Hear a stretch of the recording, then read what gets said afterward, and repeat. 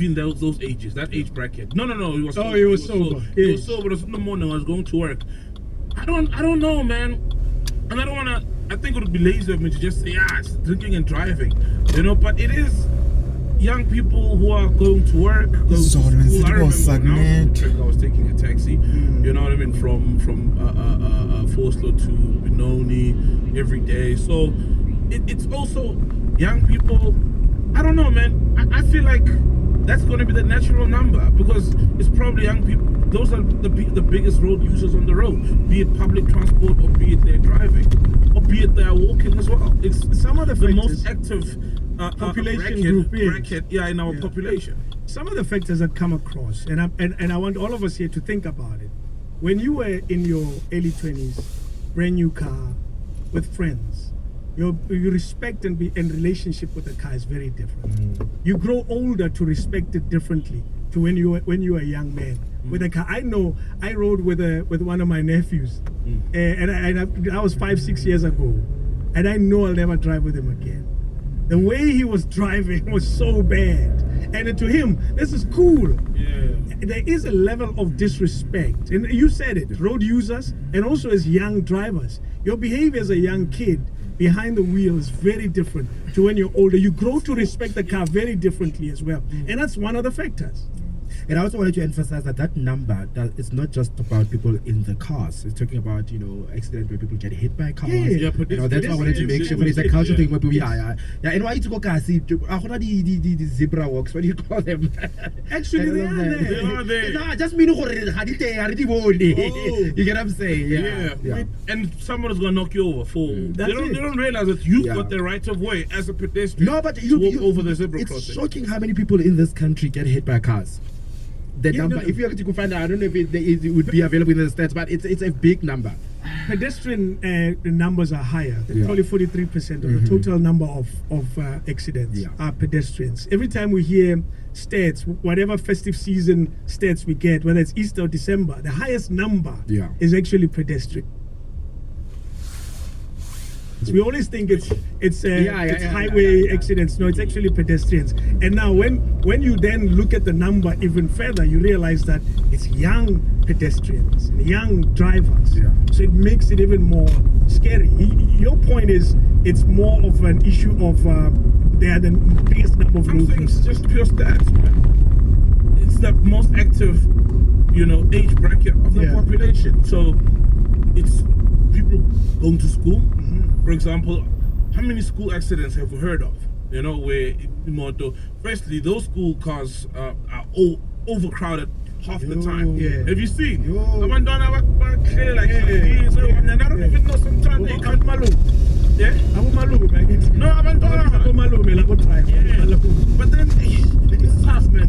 Being black is traumatic. These cars, for their kids are in these cars, I always ask myself that. Do the parents know? This guy has 50 kids in the parents know. My mom doesn't have a car, right? Toluti, there's like 2 transports that will go to Forslow, 2 Alberton, 2 Brackendowns to Glenview Primary School.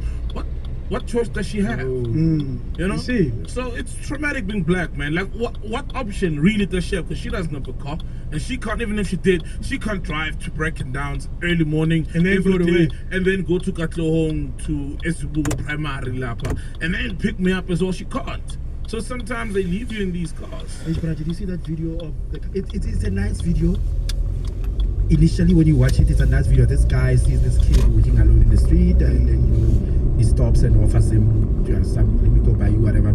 It's a beautiful video of somebody doing something nice and getting the kid shoes. But within that conversation is the fact of why is this kid walking alone like this, and why is just a random stranger able to stop? And yes, he's going to go do something nice for the kid. But why is a stranger able to do that? And then you think about stuff like that maybe the mother doesn't have a choice. Maybe there's no other person who can actually walk with this kid to school. There's no other person who can go and pick the child up and all of that. Hey, it's sad, bro. That one is scary, and I'll tell you where it unsettles me. these kids at intersections with a donation little I thing. don't give. That thing completely unsettles me. We are Nishana well. No! I'm so sorry. I wasn't even done talking. Yeah, go ahead. I don't give. I don't give. Nishana. No. I'm very generous. Yes. But I'm always so conflicted when I give a kid a strategi who's begging for money or asking for donations. Because I'm enabling them to say this is actually a hustle. I'm validating that hustle. Yeah. That's my issue. 100%. My issue is we should not let them be there. We're dealing with human trafficking at a level that's scary in our country. Yeah. If you take one of these kids from Fage Motweni and drive off, that's it. Oh, God. And they are there all the time asking for donations. It scares me every time I see it. No, do you guys know, I don't know how true it is. Maybe our cheaters can actually, tell us on that. So we want these mamas with kids, Makonde and whatever, traffic stops around. Apparently there's syndicates that actually hire women who hire out children from other women. So that's not even going to that mama with the two kids.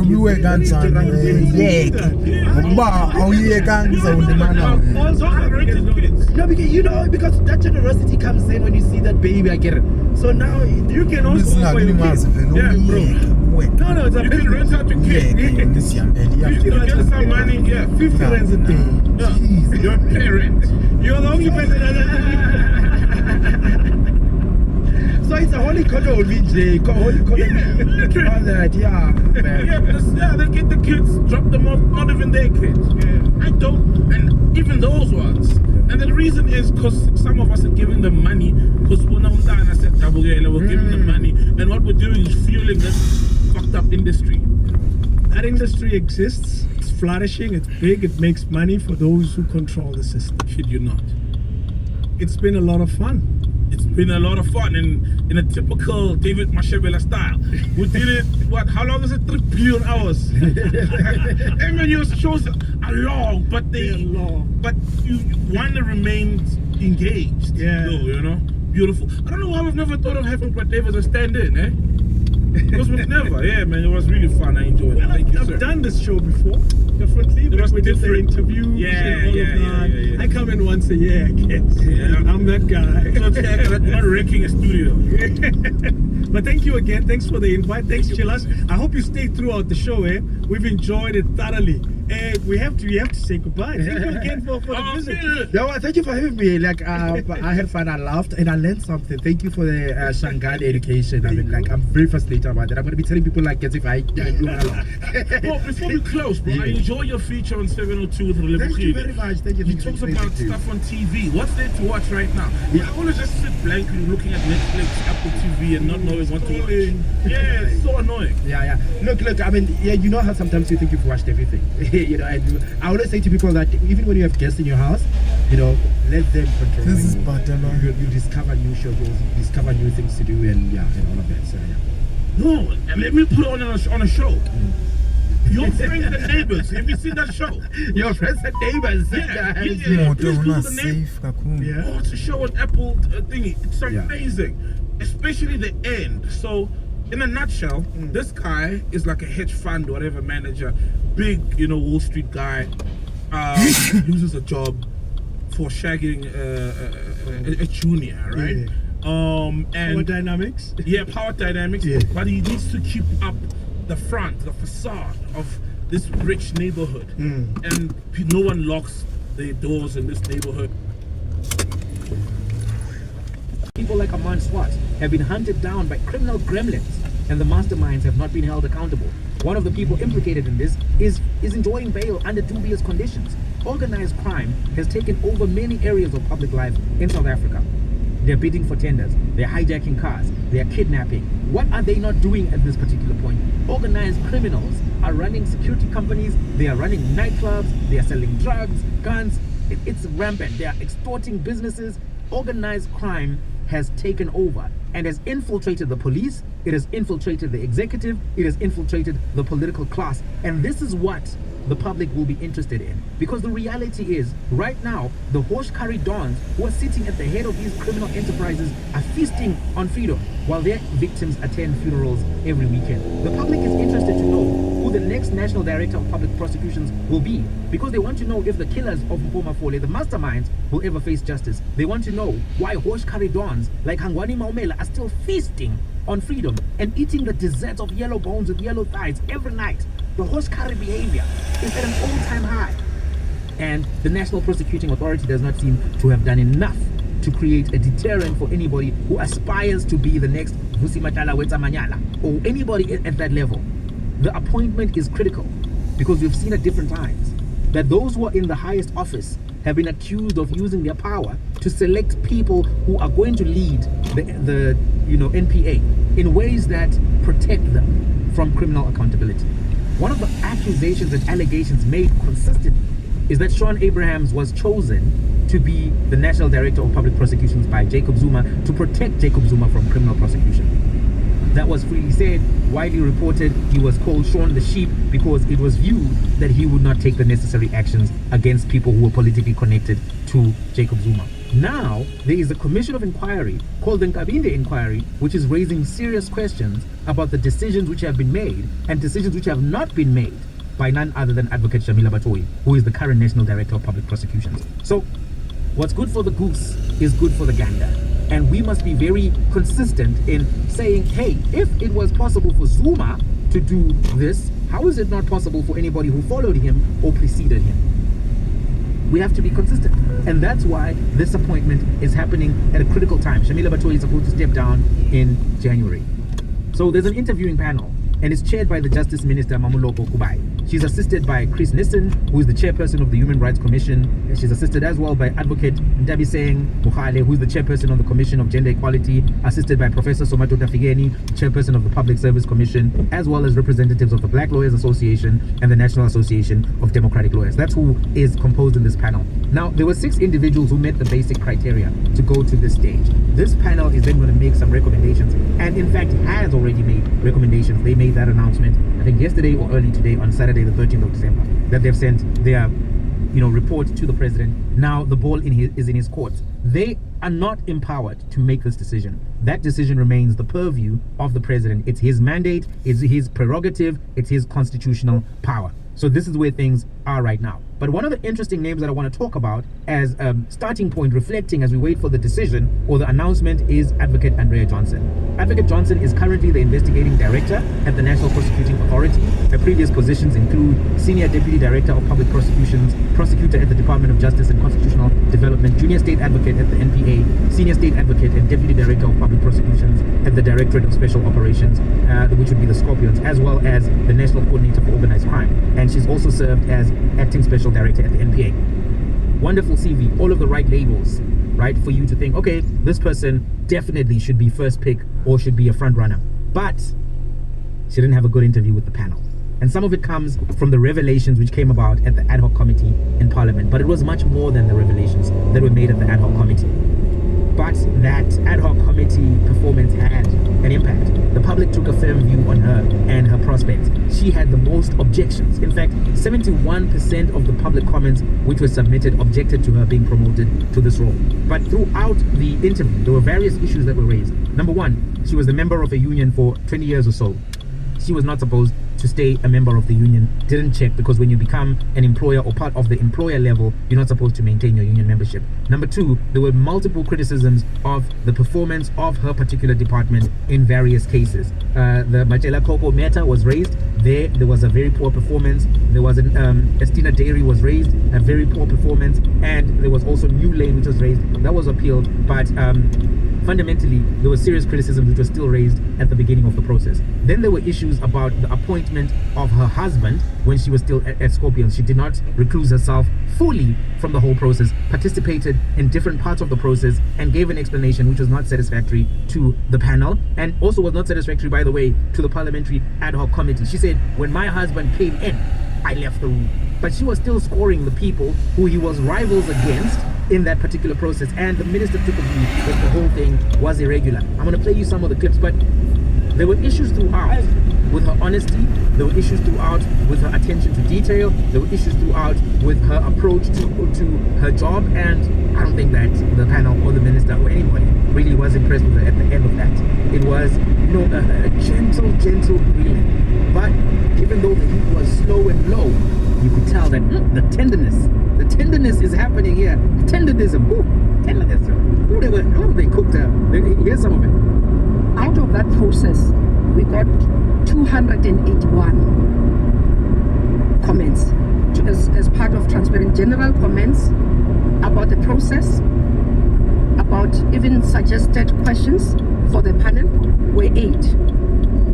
Advocate Bell got 8 comments. Advocate Hronje got 9 comments. Advocate Johnson got 209 comments. Advocate Kanyile got 8 comments. Advocate Mock got 5 comments. Advocate Simelani got 28 comments. So it comes to 281. Thank you, Minister.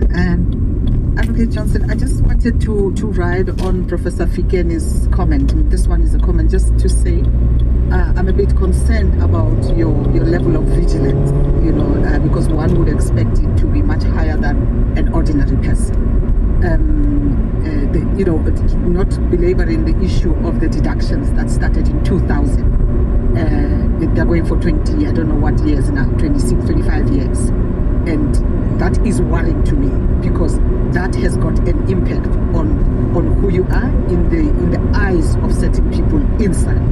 That's one of the many reasons. But secondly, I also, why I had to bring it back, the issue of referees, I would expect somebody who has got a friend who is maybe a scientist or something to say they were acting as a judge and write that, not you and me. Correct. We are lawyers. Correct. And it's worrying me that we had to pick it up here. You know how judges act. This person is a magistrate. Correct. You have written a senior judge. It's almost, it's bordering, if not full-blown, misleading. Because if some of the panel members or all of us did not know what an acting judge is, it gives it a different turn altogether. One of your referees is an acting judge, correct, as opposed to a... Sometimes you'll say something and it makes me think, it surprises me, you're very rarely predictable. You're one of the people that said in regard to Trump that you thought, and you can tell me if this is inaccurate, that his foreign policy would be actually more palatable than Biden or the Democratic establishment. Before we go into the nuts and bolts of what's happening in Venezuela and Iran and elsewhere, have recent events over the last couple of weeks, and I mean purely on the foreign policy stuff, have recent events made you reconsider that? So, to be clear, I certainly never thought Trump was some kind of pacifist. I didn't think that he was shy about using military force and military power. What really had happened was I'd been mostly associated with the left wing of American politics. I started writing in 2005 at the height of the War on Terror, was vehemently opposed to that about George Bush and Dick Cheney, so developed a large Democratic Party, liberal left audience. And then when I started criticizing Obama's foreign policy, that was in many ways similar to the Bush and Cheney's, despite his promise to renew it. I think that was a critique that was perceived as being from the left, and I got associated more with the left. But one of the things that happened was I began seeing that if you attach yourself to the Democratic Party with this attitude like, yeah, we're going to work within the party, we're just going to elect better Democrats, it doesn't actually change the foreign policy. The foreign policy in Washington for decades has been extremely bipartisan. I think people actually saw that when they saw Joe Biden be the one who armed and funded Israel diplomatically or protected it, deployed troops on its behalf. Obama ordered CIA dirty wars in Syria. And this is the kind of thing that I had been observing and feeling frustrated by. And so when Trump's 2016 candidacy emerged and he ran against the establishment candidate Jeb Bush, he positioned himself as vehemently opposed to neoconservatism, condemned the Iraq War, other regime change wars, and was touting this kind of isolationism or at least anti-interventionism that I think Ron Paul had laid the foundation for within the Republican Party, really kind of spurred this view on the anti-establishment right. And so I just saw an opportunity to try and get out of this Republican Democratic prison where I wanted to try and explore some of that and help that and cultivate that anti-intervention, anti-military, anti-deep state mentality that was emerging, at least more than I had never seen before, on the right. But I was never disillusioned about the fact that Donald Trump is a very unpredictable person, isn't really deeply rooted in any ideology. I always felt like my view really was that I thought the ceiling was higher in terms of what might be achieved in the Trump presidency, but I also thought the floor was lower. But I thought it was a risk we were willing to take. And I guess the one thing I would say is it is true that in his first term, he was the first American president in decades. It's just a fact not to involve the United States in any new war, either fighting it or financing it or being on the side of it, which I think is not trivial. But I think clearly in this term, the voices that are far more bellicose, more imperialistic, more war-seeking have become much more influential than I was hoping they would be. But at the same time, it is a little nuanced because you see in Iran, he did bomb Iran, but for one night. He bombed Yemen, but stopped the bombing after a month when he saw that it wasn't working the way he was promised. And even in Venezuela, I think the assumption was we're going to take out Maduro, have a massive standard American regime change operation, implant the unpopular opposition. And it seems, at least thus far, Trump's not interested in that. He's not interested in regime change, doesn't really care if Venezuela is actually liberated or free. He just wants the oil. So we haven't had the kind of long-term quagmire type wars or regime change operations that we've had over the past 30 years. But clearly, there's the foreign policy that is prevailing in the Trump administration is one I find repellent. Yeah, I think this is a really interesting jumping off point because, you know, there's the vibes and there's the people on X talking about, you know, American imperium reasserting itself. There's the talk about Greenland. There's the talk about Canada. But it's mostly talk. And actually, when you look at the operation with regards to Maduro, we'll talk about that more in a moment. When you look at what Trump is saying with regards to Reza Pahlavi in Iran, for instance, it's not the identikit neocon talking points or actions or sequences that we might have expected. You're sort of implying it's quite different, although maybe not as different as some people are stating. It's quite different to that first term. Why do you think that is? Because of course he had John Bolton famously at the White House, close to hand in that first term. No new wars were started. And yet this time around, he's seemingly more belligerent when it comes to foreign affairs. Why is that? Is it a change of personnel? Is he looking for legacy? Has he been co-opted by the establishment to a significant extent? It's interesting. He did have John Bolton in that first administration. He had a lot of neocons in that administration. Part of that was just he had no idea what Washington was, how it worked, never been there before. He's easily manipulated by people who flatter him. Everybody knows that. But I think he talked about John Bolton specifically. This is a crazy warmonger, but it's good to have at your side because it scares other countries about the possibility. But Bolton was really pushing regime change in Venezuela in that first term. Convinced Trump it would be easy. Trump sort of authorized some operations. He immediately saw it was a lot harder than he was led to believe, and that's what led to John Bolton's ouster. I do think it's clearly a more belligerent foreign policy. And part of it is the fact that I think it's so important to remember that between 2021, when Trump left office, and 2024, when he won the election in November, his life was basically dominated by a multi-pronged attempt to imprison him for life. And he probably would have been in prison had he not won the 2024 election. And this makes somebody quite desperate. And that desperation led to this kind of state of vulnerability where he was very easily exploited. So you had Miriam Adelson and all these hardcore Israel loyalists, but also a bunch of Silicon Valley tycoons, military industrial complex types who never really trusted Trump before. They were actually hoping Ron DeSantis would be the president. They trusted him a lot more, but once it was obvious Trump was the only choice, they all poured huge amounts of money into him, and I think they extracted a lot of promises that he was willing to give because he knew winning the election was the only way to stay out of prison.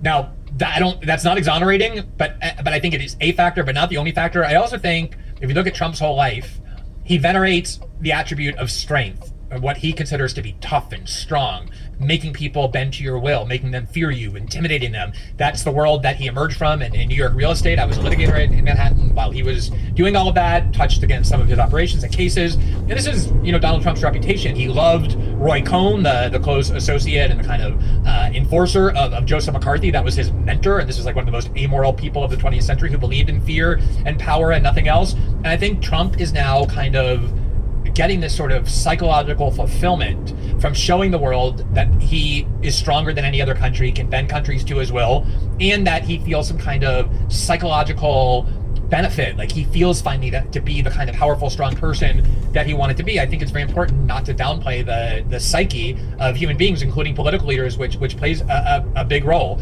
And I think that it's a combination of all those things. The fact that he's very heavily influenced by his large donors who benefit from a more aggressive foreign policy, and by the psychological benefits that just come. He when he asked the Israeli president to pardon Benjamin Netanyahu, he said the reason is because Benjamin Netanyahu is a war hero, which is usually a term that is reserved for people who actually go fight in wars.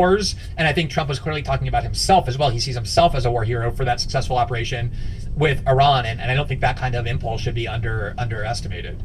You mentioned Adelson, and then you said people around Silicon Valley. I mean, who do you mean specifically? I presume Peter Thiel is one of them, but do you have other characters in mind? Because I suppose amongst the most high-profile corporate leadership in Silicon Valley, people like Zuckerberg, Bezos, particularly Zuckerberg, really, and of course there's Musk, park him. but they kind of got in line once it appeared inevitable. Who were the people in Silicon Valley jumping on the Trump bandwagon when he was at his lowest ebb and they were thinking, hey, there's an opportunity here? Interestingly, most of them did not jump on the Trump bandwagon when he was at his low ebb. Like I said, they didn't trust Trump. They were eager for somebody like Ron DeSantis, a very traditional Republican, kind of just standard warmonger, Bush Cheney, old school Reaganite Republican with that foreign policy. Ron DeSantis was doing things as Florida governor, like flying to Israel and signing laws that would expand hate speech laws for people in Florida and the United States. He was signing it in Israel to punish criticisms of Israel, reclassifying it as anti-Semitism. He really was trying to cultivate that group of people, and those funders were largely behind him. It was only once his candidacy proved to be kind of a flop. He had no charisma. Trump was the inevitable nominee. Only then did they all migrate. I'm talking about, obviously, Elon Musk was the biggest funder. Mary Adelson was second. He definitely placed a big bet on Trump. But it's really these kind of second tier type people in the military industrial complex of the world of intelligence, like Palantir and Mark Andreessen, who is investor in all of these AI companies that are the future of these massive defense contracts. Trump just yesterday said he wants to increase the budget by $500 billion, which is just that increase alone is more than any other country in the world spends on their military for a year, from $1 trillion to $1.5 trillion. And that's money is going to all go right into the coffers of all these Raytheons and General Dynamics and Boeings, but also this new version of the military industrial complex, this higher tech AI stuff, as exemplified by Palantir, but there are a lot of others. These are the kind of people who really got behind Trump. And then you have as well the fanatical Israel loyalists, who always want a very aggressive, large U.S. military because they understand that benefits Israel. You look at any, I don't know of a single Israel supporter who's opposed to what Trump is doing in Venezuela, for example. They obviously want him to engineer regime change in Iran. They are big supporters of U.S. financing of the war in Ukraine. All of these things are very connected, and I think a lot of these people who Trump feels a debt of gratitude toward because of how much money they gave him, and it's not just debt of gratitude. Trump's not exactly a loyal person. He respects people who are very rich, especially when they flatter him and help him and support him. Those are the people he cares about, and these are the people who want endless wars, constant military conflict, massive military buildup, and those are the people to whom Trump is most listening. So we talked about interests, huge military contracts, particularly for this new range of AI companies like Palantir. We're talking about people spying long-term interests with regards to Israel. But also there are some kind of wacky things that can't really be explained through the lens, it seems, of maximizing rational interests. And the paradigmatic example here is Greenland. So for our audience here at Novara Media, what's your read on Greenland? Is Trump serious about it? Because breaking NATO, which is such a massive extension of US power into Europe, over basically a block of ice with 50,000 people on it, seems insane. Is it just a kind of meme, or is there deeper strategic thinking at work? And if there is that coming from people outside of Trump's inner circle? Or is it just, something that captures media attention? I think most people, and I would put myself in this category, assumed it was not a particularly serious proposal when first unveiled, for the simple reason that it came out of nowhere. It's not like, during the 2024 campaign, and U.S. elections, campaigns are 18 months long. So everything that the candidate is thinking generally ends up being expressed. Greenland, the idea of annexing Greenland was never once mentioned. But then again, abducting Nicolas Maduro and trying to change the government of Venezuela wasn't either, which is, I think, part of the reason why that made so little sense to so many people. So I think when Trump started talking about Greenland, it kind of seemed part and parcel of this idea of his obsession with calling the Gulf of Mexico the Gulf of America. Just sort of this idea that we're going to go and take things that are ours. And I think a lot of people felt like it made no sense. The reality is, and I think where people have learned about this issue, is that the Arctic has become a more strategically important location than ever. It has access to a lot of oil, a lot of minerals. China and Russia both see it as a strategic location. And I think, I don't know who it was, some foreign policy extremists convinced Trump that it's not enough to have what the U.S. has, which is guaranteed access to Greenland. We can put military bases there if we want. That the United States has to own it, that it has to actually be made part of the United States. Remember, this is at the same time Trump was talking about making Canada the 51st American state. I think that ended up being more trolling, but I think people put that in line with Greenland. So I think now it's becoming a lot more serious. I mean, certainly Denmark and the EU and NATO are taking it a lot more seriously, because the signals are being sent diplomatically and at the highest levels that they are very serious about this. And I think when they saw him do Venezuela, threaten Colombia, bomb Iran, that builds up this notion that things you assume wouldn't happen under Trump very well might. And I think the other aspect of this, Aaron, that's so important is that if you go back and look in 2016 at what really first prompted this neocon hatred of Trump and distrust of Trump, but then a broader Republican establishment dislike of Trump, it was really when he started questioning the most taboo topics in American foreign policy, one of which was he kind of blurted out at one point, obviously turned out not to be what he did, but he blurted out, I think the U.S. has been way too pro-Israel. We need to be way more even-handed with the Palestinians if we want to get a deal, which certainly was true, but you don't say that. That was one thing that raised the alarm of neocons. But really, it was this constant questioning of the NATO alliance. Why do we need a NATO alliance when the whole purpose of the NATO alliance was to protect Western Europe from communist Soviet Union that no longer exists? Trump has contempt for Western Europeans. He knows that they have contempt for him. This is not a natural fit. I think Trump feels much more comfortable with the dictators and tyrants of the Persian Gulf, even more with Xi Jinping and Vladimir Putin than he does with, like, say, Emmanuel Macron or Germans or he seems to get along okay with Keir Starmer because Keir Starmer gave him that letter from King Charles, and Trump's family comes from that area. But I think Trump really doesn't view the Europeans as an important ally, doesn't see NATO as a crucial alliance any longer, and you can make the case that it is less important than it once was given geopolitics. So I don't really think Trump is going to be that constrained by the prospect that it'll create tensions between the US and NATO. And just this week, Trump said, what is NATO if the US doesn't support it? I mean, it's basically a protectorate of Europe that the United States finances. That's how Trump sees NATO. I don't think that's a big impediment for him to do something like take Greenland, just the fact that NATO might be angry or it even might contaminate the relationship. So on Maduro, there's an argument that this is a complete break with status quo politics. You've kidnapped, essentially. I know the BBC aren't being allowed to say that, but you've kidnapped the head of state. Yes, they were doing certain things that the State Department weren't happy with, but it's not like Kosovo or even arguably Serbia in the 1990s. It was a country that was under sanctions. Had those sanctions not been in place, it would be a middle-income country with some dysfunction, but it would get on. To kidnap the head of state of a kind of country seems kind of extraordinary. But on the other hand, you have the argument, which is, no, actually this represents a continuity with US foreign policy in the Western Hemisphere. You had Noriega, who was of course picked up a few decades ago. You've had various people like I think it was Aristide in Haiti removed. This happens all the time in the Western Hemisphere. It's not really a break with precedent. Where do you stand on that? On Maduro, on the kidnapping, is that continuity or change? It's absolute continuity. I mean, not necessarily the means by which it was done, although that too is not entirely alien to American behavior. It was more common, I guess, this brazen during the Cold War, but since the Cold War, the United States has found endless ways to interfere in all kinds of countries, in Latin America, but around the world too, to at least the extent that we just did in Venezuela, if not more so. I think, Aaron, the thing that I'm finding most interesting about the discourse surrounding Venezuela is that you do what I do, and when people do what we do, we encounter like arguments all the time that we just are so frustrated by because it so blatantly falls the byproduct of nationalistic propaganda or whatever, and you have to develop a thick skin, and I presume you have, but one of the things that still gets to me is that there are so many Americans who really do believe and are susceptible to the government saying that the reason we're going to go to war, the reason we're going to change this government, the reason we're going to overthrow that government is because we want to liberate the people of the country. We want to bring freedom and democracy to them. And it always amazes me that Americans can watch, and this is actually true for British people as well. The British Prime Minister can go visit Saudi Arabia and the Emiratis and heap praise on them and give them weapons and strengthen the UK Jordanian relationship or Egyptian relationship, all savage tyrants. We help them stay in power. The U.S. does as well. And then the next day, you can turn around and say, we want to go to war with this country because we don't like dictatorships and we want to free the people of that country.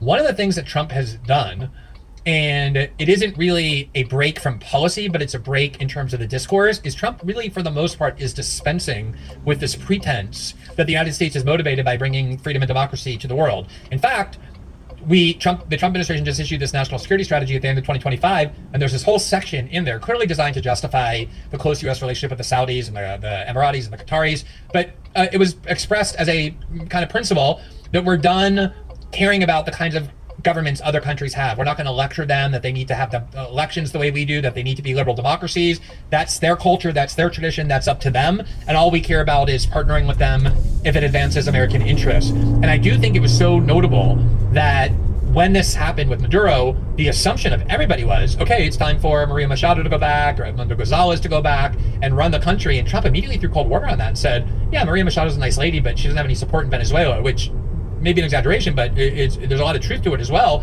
And he made clear that they're not really interested in freeing Venezuela. That's not what this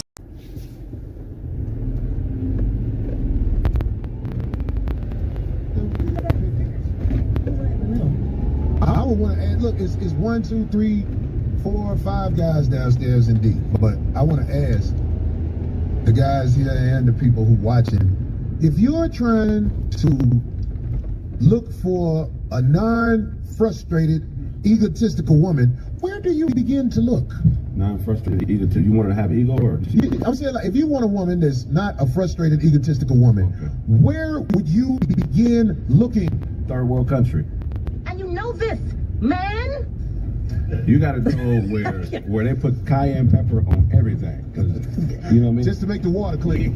You got to go somewhere where sandals are more prevalent than regular shoes. The president has been assassinated. 9 out of the last 10 presidents have been murdered. Some sort of You a gotta go farming somewhere where a event. bitch carrying a baby and a basket at the same time. Some sort of a farming event. Yeah, where you gotta go somewhere where women actually need men. Women don't need men in America. Nope.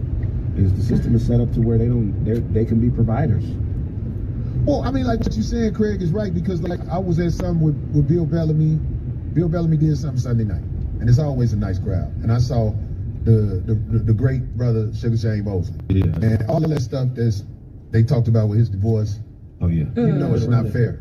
You ever It's hoop not with fair. him? I met his ex-wife and I hooped with him. You hoop with I him? watched- You seem like he a cool motherfucker. Down to earth dude. And I watched the Super Bowl at his crib after they got divorced. No. Yeah, so I met him and his wife separately, but I used to hoop with him. He played, Sugar Shane Mosley hoops like a nigga that don't have a place to live. Oh, he just be going at He it. be diving on the floor, foul. He plays hard, you know what I mean? I really got newfound respect for him after I hoop with him, because he played like it's for bread and water, you know what I mean? But the point I'm trying to make is Sugar Shane Mosley and the brother who was married to Tiana Taylor, Mm-hmm. Amon Amon Shumpert. Shumpert, Or what is it? Are they divorced? Yeah. they really took it up the ass in court.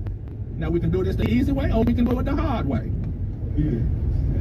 Huh? He did, he's saying. You know, his wife was managing his money too. Sugar Shane Mosley, she was his manager. So what's up? Hey, he took it up the ass in court. Both of those brothers, to the point where I'm saying to you. Now listen, I'm going through a divorce, and I'm here to tell you it's the worst shit in the world as far as to go with your business being public record. Somebody saying this about you, saying that about you. Somebody, they want you down so bad they lie on you. I'm hurt from what I went through. Yeah. But I can honestly say, I don't think I would ever go through that again. Man. I can't understand men in America who've been married twice or more. I just can't understand it. Yeah. How, if you see how it go, why would you do it again? See, when you get to court, you find out you're powerless. When you get married in the United States of America, you in a 3-way contract. It's you, your wife, and the government. You are mine now. You belong to me. I'm going deeper into this. I got a comedy skit. I'm talking about this stuff. But when you get married in America, it's a 3-way contract. This ain't no shit where, oh, I worked hard and I got this. No. If you get married, you have entered a 3-way contract between you, your wife, and the government, gentlemen. They don't teach you this in school. They want you to find out the hard way. The government has more power than you and your wife in this contract. They determine what happened with your kids. They determine what happened with y'all money.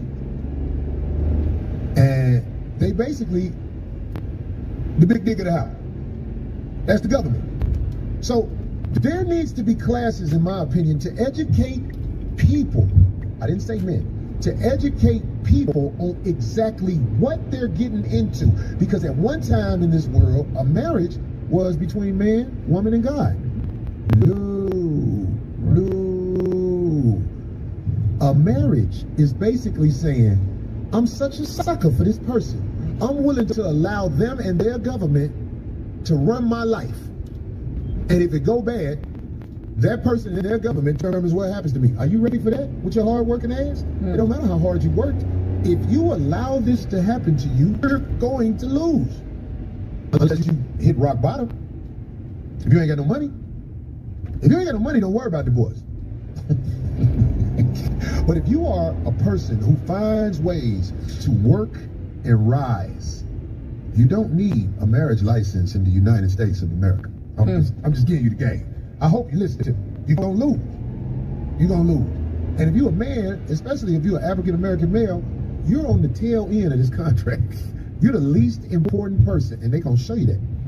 Especially if you got kids with them. Especially if y'all got property or properties. Especially if your big black ass done bought a Rolls Royce. Who do you think gonna leave with that Rolls Royce? The government don't want it because they got Rolls Royces. They're gonna be like, oh, he bought a Rolls Royce with his black ass? Get that knucklehead ass heifer who have naked at BET Awards his Rolls Royce. Just to destroy you mentally. Because it's coming, brother. Marriage is an old concept. Don't do it. Get a contract where both of y'all decide together what y'all gonna do with each other in case this sucker ass union goes sour. And if you fucking need hoes, or if you look happy, it's gonna go sour. Mark my word. Craig ain't never been married, Darlene ain't never been married. No. My man Mac walking down the stairs. Mac, what's the plan? And I'm paying attention. I'm sorry, guys. I don't mean no, you good. Rude. I'm trying to. You said wow. Take Okay. my brother out there. We don't want to only expose my brother. You know what I'm saying? No, there's a lot. Come on, this is like a, how do you say it? I ain't never heard nothing bad about that brother. No, he good folks. That's what I'm saying. Yeah, he good folks. He even said at least the stuff go to his kids. Right. When I feel like the judge basically gave her his shit. Does he have? And I'm saying like it ain't gonna go to the kids because when the money get low, everything is sold for the low. Are all those kids theirs together? I don't know. Most of them is grown too. One of them is a fighter. He about to So fight they're probably from fighter. somebody else. Well, I wish him well. Yeah. No, he went through some cold shit. He you know the cool thing about Sugar Shane, he always smiling. You don't never seem like he having a problem. You know? Right. Always smiling and talking positive. Good energy. Yeah, he a good dude. Every time I see the brother, I see good energy. I done seen him. He didn't see me, but I'm just saying. I be like, okay, that brother, he cool right there. But I'm saying him, Iman Shumpert, and men all over the nation. There is a way to take the assets from you. It's called marriage. All because you didn't want her pussy getting beat up in the game. Because that's why most men get married. They don't want that particular pussy to be out there in the streets doing what it's going to do eventually. Yeah, that's wild, man. And just like with non-marriage relationship, you can make contracts nowadays. I mean, and if the person's like, oh, I'm not going to deal with that contract, well then what are you afraid of? If you really love the person you're attracted to. Malcolm Brooks say you smile to keep from crying. Who? You do? I smile to keep from crying sometimes. I'm not the type of person who's down a lot. Whenever some shit happened to me, I am glad that I'm still around kicking. And on top of that, my hustle is, I don't care if I'm not making a lot of money or if I am making a lot of money. I'm level with it. And people All I need is a fast car to peel out in front of a bitch. People got to be, listen, man, woman, they got to be careful. Once you start really bringing in some pretty decent numbers in the bread department, you got to be safe. That's all. You really shouldn't be marrying somebody that has less than you. Y'all just supposed to be together. Because why should you marry somebody who has less than you? Because I mean, it's supposed to be an alliance between families, you know, to strengthen political and financial ties. It's not supposed to be done for love. They ain't no love is for prostitutes. You loved that side bitch 2,000 years ago, but the actual marriage was to strengthen community and further everybody, not just the two people involved. So, you know, that's why they would be like, this is a good union between this family and that family. Like in your case, back in the day, if you married your wife, your people and her people would have got together. Like, well, what the fuck is going on? Like, how do we? Yeah, what's happening? I gave you 12 cows for this bitch.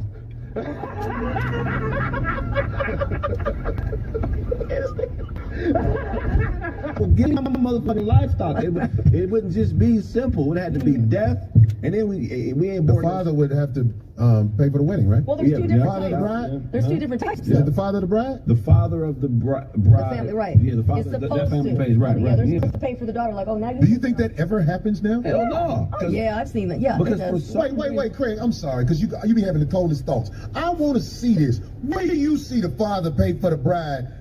D. In my family. In my family and a bunch of my friends. Who? What do you mean who? Everybody. Everybody in the family. Not only that, if the guy was really young, because a lot of my aunties don't want to put him back, got involved with guys.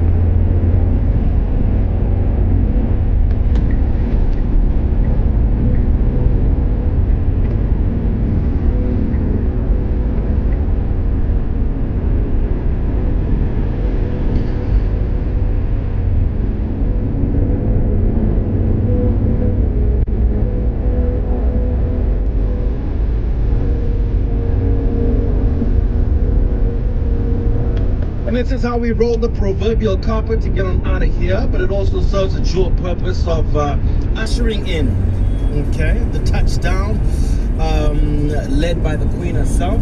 Sis Ludi Lou.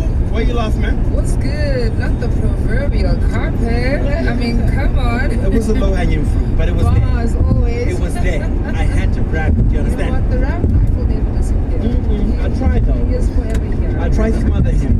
No, don't. He can stay. Don't smother him. Let him shine. Okay. I think he needs you the day of the week. That's good. Like Friday, like Thursday. You're just fully in that zone. Yeah. Because I do have like rap Tourette's. You know what I'm saying? Where you have like, involuntary yo. Where you like, hey, bring him in. Flourish on like a Friday. I have grills Friday. I wear my grills on Friday. There you go. Sometimes though. Yeah. Cool. I think you should do it. Make it big. Sounds like a plan, man. What's coming up in the show, man? Oh man, you know how it goes with us, right? So we're celebrating with our telco family. They're unrolling, or rather unwrapping, the Into Summer Magic campaign, and we're also doing giveaways. So that's going to be really, really beautiful. And later, Open John from Old Mutual is also going to be the side, and we're talking trust funds. So for anybody who's got questions, want to understand how they work, do the right thing, and tune in between 3 and 6 on the touchdown. We're really, really going to have so much fun. And listen, between the three of us, man, these are combos we need to be a part of. Absolutely. Because we've got youngsters. Yes. Oh. Well. What do you mean? I remember my kids being little and going, oh, we're rich. Like, no. You have nothing. I have money. Sounds like a real wealthy parent. You know, wealthy parents always have They be like, hey, that's not your money. like That's that. my money. What's too much You're just TV? benefiting from my life. But you know, for sure. So I'm very, very interested in trust funds. I really want to understand more. Same. See what I can do for my little ones. And yeah, I'm looking forward to that conversation with our family and Old Mutual. We look forward to it too. Malcolm, we're out of here. We are. We'll catch you tomorrow. Indeed, have a goodie. Welcome to SACAP. Press 1 if you want a qualification with a strong human focus. Press 2 if you're looking for accredited degrees, diplomas, and higher certificates. Press 3 if you want a college with a 27-year track record. 27 also happens to be South Africa's international dialing code, fitting for a college that's responsive to South Africa's workplace and community needs. Visit sacap.edu.za to learn more. Your future's calling. Play Powerball and Powerball Plus for 94 million rand in total estimated jackpots this Tuesday. Don't delay. Play Powerball for an estimated 27 million rand and Powerball Plus for an estimated 67 million rand today. Buy your tickets now in store on nationallottery.co.za, the mobile app, cell phone banking, or simply dial *120 *7529 hash for USSD. Panda who shall play. Players must be 18 years or older. Play responsibly. Ituba is a proud operator of the National Lottery. Who plays the hottest music? This must be heaven. We do. We are Metro FM. It's where you want to be.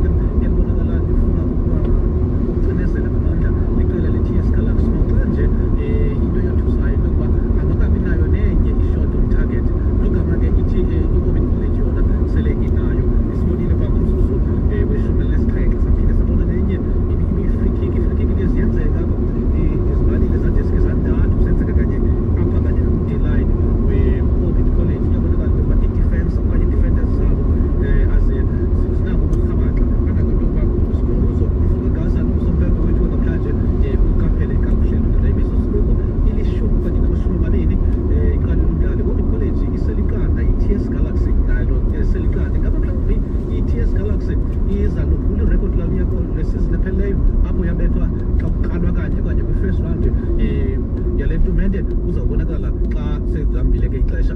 Still goalless eOlympia Park Stadium.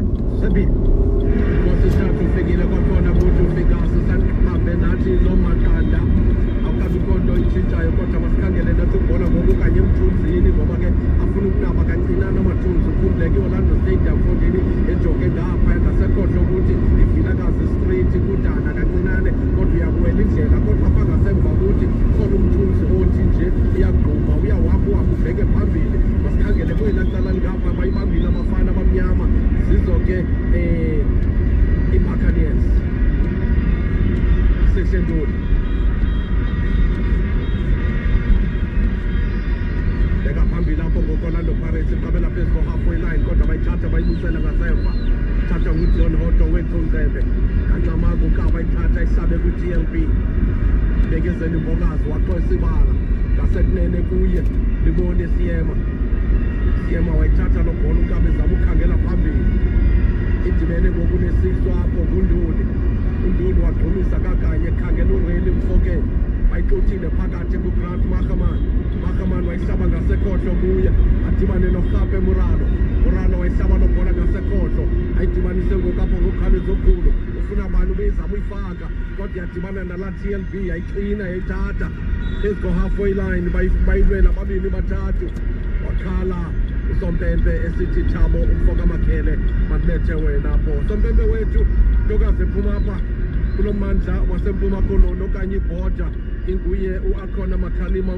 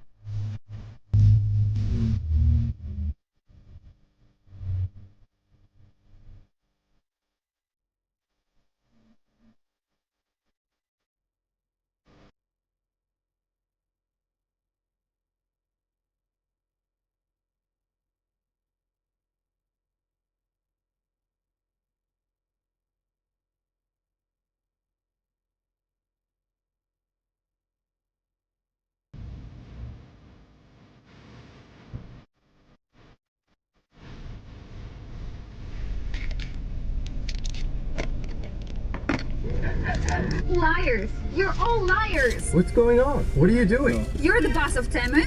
You're scammers. You said if people download the Temu app, they could get a tablet for R1. Why can't I get it? But the promotion is real. Where did you download them? Does it matter?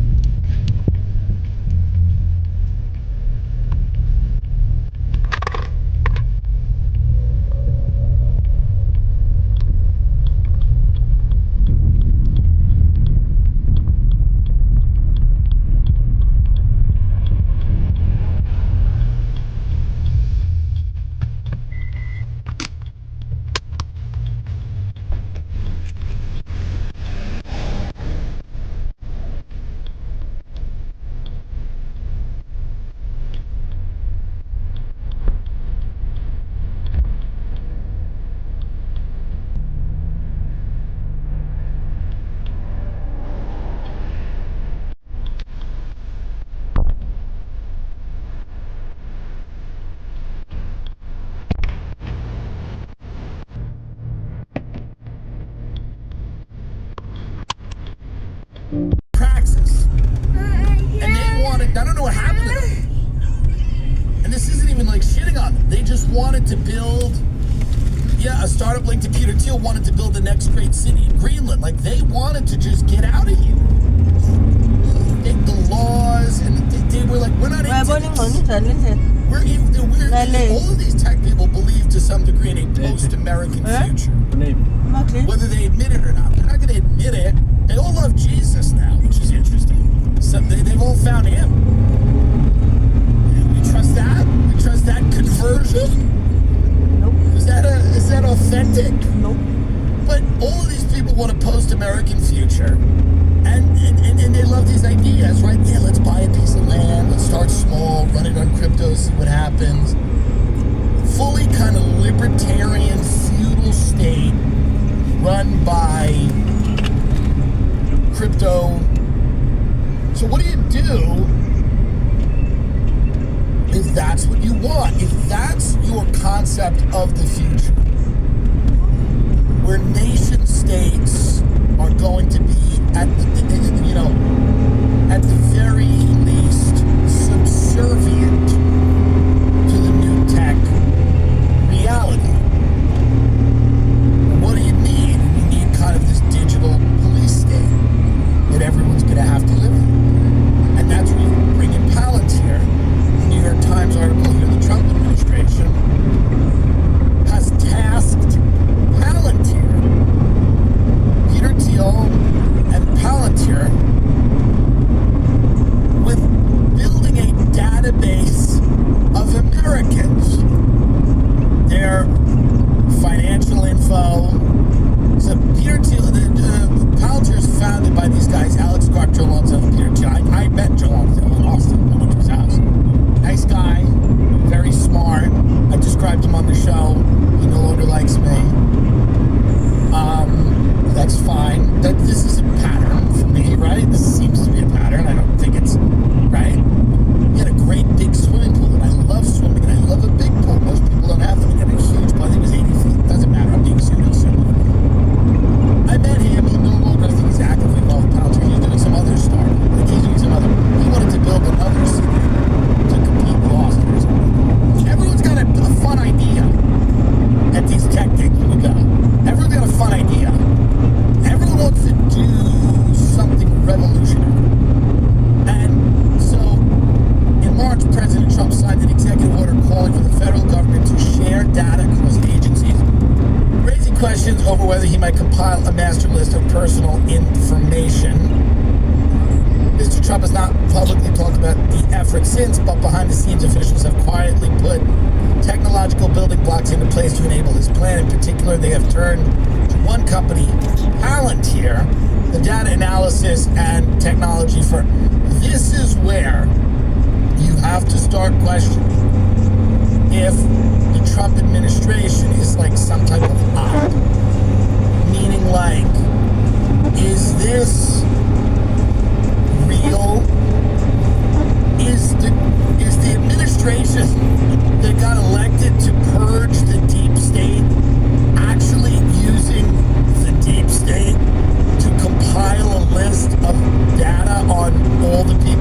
Palantir, this shadowy company Palantir that works with the CIA and the military, they do all this fun stuff. They export all their technology all over the world to places, fun like Israel right now. I don't know what they're doing. I guess setting up breakfast stations for the Palestinians. Perhaps not. But this shadowy company is compiling a list of data of the American people. The Department of Homeland Security and the Pentagon, when Mr. Trump took office, according to public records, including additional funds from existing contracts, as well as new contracts with the Department of Homeland Security and the Pentagon. So Palantir has received $113 million in federal government spending since Trump took office. This does not include a $795 million contract the Department of Defense awarded the company last week, which has not been spent. Representatives of Palantir are also speaking to two other agencies, the Social Security Administration and the Internal Revenue Service, about buying its technology. The push has put a key Palantir product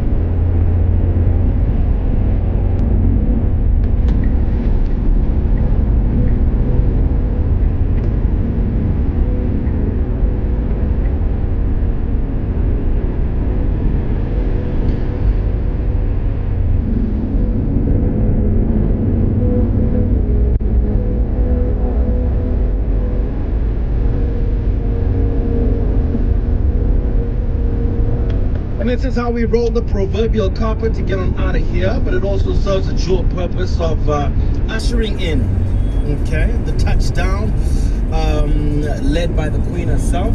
Sis Ludi Lou. Why you laugh, man? What's good? Not the proverbial carpet. I mean, come on. It was a low-hanging fruit, but it was Mama, there. as always. It was there. I had to grab it. Do you You know understand? what? The rap life will never disappear. I tried though. He is forever here. I tried to smother him. No, don't. He can stay. Don't smother him. Let him try. Okay. I think he needs you day of the week. Let's give it that Friday, like Thursday. You're just fully in that zone. Yeah. Because I do have like rap Tourette's. You know what I'm saying? Where you have like,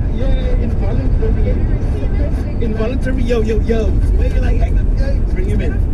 Flourish on like a Friday. I have grills Friday. I wear my grills on Friday. There you go. Sometimes though. Nah? Yeah. Cool. I think you should do it. Make it a thing. Sounds like a plan, man. What's coming up on the show, man? Oh man, you know how it goes with us, right? So we're celebrating with our telco family. They're unrolling, or rather unwrapping, the Into Summer Magic campaign, and we're also doing giveaways. So that's going to be really, really beautiful. And later, Upa John from Old Mutual is also going to be the side, and we're talking trust funds. So for anybody who's got questions, want to understand how they work, do the right thing, and tune in between 3 and 6 on the touchdown. We're really, really going to have so much fun. And listen, between the three of us, man, these are combos we need to be a part of. Absolutely. Because Trust we've got fund combo. youngsters. Yes. Wow. Mel.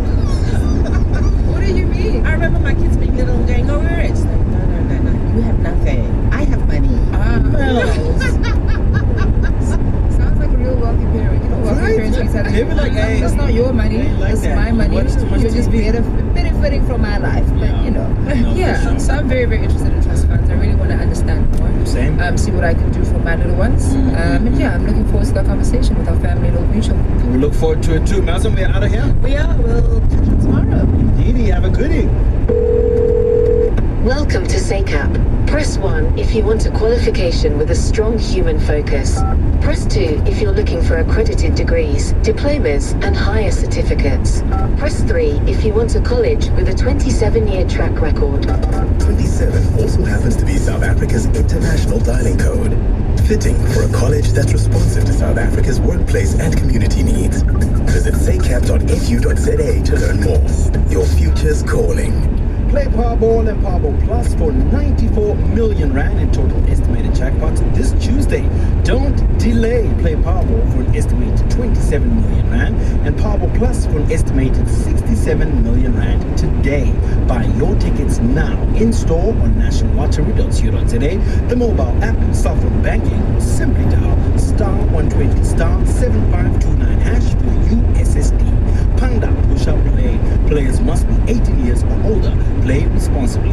Ituba is a proud operator of the National Lottery. Who plays the hottest music? This must be heaven. We do. We are Metro FM. It's where you want to be.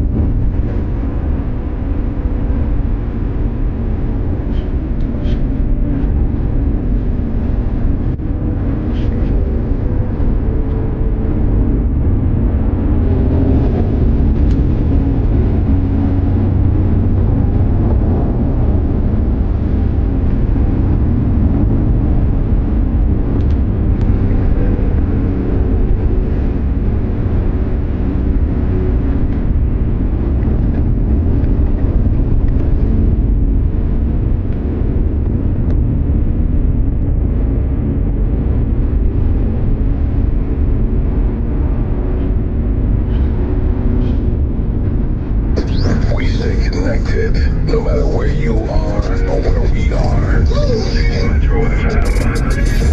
It's where you want to be.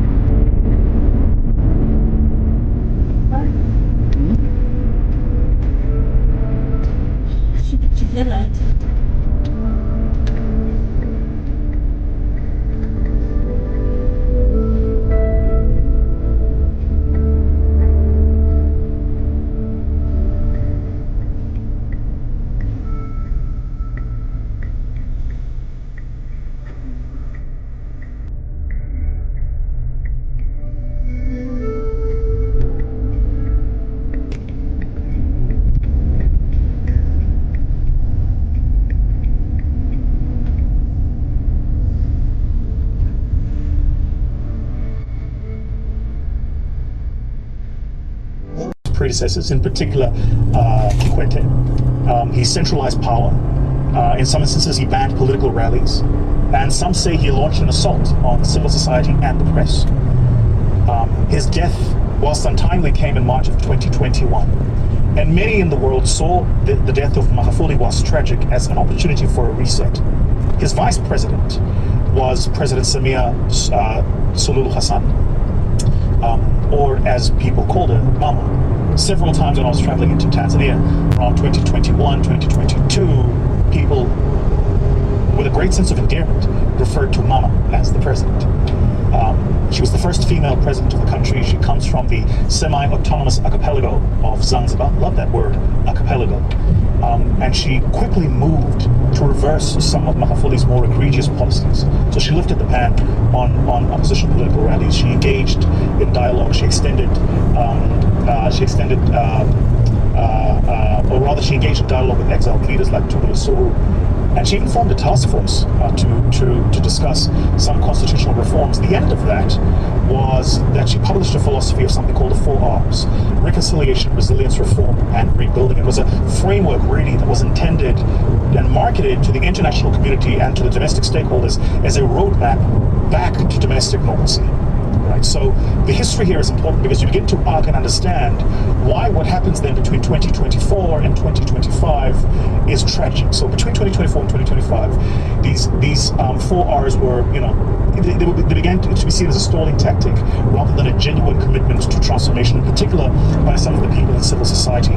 And as 2025 approached, the deep state, some would say, this is the nexus, for those of you who don't understand, between the intelligence, the military, and the party hardliners, began to reassert themselves. I vividly remember being in Kenya, I think it was end of 2024, beginning of the year 2025, and there were newspaper articles going around of these Kenyan journalists who were either en route to Tanzania and were sent back to Kenya, or already in Tanzania and were sent back to Kenya on account of the fact that the government of the day was saying that they were involved in fueling up tensions leading up to the election, which the government said were not appreciated.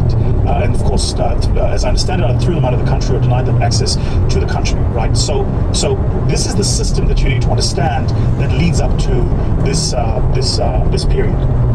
Let's talk a bit about what then happened, right? So there is a narrative that's been formed around the Magufuli-Samia continuum, and this narrative requires a bit of deeper understanding and soul searching, because if you only stick to the narrative, you miss some of the subtitles, and some of the subtitles are actually really important.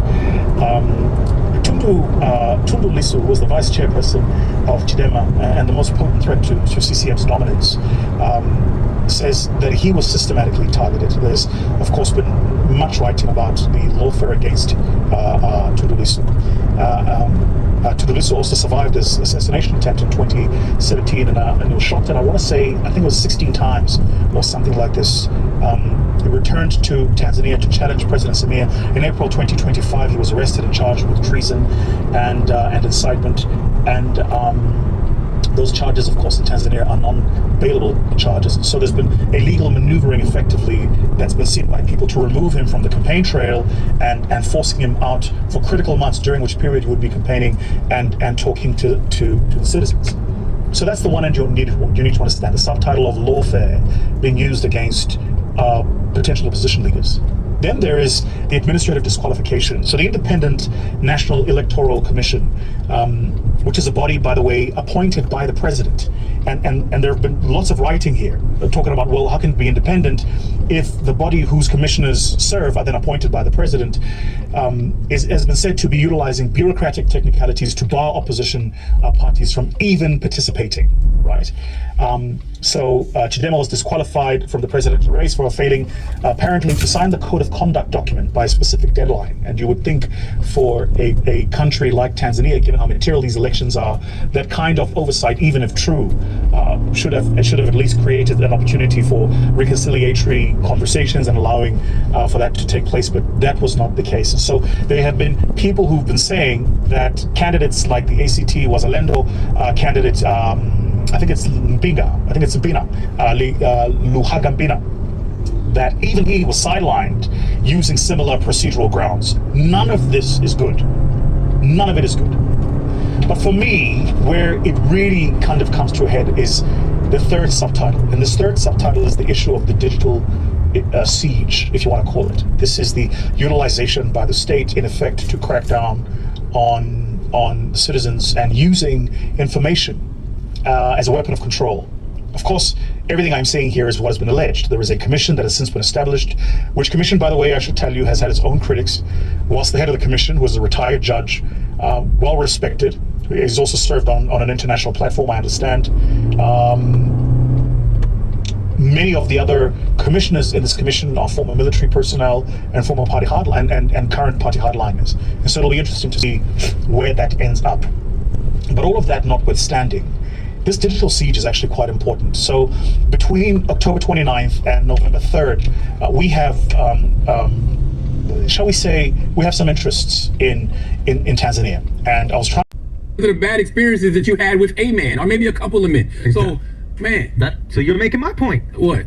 That you can't paint a whole group of people with the brushstroke. What is the saying? Broad brushstroke. Listen, I'm not saying we say culturally not to do it, but I think that what we're doing here is empathizing with this guy that went through a really fucking horrible situation. I do everybody. If a girl tells me she had a bad experience and she has PTSD because of it, and there's certain things that she's not going to do, or certain people she's not going to be around, I get it. I understand. Same thing with Jason Derulo. I get it. I understand. Like, I see why he said what he said. But it's wrong. Why is it he's wrong? saying is wrong. Like, what's wrong? What Shell said. Because what he's doing is the same thing people do who think like all Muslims are going to blow shit up. And it's like, if that's the case, then Al and I got plenty of reason to be like, yeah, we don't trust Muslims because we saw the fucking plane fly into the building. But we don't do that. We understand that those were some crazy people. How long did it take you to get over that, though? Get over what? Did you ever feel like that? I never for a second judged Muslims afterwards. Exactly. What about you, Alex? What about you? When we were a little ignorant. Like, okay, so give him some time to get over. Yeah, but it's still fresh for him. I didn't chalk it up. I didn't chalk it up to I didn't say that every Muslim I saw was going to be. I didn't chalk it up to that. I would just like, when you saw the whole situation on the plane, you got a little worried. And what? Worried. I didn't snitch on him. I didn't say, yo, I'll tell you some shit. You was a little leery. Can I be honest with you? Can I be honest with you? If I have my car parked and I see a woman trying to parallel park in front of it, I'll watch the entire parking process. Oh, yes, absolutely. If it's a woman, I'll watch the entire parking process to make sure she gets there. Right? That's it. And make sure these jokes still hit. Listen. I'm gonna watch the whole thing, right? And I'm gonna be there for 30 minutes for her trying to parallel park in a gigantic spot. I'm gonna watch the whole thing. Now, if it's a guy, I don't even watch. Bro, hold on. Let me tell you why that's so funny. I'm driving in Jersey the other day. I'm coming off the exit. And you're going around the exit, like, you go around the exit and you're yielding. So it's a one-way. Some idiot is all coming this way. He's all on there. I'm like, what the fuck? Why would he even turn there? It's not a turn. So I'm looking. Asian. Asian. Cap. First thing I thought to myself was, Cap. I'm not even joking. The first thing I thought to myself was, it's not a stereotype if it's true. It's not true. I'm just telling you what I saw, Chris. I'm not. In this circumstance, he's Jason Derulo. He's trying to get home to his family. You been to Asia? Say again? Have you been to Asia? Yeah. What country? I went to, there's one, right? I went to China. Right. How's it driving? Yeah, because they're all self-driving. Yeah. Self-driving cars. People drive their asses off. Because they're not even in control. What? Self-driving cars. No, scooters. No, I went to Tokyo. I'm sure the driving is beautiful in Tokyo. The driving was fantastic in Tokyo. But you have to understand, they're equally terrified of each other, so everybody's very cautious. Right? It's just a little bit more concerned. What do you call the nuclear bomb? You're going to be a little more concerned. That's it. All I'm saying is, it sounds crazy. No, it don't sound crazy. What people wanted to do is they want to say it's sexist. But it's not sexist when you take in the context of what he's saying. It is sexist, but he's also It's not sexist with the context though. Because to your point, let's just say you say like that scenario is true, right? Yeah. I'm a little white girl. I get something happens to me by a black guy, right? If that person says to me, I don't want to be around any black men that's because racist. that happened. That's racist. Is it, or is it because of a circumstance that happened to her?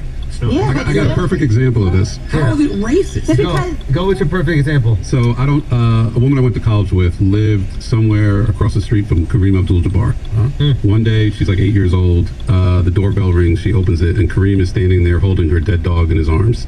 And he said, your dog just got run over on my front lawn. Here it is. Who ran it over? I guess another neighbor. No. She claims she's always been afraid of black people since that moment because there's this 7'2" giant guy, black, holding her dead dog in her arms and gives it to her as a kid, which I think is a little nuts to do, Kareem. Sorry, if it really happened.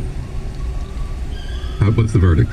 Yeah, you shouldn't be afraid of black people. Well, why would you be afraid of him though? He didn't harm her. Because she associates the trauma of the moment with this guy. Get over that shit, yo. Why change the fact? I don't understand that one. Like that, because he didn't do anything to her. How about this, right? And he said that was a perfect example. No, that's a horrible example. How about this? It was an example that was presented to me. How about this? Jason Derulo could say this. Yo, this is ridiculous. I shouldn't be treating all women a certain way because of what this one crazy woman did. But I'm gonna be cautious. I have so much to lose with one shitty interaction. Right. I can't take the risk. In the same way that a person that's really rich and famous should not need to have security every single day. People should obey the law and not harass and attack you. But the risk is so great for a person who's really rich and famous, so they go, you know what, I'm going to have security. There's nothing wrong with that. Because what you're doing is, essentially when you have security, you're assuming that there are people out there that are going to hurt you, and that's a real concern. So Jason Derulo, if he just framed it like, yo, this sucks. I love women. I want to work with women all this time. There are circumstances where I prefer working with women. I feel like that's what he was doing. When he said, like, I don't think when he goes, I want to work with women, then he laughs, and then he was like, there's truth in every joke. He was what's another way that a lot of entertainers lose a ton of money? He gave this as an example.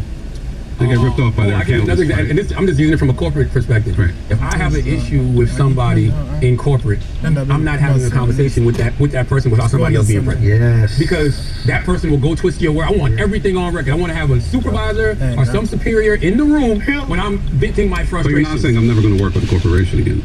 The corporation? No, but I might not work with that person, that individual. Yeah, well, that proves the point. You're like, I'm treating that individual based on their actions. So y'all think women are a corporation? I think they are. I think that we have to treat them like corporations. By the way, I'm not saying that he shouldn't work with women again. I'm just simply saying I can understand where he's coming from. That's all I'm saying. We all empathize with where he's coming from, and then on a daily basis, we take all these stereotypes that are floating around in our heads, and we say, you know what? Those things are wrong, and that we live in a civil society where we treat people equally and we give everyone a clean slate. But you don't see how the media took the actual nuance and context of the conversation and rage baited it. Jason Derulo doesn't want to work with women, and that's the issue. That was also a point that he made. And yes, the media does that every single time. They do that with you. They do that with me. They do that with Jason Derulo. They do it with every single person, 100%. And somebody might take this and put Charlamagne the God agrees. Jason Derulo shouldn't work with women. They will. They will. They will. Which is not what I'm saying. That's what you believe. That's what you believe. Yeah. What I'm simply saying. Listen, here's the thing. Jason Derulo is in a very privileged position. He's like a very wealthy guy. He can afford to pay men to do those jobs. Some of us got to get women because they're about 25%. So we're not in that situation where we can afford to only work with men. What an amazing privilege he has. Not even trying to look at me. Whoa. You're a mom. It's different. But moms are totally different. Listen, have you ever been warned by a woman? Have you ever had a woman say to you, hey, Charlamagne, watch that with her because she lies a lot. Taylor's done that for me. Really? Do you know girls out there that are lying a lot? Not only it had nothing to do with anything of this nature, but it was just like, yo, I don't know if I want you talking to that person about this because I'll be honest, it's not even lying. It's not even girls. They're like dudes out there that, you know, we didn't hire, for example, because you just knew. Like, you looked at their content and you knew that they were just gonna make some video or do something. Oh, this is why I didn't want to work here, blah, blah, blah. You just knew their character. So that's just judging a person by their character. Yeah, I mean, listen, and nowadays, you got me convinced. I think that we should just judge women all as one. I was getting better. I was becoming a more three-dimensional human being that sees the greatness and the flaws in each person. But you brought me back. You put some holiday spirit in me. It is, though. You know what, though? No, I'm gonna stick with this. It is a constant. It is a constant process you have to go through in your mind to judge things on a case-by-case individual basis. It just is, you know what I'm saying? Because if you have one encounter with one yeah. race, one gender, one sexuality, that's what we do. We lump everybody together. Why? I don't know. I feel like in New York, we're so comfortable with each other that we judge people more by their clothing than we do by their race. You know what I mean? So, but that's not always good. Think about how many times Alex got mistaken for gay. But that's a good Calling a gay thing. slur for no reason. But Never. that's a good thing. That's a positive thing. I was having a conversation. Somebody was like, "Yo, you talking about?" Somebody was like, "Alex the homo," and I'm like, "Yo, he is not. He's not gay." Exactly. Yo, guys, Alex is not gay, bro. He's not. I'm not gay. even gonna tell you what some people think the F and WTF means, bro. Yeah. I'm not even gonna do that. That it stands for Wheezy because she's. She is too. They think that it's an LGBTQ operation. Shut up. It is. It is. I think it is. It's a what black. kind of benefit? Y'all got benefits, didn't It's y'all? a black queer We do. podcast. What is body again?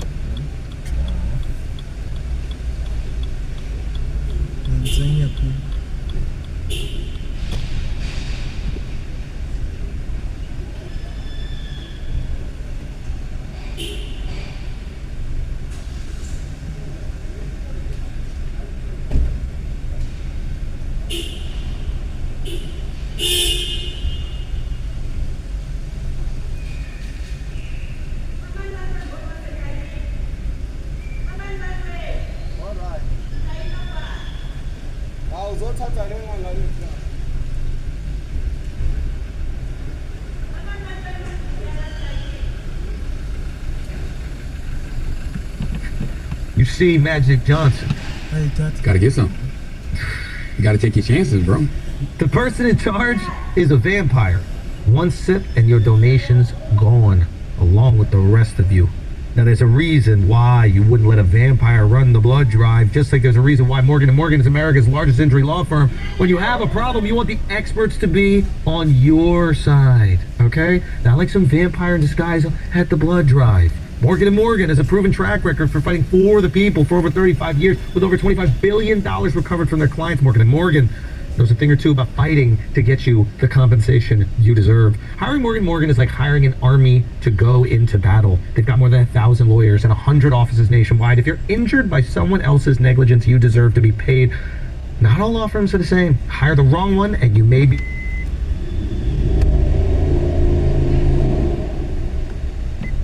For more information, go to forthepeople.com/idiots. That's forthepeople.com/idiot.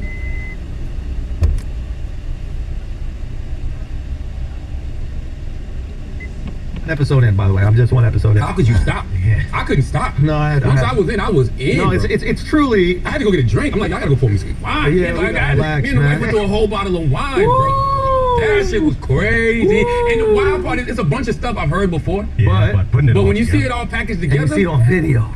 Oh God, the old footage is just This mad. isn't the first one though. What's that? This isn't the first doc of Diddy though. Nah, but it's been the most salacious. This one was tough. This was bro, they give you they give you reminders after every accusation. That's how you know that legal was involved. Yes. Because somebody will say some shit and it will immediately go, we reached out to the Combs family for comment and they did not respond. And the worst thing about being somebody like Diddy, there's no benefit of the doubt anyway. Because it ain't about the stuff that they're saying he did. It's the stuff we know. Yeah. So when you see the things you know, you don't put nothing past it. Nope. You know what I'm saying? It's like, God damn. Yeah. That was phenomenal. Listen, it's man, crazy. It happened. I watched that doc on Friday night, and it was a good reminder of just life. Bro, don't ever. I don't think you can get that power hungry though. I think that's got to be in you already. Yeah. I think it's like a gene. That's been lying dormant, and when you add the right things to that gene, it comes out. I don't think people aren't naturally like that. Like money, power don't naturally just make you like that. Because then you have other people, right? Like you can have somebody like I'm using entertainers. You can have somebody like Oprah Winfrey, who you've seen throughout her life with that power and that money do amazing things. Not just for the people she put on, right? But like just people building schools and donating money and stuff like that. So that already has to be in you to be whatever that shit is that he is. I don't even know what you call that. Is that evil? I don't even know what you call it, bro. Yeah, maniacal. I mean, like, bottomless pit, and the only thing that can fill it is a thirst for more power. Damn. And that's the problem. It's like, if power is your goal or money is your goal, you're in a really difficult position.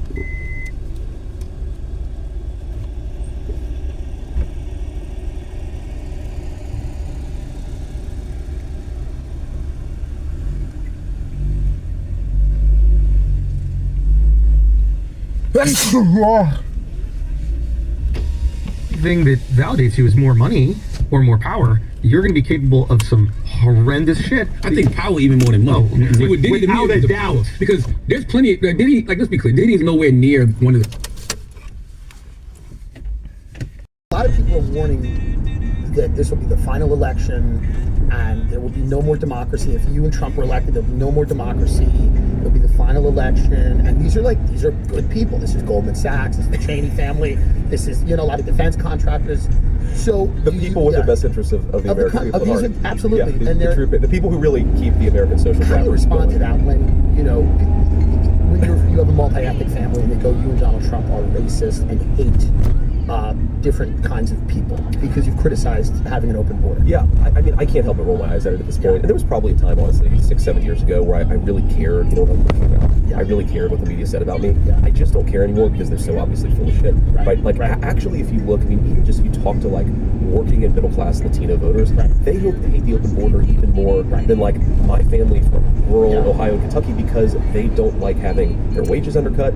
That, when the cartels are doing business in their communities, it's the Latinos that are actually the most pissed off about it. So I just kind of roll my eyes at it. I think that you have to have a certain sense of humor about American politics, and it's easy to do when you're running against Kamala Harris and you're running with Donald Trump. Because as much as he obviously, I mean, look, I think they've done more to him than any presidential candidate in my lifetime. He still actually has an amazing sense of humor about the whole thing. And oftentimes, like, I call him obviously like every day at this point, talking about the campaign, but he always ends up cracking a joke.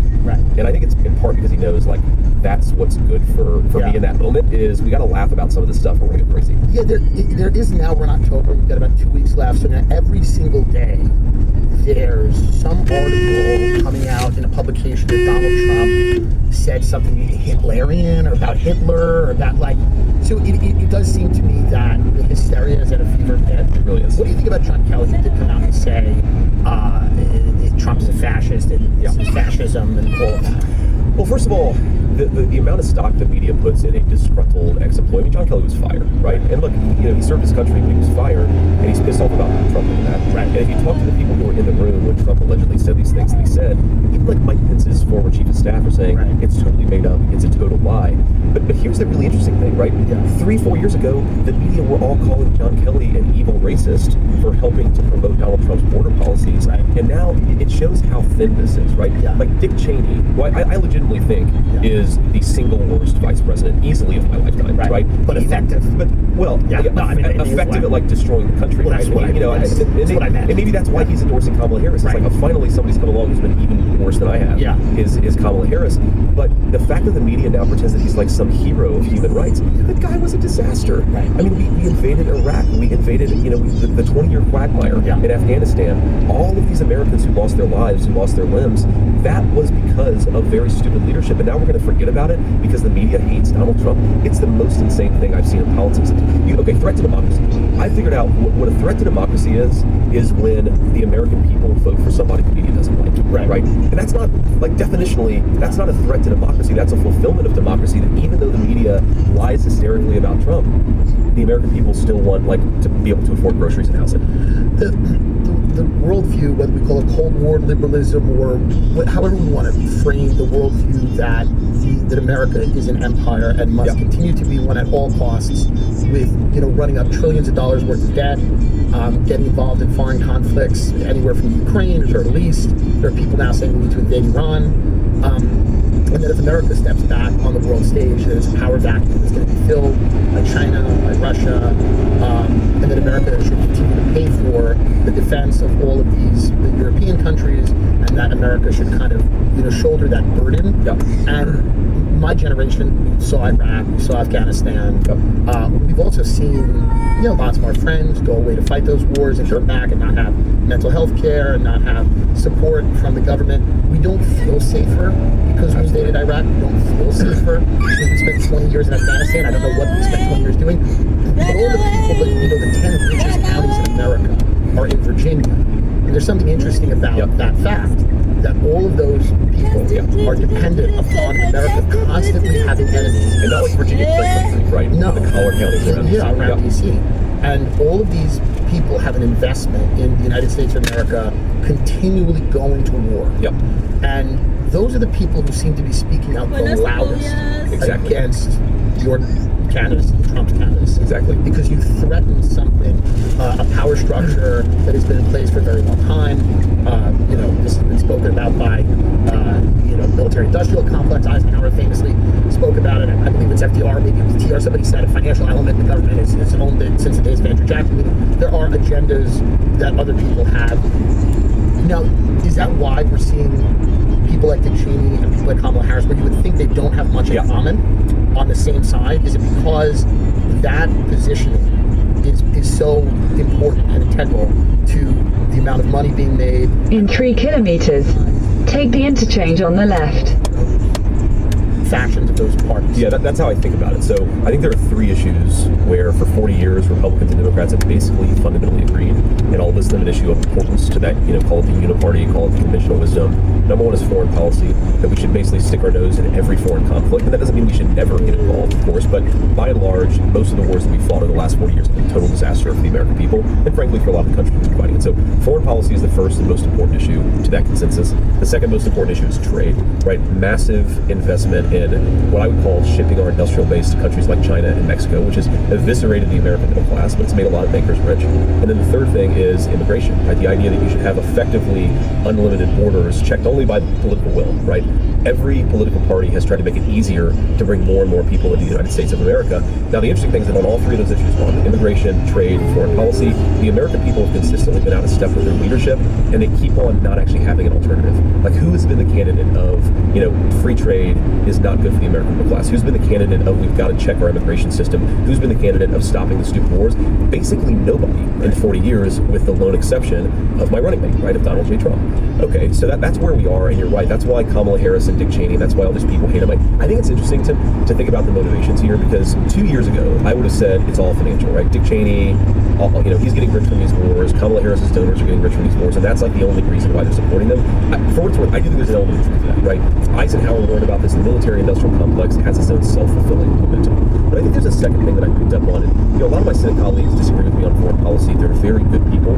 There's like this psychological post-World War II, you call it Cold War liberalism, where these guys remember when America could do anything, right? We can in 600 meters, take the interchange on the left. Fix the world purely through American will, right? And they grew up in that world, and they're having psychological difficulty accommodating to a world where China has gotten more powerful in part because of their policies. Russia. Take the interchange on the left. And we can't just dictate everything. We can't tell everybody how to behave anymore, because sometimes what happens is we'll try to tell another country what to do, and they'll say this, right? And that's very, very hard for these guys to wake up to the reality that we're in, if we were in what was called a unipolar world, right? America was the only superpower. We were for a while. We were for a long time. Yeah. Now we're still the lone superpower, but other countries are catching up. And I think the way to preserve our own influence, but more importantly, to preserve the prosperity of our own people, is to recognize the reality that we're living in. A lot of people can't, they go back to, Mr. Gorbachev, tear down this wall, right? Ronald Reagan's big moment, or George H.W. Bush. It was like a blip on the radar for us to completely crush Saddam Hussein and kick him out of Kuwait, right? They want to go back to the glory days when America could do everything and be all things.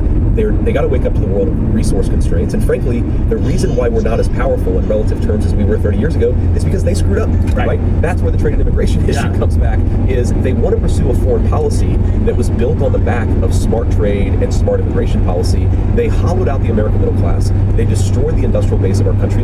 Crazy statistic. China, we're still the biggest economy in the world. China is 32% of global manufacturing GDP. Okay, we're 18% of global manufacturing GDP. So even though we're still by far the biggest economy in the world, China makes nearly twice as many manufactured goods as we do. That is the engine of real economic prosperity, is manufacturing. These guys want us to fight wars like it's 1954. It's not 1954 in thanks in large part. In 600 meters, take the exit. That's very difficult, right? Because you have a lot of unelected. We have 19 intelligence agencies, I think. I think it's around. I think it's about 19, which I don't think is enough. I don't think it's enough, personally. But there's 19 of them, or something. I think we had 22 intelligence agencies. That's actually when we really have figured out this all. That's who. Take the exit. Then take the ramp. Americans are worried about. I think most people are worried about the CIA. and government employees. My parents are worried about the Central Intelligence Agency and if they're making enough money. This is what my grandmother worries about. What do you say to people that are worried about people at the NSA? No, and the DIA, the director. Take the round. Forget about that one. It's a little room in the bigger one. Look, I want to speak from the heart here to my fellow Americans who are really worried that a CIA bureaucrat making $190,000 a year might have to find a job in the private sector. I recognize that is the biggest crisis facing my fellow Americans. Yes. Not that they can't afford groceries and housing. Yeah. Right. So people can eat less. Honestly, so that Homeland Security can be a little bigger. Yeah. So the Homeland Security. I like knowing that my neighbors are getting spied on. I like it. I like people getting on lists. Well, it's actually really a win-win, right? Yeah. Something I'll say in Kamala Harris's defense is, yes, she's made it harder for Americans to afford housing, but that's been in the service so that the CIA can more easily spy on our fellow Americans, right? So that, again, this is where you're a big sometimes there's trade-offs and sometimes there's You're a big critic of online censorship. Yeah, don't you realize it's good for people? Don't you realize it's to not be able to speak their mind? You know, people don't even know what they want to say half the time. Why not have a service that like an AI where you speak into it, it rearranges it so it gets what you need? I would be okay if we just censored Kamala Harris, right? I think she would be okay with that too. I think she'd be better in the polls if she just didn't say anything. That was, of course, the strategy. Have you met her? She's probably fun. She's fun. You know who's fun? Yeah. You know I bet it's fun. And I like this is a rare moment of my partisanship. No. Okay. Hunter Biden. Well, of course. I would, with all due respect to you, I would vote for him over anyone in the race. Just because if we're going to end this thing, let's do it quick. Let's do it in 6 months. Oh, man. My cousin is like a hardcore Republican. And she's like, you know what I can't get behind you guys on is the anti-Hunter Biden stuff. Yeah. Like that guy. Right. I guarantee he's fun. He's a fun guy to hang out with, right? I don't know about, I've met Kamala Harris once. I honestly don't know. Yeah, if she's fine. There's too much of a school marm thing going on. I just don't I don't think that would necessarily. So how do you deal? What do you have a bunch of, Kamala Harris is the person who, when you tell a really funny joke, she like says, well, that was a kind of offensive. Right. Yeah. But then I look at her and I go, well, you're a genius, and then she likes me again. Hunter Biden, if you tell a really offensive joke, he laughs his ass off and says, let's do it another job. Do it again. Let's light the house on fire. So how do you deal with this? You get into office. Now people are all mad about Project 2025. People don't like it because it's a Heritage Foundation wrote a whole thing saying that, you're going to dismantle the entire federal government and, this is the craziest thing. So Project 2020, so Heritage is a nonprofit with no affiliation with the Trump campaign. That's right. They wrote a 900-page document, okay? If you take any 900-page document that exists anywhere in the world, I'm going to find something that I hate about it and something that I like about it, right? So they've tried to pick up every little thing that is unpopular and say this is Trump's agenda.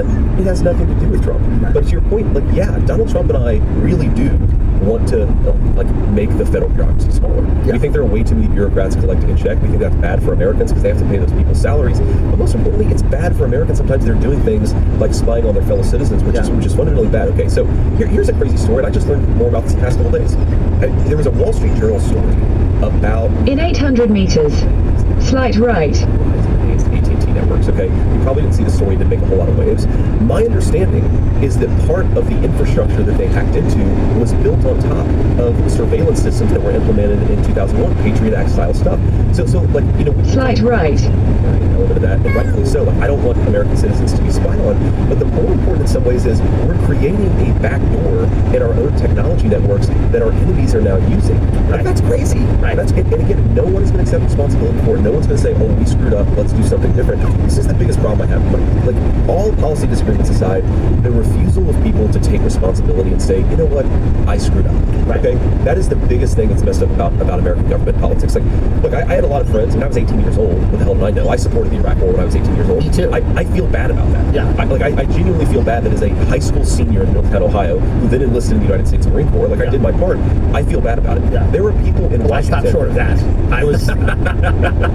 I supported it in backyards, yelling, watching a lot of Fox, but I stopped quite short of it. Man, we all have to serve. We have to serve in our own roles. That's right. We all have a part to play. But the guys who pushed it, they're still collecting multi-$100,000 a year salaries. They're on MSNBC. They're on MSNBC. Yeah. They still have influence, and they've never said we screwed up. Like that is the thing that bothers me the most about Washington D.C. is nobody accepting responsibility for failure. Because if you can't do that, you can't fix the problem. Well, now it seems to be that we're shoehorning domestic issues into foreign policy, meaning that you can no longer sell a war by saying we're there to democratize a country, or we are there to preemptively invade a country before they attack us, or we can say we are there so that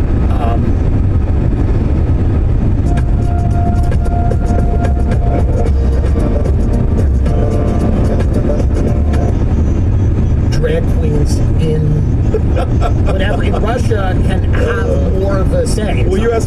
Afghanistan for 20 years. It's like because the Afghanis really need to learn about gender studies and the importance of the non-binary gender approach that we have in the United States of America. You think I'm kidding? Your tax dollars, my tax dollars, were funding programs in a country where a lot of people didn't have running water. We're funding programs to teach people that there were non-binary genders out there. That I do agree with because it is fun. And I do want to see someone with a Kalashnikov standing in the rubble and then someone explaining that to them. To me, is fun, and that I support that. I'm sure the Taliban had a lot of fun learning about genders. That's probably true. Why can't the 7-year-old consent to a life-altering medical surgery? Is it because you guys are fascist? I don't understand. Like, why wouldn't you allow an 8-year-old to fully transition? Not only that, but they want us to use their tax dollars to try to force other countries to follow this ridiculous pathway.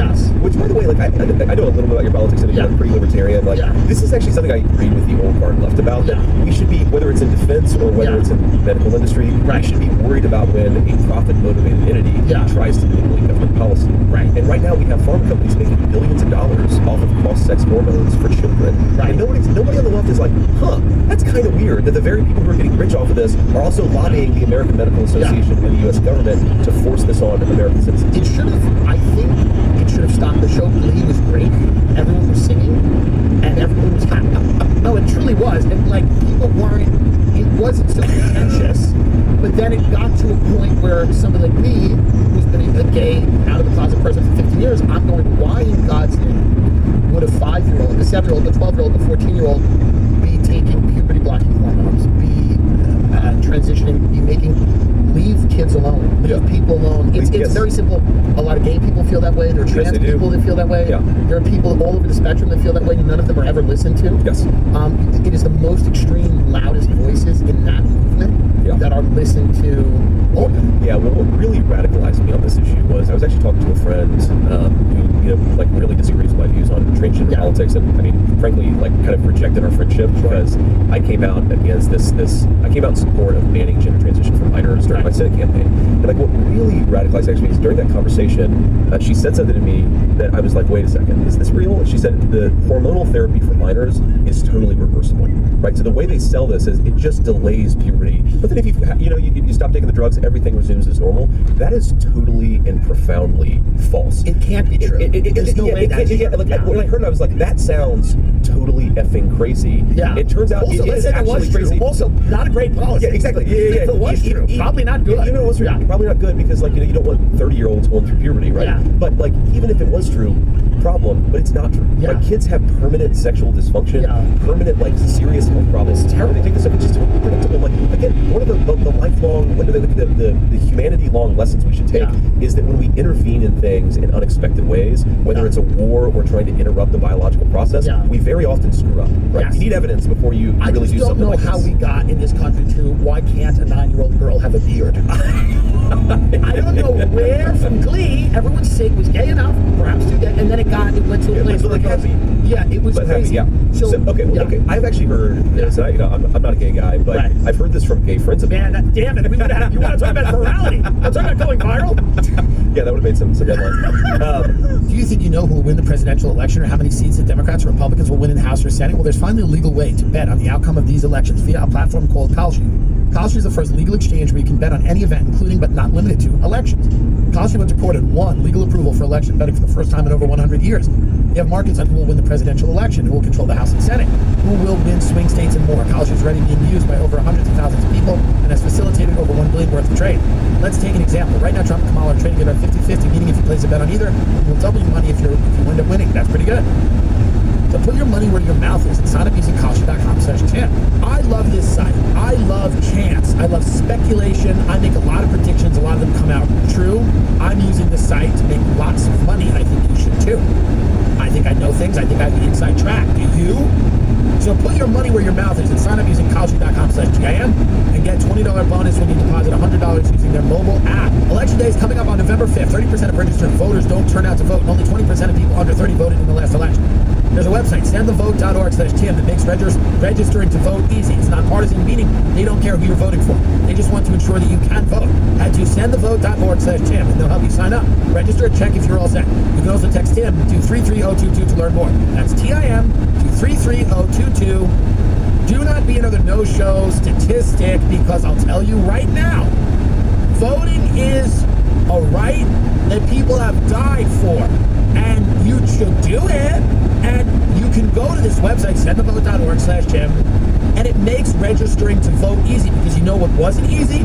The Civil War, the Revolutionary War, or any of the wars. 1, 2, Spanish American. It doesn't. The point is this: the Korean War. I don't know if that impacted voting, but here's the thing: voting is cool. It's what the cool kids are doing. But I talked to this about gay friends who feel like very personally affronted about this, because they feel like if they were, a gay kid and they were 14 years old, and maybe they're confused. Like, by the way, like a lot of teenagers, even a lot of non-gay teenagers, are confused because being a teenager is like inherently confusing. That's right. But they're worried about, like, would somebody have had them transition? Of course, yeah. In some ways, it's like it's like the pharmaceutical answer to conversion therapy, right? Is oh no, you're not gay. Right. You're a totally different gender. The other thing I don't get about this, man, like the inconsistency here is crazy, where they want to simultaneously tell me that the gendered binary is screwed up, that male and female is way too simple, that there's all this crap in the middle. But like when you have a person go on cross-sex hormones, they put on super petite dresses and high heels, and they act like the most stereotypical version of a girl, a male transitioning to female. It's like, okay, well, wait a second. Is the gender stereotypical binary bad, or is it actually good? Because every time somebody takes these hormones, they start acting like Dylan Mulvaney. No, what happens, I think, when we've allowed the debate to be defined by a very extreme portion, who it's not about logic, it's about people throwing tantrums and people going, you have to agree with me, I'm going to compel you to agree with me. Absolutely, kids should be left alone. My parents were boomers. I was ignored. I was left alone to do, whatever. And, perhaps that's not great, but we shouldn't be telling... You turned out okay. I turned out fine. I'm not the vice president, you know what I mean? But, I have a Rolls Royce. So here's, but the thing is... I think you're winning in that trade-off. I can't even drive it. We'll see. But it's going to get blown up soon. But I'll tell you this, I don't see why we're telling kids about critical race theory or gender theory. Why are we not educating people in math, in reading, in science? Why are we indoctrinating children? And I don't know too many people who are for that. If you meet people in the real world, none of them know. 5-year-olds should learn about identity politics, and nobody's for it. No, nobody is. Very few people. And this is what I actually feel very personally passionate about, because this affects my family, right? Yeah. My wife and I talk about this all the time. So her parents, born and raised in South India, they moved to San Diego a couple years before she was born. So she's born and raised in San Diego, right? Okay, so she is Indian American, but she's like the most assimilated. Like she's American, right? Fundamentally, she's American. And we talk about, like, okay, we were able to fall in love in part because we grew up in the 90s where everybody was like, yeah, okay, it's not perfect. Obviously, there's still racism out there, but, like, judge people based on who they are, not on these, like, immutable characteristics, on their skin color. Just judge people based on whether you have similar values, et cetera, right? And because of that, we fell in love. We had a family. Like, my family's always been welcome to her, and vice versa. And my mom actually put this in a very interesting way, that, like, the more that she's noticed this in the last few years, that people are obsessed that we have mixed race children, right? And are they brown? Are they white? Are they Indian? Are they American? And my mom's just like, well, there are babies, right? That's who they are. There are babies. I think that if you really inflame, like, the racial consciousness of people, if they fundamentally think of themselves not as human beings or as Americans, but as members of a racial group, that's just going to fundamentally lead to strife, right? Like, you want to, in some ways, like, you want to emphasize the commonality that we have as fellow citizens. You don't want to say, okay, you're black, so this means this thing about you and that thing about you, and you're white, so this means something totally different. Right. And I just, that obviously to me, just common sense would lead to conflict. And again, I'm not saying it was perfect, but if you look at both black and white Americans. I do want to ask you this too, because you're not the only person I've heard this from, speaking on the Dr. Umar situation. I remember Dr. Keys was saying, like, he's been trying to get an interview with Umar avoids him, but he'll go interview with somebody who's intellectually inferior to him. He loves to interview with them. Then you said he dodged an interview with you, and I'm like, nah, I am seeing the trend of that. But at the same, even though I was able to interview Umar, things like that. But how do you feel about the school and all that? That's take the school out of it. Okay. I don't respect no man that wake up in big and have to ask somebody to help them with a vision or a desire or a dream that they have to help other people. If you want to help us and you need help yourself first. Go get your financial status together. Go get your business credit together. Go get your money together, and then you go get the money for the school. Everybody else seem to do it. I'm doing it. You go gather your investors. All it takes is board of directors. Why is the school founder and creator out trying to seek the funds? Everybody know in business, in the corporate, in 501c3, in the 501c4 world, that if the founder or the director is soliciting the funds, somebody hustling. Because that's the job of your board of directors. That's why you have a board. There's supposed to be a working board members. I'm a prestigious guy in this city, in this community. I sit on the board of this school. I done went to my network of people to bring the funding in. So why would anybody give you anything if the people you represent, which are your constituents, aren't giving? So I've been sitting back watching because I was taught by the old nigga Pops, homie. He said the strongest man in the land is the man who wake up and they ain't got to ask nobody for a motherfucking thing. A job, a ride, sugar, or nothing. That's the strongest man in the land. The most powerful man in the land is the man that's buying the land. And that's the sheriff and the nigga that own the town, the businessman. So nigga, I know what to do and what to look for. A begging nigga turned me off. Nigga, I done done bad and ain't asked nobody for nothing. So when I was in the community, I was taught by a Jewish attorney. how to be self-sustainable. How to look at the street guys, because you can put that on tap. Look at the prostitutes. Look at everybody out there in the community buy cigarettes and alcohol and have them give you something. That's your starting point. Then you look at those businesses that's in your community, they're selling you the liquor, they're selling you the chicken, they're selling you the burgers because they get a tax write-off for building there. You shake them down. So there's steps to go. Then when you Walmart at, Walmart got money waiting for a nigga to go. They got products to do. I went to Home Depot. Home Depot gave me over $100,000 worth of wood to teach young black kids how to be a dog outer. I couldn't get no nigga to show me how to be a dog outer. This was before all the Frenchies, so we could have had Frenchy dog houses by now. So the old nigga told me, take the wood down there to the Mexican to do it. I said, no, I'm gonna get the nigga to do it. And the wood rot. So anybody begging, homie, nobody respects you begging. So you constantly begging. Now nigga, you don't went from big, hey man, they done throw my money. Homie, you ain't supposed to tip your hand and show us that. Yeah. Nigga, never let them see you sweat. Never. So you mean to tell me you this black, that Pan-African, you ain't got no friends with money that trust or believe in you? Say, homie, listen, so I need a bunch of money to make a big bond. I had $3 $30,000 bond. Nigga, I made one phone call. There ain't it for one person. Antoine Daniel, Aiden Raw, say, man, I got plenty of people if I call, man, I need. They done done it. Here goes 50,000. Antoine Daniel's cool. Man, yeah. So you mean to tell me you ain't got nobody you can do this from? All these black entertainers who supported and gave to them to help in school to become board directors. To get where we can give out honorary degrees at this school. Let me say it. So I know a guy who both Dr. Umar Johnson and I are great mutual friends with. This is why he won't sit down with me. You need to interview him. Guy by the name of Baba Amin. Okay. Jay Prince went and got Baba Amin. Mm-hmm. Baba Amin already has the same school. This is why Dr. Umar trying to get the same school. He's following the format and blueprint of Baba Amin. Baba Amin created a school in the projects. Take all the worst kids that every school district in Fort Worth had, and nigga take them, and when he threw with them, they go to college, they motherfucker couldn't read, dumb in the motherfucker. Uhu Academy, UHURU, Pan-Africanism School. Mm. Went from the project to a small little hood outside of a church. Went from there, school in Fort Worth, a school in Houston. Jay Prince and them family took it, I think it called the School of Prince, and I think now he's in South Carolina, North Carolina, and he got an online school. Mm. We already got the school, y'all. He just ain't begging. Like Noah did. Noah didn't come ask for help. They start joining in once they see his bill. So why there's a school system like this and it's not being highlighted? They're not gonna highlight it because he's not begging. When you're not begging, see, when you're begging, many pockets are padded. The grant writers, so many pockets are padded. They get before the school. That's why the revolution will be televised. It will not be funded. It won't be funded. They're gonna televise it. That's where they're getting us at. Hearing us out on TV. Shooting one family member, getting this group of people that can get in front of the TV, who's gonna pad their pockets. Finding another group of people that specializes in this and have them going to the courts and quietly settle for $20 million. We've watched Lee Merritt and Benjamin Crump do that over 30 different times with families who have been shot by the police. Quiet settlements. We have not seen one police shooting of a civil case go into a courtroom and see these black lawyers fight in court. You know why? They can't fight in court. They got law degrees in one state, but they can't practice in the other state. So they show up in these situations and find a local lawyer who won't pay attention, have them go in there because they can practice, settle, spend the money, and go on. You don't hear nothing from the families, no stories, no movies, no life, no nothing. That's what's happening, my nigga. I think this too about Dr. Umar that he doesn't realize. But like when you're a young guy, you know, an older guy ain't gonna listen to you, so you don't tell him stuff. But like when you haven't met him in person, but if you did, you would say the same thing I'm saying. And I'm not no snitch or nothing. It's just like this. Who he is on camera is not the same person he is off camera. Off camera, he's a real player. He fucking all the hoes. He fucking all the hoes. That's why they woman got invented. They're trying to take her his mama. You don't just meet no woman that have access. So I mean, but no. Homie, wherever there's smoke, there's fire. Right. He got multiple women. Homie, I don't get in those situations. Men don't put ourselves in them situations. Homie, I'm not mad at the women. I'm not mad at nobody. No. This is what I'm saying. I'm just explaining what you were saying. Yeah. If I'm a player off camera, I'm gonna let you know I'm a player on camera. I don't don't want the people to look at me like Dr. King because that's what they're using to assassinate the image of Dr. and character of Dr. King. I feel like any man who is in a position of power is what you do in bed is not my business, but it's not just that. He's a nigga on camera. But listen, you know what I'm saying? Listen, what you do in bed is their business when you're in front of them. When you come before this camera, what you do in bed is their business. Or get off the camera. So you think people should disclose whether they are... No. You shouldn't disclose. You shouldn't talk about it, nor should you give anybody else a reason to talk about it. There are many men and women who do this that's on camera. It never make it to the camera.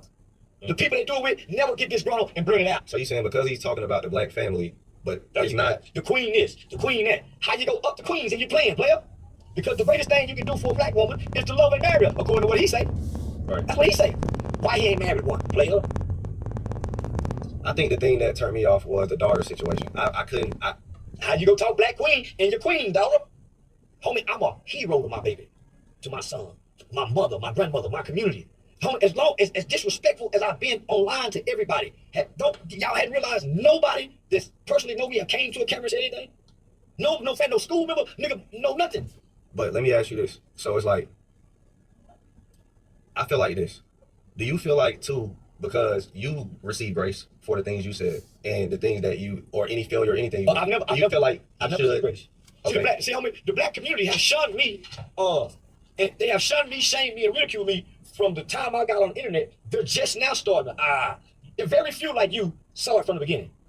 Right to this day, no major platform post me, promote me, embrace me, no black celebrity, no comedian, no nothing. You done seen me backstage with your nigga. Not one of them niggas. Floyd Mayweather? Only Floyd. But homie, only a select few. I know, but like when you say nobody. So think about this. When I first got on 85 South Show, okay, Carlos fucked with me. He already came and fucked with me before then. Right. Them other two niggas attacked me as if I'm wrong for the community. Them niggas attacked one against me as if all because I said I snitched and called the police on them. All because I said that. Not that I should go, and I'm telling you, homie, I work in the community. I was a pre-law student. I trained in the United States Department of Homeland Security. I was on the front page of the American Bar. So you know how milestone accomplishments these are? They dismissed all of that. I said, man, I'm not from the streets, homie. I got in trouble when I was a kid. I wasn't an adult criminal. They give it them. Only to embrace niggas that's been adult criminal. So not just them, every other from nigga, all because I say I tell on rappers. So I've never been embraced because I went against rappers, gangsters, and the street coast. Man, he said fuck King Von. The FBI had this man documented as a serial killer and documented 6 bodies. He just come home from jail who beat up 5 murders, and the only way he beat the murders is because the witnesses came up there. And y'all are idolizing the guy. So here I am, a community guy. The whole black community went against me. The white community accepted me, homie. The white community cleaned me up. Still to this day.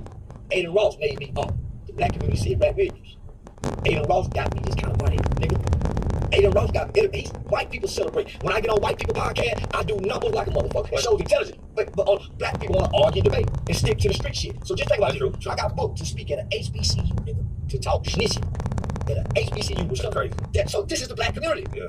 But let me say this, brother to brother. You are right that black people ridicule us, hate us, don't give us. Let me say this. But let's not forget the reason why those white men are uplifting you, because they can benefit from you. I won't give a damn. I get you. But black people can benefit from me. True. Black can benefit way more me. But they're uplifting me. They benefit me. They making sure I'm benefiting good too. Black people get fucked over here. They're making sure I'm not getting fucked.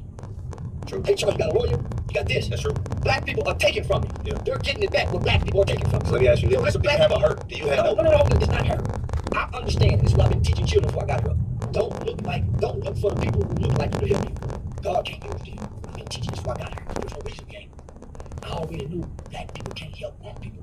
They're jealous, they're hateful. God can't use them. They hearts are too cold. Yeah. God have to use the Jew and everybody else to come pick the right nigga to help their people. Black people can't do it. Because if they could, Atlanta would be helping each other more than what they do with all that black excellence over there. So I already knew this, homie. So I already knew this. Right? So I didn't come looking for black people. You know why? Because when I established my 501c3 and was working with the kids around the country, there were white people that did that. Black people just want you to sit there at the table because they go get the money and give you some. I showed up not big and they wanted the money. Black people didn't want to work with me. So white people took me in and taught me all these laws and legislation. They took me to D.C. and put me on the phone with Barack Obama. They the ones put me in history, nigga. They the ones making the recommendation. So when I got in these institutions in prison, I would whisper to them kids because I saw the volunteers was white. I saw God was using white people, white kids like Aiden Ross. We wouldn't have an Osho or a Kyle without that white boy. Osho Speed, mama put him out, remember? Aiden took him in. God can't use her. That's why every black CEO don't have a black record label. They fucked over everybody. Suge Knight, Master, all of them. That's why they ain't got it no more. It's a new generation coming. I came before you. You can help us. Black people can't, nigga. That's why God sent you to the military so you can go make friends with the rest of the world and not with your people. They can't help you, nigga. Stop going to Atlanta. I'm gonna take you to the people that can help you, nigga, billionaire. And that's why I salute back 100. I ain't never been introduced to a billionaire before. He took me and introduced me to a bunch of them. And whispered in my ear and said, if a nigga ain't doing this for you, he don't fuck with you. Most niggas say, stay right on and go talk and then bring him over there. Yeah. He took me to him, nigga. I know I was trained and nigga, I was groomed for this. That's why I'm good. I didn't show up by mistake. I was groomed. I was chosen to be here, homie. From a kid to now, properly and carefully trained, from the hospital to the boys' home to the university studying law. I didn't get to play street, nigga. Yeah. I've been having to learn and read. That's why I couldn't be good in the streets. You got a point with that black man to turn on you shit. I spoke out about simply about the fact that the government can take Bitcoin from you no matter if you do something illegal. It doesn't matter how well you try to hide your Bitcoin. They can take it. It's theirs. Why do you think the motherfucker who did it disappeared? Can't find it. What if he decided to take everybody's money? You trust that? You trust that when life has always been about tangible things? Tangible things, salt, pepper, sugar, cotton, flour, oil, gas. You're gonna put your nigga please. When Russia got one button and China got two, nigga that can put us in the dark. You're gonna rely on that. I'd much rather have this. It's a jewel from the earth. So they ain't tricking me with this new shit, homie. We're being tricked to go back in time where real rulership, kings and dick, homie. So if you think the world is at war, you're a fool.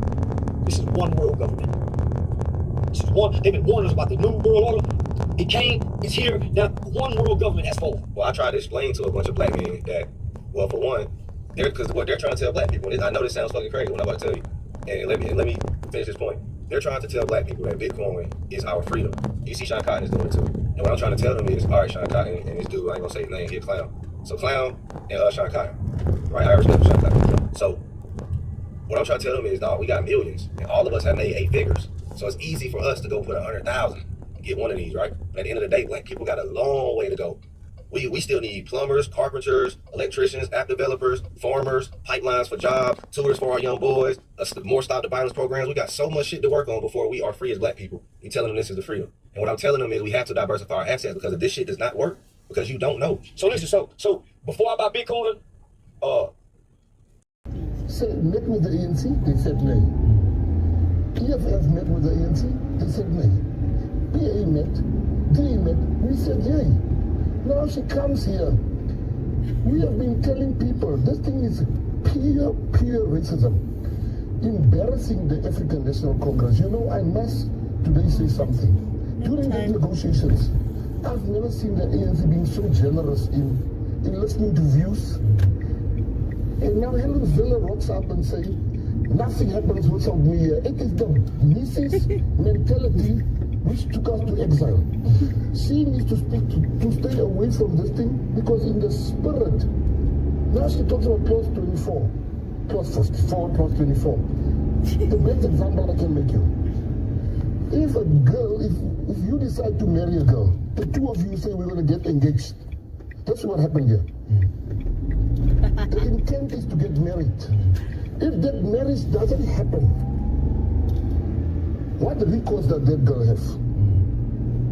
She can go to court. She can go to court. The court can fine me for not marrying the lady. But the court can't instruct me to marry her. That's the same thing happening here. She talks about the clause. This is a statement of intent. How are we going to form the GNU? When the GNU gets formed, it will then give life to the document. It will then. Now they want to make Fikile Mbalwe like he doesn't know what he's talking about. She didn't read this document properly. My brother, that thing means nothing.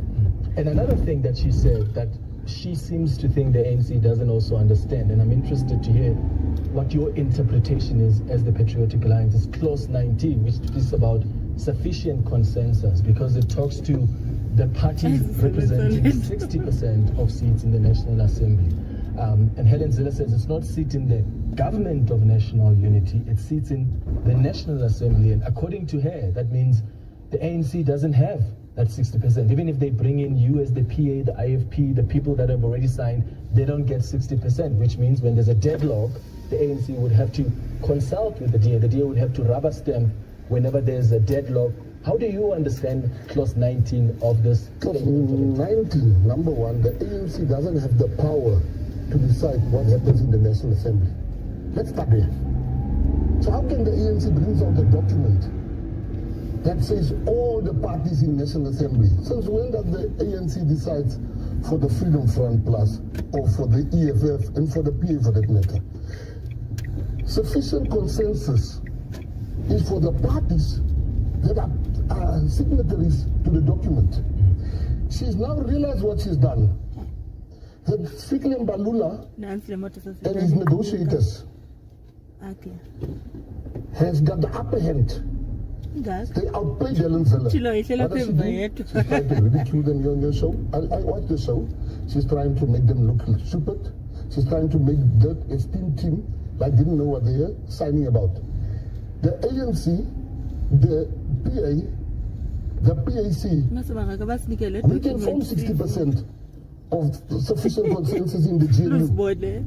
In the GNU. Where does she get these things? Here's the issue. Helen Zeller knows that, you know, for me, this was, somebody said something so profound. Helen Zeller said nothing different than what former President Jacob Zuma said. He said this is a coalition. By her saying that nothing can happen without her, it makes it a coalition. She wants over the next 30 years. Why do you think that is? What happened? What changed? In the in our studies, red, white, and black, we looked at the experiences. We looked at 6 major plantations to find out what the state of marriage was of slaves. 75% of those slaves had a man or woman raising children. The nuclear family continued to prosper in the face of segregation for 100 years. But all of that changed in the 60s when the poverty broke. Johnson. Yes. Johnson came in, and what happened was the social scientists who were pushing socialism on America, Fowler and Piven at said if you disconnect work from income, then school dropout rates will increase, drug addiction, all of those things. And so what the government did was offer welfare as an alternative to a man in the house. We relaxed the rules, we separated work from income, and as a consequence, that was supported by the Black Power movement. Also, the women's movement was anti-man. And so you had a combination of social policy, but policy alone wouldn't do it. The federal government enticed welfare, black people on welfare. Welfare used to be stigmatized in the black community. But the federal government began to interpret it as reparations and as entitlements. They withdrew any requirement that you should tell the paternity of the father, the paternity in cases of pregnancy. All of these, so that more blacks came into the welfare system in the first 5 years of the 70s. That millions flooded into the system at a time when the unemployment rate was under 4%. So it is a combination of social policies plus the civil rights movement morphed into a race grievance industry, and many of those civil rights leaders became mayors and elected to public office, where we spent $22 trillion during that period on programs to aid the poor, where 70 cents of every dollar went not to the poor, but those who served the poor. What percentage of it? 70%. 70% of the 22 trillion went to the people that serve the poor. They asked which problems are fundable, not which problems are solvable. So in other words, a friend of mine described it this way. He's having a cabin built in Wisconsin. His electrician is a drunk, and the carpenter is an alcoholic, has one leg. Their value to him is their skills. But if he was a disabilities director, their value to him would only be the disability. So we have a situation where we have really created a commodity out of poverty. And by the way, when you're saying these numbers, what it makes me think about is this. So why, if you go back to the 1940s, you know, only 4% of kids that were born in America are to a single mother. Right. Okay? That increased from 4% to 40%. Okay? And the numbers are staggering. What's that today? 70% in blacks and different communities. Why do you think this happened? And you know, if you were to say, well, here's how we can get away from this, this is how to fix it. So one, why did it happen? How do we get here? Two, how would you fix it?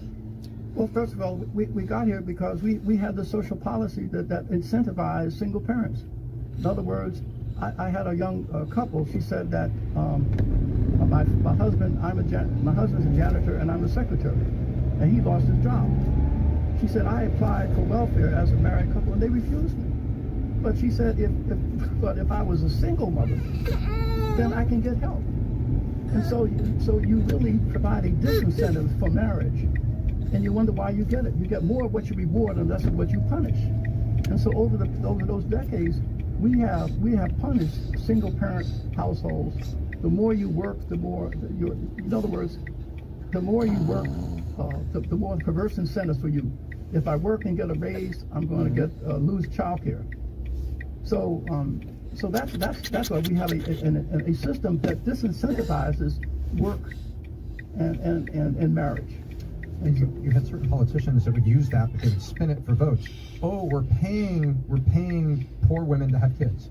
You would hear that in political speeches. I'm going to change that. We're paying poor women to have kids. And it made it sound like that the poor women were the problem.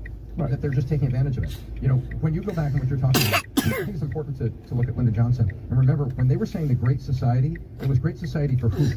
Because the government was our government has been actually pretty bad at getting Americans to move and change. They're pretty good at getting us upset, but they really don't get Americans, if you look at history, to really move and change. Our government has never really led, but our government has been excellent at being a catalyst of where they want us to go and to let us go. And to your point, they create this catalyst. You know, what they say with explosive, the explosive isn't the problem, it's the catalyst you put in explosive, so always keep those guys separate. Government has been the catalyst, and what you're talking about is what they did is they knew what they were doing, and they knew that these things would be a catalyst of changing behavior because they couldn't stand at the pulpit of government and demand that you change, but they could put things out there and sit back and watch, and that's what you're saying. Right, but I also realized that you questioned what are solutions. If you say that 70% of those families are raising children that are dropping out of school, it means 30% are not. What we do at the Woodson Center is we go into low-income communities. We go into the homes of the 30% to find out what is going on in those households. These are people who are raising children that are not dropping out of school, they're not in jail, they're not on drugs. They're confronted with the same economic circumstances. And so the question is, what is it that's going on there? Right, that's successfully exclusive. So that's why I fault conservatives also, is that they have been preoccupied when it comes to poverty, but only studying failure. Charles Murray and some of the others, all they do is talk about, okay, if people on welfare, let's take away the perverse incentives. I'm for work requirements. I'm for drug testing. But you can't stop there. What we do at the Woodson Center is that we go look for capacity. And so many of the people in the 30%, we need to hold them up and take what works from the 30% and expand it to the 70%. And that's what we do. But it's a moral and spiritual crisis, and it is not an economic and social crisis. But policy, be the left or right of center, takes very little into account of restoration, moral redemption, faith. And many of our kids who have been able to survive under the worst of slavery is because of their faith. But the whole issue of faith is not even a factor in supporting people's restoration. We have gone into some of the most drug-infested, crime-ridden neighborhoods where there were 53 gang murders in the 5 square block area 25 years ago, DC. We supported 5 young men who were ex-offenders who came to Christ and became redeemed. But they have the moral authority and the social trust of their peers. And so they went into these neighborhoods and brought the leadership of these kids who were doing destructive things. And they became agents of demoralization of these kids. And it's just like in the marketplace, only 3% of the people are entrepreneurs. They generate 70% of the jobs, right? Well, a lot of these organizations are social entrepreneurs. It only takes a small number of them. If you can change them and make them agents of a restoration, they can change the whole community. And we found that to be the case in this community called Benning Terrace. By just going in and reaching 16 kids who were leading predators and changing their values and their attitudes. How do you do that? By witnessing to them. You take some man who has been in jail, who has faced all the challenges from an abused household, and saying, you are not defined by the works of what you were. And I'm a witness that you don't have to stay there because you've been there. Where did the self-help mindset come from? Where did the self-help mindset come from? By looking at what we did in the past. In other words, what I've done by learning, if our people could, in the face of slavery and discrimination, build families and restore their communities, then all we've got to do is go back and take the values that served the interests of our people then and apply them today. In other words, taking old values and apply them to new realities, with the consequence that you can. But a witness is more powerful than an advocate, and experience will always prevail against an argument. I debated this with Hawk Newman. It's on YouTube for 1 hour. I didn't argue with him. I confronted his proposition with my facts and saying, if we were able to learn and close the education gap under segregation, why can't we do it today? And so that's what you have. But it's, we don't realize the power of somebody coming to a young man or young woman who has been engaged in antisocial behavior. Supply them with a mentor that witnesses to them to say, why don't you use your skill and talents to rebuild the community and not tear it down? So if you like this clip and you want to watch another one, click right here. And if you want to watch the entire podcast, click right here. Mental health effects of the current protocols promoted for the care of children and adolescents in the United States who express discomfort with their biological sex. This declaration was authored by the American College of Pediatricians, but really it was developed from the expertise of hundreds of doctors, researchers, and other healthcare workers and leaders who, for years, have been sounding the alarm on the harmful protocols that continue to be promoted by the medical organizations in the United States. Despite recent revelations from the leaked WPATH files and the recent release of the final report from the CAS review, these medical organizations have not changed course. So we are calling on these medical organizations of the United States. Patrick Bet David himself is sitting right next to me. My man. How are you, my man? It's I'm good to see you. good. How How you doing? I can't complain, man. I can't complain. First of all, how's life these days for you? Let me just get this straight, because we're sitting here in the aftermath of a presidential debate. You are unapologetic about who you're going to vote for, and you have been telling everybody and their grandparents, do you see what's going on the left, et cetera, et cetera. What has life been like for you over the last couple of weeks or so since that debate has taken place? Since that debate has taken place, I mean, this is probably the most, if we were to talk about a person who is the face of a league, in sports, you're a sports guy, if you were to say, what is the worst performance the MVP or the face of the league has had in a finals game, in a fight where you're so disappointed, who would you say, right? And no matter who you ask, left, right, or center, everybody will tell you this is the worst performance we've ever seen in the history of any presidential debate. Doesn't matter who you put up there. Reagan versus Jimmy Carter? No. This is Barack Obama versus Mitt Romney, the first go round? Well, Romney got it the second go round, and then Romney on the third go round. I was on a flight one time with Bill O'Reilly from Burbank to Vegas, and this was an event he was doing back then, I think, with Mr. Just like, I don't know, whatever the time is when Romney and Obama are going back and forth. And I said, hey, what the hell happened? Romney had the lead in second debate. Third debate, he got all stopped. He says, because Romney got feedback from his marketing team that single women voters don't like the way they were hard on Obama on Benghazi. He took that counsel and he lost. He could have beaten Obama, but he didn't go strong on the third one. No, there's never been anything worse than what we saw here. We've never seen anybody show up being able to deliver a single message, allowing Trump to have that one hit to say, honestly, I'm not going to lie to you, I don't know what he just said, and I don't think he even knows what he said. So now the real thing is going to be how quickly the DNC is going to be able to replace.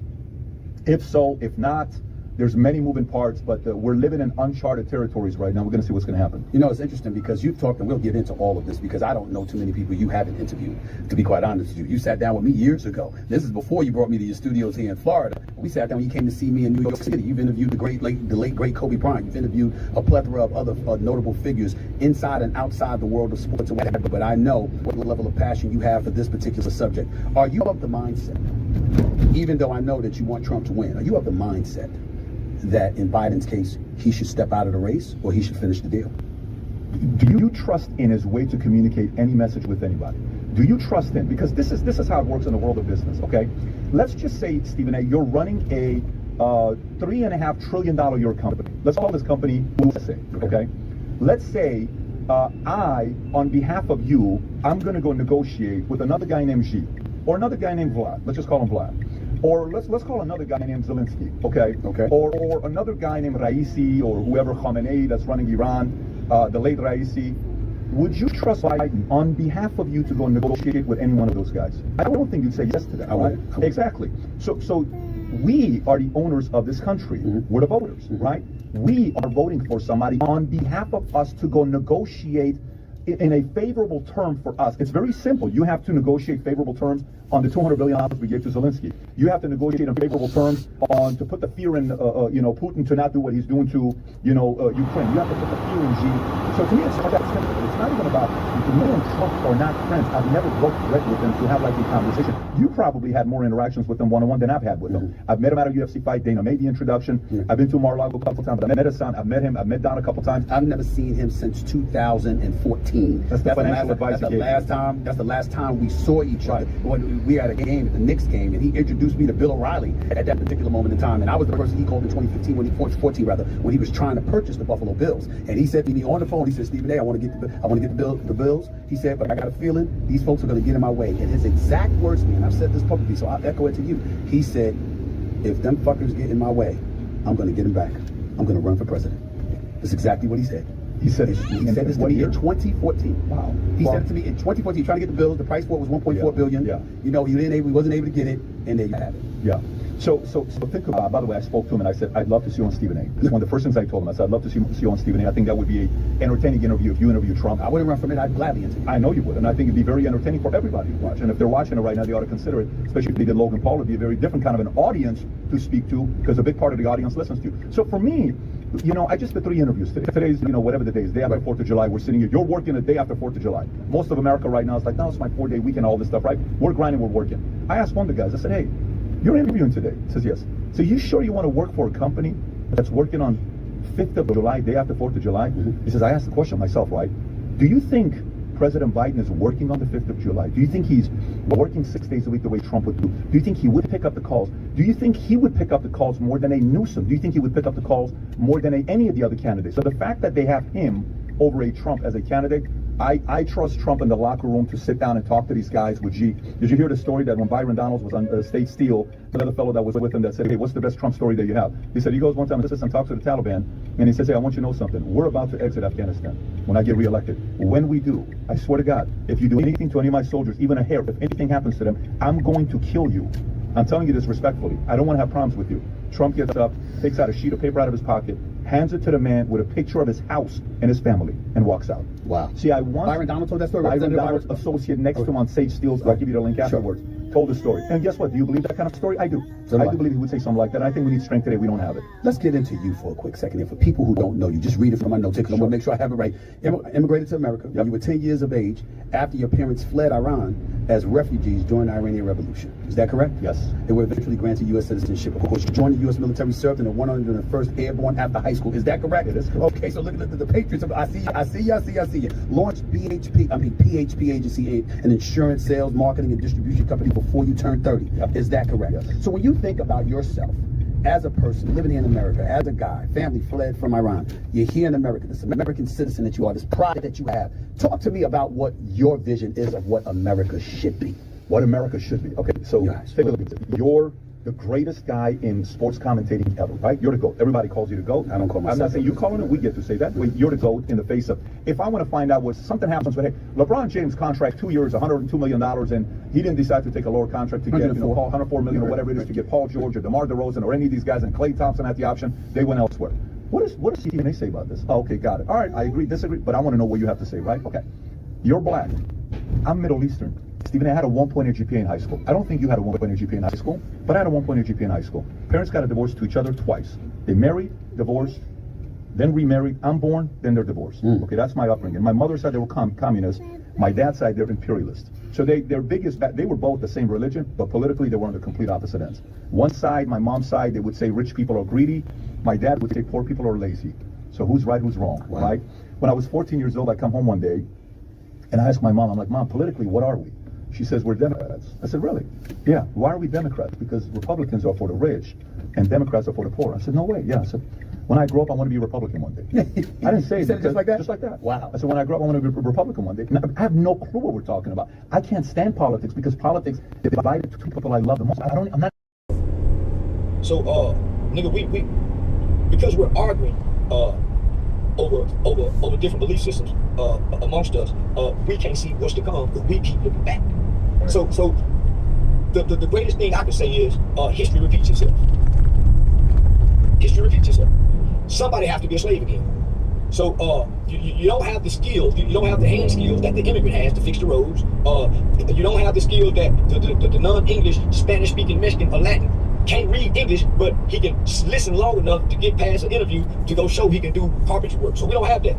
We don't know coding. We don't understand the algorithm. We don't understand content creation. We don't understand that when you make a video, it's not about likes and views. It's about engagements and impressions. All right. So we don't know that. So what else will we be left to do? Play basketball, football, or consume? We're already the largest consumers on earth. What's there left to do? Put them niggas back in slaves and chains. And that was leading to my next question is like, what I was saying too is the future is this, which is a dark future for black people. Yeah. If we don't figure out how to pipeline and create jobs, trades, and keep the dollar circulating within the black community all at the same time, just like the Jews do.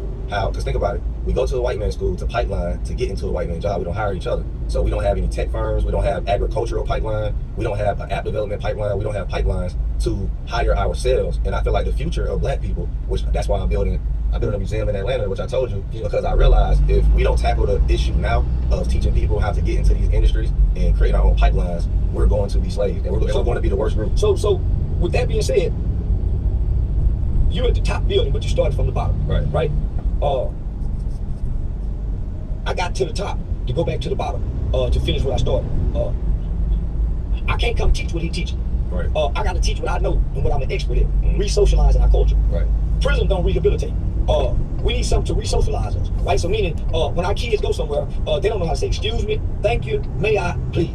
Right. So, can I see that? We try to finesse and hustle. We don't play fair with it. We want to get over. If it costs 10, we want to deal on everything. Right. So we have to be re-socialized in the way we think and how we see one another. Right. So now, nigga, it's so many components, because if we go learn economics, we still angry and resentful toward our father or our mother. We still hate our baby mama. So we still ain't solved the inner issues. Right. So that's why I keep saying, nigga, look in the mirror. Nigga, fix that motherfucker in the mirror. So one thing I can say about you, you're an honorable husband, you're a great father, you're great. So you got traits that you can stand before and fix. Of course. Right. It's a lot of niggas, they ain't right kind of men.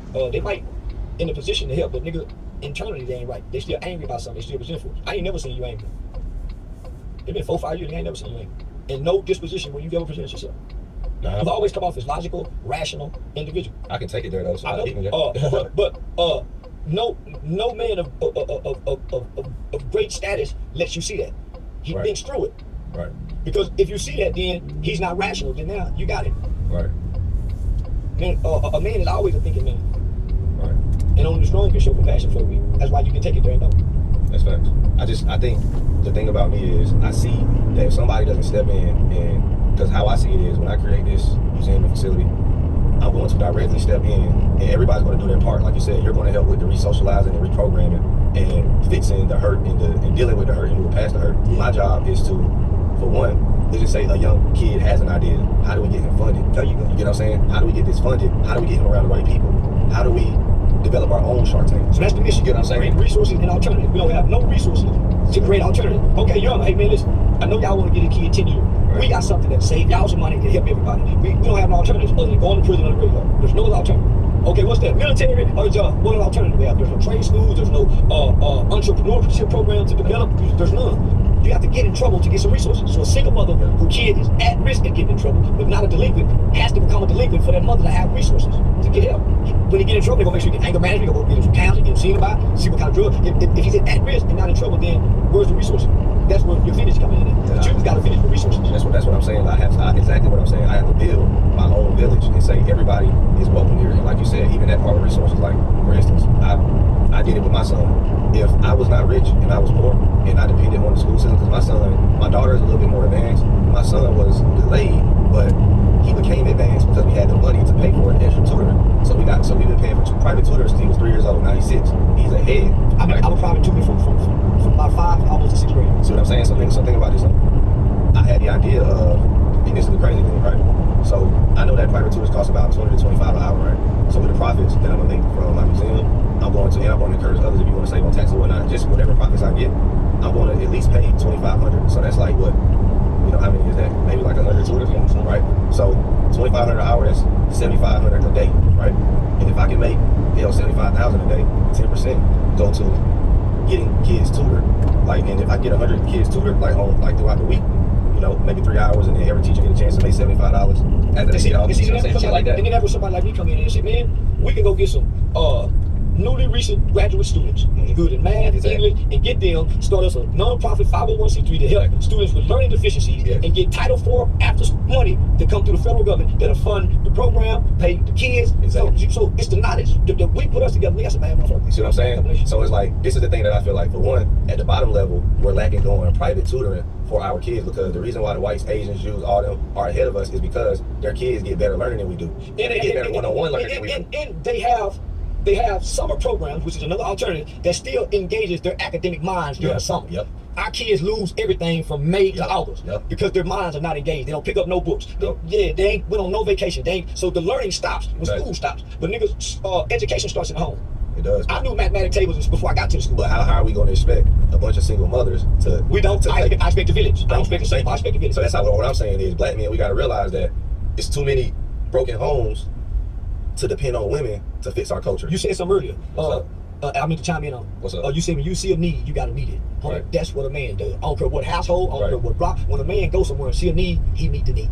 We need private tutoring. He meets the need. Because the reason why we need it, in my honest opinion, is like you said, like, it's too many young black boys who could have been something but lacked the foundation in the beginning. So nobody sparked his mind to be smart. Because at the end of the day, and let me ask you this, do you believe that it's certain people who can't learn in the classroom setting, but they're better in the private setting? I'm trying to say. Everybody know, all teachers and instructors and professors and academic people know that there's different styles people have to learn. Right. I may be auditory, you might be oral, so I can see it, hear it, and know it. You might have to write it down. So we all receive and retain information different. If you look at the America's educational system, it's broken and it's been failing for years. If you go by state to state, they fight over the education budget, which is one of the biggest budgets in every government, right? They're failing. So it's not about our kids learning. So it's not upon the school system to learn. They say it takes a village. Where our village is, man. Right. So I see you being in the village. I see I'm doing it, and all I'm doing is I'm waiting. And the thing is that I want people to understand too is I'm trying to rush this shit. East Point is holding back the permits, and I'm telling them, look, I got this mission going on, but you know how this shit go with politics. They want me to, well, you didn't invest in my campaign, or I'm running for mayor, so you gotta give me $5,000. So I had to go through all that. It's called breezing poem. You know how to go. Paying to play. You know how to go. That's where the nepotism comes in. Yeah, and it's all black people, by the way. Nepotism. Yeah. Everything in black people world is nepotism. Meaning, if your family don't know this person, you don't get in that. You can't get in that spirit. No. And that's what's hindering us. But I'm trying to tell them, look, I get it, but I got this mission. At least let me build this shit and work on it. But they like, look, until you scratch all our goddamn backs, we're going to goddamn take our time. And I had to do it. I understood. I was like, look, that's all you had to say in the beginning. At the same time, I'm on this mission. The problem you're trying to solve hurts a lot of funding in other places. There's a book that's called The Revolution Will Not Be Funded. Right. It's written by the Women's Jewish Council. And it breaks down the intent and the purpose, the sole purpose of what nonprofits were created for. Right. It was called the Nonprofit Industrial Complex. Every politician has some money that they can use. It's called a pork project. They can say we finna go study grasshoppers fucking and dedicate $2 million to it. There's a lot of aid that go outside of our country. The aid that we need benefits capitalism, but it keeps us in destruction. Our pain and our problem is monetary gains for systematic institutions in America. Well, even Rockefeller said he doesn't want a nation of thinkers, he wants a nation of workers. And I feel like once I understood how this nation is ran, I'm like, okay, if they don't Common Core education, who the hell gonna be the police officer, who's gonna flip burgers at McDonald's, who's gonna work at Verizon, who's gonna work at all these Fortune 500 companies that's on the stock market that they themselves invest in on every dip. So all the circulation. So it's the Chinese Americans, it's the Russian Americans, it's all the foreigners who was here, that grew up with us in our educational system, who went to school with us but really don't understand our culture because we're not taught in schools. Right. Everybody else is. Right? So they're gonna be the police officers. They're gonna be the firemen. That's why you see now President Trump is calling for them to come on. Yeah. They're not calling for us. They're not saying let's get rid of these immigrants and get these jobs back to our niggas. These are good paying jobs our niggas once had that the immigrants get. You think real Americans is building that building right there? I watch them every day. Yeah, hell no. Those are immigrants who can barely speak the language. So they're not championing for us. They're not advocating for the niggas to be put in a better position. That's what I'm trying to tell niggas. We gotta save ourselves. We have to create a pipeline for ourselves because no one's coming to save us, and we gotta stop begging and asking them for laws and talking about let's vote on this one. They told us they wouldn't go save us. They saved us out of slavery. Right. They came back. They saved us by giving us civil rights. Okay, y'all on your own now. They're not coming back anymore. Right. They said, if you read their documents, if you read the arguments in Congress, from now, they're not, they I think maybe 10 years ago, they revoted, they extended the rights of the civil rights. They're not coming back to say, we on our own. And they clipping us when we were in the race. It's every group for themselves. Yeah. So we have no ally. The greatest ally we have, homie, to sustain us is try to find some kind of way to create an import and export outside of America. And the ideal relationship is Black Americans and Haiti. Haiti still have their land. Haiti still have the same resources in the ground, if not more than what Africa have been taken out of. They still have their resources. Haiti have even said, man, y'all come over here. We can grow food over here that Haitians can't, right? Haitian own Gildan, which is a textile industry that produces $1 billion and some a year. Who fucking with textile more than niggas? We wear clothes, we make shirts, we need to be, Trump took it out of Mexico, gave it to Haiti. We supposed to be going over there trying to build some kind of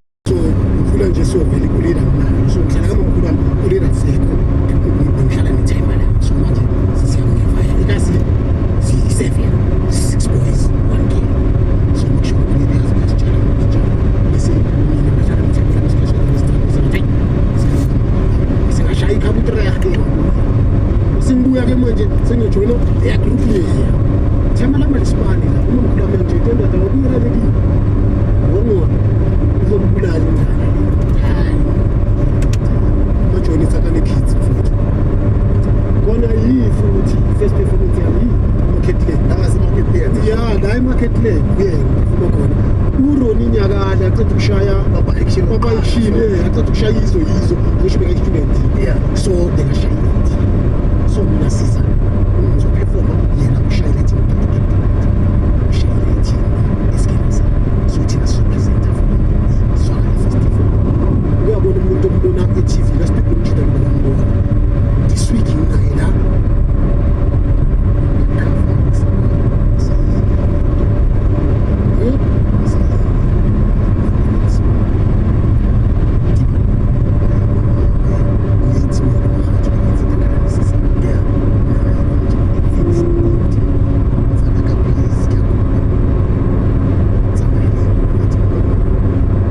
ngikhula nje vele soloku-ke ngiza nayo-ke ngijoyina-ke ama-community group after Tsakane Kids ngaya eBitsini embizeni cultural academy Tsakane saba ne-collaboration ne-Love Life and then after lapho ngeza e-YIT which was Hotzo House. Yeah, so e-Hotzo House kula-ke bengibona khona ezibaya nawe-ke lapho ngisakubonile nabo Alfred Ntombela nayenetana yena so abantu ababhaya ngabona lapha ngabona nala market yethu namhlanje uzobona but then umuntu vele uku-theater because after yona ngavaya ngihlala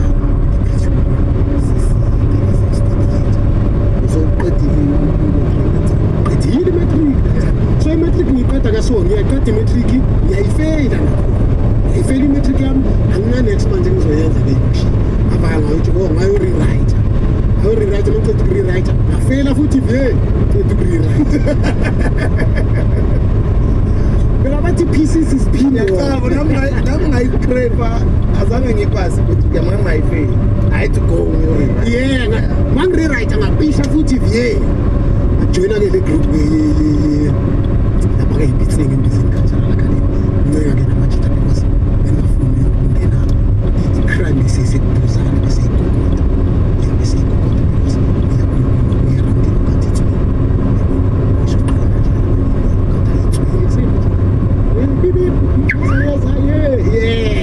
uqala ngaleyo nini wuwe bese uyabona eyi why because ubeka i-history yakho yabonta ekhaya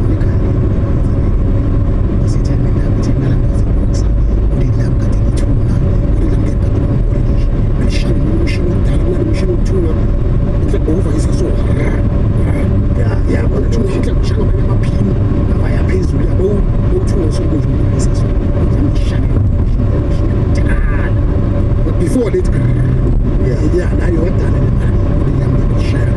so family yami beyineki history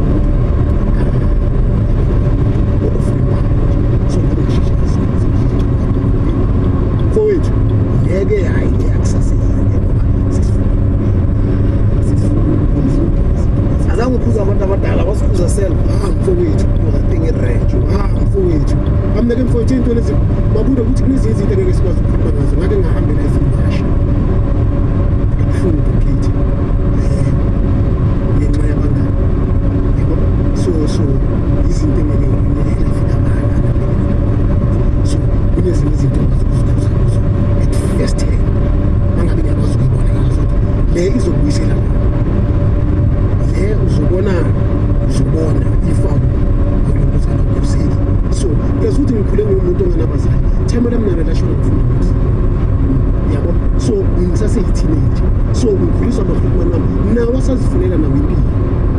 ukhuliswa umuntu okhulayo yeah ama-grootman mina mfowethu ukuyabona ukhulisa umuntu ongasipani naye usafuna isipani naye usafuna ukuzidiscovera ezumjika nawe ngabe uyamcela yabo into enguyake ekhaya kanjani yeah so if uya uzikhuza akekho uzokhuza ngoba ne-grootman yakho nayo idinga umuntu ozoyikhuza yayibona so if kuya ukhona-ke ukuzikhuza hard luck uzofunda njengathi uzowakho uzolimala uzosha bese uzokwazi-ke ukufunda ukuthi eish le so kunama-saying abantu abajwayele kwasho ukuthi if abakhuluvayithanga yes phila ngalezo if awubabizanga ungayi mfowethu ngeke ufe angeke ufe akupheli cabanga kunomuntu bekajabula ngo-2010 athi feel it is here kodwa thina this year besinenjaya ukasting uzamkazana esimini nabayana ebantu sobona ukuthi kumnandi kufana khulu kusa DJ Sibuda la usazoyenza usazoba kumini mfowethu ngeke kufana usana legend sometimes nazithi Pitori zithini zikumamelodi or zithi-Atteridgeville zithi social group or zithi down zithi sosha mfowethu kodiji khabo awuthiyamulinela mabra ne ke tsena go di-age central yeah ne ke nna ko kasengwa ba re ke via Philip ne ke tsamaya ke feta Valman le Bible School ke thewa ke feta transfer nyalenza ntse ma-age ngiyayicanda social uhlome majini kodiji makala ne ke thewa awufika TT ne ke thewa mo vilakazi engine garage phume Joes ngiyayibona yeah bese ngene ke ngamagogo Innocent awuchama nomusegrace awuchama shout out to you yahasile blind Innocent ke mavuso ngawayinta kibo ke but ngicala ngahlala ubayanda sithele ngibonakala sithele into spaces so ayanda siyabonga njani mfowethu akwande la uthathe khona uthatha you know the story yazi ukuthi sibuya kumhlaba wonke jikelele so ayanda sithele ke bangibiza ngahlala little flat esingasuka khona ayihlala eDamoto eseleni dumile ke eSunnyside yeah ngihlala eSunnyside manje eDamoto noma kwenye out bathi bush ngifaka uTheko ratuna ngifaka la utendo kancane la ngihlala eSpa so ngiyatravel every day stay theater until Innocent better boy so mina ngilezi yesibuda bengingokunyamalala ekhaya uthethe unyamalala unyaka wonke mara ngihlala 3 months ngihlala 3 months kabani ngihlala 4 months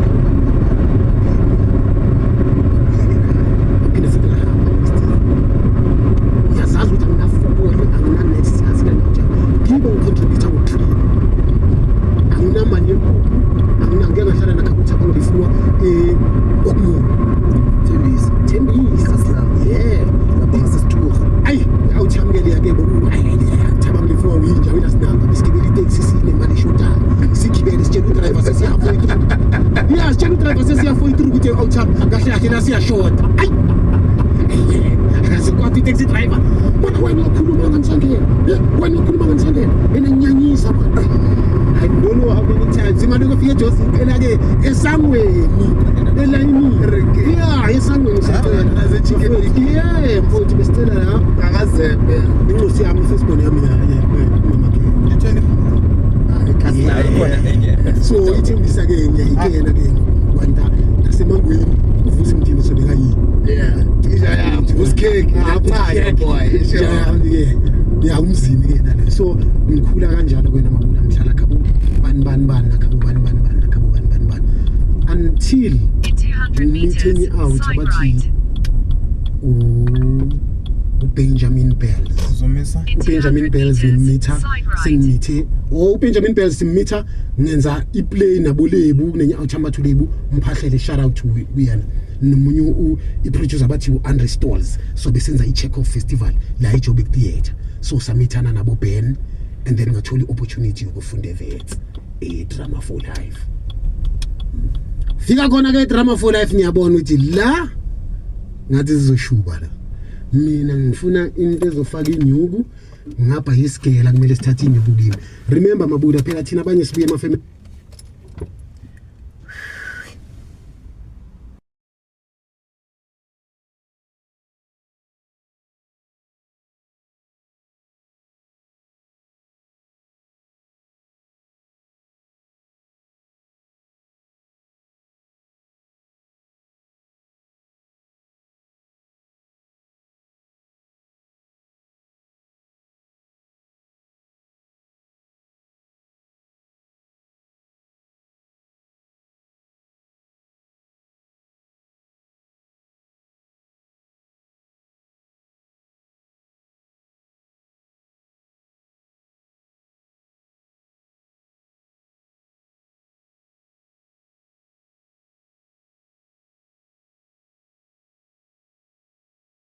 the assessment of evidence in the court of public opinion is the least robust. So people come to quick conclusions about who's an angel and who's the devil. And when we look at what we've heard so far, it is becoming increasingly difficult to decide who's lying and who's telling the truth. Because I think in one of our conversations we said that in the absence of a rebuttal and cross-examination, people are compelling. And now what has happened is that we heard the first round of allegations. Let's say the first round of allegations by Mkhwanazi, and those who have testified in support of those allegations. They were compelling in the absence of a rebuttal and cross-examination. Sure. We're now in the middle of those who were accused or against whom allegations have been made, giving us the other side of the story. And when you listen to some of them, they themselves are compelling in the absence of a rebuttal or cross-examination. So it's becoming increasingly difficult to decide who's lying and who's telling the truth, or who is not telling the truth and who's telling the truth. Now, in an intelligence environment, let's take one example. Brown Mukhosi says one of the things he was investigating is an allegation that the king of the Zulus, Mrs. Zulu, and Mkhwanazi are CIA agents. Now, of course, in a court of law, it would be much more difficult for Brown Mukhosi to prove that than it would be, for instance, in the court of public opinion. Because one of the ways in the court of public opinion in which you decide whether evidence is compelling or not is our attitude towards those who are accused. In an intelligence environment, one of the things you have to do is to distinguish between a risk and a threat. A risk is more in the medium to long term. A threat is more imminent. Now, if I get evidence against you in an intelligence environment, what I must decide is whether this evidence belongs to the paradigm of a risk or to the paradigm of a threat. If it belongs to the paradigm of a threat, it means it is what we must neutralize is more imminent. Now, you are not going to use the methodology of a court of law to come to the conclusion whether this threat is real or not, because you don't have that time. So what you are going to do is to say, is this a risk? Is this a threat? If it's a risk, you can give yourself more time to investigate. If you come to the conclusion that it's a threat, you will say to yourself, it's imminent. And therefore, you need to put in place an intelligence project to neutralize the threat. But another thing, we tend to confuse information with intelligence. There's a difference between intelligence and information.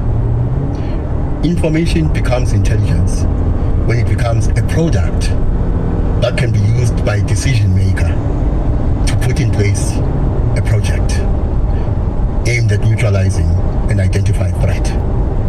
So intelligence is a product that a policy or decision maker can use to neutralize threats or to activate an intelligence project. Information is just that, information. It must still be converted into a threat. So if Brown Mukhosi says Mkhwanazi, he was told, is a CIA agent, until that information is converted into a product we call intelligence, it remains nothing more than information that must still be converted into a product we call intelligence. Because of course, you don't want to be provincial commissioner of a province to be a CIA agent. You also don't want the king of the Zulus to be a CIA agent, because that poses both risks and threats. And therefore, when the information arrives, one of the conversations that must happen is about turning that information into a product you call intelligence, on the basis of which you can institute a project and then neutralize the threat, or make sure that the risk does not become more imminent and becomes a threat. So we do need to distinguish between information and intelligence. And when I listened to Brown Mukhosi, I got the sense that he was not distinguishing between information and intelligence. And that is why under cross-examination, particularly on the allegation that Mkhwanazi and the King are CIA agents, he struggled. And that raises another question. It raises doubts about his claim that he's an agent. Because when you listen to him, the language is that of an agent. He talks about things like legend building. Misdirection, and that language is language used in an intelligence environment. So if you limited yourself to the language he uses, he is an intelligence operative. But when you listen further, you then realize that actually he cannot distinguish information from intelligence. You can also blame his handlers in that respect. That you are my handler, as many people think, by the way. Well, they don't know who's who. Who's playing which role? Because apparently you're also my handler. So. No, let's keep it that way. Because one of the things you deploy in this environment are deception and counter-deception strategies. There you go, legend building. Yes. So, yes, he uses the language of the intelligence environment. But when you listen more and more, you realize he can't distinguish between information and intelligence. He treats information as intelligence, and he institutes a project on the basis of information that has not been converted into an intelligence product. And when you look at him that way, you then begin to doubt whether he is an agent, the agent he claims to be, or you begin to doubt the skills and knowledge of the handlers. Because when I listen to him talking about his handlers, I didn't get a sense, first of all, of what the strategy was behind his recruitment. When I listen to the decision he makes himself about who and what to investigate, I didn't get a sense of what the strategy was behind that decision. And that raises questions about whether, in this environment, qualitatively, we have the right people. So if Brown Mokgotsi is emblematic of the quality of agent in our crime intelligence environment, we should be worried. Absolutely. Then it's no wonder that we have a massive crime problem. Exactly. What did you make of Kat Maklala's testimony before the ad hoc committee? Because since we've spoken, as you say, we've now heard from Brown Mokgotsi and Kat Maklala. These are two crucial pieces of the puzzle. Well, Kat Maklala is an example of something else which worries me as a matter of national and state security. I remember in government we had an HOD, a DG, who used to say to us, the rules exist to protect us from ourselves. You have ministers, you have commissioners, you have lieutenant general, senior officers in the police who have no problem with having meetings with someone like Matlala. Which means they don't understand the link between the personal and the national security. That is why, for instance, in the Soviet Union, the moment you were appointed the secretary of the party, immediately they put in place measures to protect you from yourself. I'll give you a wild example. Let's say the comrades know that you tend to leave no skirt unturned. So they know that they need to protect you from that weakness. Because you may compromise state and national security when you become a victim of a honey trap, for instance. Or let's say you love money, you have a weakness, you love money. You must be protected from yourself by making sure you don't fall victim to people who lure you by using money. And this is a pertinent example, because it's very clear that in the upper echelons of the police service, you have people who are easily lured through money because that weakness has not been managed. And so when you hear former Minister Ted, General Sibiya, and of course we heard recently that Mkhwanazi himself met Matlala. we are witnessing the death of international law as it was conceived in San Francisco in 1945. Begging the question, is the UN relevant, or it should be re-examined in the same way that the League of Nations was? As for Venezuela, I think the President of the United States has been very clear. Ours is diplomacy, and is an insult to the word diplomacy to talk about diplomacy in this context, is that we will get your resources. Hear him say, we have companies that are going to exploit the resources of Venezuela, and we are going to ensure that the resources and the funds realized will be helped to grow Venezuela. We are going to run Venezuela. If one doubted that colonization, classical colonization is back, it is. And Trump is saying it without mincing any word, without batting an eyelid. And Venezuela, in my view, is a test case. If I was in Colombia, I would be very worried. Because he is saying, you are facilitating and he's the judge, jury, and execution. It is a sad day for international law. It's a sad day for the question of sovereignty and equality of nations. That a country's head of state can be blacked out, handcuffed, and taken to a foreign country to face charges. However legitimate it is sad. But as I've already indicated, it is with President Noriega in Panama, Saddam Hussein, Muammar al-Gaddafi, and even as early as 1903 with Panama, one may even say with Haiti, Jean-Bertrand Aristide. Dangerous times, sad times, the law of the jungle, survival of the fittest, and the dying of the least suitable. In my view, international relations is very nuanced. Because what would they do? Would they invade the United States of America?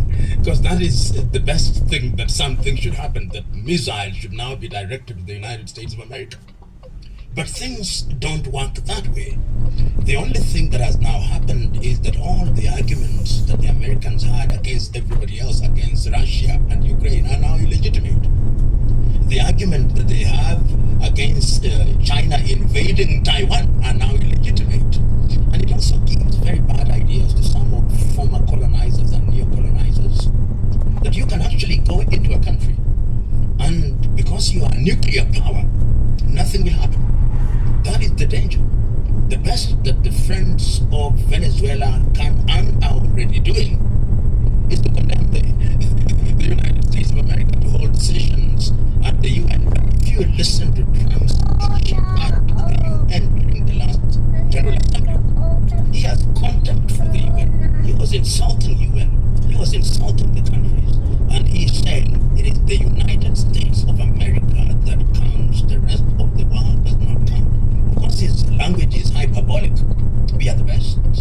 We are the leading. Our military is the best. We can do things that no other country can do.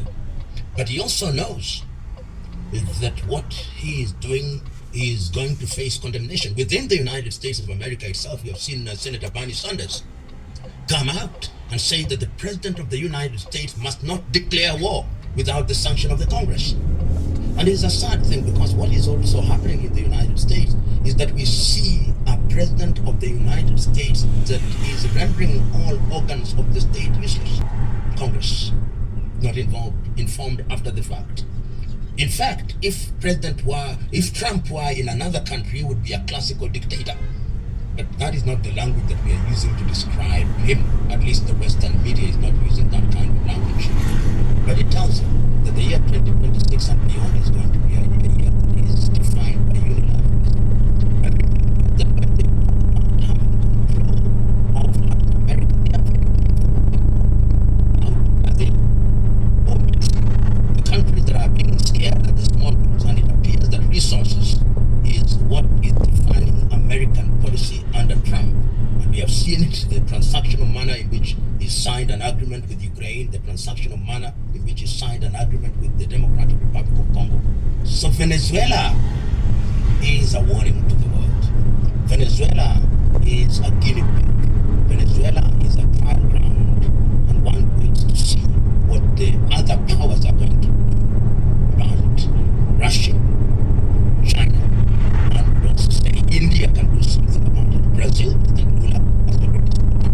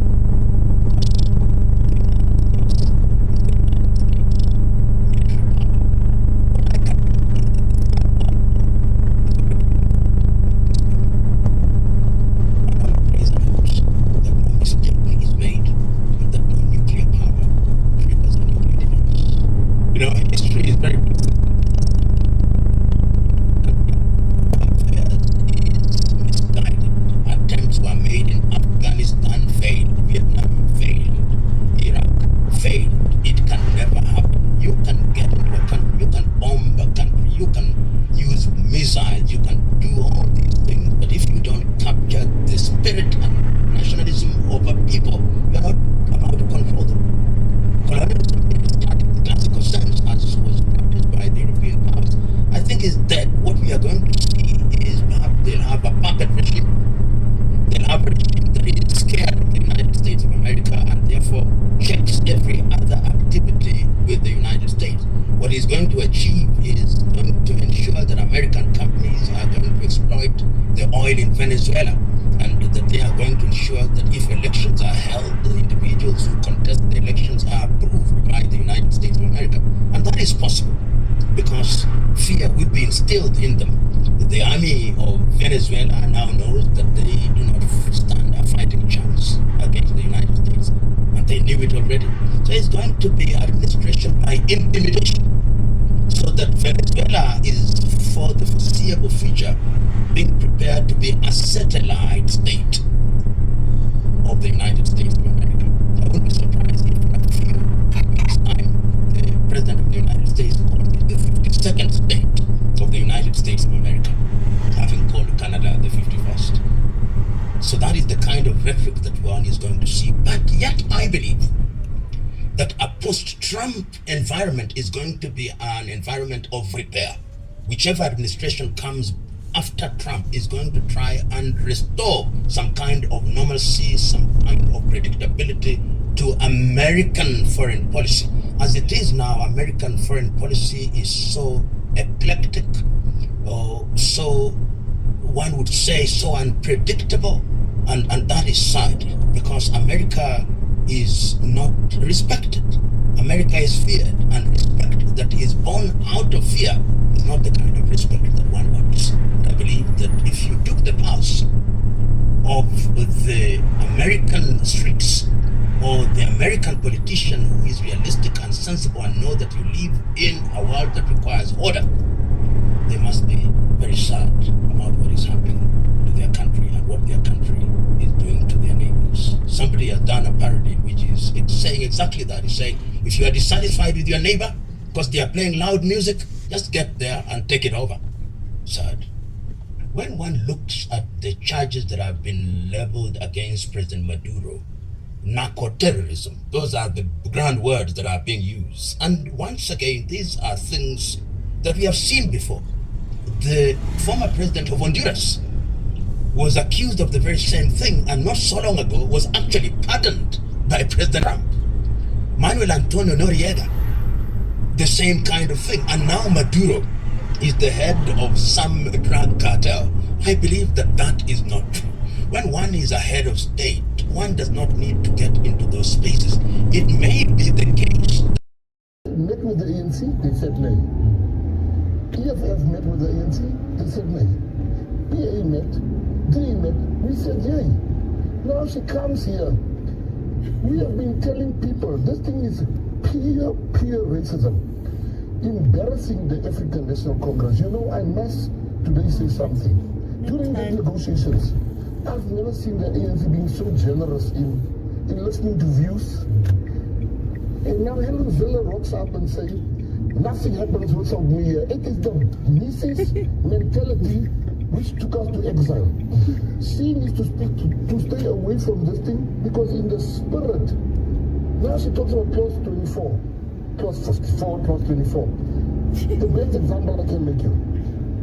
If a girl, if you decide to marry a girl, the two of you say we're going to get engaged. That's what happened here. The intent is to get married. If that marriage doesn't happen, what recourse does that girl have? She can go to court. She can go to court. The court can fine me for not marrying the lady. But the court can't instruct me to marry her. That's the same thing happening here. She talks about the clause. This is a statement of intent. How are we going to form the GNU? When the GNU gets formed, it will then give life to the document. It will then. Now they want to make Fikile Mbalwe like he doesn't know what he's talking about. She didn't read this document properly. My brother, that thing means nothing. And another thing that she said, that she seems to think the ANC doesn't also understand, and I'm interested to hear what your interpretation is as the Patriotic Alliance. It's clause 19, which is about sufficient consensus, because it talks to the parties representing 60% of seats in the National Assembly.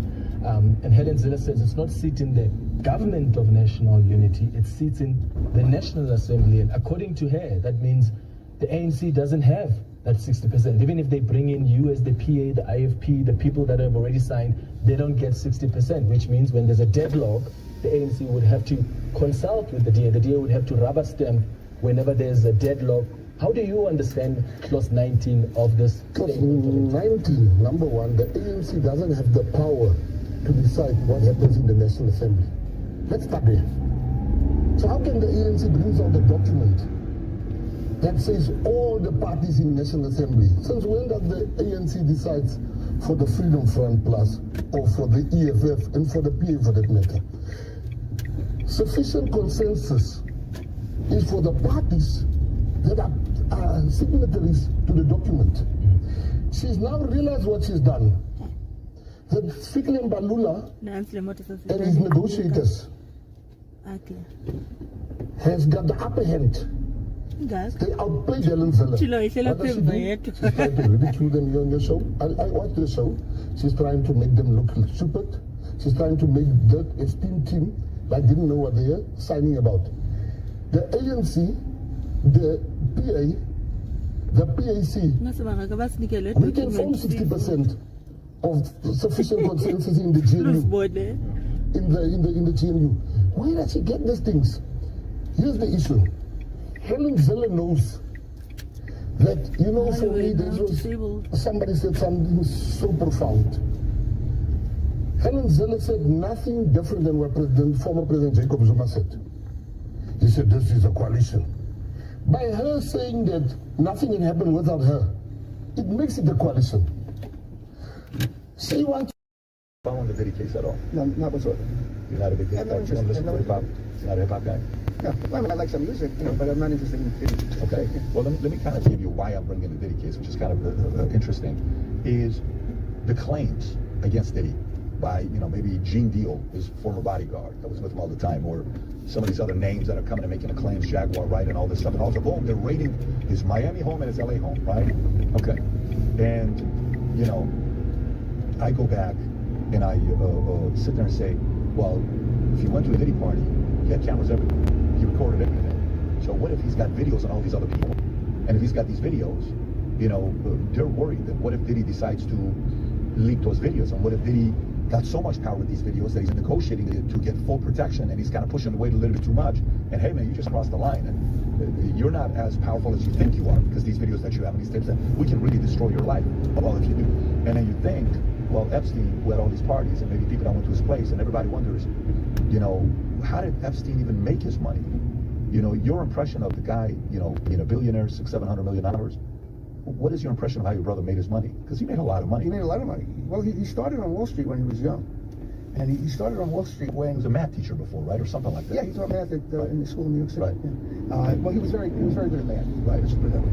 And he was on Wall Street in the days when Wall Street was like the Wild West. And he started corruption going on. I remember we were still living in Brooklyn, and he started on Wall Street. And he came home one day. This got to be in the late 70s when he started. And he said to me, I'll never forget, he said, if the general population knew what was taking place on Wall Street, there'd be a revolution in this country. That's a direct quote from him in the late 70s. In the late 70s? Yeah, when he started on Wall Street. You know, he was like the youngest partner on Wall Street, when he became a partner in Bear Stearns. Got it, yeah. And all the corruption going on. He looks like a skinny Lou Ferrigno here. Yeah. I don't know if you know, Yeah. does he not? Am I like the only one? Absolutely. Put a Lou Ferrigno next to him, he looks like a Lou Ferrigno twin. That's why I'm laughing, because it's so true. And young, yeah. Oh my God, he looks just like Lou Ferrigno. No relation, right? You guys did? No. Yeah. Wow, that was a little too close. Look at that. That is wild. It's very perceptive on your part. Yeah. So, okay, so late 70s, it says if the market knew how much corruption there is. Is it pop? That is wild. It's very perceptive on your part. Yeah.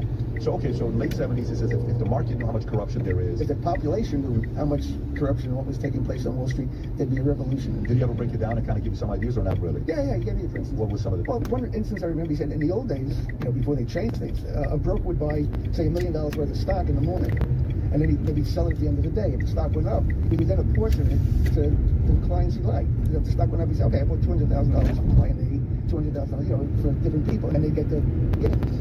And if the stock went down for some reason, he can give the losses or whatever you want to give the losses to.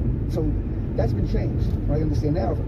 Well, brokers not really around. They used to be. Everybody's doing their own work. But then when they changed it, when the broker bought the stock in the morning, he had to declare then who he was buying it for. So then if the stock went up or the stock went down, those people got the gain or the loss. He couldn't then give the gains to Jim's and the losses to the So that was like just one simple example of what used to take place. Anything else he told you or not? Well, yeah, then he actually hooked up with an attorney, and they started going after brokers that were ripping people off. I remember there was one case, I don't know who the client was, but the guy gave a broker $3 million to invest. And after a number of trades, the money was gone. And the broker basically said, well, we made 10 trades and they all lost. Now, Jeffrey was a mathematician, and he knew that statistically, it's almost impossible to lose 10 trades in a row, just like it's almost impossible to win 10 trades in a row. Like the odds are kind of the same. So when he sees that every trade was a loss, even if you did it randomly, you're going to get some gains. So then they started digging into this, and they found that there was a lot more trades made, and money was mishandled, and they would go after the broker and reclaim money. And whatever the money they reclaimed for the investors, they got 50% of. So they made a lot of money reclaiming money that was basically stolen from investors. This is what used to take place. So what was? But I mean, all of that stuff is great, but Mark, to go from $500,000 here, $1 million here, $2 million here, $3 million here, $5 million here, $10 million here, it's hard to make 6 million. It's harder to make $1 million. It's harder to make 10 million. $600-700 million. How do you make that kind of money? You make good investments. Do you know any one of the best investments he ever made? That he made? I don't know anyone in particular. I know. We didn't talk too much about it, but I know at one point in time he owned one of the owners, if not the owner, of the company that made football helmets. I think it's Rydell. They make all the sports team helmets. He bought that company, they were in trouble with everything, and he eventually sold it and made a lot of money with that. I don't know the details of it, but I know he sent me a helmet, so I knew that he actually had the company. Who is this one guy that we did 2 stories on? The one billionaire that said he paid $120 million of consulting fee to Jeffrey Epstein. Oh, that was Black. Yeah, that's Black, right? Yeah, because I heard that on the news also. Yeah, Leon Black. Can you go up and just put Leon Black and put Epstein? Leon Black, Epstein. For estate planning is what I remember. Estate planning. He said he spent there it is, okay. The billionaire paid Jeffrey Epstein paid $158 million for tax estate planning. Look, you're smart, okay? And I would use the word astute. Who the hell has ever spent $158 million on estate planning services? I just did estate planning. And I know some of these estate planners that are the high-end estate planners that deal with billionaires. I was at an event a few weeks ago. Only 60 billionaire families were invited. I was there myself. We're at a Goldman Sachs event. It's in Newton, Chicago. It was a very intimate event. And even those guys use similar estate planners that you go through, and you can do unique ways of doing it, the irrevocable life insurance trust, the ILAs, all the stuff that you do, okay? You want the world to believe Leon Black gave Epstein $158 million just for tax planning services? If you're enjoying this interview as much as I enjoyed doing it when I was sitting with him, you may want to order the shirt already, because the word allegedly is used a lot in an interview like this, and it's right, you can order the shirt. Last time we launched the allegedly, we sold out in no time. And trust me, it's very interesting, the looks you get when you're in the airport, at the gym, you get a shirt on that says allegedly. People will come and smile at you, laugh at you, but many times they'll say, where did you get the shirt? So pause the video, place your order, and then go back to the interview. If you want it, it is going live on social media. Make sure you stick around so you see it there at 5. After this, I think that Trump needs the presidency to protect him from Beyonce. And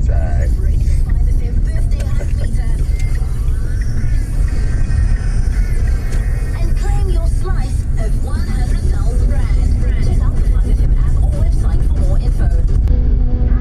So back is a slave to the ball. Is at a dance party with Beyonce.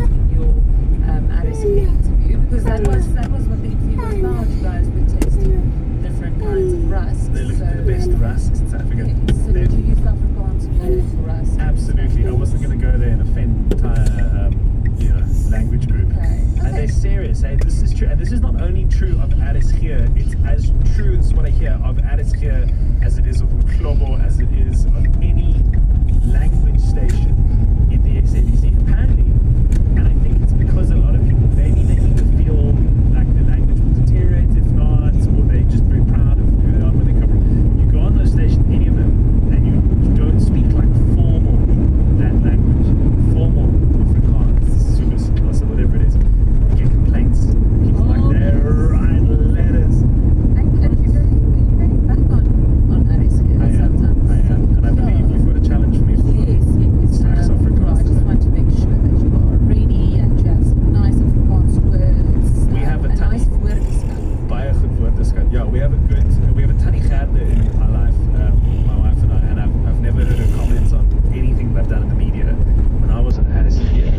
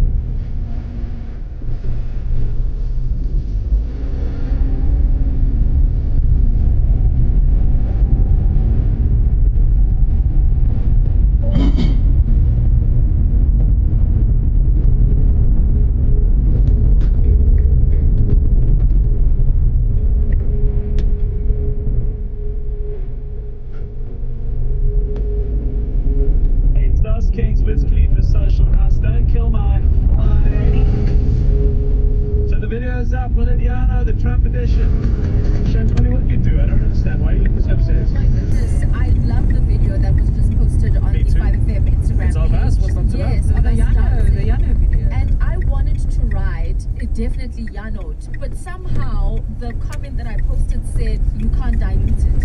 I think that works. No, it does not. So I'm trying to delete the comment, but I don't know how to do it.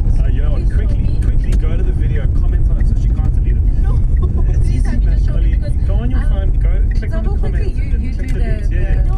the hold it. Just with my like the iPhones. Go comment indefinitely, honest. Oh no, it's there forever. I actually can't do it. Oh no, it's not. Okay, you grab it and you can delete it. Look here. Thank you. Okay, the first you go back here. Oh, okay. Oh, you search for go. You see, it's tricky. Well, I know how to do it. I just don't want to. I don't like go into your search history. You know what I mean? Oh yeah, please don't do that. After you, don't worry. Okay. No one's gonna think. Everyone's gonna think you're cool. Okay. You're still super cool. Okay, but can we delete it? Yes, you can. Of course, you can delete it. Unless South Africa goes, no, you can delete it. Go watch the video. Drop us a comment. Let us know what you think we should Yano next. A traditional leader killed and 6 matrics raped in the Eastern Cape. Coming up in your sport, live cricket action, day 2 of the second test. The Proteas are already 3 wickets down in this morning's session against Bangladesh, 410 for the loss of 5. Plus, Orlando Pirates making 6 wins from 6 to extend their PSL lead. I'll have more of those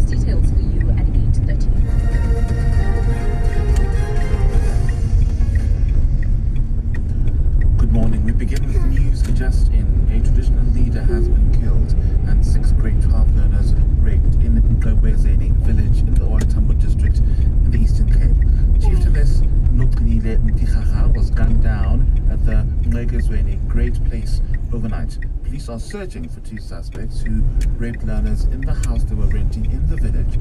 It's not clear if the rapes are linked to the murder. To this now, Municipal Workers Union SAMU in the Free State has called on the Finance Minister Enoch Godongwana to review the national model of funding.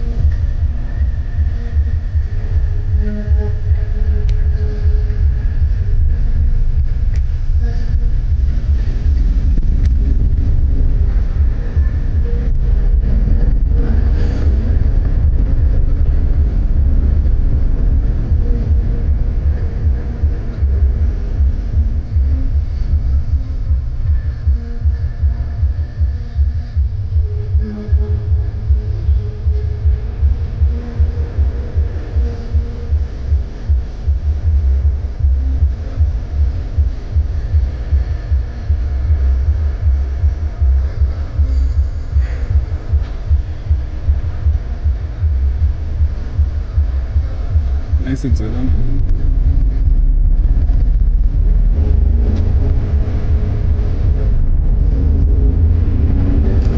Doesn't when you need to join the meeting, the money like what?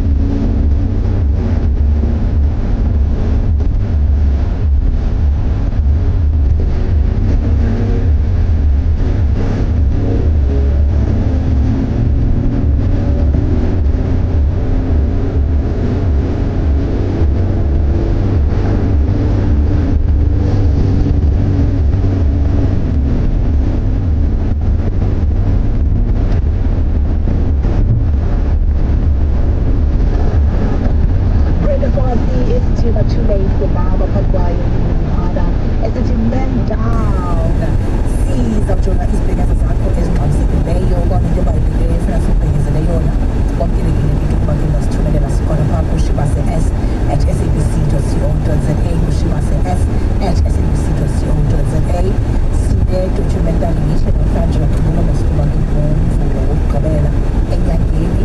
Documentary yethu ke ikhona silungiselela nayo yonke phaa nge-10 to 12 uzafumana ke ezichaphazela uluntu.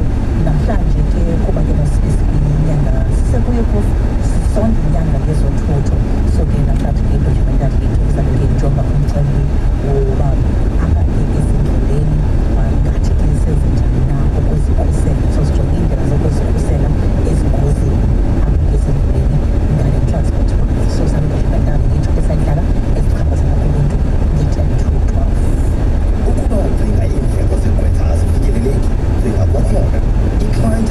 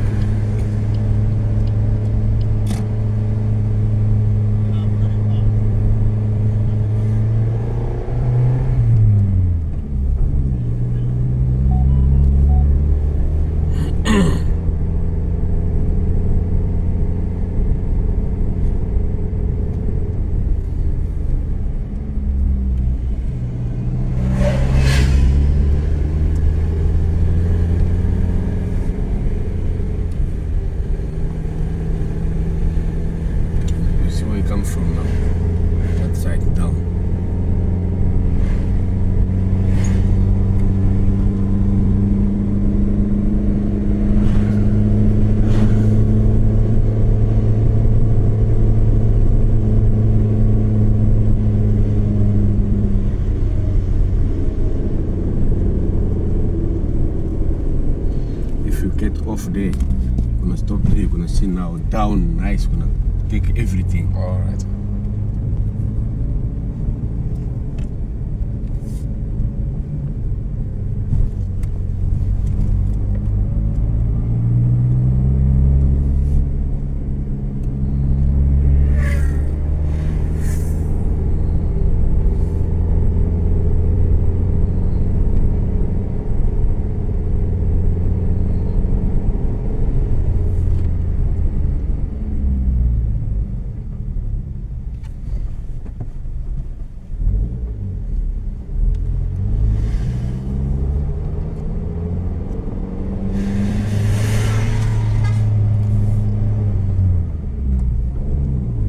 In 600 meters, drop off on the left.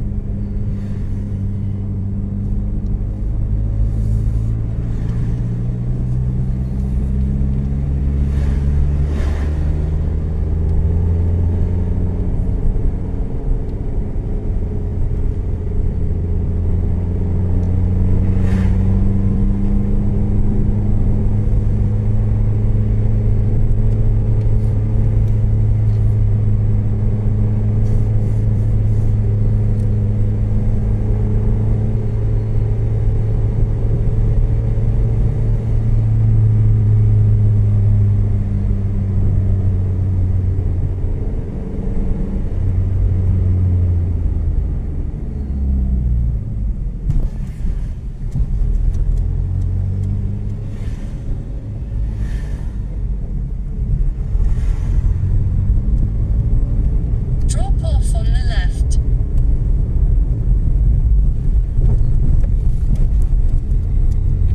Here now you sit down. Now you take everything.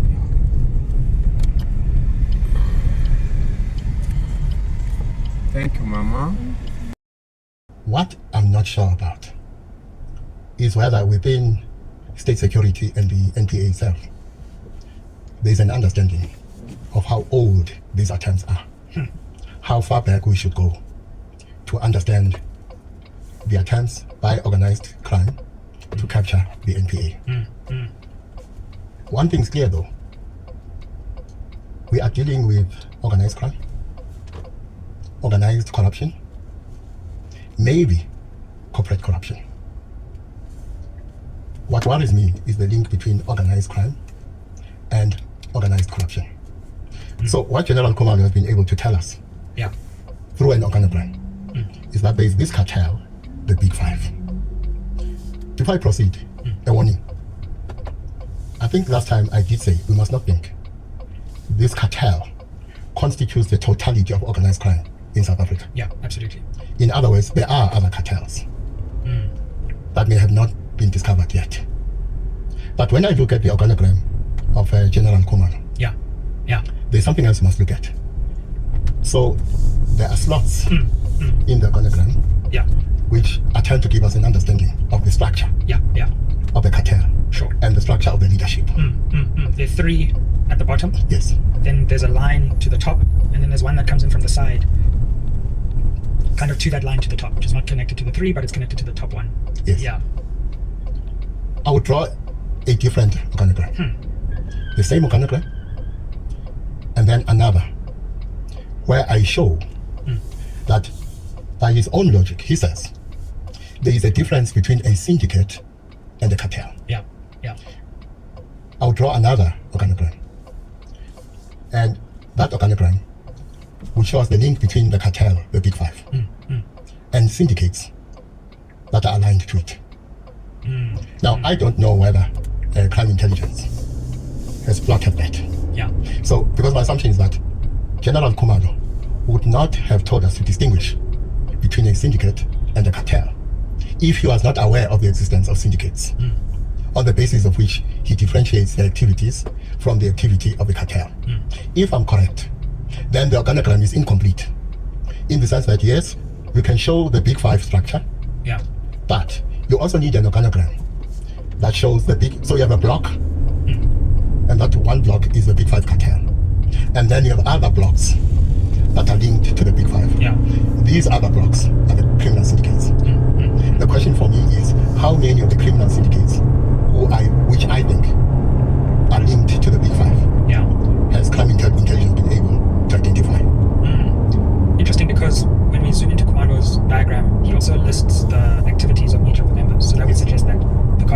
syndicates that could be linked to the Big Five operate in those different spheres. We had hijacking, there was contract killing, etc.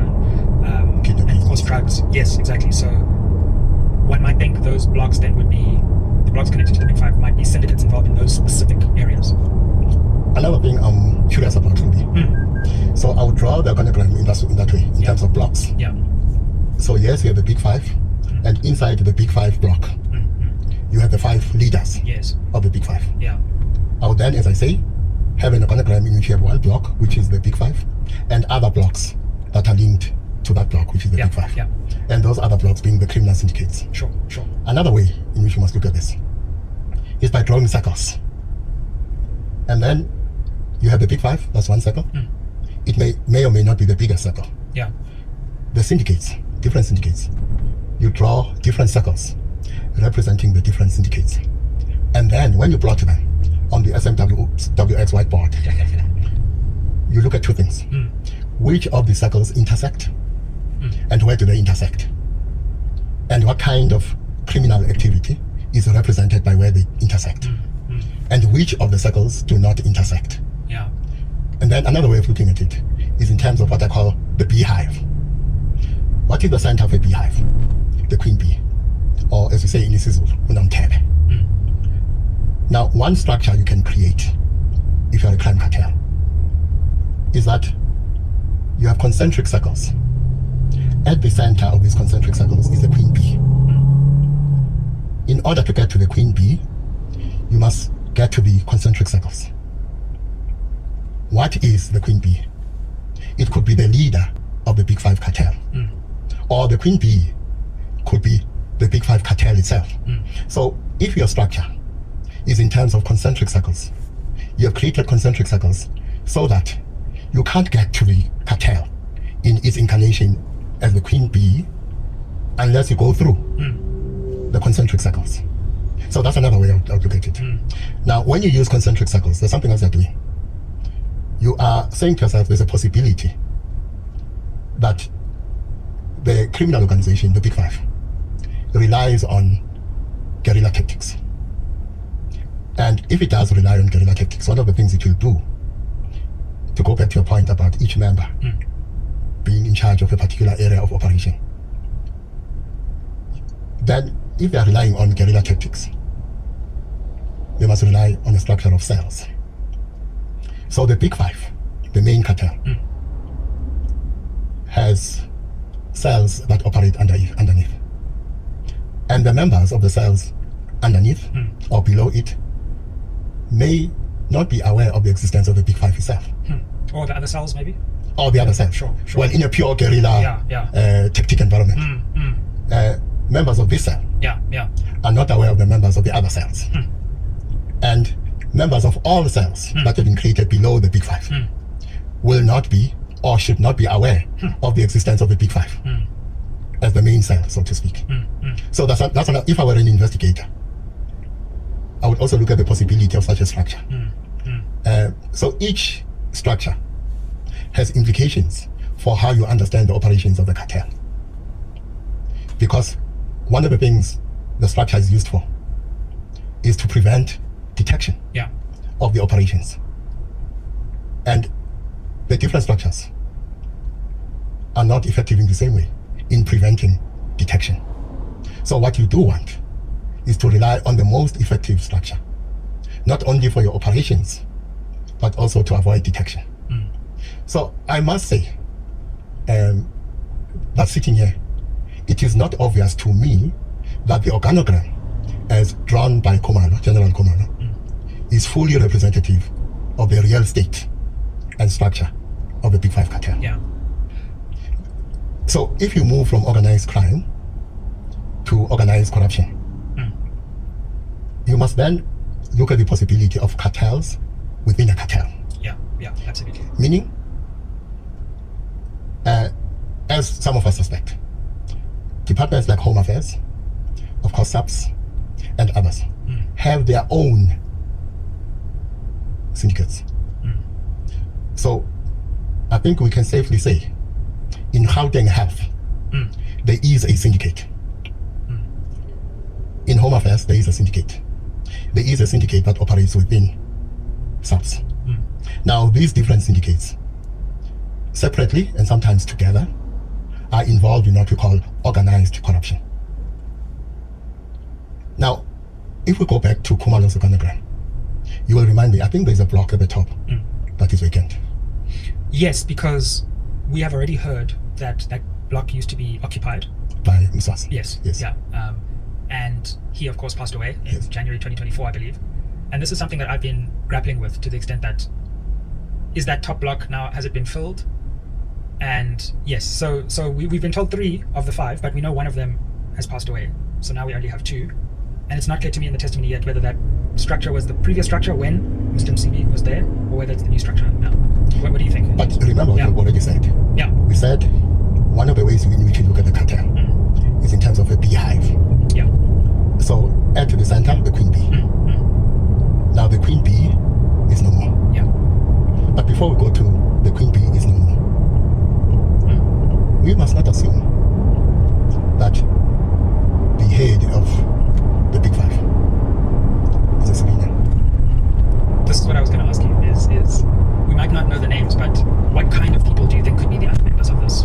Well, when I say we must not assume that the head of the Big 5 is a civilian, I'm also saying we must not assume that the late Msos was the head. Because the head could be a senior police officer. And why do I say that?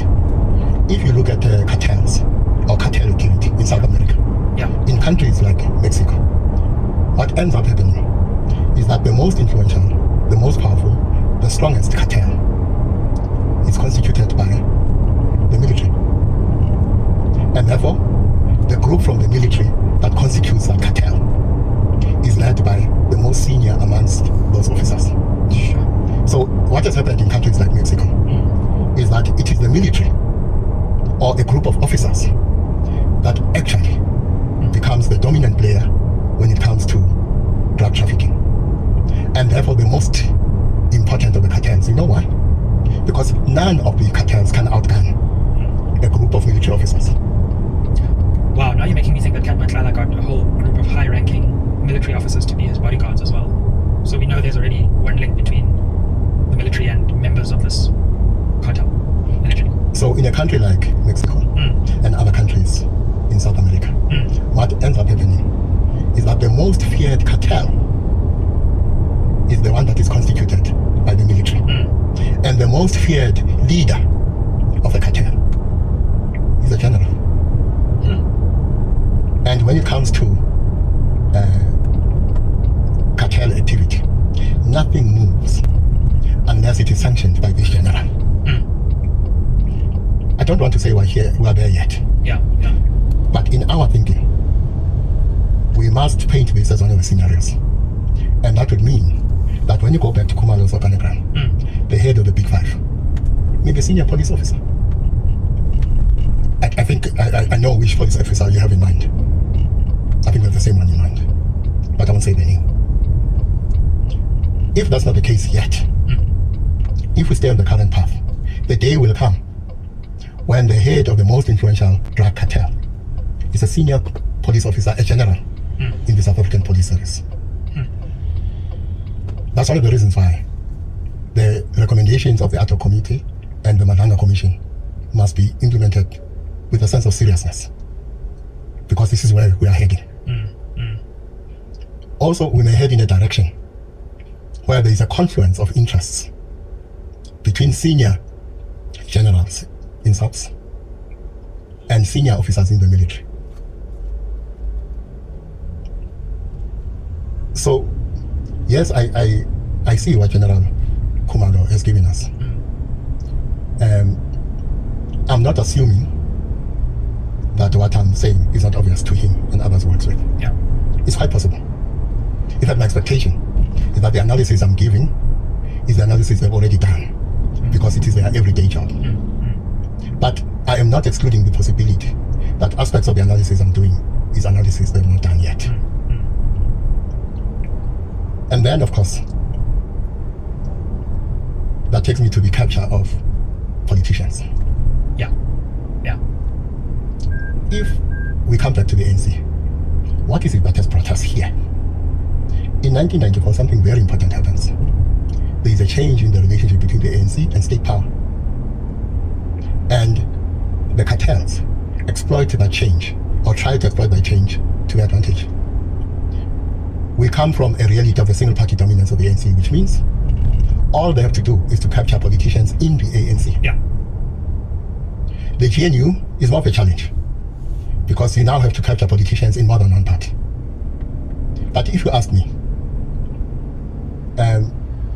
none of what I call the bigger parties have been unscathed when it comes to the capture of politicians or the capture of the political class. Yeah. So if I was in the EFF, I would ask them that at least the least we should suspect is that there has been an attempt to capture EFF politicians. We know there have been attempts to capture ANC politicians. If we restrict ourselves to the ANC, what did Mkhwanazi tell us? Mkhwanazi says there are miscreants and reprobates who are behind organized crime. And these miscreants and reprobates have captured miscreants and reprobates in the political class, and have captured miscreants and reprobates in the South African Police Service. That is the story, basically. Yeah. But if you go back further with the story, to the extent that it pertains to the capture of ANC politicians, we know that it has been difficult to win an election without money in the ANC. Whether they are talking about CR17 or CR22 and before. Yeah. One of the things we can assume is that some of the internal ANC campaigns have been run through blood money. So, in my thinking, I am not excluding the possibility, for instance, that some of the money that was used to run the CR17 campaign was blood money. I am not excluding the possibility that the CR17 campaign was not the first internal ANC campaign that was run through blood money. I'm also not assuming that the CR17 campaign was the last internal ANC campaign that was run through blood money. So, if I'm correct, there are aspects of what we know as the ANC that exist because of blood money. The link between organized crime and internal ANC campaigns. I'm just thinking about this structure question that you brought up about how all of this could work, and when you're talking about the cartel or a cartel. To the extent that it pertains to the capture of ANC politicians, we know that it has been difficult to win an election without money in the ANC. Whether they are talking about CR17 or CR22 and before. Yeah. One of the things we can assume is that some of the internal ANC campaigns have been run through blood money. So, in my thinking, I am not excluding the possibility, for instance, that some of the money that was used to run the CR17 campaign was blood money. I am not excluding the possibility that the CR17 campaign was not the first internal ANC campaign that was run through blood money. I'm also not assuming that the CR17 campaign was the last internal ANC campaign that was run through blood money. So, if I'm correct, there are aspects of what we know as the ANC that exist because of blood money. The link between organized crime and internal ANC campaigns. I'm just thinking about this structure question that you brought up about how all of this could work, and when you're talking about the cartel or a cartel controlling syndicates that could be disassociated from each other, I'm thinking now that there is an organized crime faction inside the ANC that it's at least plausible at the moment that this faction doesn't obviously account to the ANC, let alone the people. It accounts to the cartel. Via syndicates, and this faction controls corruption within the government at local, provincial, and national level. But that then flows back to the cartel, potentially. In fact, there may be many organized crime syndicates in the ANC that serve different cartels.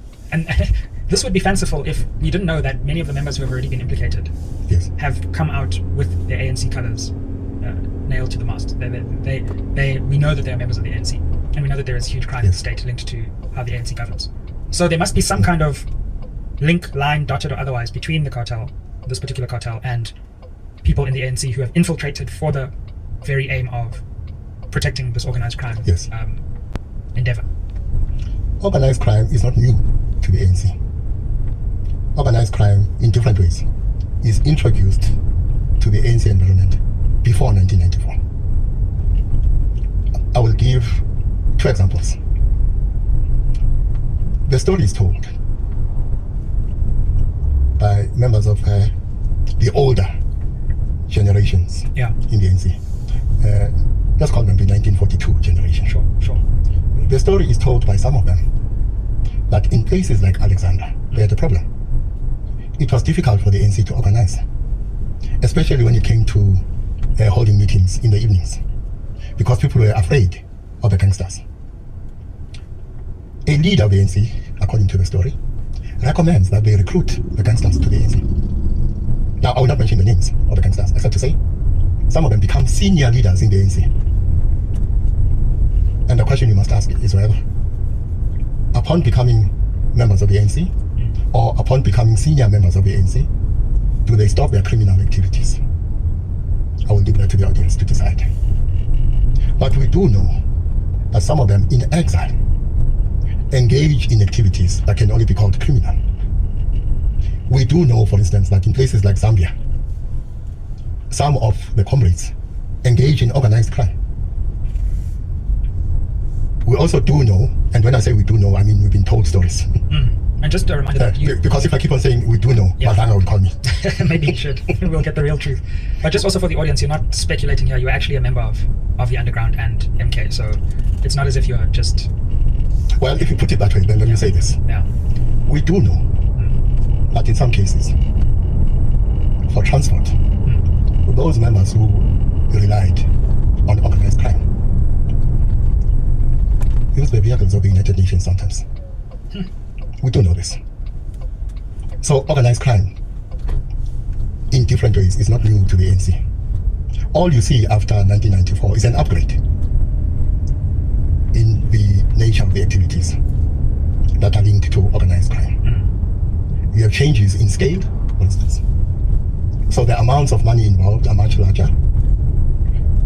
These comrades have access to state power, and through state power and the access to state power, tap into organized crime.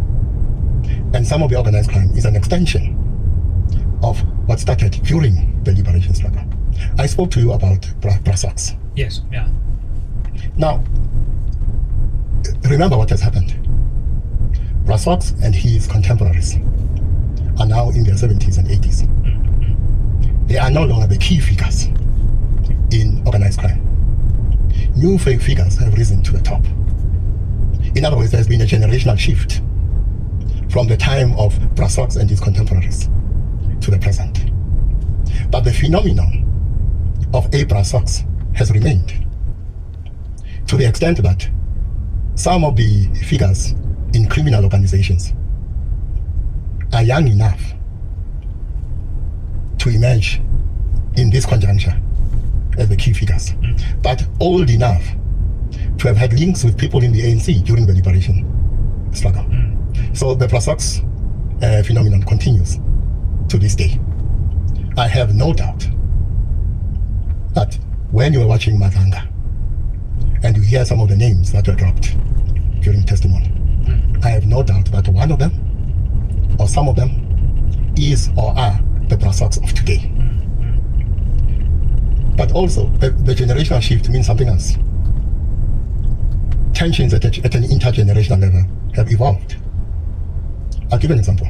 In South America, there comes a time when there are serious tensions between the older generation in the drug cartels and the younger generation. And there's an irony here, by the way. J. Edgar Hoover, the former head of the FBI, remember one of his strategies is to flood, let's say, African American areas with drugs. And lessons that I learned from that is that you can undermine other countries in the same way. So you flood Mexico, you flood several countries in South and Latin America with drugs. And of course, this is one of the ways in which drug cartels get a foothold in South America.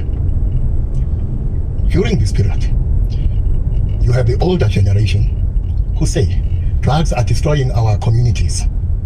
We are not going to be involved in drug trafficking. That does happen. You have the younger generation who realize that drug trafficking is more lucrative than all of their other operations. And what they want is to upscale their drug trafficking operations. And that brings generational tensions between the two generations. And that brings about a battle, a succession battle. So the leaders who come from the older generation must be removed and replaced by the younger generation who understand that drugs are more lucrative than the other activities they may have been engaged in.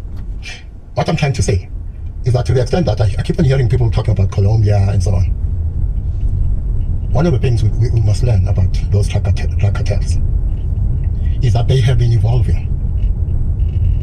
Even the structures have been changing. So I look at Khumalo again in this organogram. Yeah. There is a time when, let's say, when you're analyzing drug cartels in Colombia, you could assume that would be the structure in all cases. That's no longer the case. That has been changing.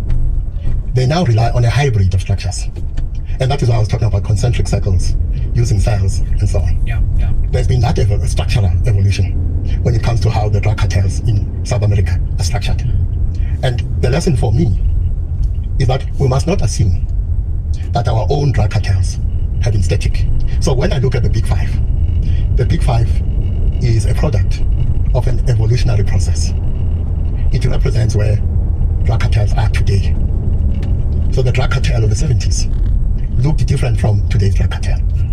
So even here, if you want to stay a step ahead of the drug cartels, you must start thinking of the possibility that they are beginning themselves, as we saw in Colombia, to experiment with a hybrid model of structuring themselves. Can we turn to the political significance of all of this, Gogo? Because as all of these revelations unfold and as these commissions deliver these shocking truths to South Africa, slowly but surely it's going to have a political impact. We may not know exactly what the shape of that political impact is yet, but it is going to have a political impact. Up to now, South Africa, over the last 10 years, has been led by the Ramaphosa ANC. Cyril Ramaphosa has been ensconced at the top of South Africa's political structure. What do you think is the impact on him as we sit, and his leadership of the ANC, in the context that we have also heard murmurings that he was considering resigning, but he has sent people out now to challenge that, to suggest that there's no chance that he's resigning after the G20. And so it looks as if we've gone through another process of him, or of speculation over his resignation, and then a decision being taken that no, he's going to stay on at least for now. Yes, so what do you make of his position in the ANC and where things are headed with these revelations? So your grandchildren and great-grandchildren will be regaled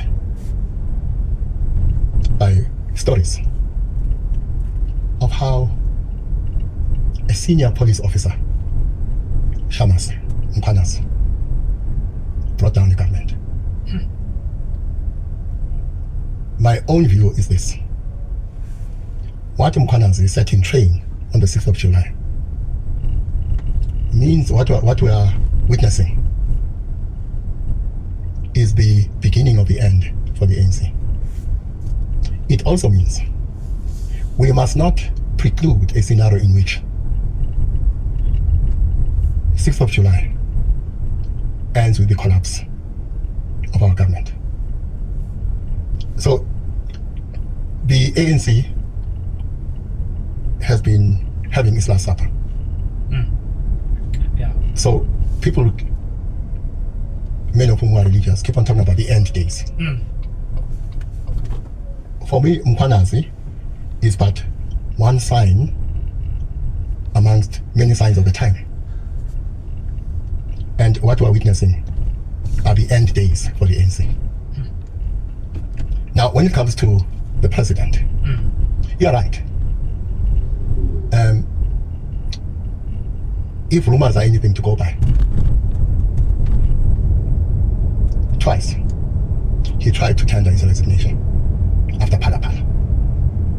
And twice a member of the top 6, now top 7, prevailed on him, persuaded on him not to resign.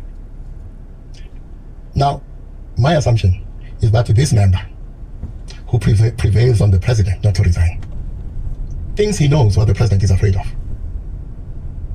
In my view, he's wrong. He prevails on him because he doesn't know what the president is afraid of. In other words, there's a possibility that Phala Phala is the tip of the iceberg. And it is on this basis, if the rumor is close to the truth, it is on this basis that twice he tenders his resignation, and this member of the top 6, top 7 stops him. But of course, there's another reason why this member may have stopped him. He may have been acting in his own interests. Because remember, the ascendance of a member of the ANC to high office is not the ascendance of an individual. Yeah. It is the ascendance of a particular set of interests. So when you look at battles within the ANC, leadership battles, these are not battles between individuals. These are battles between particular sets of interests. So to some extent, therefore, to the extent that over the past few weeks there have been these rumors that after the G20, the president will resign, we must not look at that in terms of the political fate of an individual called Cyril Ramaphosa. Because there is an extent to which it is not his decision. It's not his choice whether he can step down or not. If I'm correct when I say leadership battles are between particular sets of interests, not between individuals. So the individuals who engage in leadership battle are simply representatives of particular sets of interests. What's your current thinking on how long the president does survive? Well, if by 2029 he is still the president, we should be ready for the ascendance of a woman as the Pope of the Catholic Church. Wow. And of course, this Phala Phala judgment is still coming. It's still coming, and the length of time, we're coming up to a year now. The EFF is even marching to the Concord on the 28th, and it's really sad in my view that the Concord has taken this long.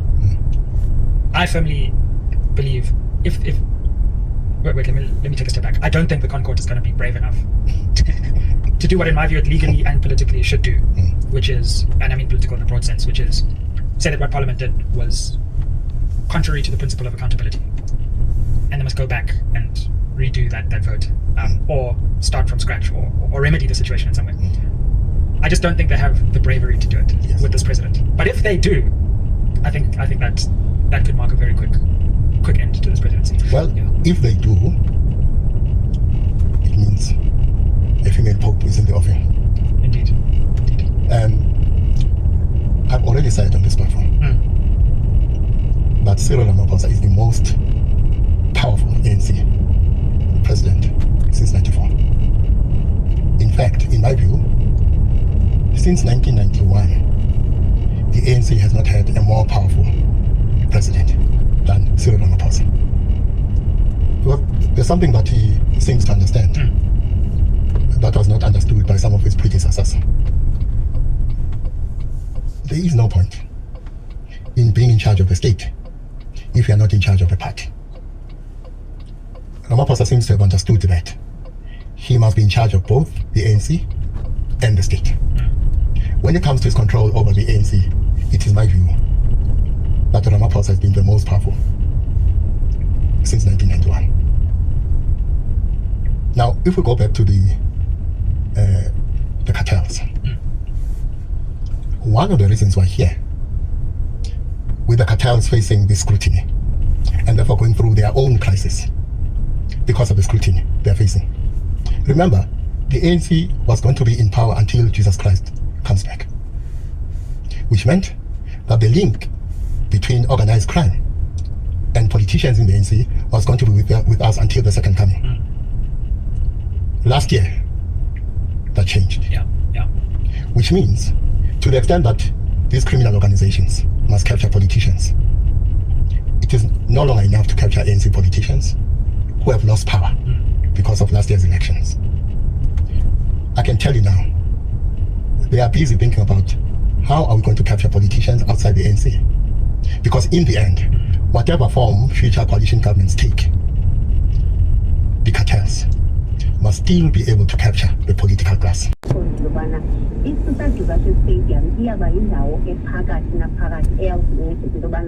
bonke abantu base-Buffalo City nabazawusuka kwezinye awukwazi uyawufikelela khona.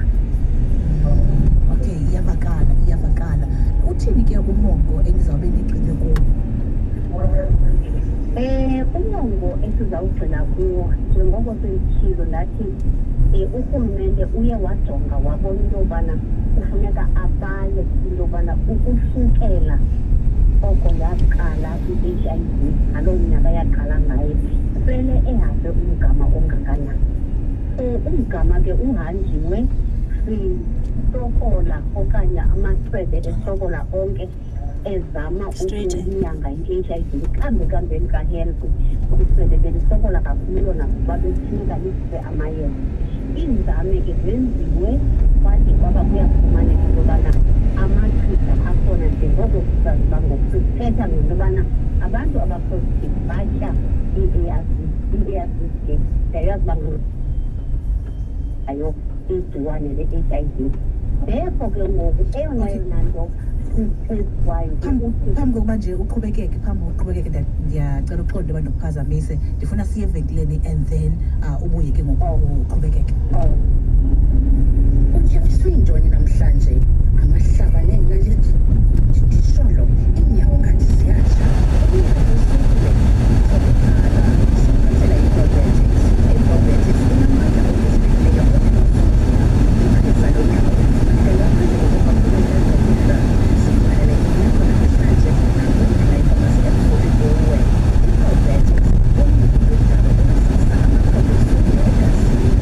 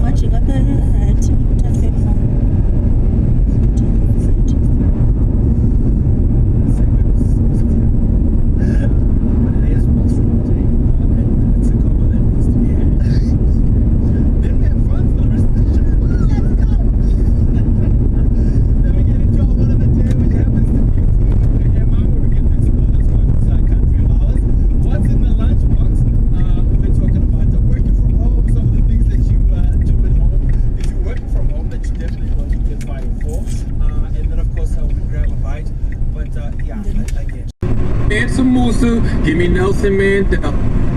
Yeah. Chinese are pretty good, I guess. Top 5 Asians of all time. Who's the one that had all the offspring? Genghis Khan. I guess he's number 1. Wasn't he like a dictator or something? Oh yeah, He's a nice guy. brutal tyrant. Not a nice You guy. can't make him number 1. Why not? Come on. If like 50% of Asians have a piece of his DNA in them. Damn. What does that mean? That's some bad shit, bro. Some bad shit is what that means. Jesus, Genghis Khan was wild. All right, can we go top 5 Asians? Can we just say it? I'm trying to think. Bruce Lee's in the top. That's the thing. Like we're hesitant to put Bruce Lee because he's an action star and martial artist. But why don't we talk about global impact of Bruce Lee? It's not even close. He made. What did he do globally for Asians? What did he do? Did he reinforce a lot of stereotypes that exist to this day? Yeah. What do you mean? Bruce Lee was so dope that every other race acknowledged him as like the bar for something. You might remember be the Last Dragon? For the Bruce Lee impact, man. Let me tell you something. You remember the Last Dragon, bro? To this day, if you get into a fight with an Asian dude in the street and he fucking, you're gonna be like, you got it, bro. Right. That is the effect of Bruce Lee. People don't know what that is, though. What is that? Like the stance you just made. I know it because I'm old enough to know it. Do any stance. Any stance. Alright, nah, that's not true. You do that karate kid shit, I'm beating the shit. What if he goes like this? What if he goes like that? What if he goes like that? See, that's different. That's Dragon Ball Z. If he goes like that, that's different. But I gotta see some shit glowing. If you do this shit to me, I'm fucking you up. I'm fucking you up. It was an Italian kid. I don't believe you know nothing. But the piece was an Italian kid. Karate Kid was an Italian kid. That's true. That's true. That is true. That is true. What about my man, Dodgers right now? Greatest baseball player of all time. Yeah, the Dodgers dude. Shotani. Oh, Babe Ruth. Babe Ruth. He could have gone on the planet. No, Shohei Ohtani. Yeah, Shohei Ohtani. He's up there. He's up there. It's crazy we're struggling with this one. They have the majority. No, it's crazy. Chris is struggling with this one, yo. I'm about to take your yellow card, Chris. I'm gonna take your yellow card. I thought you knew something about Asians. This is crazy. Come on, bro. Can we? All right, why don't we change the top Germans? Can we just name 5 Asians? How about that? Name 5. Rush Hour was that fire to people? No, Rush Hour was crazy. Rush Hour was crazy. Rush Hour was that fire that he gets the top 5. Trump Asians bring it back. Yeah, he's like mandatory. We need another Rush Hour. You know that shit affected Trump in a meaningful way. This is for Asians. I'm not gonna lie. Like it seemed like all Dalai Lama. Yo, Dalai Lama up there. Dalai Lama. We still don't know what he did. We don't know what he did, really. I didn't know the Dalai Lama was Asian. What else, Chris? Hello Kitty. Goku. Ali Wong. Goku. Man, to be honest with you, Asians? It's kind of a boring list. Yo, it is. You know what it is? Boring list, yo. You know what it is? Asians dominate in terms of like successful. This guy right here. We might have to put, right here. You gotta put Jensen Hong. You gotta put Jensen Hong. Jensen Hong, You gotta put Jensen Hong. Jensen Hong is up there. See, President CEO in the video. He's You up gotta there. put Jensen on there. Alright, I got top 5 Asians. Jensen Hong, Bruce Lee, Ali Wong. You're putting Ali top 5 Asians of all time. Ali Wong? Of all time? Yes, bro. That's disrespectful to the Asians. No, that's Ali. Ali Wong. Alright, let's start over here. It's my top 5. Well, that's in there.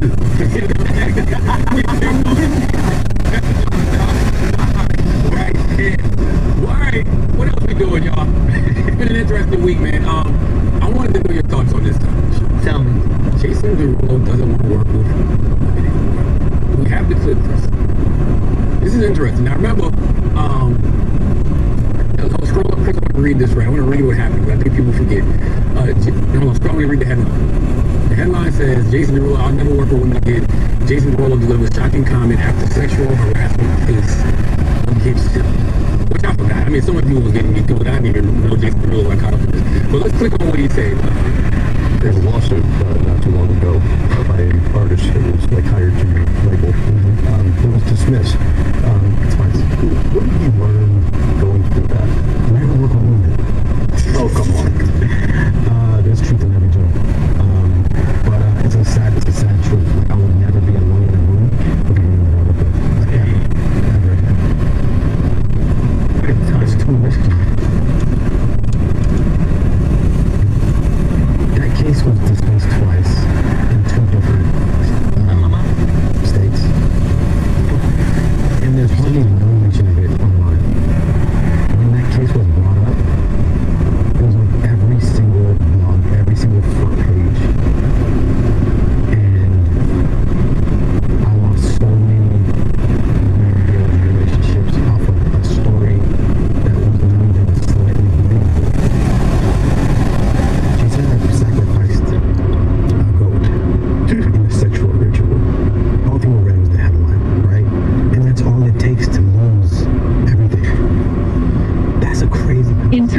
kilometers, use the left lane to take the M39, Allendale Road exit toward Midrand.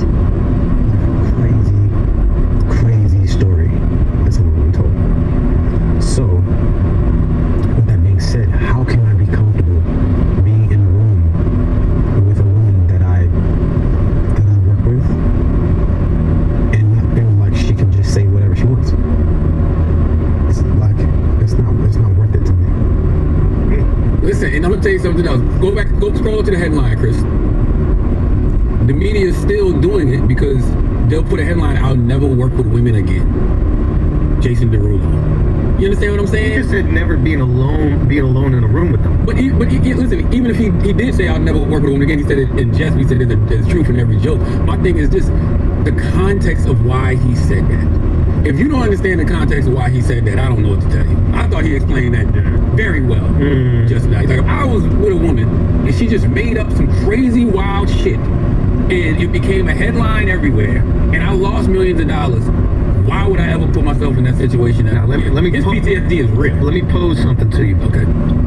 Let's say that there's a girl and she had a horrible encounter with a dude from a certain race. You guys pick your race. And then she said, I just never want to be alone in a room with a person of that race anymore.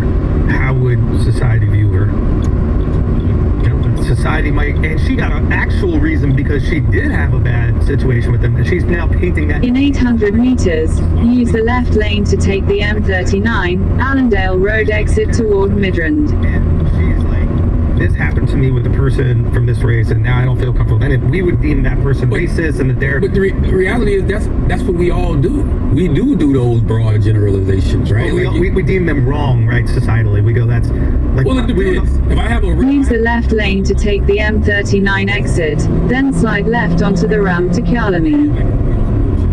And we would look at you and we would say, hey man, don't paint all white people like this. You would encounter with an asshole. Yeah. And I guess in this circumstance, we should also tell him, hey, you had an encounter with an asshole, and it's probably not a good idea to paint all women with that. Slide left onto the ramp to Kyalami, then merge onto Allendale Road. Why can we not acknowledge his PTSD? You can say you have PTSD over the situation, which I thought sounded very authentic. Yeah. Without saying I'll never be in a room with a woman again. I mean, it's easy to say that to you. You ain't scooters, Chris. You want all scooters off the streets in New York because of one bad encounter, because you stepped out on the sidewalk and somebody in the scooter came. You wanted all scooters. You never said that dumbass driver that was riding the scooter. I said if they're going the right way, I have no problem with it. You never have said on the street. You never have said that. Right way.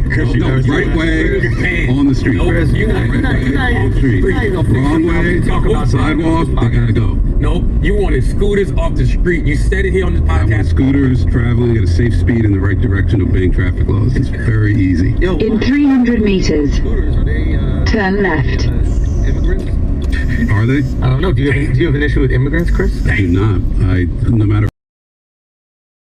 Let's say the comrades know that you tend to leave no skirt unturned.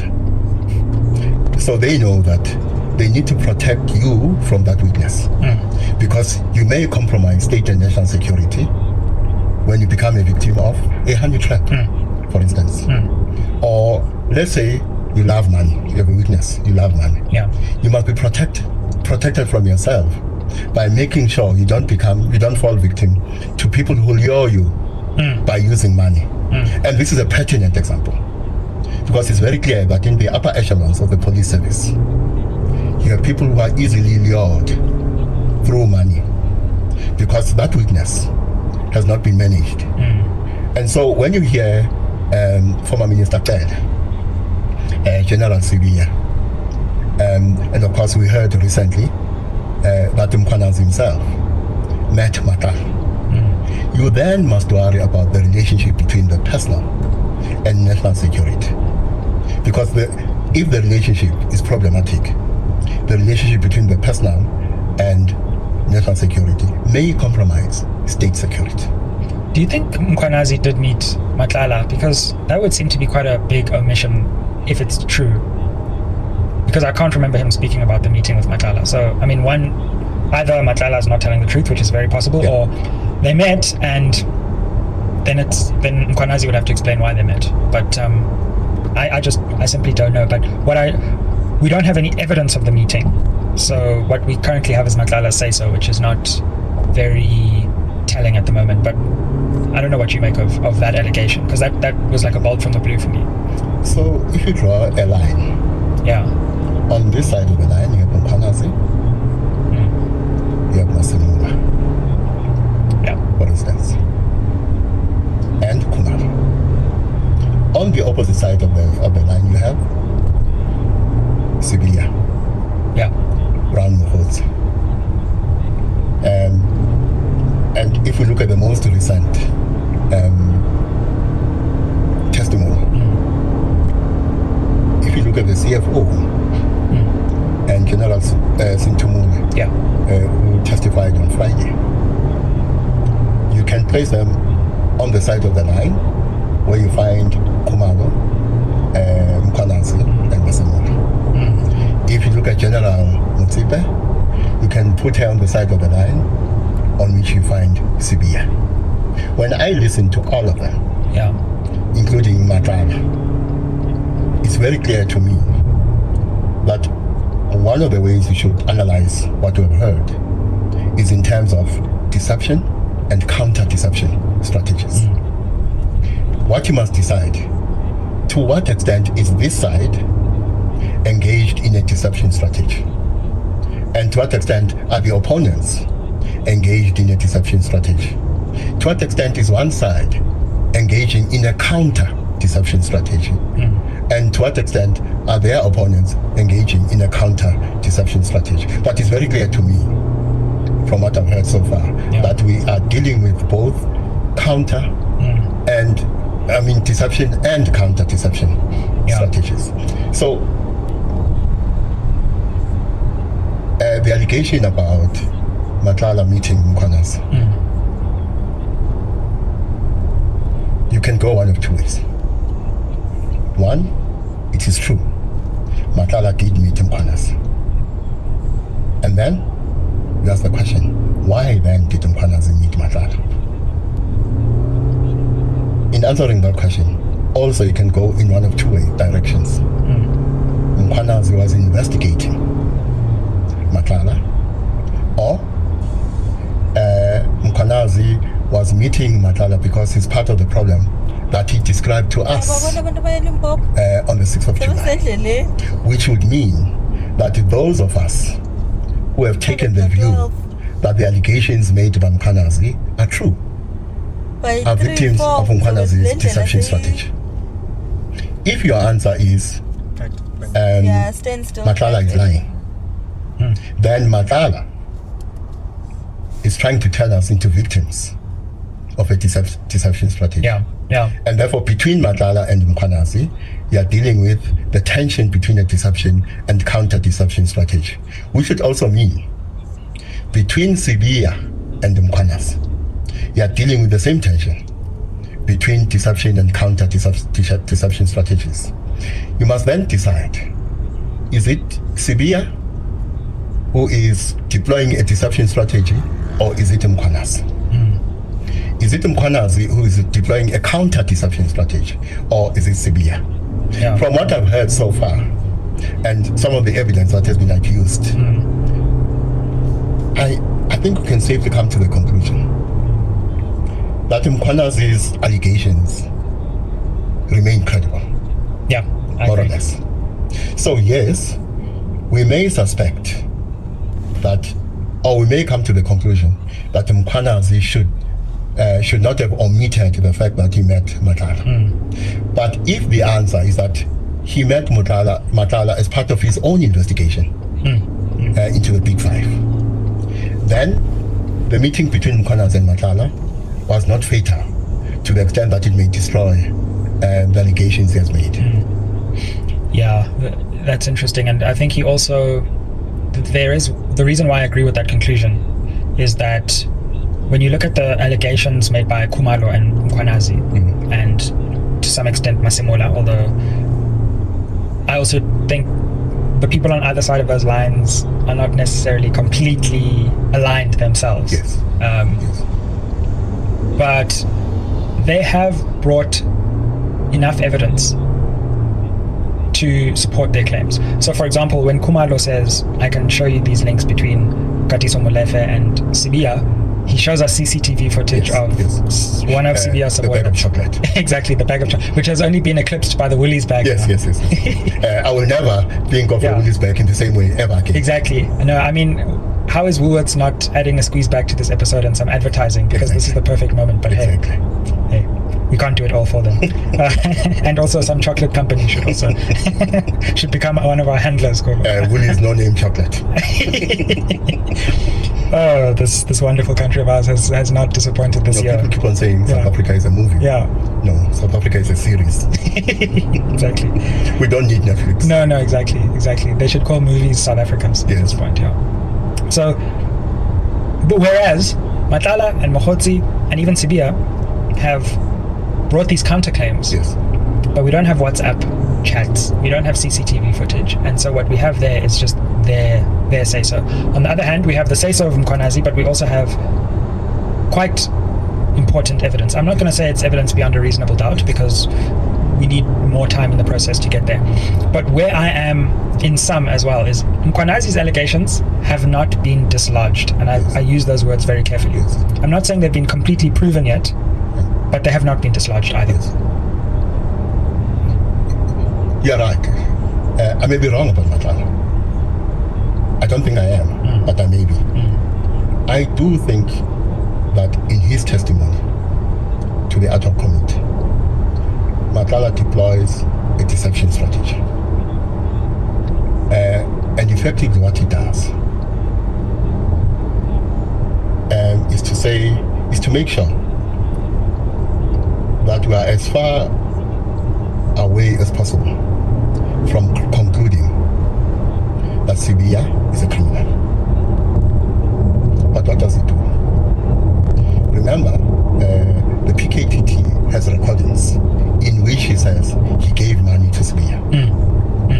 Now, part of what I think is his deception strategy is when he says, my voice was manipulated. Yeah. So that we cannot rely on the recordings from the PKTT. But here's the problem. The Madlanga Commission is not the ad hoc committee. Oh yeah. I think under cross-examination, Matlala is not going to fare as well as he did with the ad hoc committee. I think he's going to suffer and suffer badly. Because what may happen is that the moment he says, my voice was manipulated, the commission is going to produce evidence to the effect that they have consulted and have worked with experts in the area who have shown, and they'll say, here's the evidence. They have shown that was your voice. Yeah. Your voice was not manipulated. Absolutely. And what was interesting for me with the intersection of the Madlanga Commission and the ad hoc committee was when Brown Mokhotsi was testifying, Advocate Chaskelson said, we have chats between you and Morgan Maumera. Yes. Cyril Ramaphosa's nephew. Yes. Which show that he had an interest in this Medicare 24 tender with the police, which is really the center of all of this. Yes. And of course, we have reporting from Jeff Wicks and others showing those two involved in the Tembisa hospital situation. And yet, I was quite shocked to see that some members of parliament didn't raise those questions to Matlala. So I agree. I think, in some ways, in cat-like fashion, he was able to wriggle his way out of being asked some of the really tough questions and having the evidence to then counter some of his claims. Can I talk briefly about people like Jeff Wicks? Fortunately, it's not John Wick. People like Jeff Wicks and Kyle Cowan. Yeah. Who are examples of the excellent investigative journalism that has exposed some of this corruption. So I've been doing a lot of research about cartels globally. We can come back to that. Yeah. I would add Karen Dolly onto that. Oh, yes. Yeah. You know, Shubi, the number of journalists globally. Let me say the number of investigative journalists who've been killed investigating organized crime of one kind or another.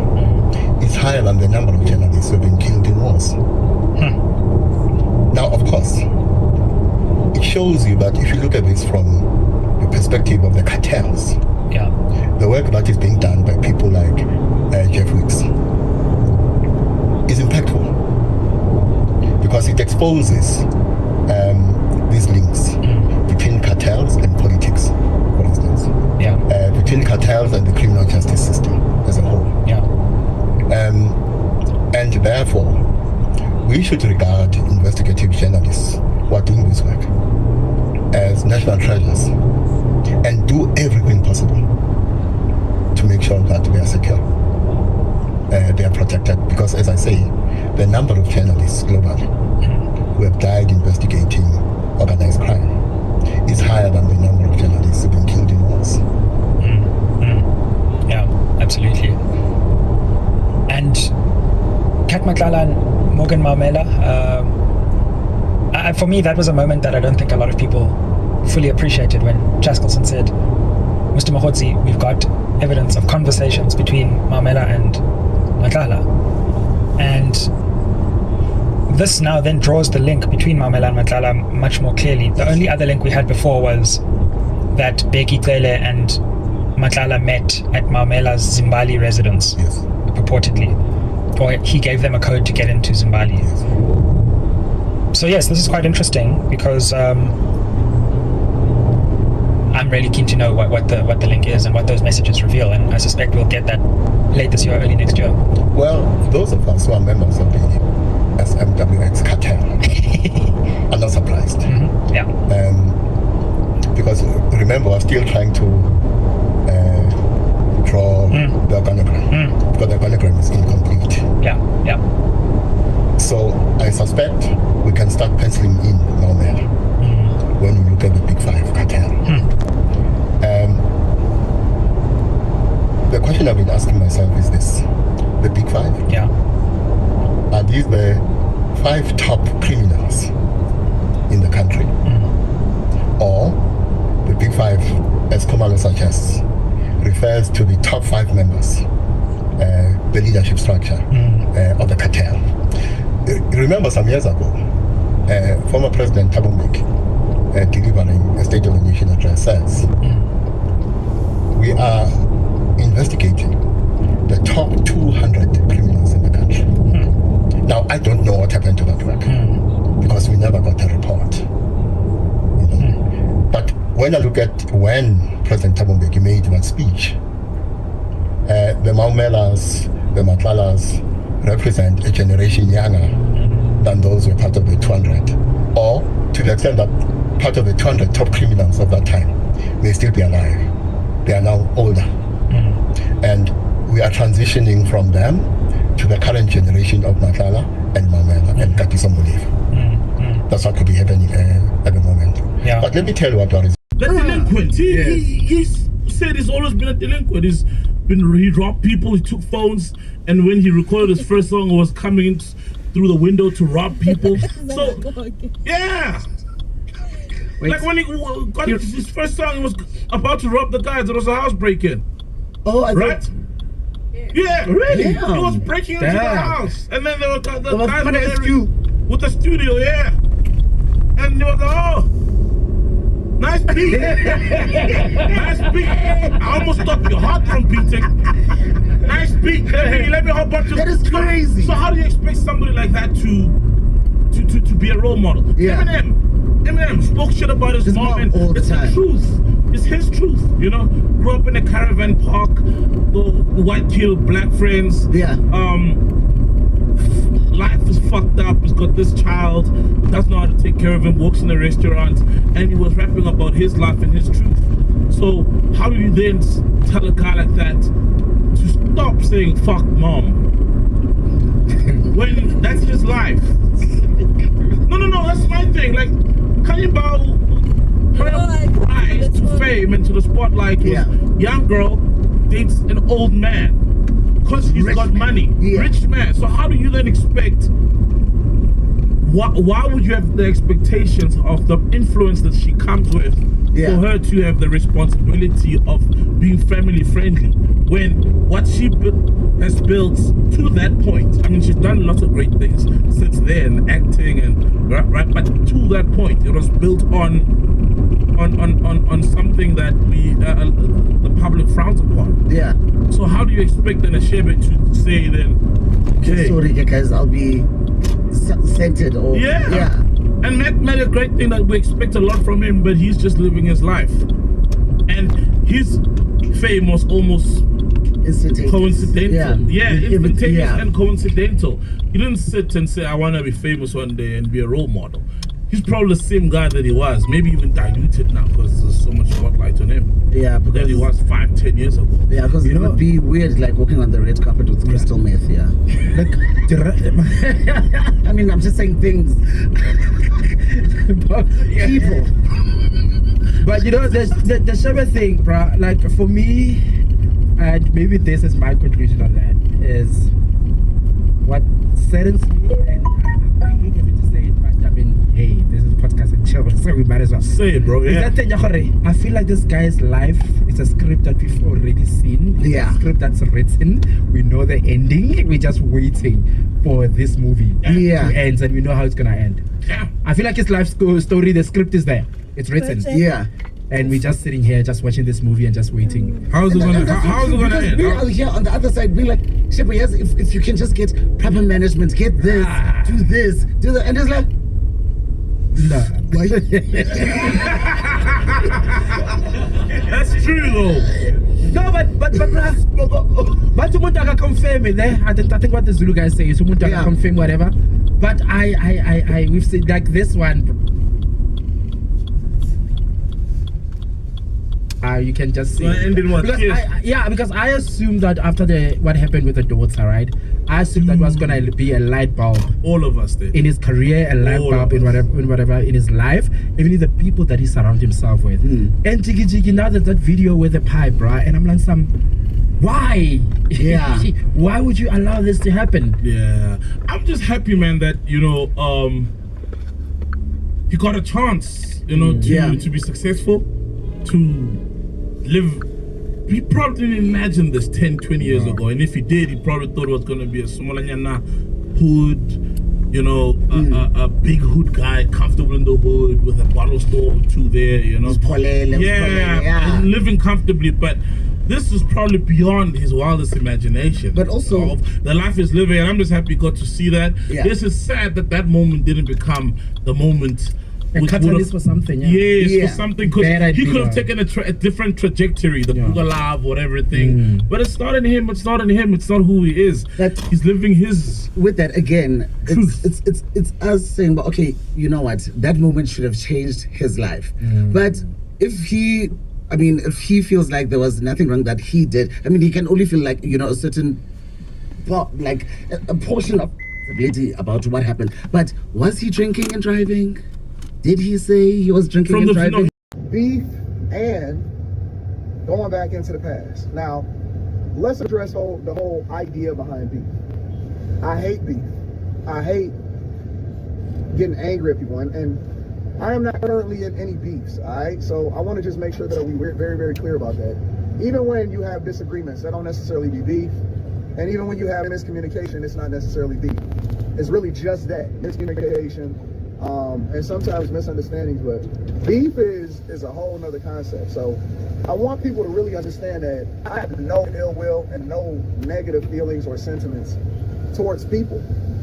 When you get past a certain age, that stuff is old, because the goal, getting out of the hood and the goal growing up, is to get to this point in life to where you can enjoy life, things are awesome, you want to be able to ride your bike and have fun, and you do all of the things that make you happy, versus giving energy or negativity to things that don't necessarily add value into your life. So if you ever dealing with something where you feel like it is putting you in a negative space, and this is not directed towards anything or anyone in particular, that's a fact. But if you ever dealing with something to where it's drawing you into a negative space, or it consistently, and this could be a girl, right? It could be a chick that you're talking to.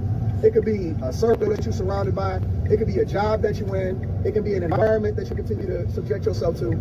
You got to remove yourself and you got to surround yourself with things that make you or put you in a better space that allow for you to be a more complete human being. You see what I'm saying? You are the sum total of the people that you surround yourself with.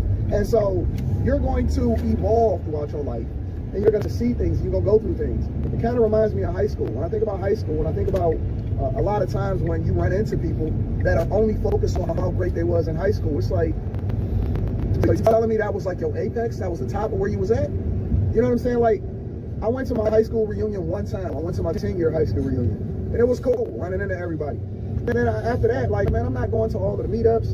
I'm not going to no 20-year. I'm not doing none of that because, and it's not that the people aren't cool or whatever like that, but especially when you talk about this social media era, you already can see where I'm at. You can see what I'm doing every single day. A lot of people already know what's happening with me. I know, or I keep in touch with the people that I'm really, really cool with, or the people that I've been friends with since high school, or even all the way down to kindergarten. You know what I'm saying? And it's because we are equally yoked and we're going into the same direction. Sometimes people are only there in your life for that time, and that time is awesome, but you don't have to always relive it. You don't always have to go back to it because you're going and you're growing. Both of y'all are growing into different directions. You know what I'm saying? And so I think that what people don't understand a lot of times, especially when you get older, and I'm going to assume that a lot of people is of mixed ages.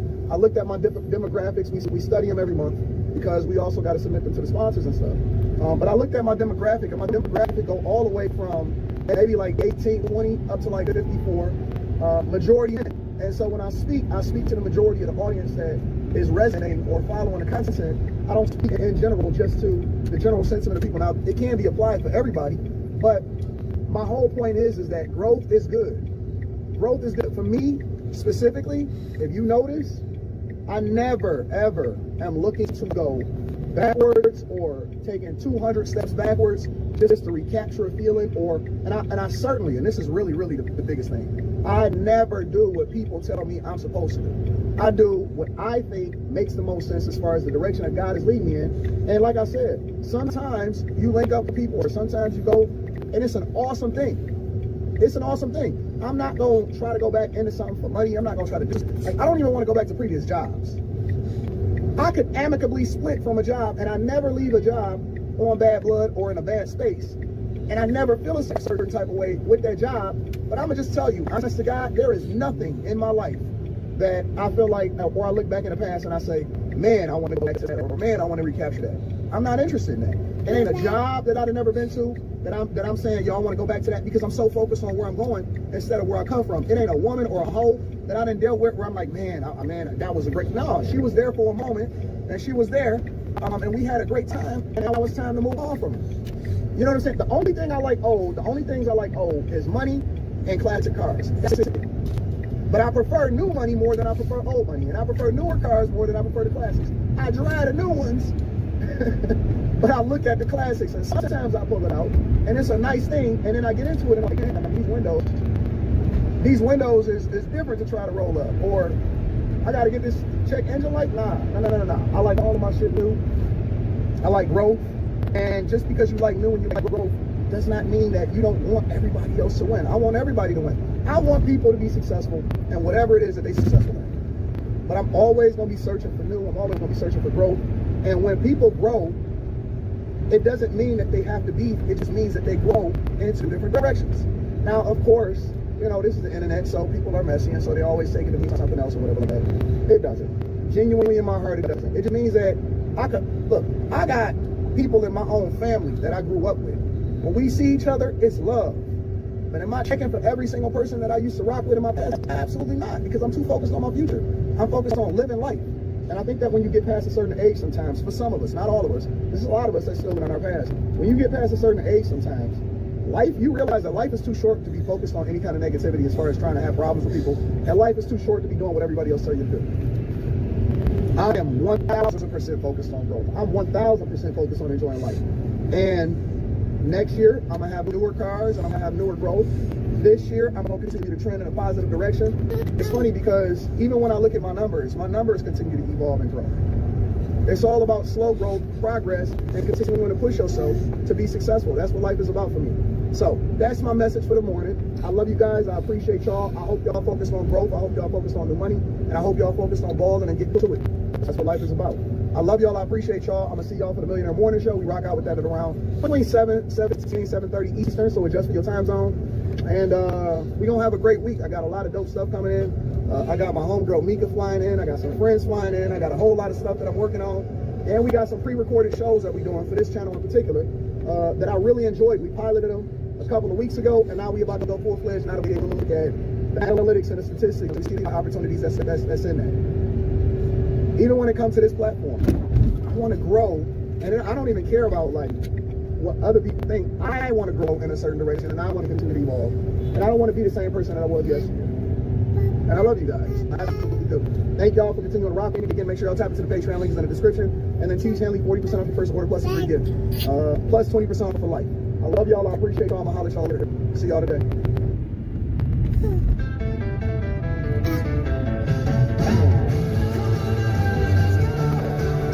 Exactly. So that's what everybody don't get it though. Like to me, dad means to discipline and direction.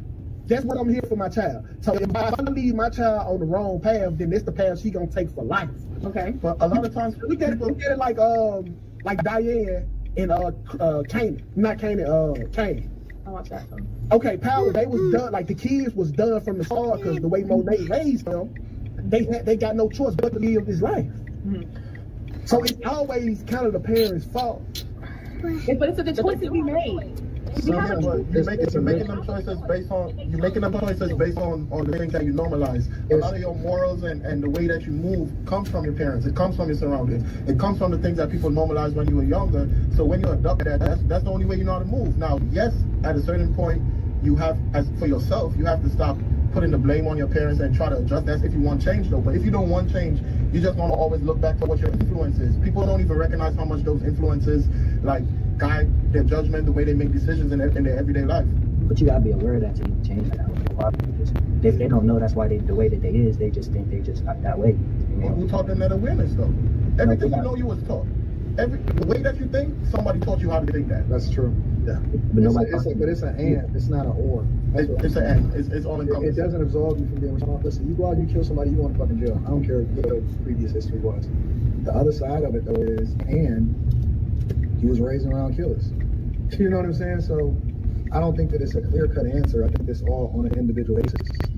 But yeah. Fascinating. I'll tell you though, in his defense for a second, and I'll try to do this often, he hasn't been a member of the DA. So these are ex-girlfriends. He's talking about ex-girlfriends. He's not talking about some girl that lives over there that everybody likes or some people don't like. He's talking about his own ex-girlfriends. He's saying, they did this to me, he did this to me, he did this to me. And he hasn't probably gotten a chance to. Fair enough. Yes. But they're all competitors. I get the ex things because he was there. And he knows a lot more intimate details about them. That's why he can say family-run business, cult, and I don't know what he said about the ANC. Said they're directionless. Direction. Yeah. I feel like he's trying to appeal to the same guys who are funding the DA. He knows who they are. I have no idea. Oh, come on. It's business. It's big business. Yeah. I mean, big business funds the DA. It's Johan Rupert, etc. You know, and apparently, Mighty Jamie, I subscribe to his channel a lot, the dissection. He said that, in fact, in that book, the Stellenbosch Mafia book, there's a chapter where Rupert talks about Floyd. Really? Yeah, in a positive light. Yeah, and it was Floyd who said that Rupert should go to and have like the public should know him at a personal level, and he must, because he's always been almost like an enigma, a guy, you know. Yes.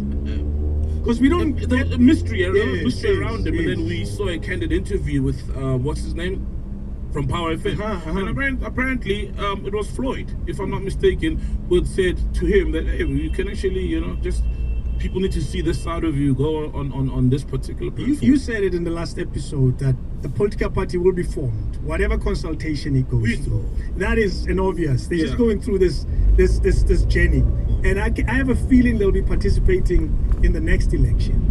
In the local election. That's coming in a few months. But I have a feeling they're going to participate, because already there's a team of people that are saying we are part of this. Some from the MK, some from EFF, and that are saying we are definitely a part of this. So we'll see how it all turns out. Nah, I don't know, man. I don't know if it's gonna do well. I'm very skeptical.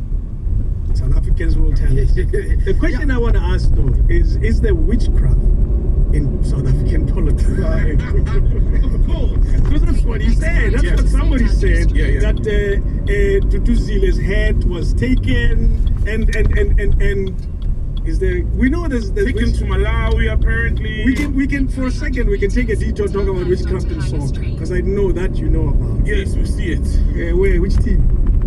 Oh no, I don't know. Hey man, all I know is I'm a fan of the Pirates. The Pirates, man, that's so grounded. I have a chance. You know those nice jackets and about something. We saw it when we were at the stadium actually. Yeah, when they come in, I don't know. And then there's the big guy who's part of the technical team. Yeah. Who's always, he's always like.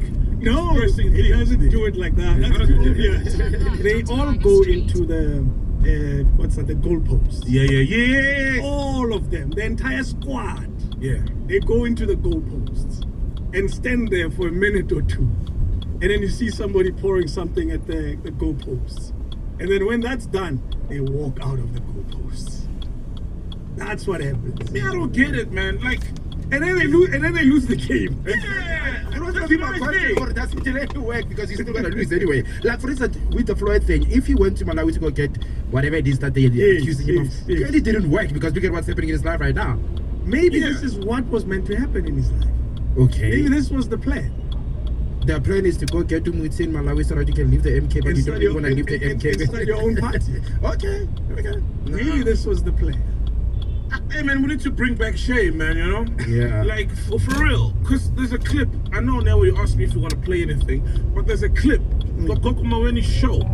Yeah? Where Baloya live. Yeah, like, oh man, you saw that clip, right? Yeah, I even talked about it when I was asking, have we gone too far with content in South Africa where it's a lot. Like, literally somebody is on television telling the world, I am harming somebody, basically. You can't lawyer somebody. Yes, but anyway, that's what it is. But you should come around. For real, man. It is like, for me, it's like, have we gotten there, as a country? But I feel like it's also the unemployment thing, because even if it's staged, the only reason somebody would do that is for a couple of thousand rands. I don't know how much they get paid, you know what I mean? But to be willing to literally lose your dignity like that, in front of the whole country. Lawyer, even if let's say lawyer, but you know what I mean? Even if it's staged. Do you think ANC by lawyer? No, come on. Self-imposed, everything with the ANC is self-imposed. Yeah. What's lawyer? Yeah. By the way, you see they don't deliver, man. Yeah, sorry, before you forget, there's a clip, fact checker must look for it, where Silver's talking to this older gentleman, I forget his name, and for me personally, it encapsulates everything about Floyd as a politician and Floyd as a person, because there's a saying that to be a good leader, or to believe that you want to lead people and can lead people, there's a certain arrogance and delusion that you should have, because I mean, who thinks that I'm gonna tell people what to do, I'm gonna be their leader, So there's a certain level of delusion that comes with that, and there's that. So look for it. It's a Siswe Mpofu's channel, and this older gentleman, what's his name? I think it's Obra Mashiko. Yeah. He's phenomenal. That is beautiful. That is a beautiful conversation that he had with Siswe about Floyd. Yeah, wow, man. So we'll see how it all ends up. I wonder if they'll get the votes, because my biggest worry with South African politics is that how there's already small black vote, and I call it small deliberately because all the parties are taking small, fragmented. Exactly. So I wonder if it'll, in the bigger picture, will benefit anyone at all. Or they say if two kids are fighting over the ball, the kid next door, if brothers are fighting over the ball, the kid next door is going to get it.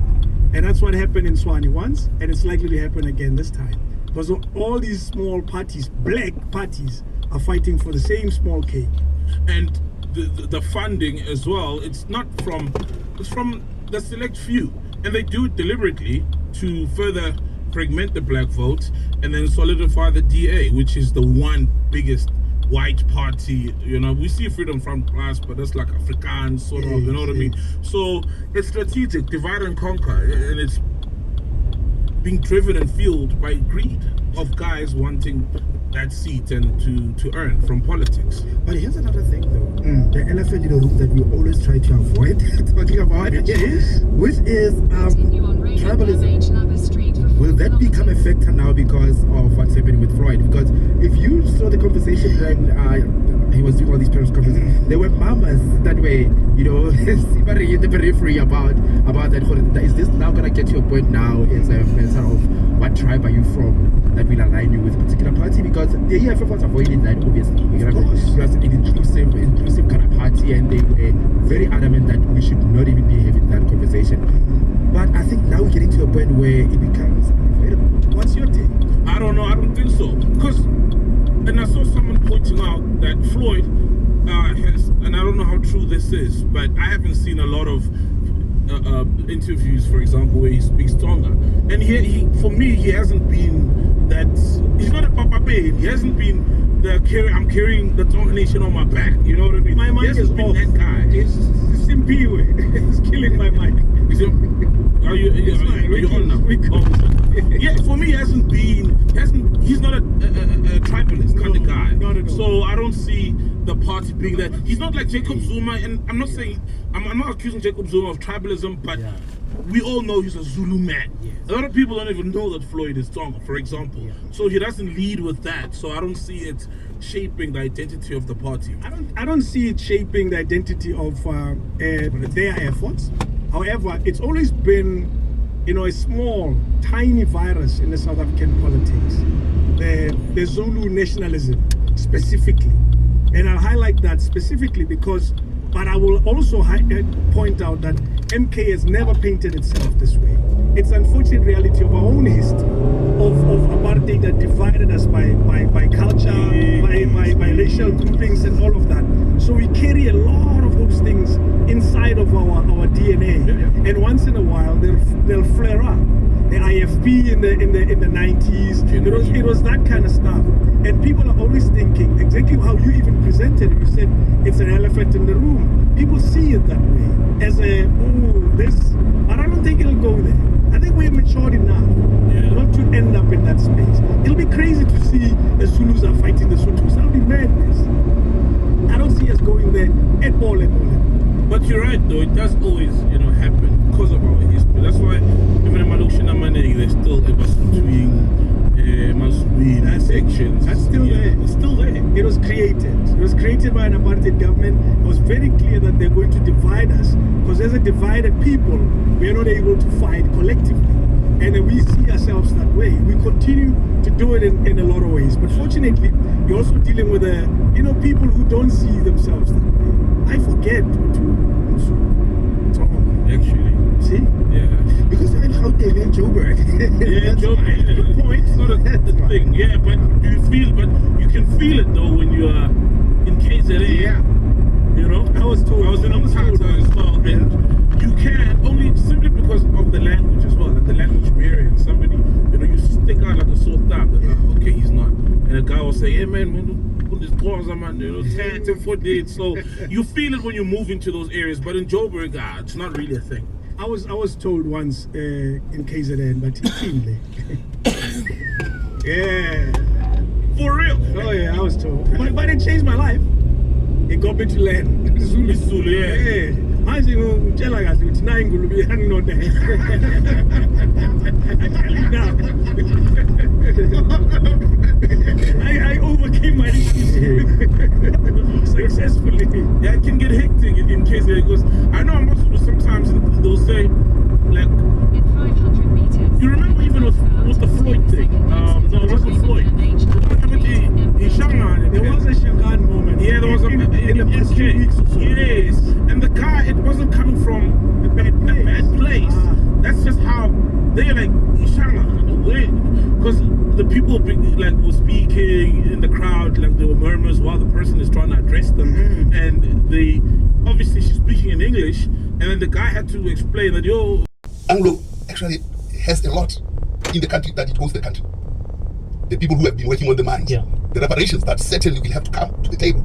based on the UN charters and everything. Are you saying that their departure is almost like running away from exercising that responsibility of reparations? Because one could argue that their departure would not, from a point of international law, for example, would not get them to be off the hook. Being in Canada, they're not in the universe. They're just across the ocean, and they can still be sued and be made to pay whatever they're supposed to pay. Well, it's possible. It's possible. Yeah. But you need to be resident here. You don't need to be changing names and probably going bankrupt and recreating yourselves differently because you are avoiding accountability. In the world of money, everything is possible, and Anglo is not immune from doing so, having been irresponsible. Undertaken irresponsible mining where people died, many of them died. You can see a number of orphans in Lesotho, in Zambia, people suffering from tuberculosis and all forms of diseases, including HIV and AIDS.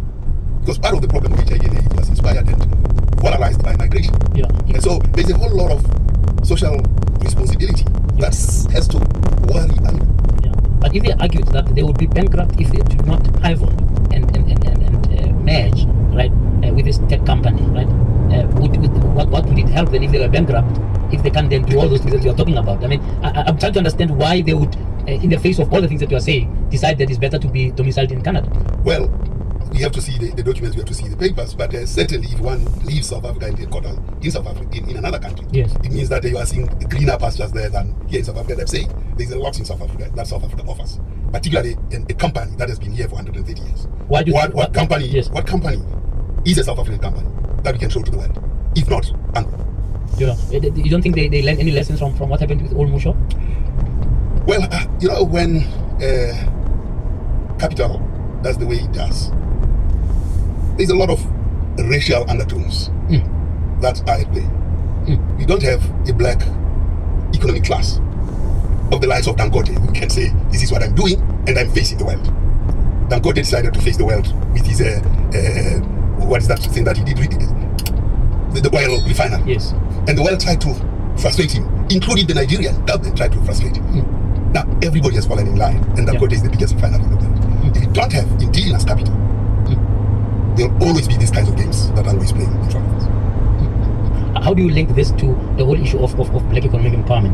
If you link it to this disinvestment, is this not what the World Bank was warning against, in as far as the black economic empowerment policies are concerned? That we may begin to see disinvestment, we may begin to see poor direct foreign investment. No. I think the World Bank is wrong. I mean, the World Bank is misreading every other sign around South Africa. For instance, they are saying that the economy should deconcentrate. It's a possible suggestion, but the economy is concentrated for reasons that the whites dominated the economy. That's the reason that, and now the policy structures that have to deconcentrate the economy are not the ones that they are saying should be in place. They're just saying, well, yeah, you should increase the informal sector. You can't, because the concentration is structural. So the marginal suggestions that they're making are misguided. They are not interrogating the fundamentals of concentration. That South Africa is a monopoly country, white monopoly country, that favors whites, that has been concentrated in that kind of way. That is why Anglo can decide one day that it wants to leave. And there isn't any way in which the government or anyone can dislocate it. Stop them. Yes, including when 7% of the contribution is from government employees. So there is a fundamental neoliberal system at play. That fundamentally has not changed. So to imagine that at the margins you can encourage an informal sector, you can't. Because the strictures that govern an informal sector have to organically grow on people of your same race. That is what Dangote will achieve. Here in South Africa, that's not what we will achieve. Because the BE has to confront a white culture, a white ownership that is not ready to do what we are thinking we can do. So until we have this indigenous capital of blacks, this thing's not going to happen. But surely BE by now, after 21 years of its promulgation, should have taken us some step, some way towards establishing that indigenous capital. Why do you think that hasn't quite translated into that after 21 years? Because that's really the big debate that we've got now. Where people are saying this thing has failed, it must now be set aside, and we should try and come up with another concoction of some economic policy like what the DA tried to do a couple of weeks ago. Well, let's look at Old Mutual. And then think about the Afrikaner. The Afrikaner didn't say Old Mutual permit me. The Afrikaner built Sangha. The Afrikaner built all the Foscas. The African tried to build a bank called VBS, but the Africans came and destroyed it. That was the single most critical indigenous system that understood how the African functions. And the African build these things around a culture. We, in VBS, tried to build this in our culture, whereby it was a cultural economic geography that drove VBS, and we came and destroyed it.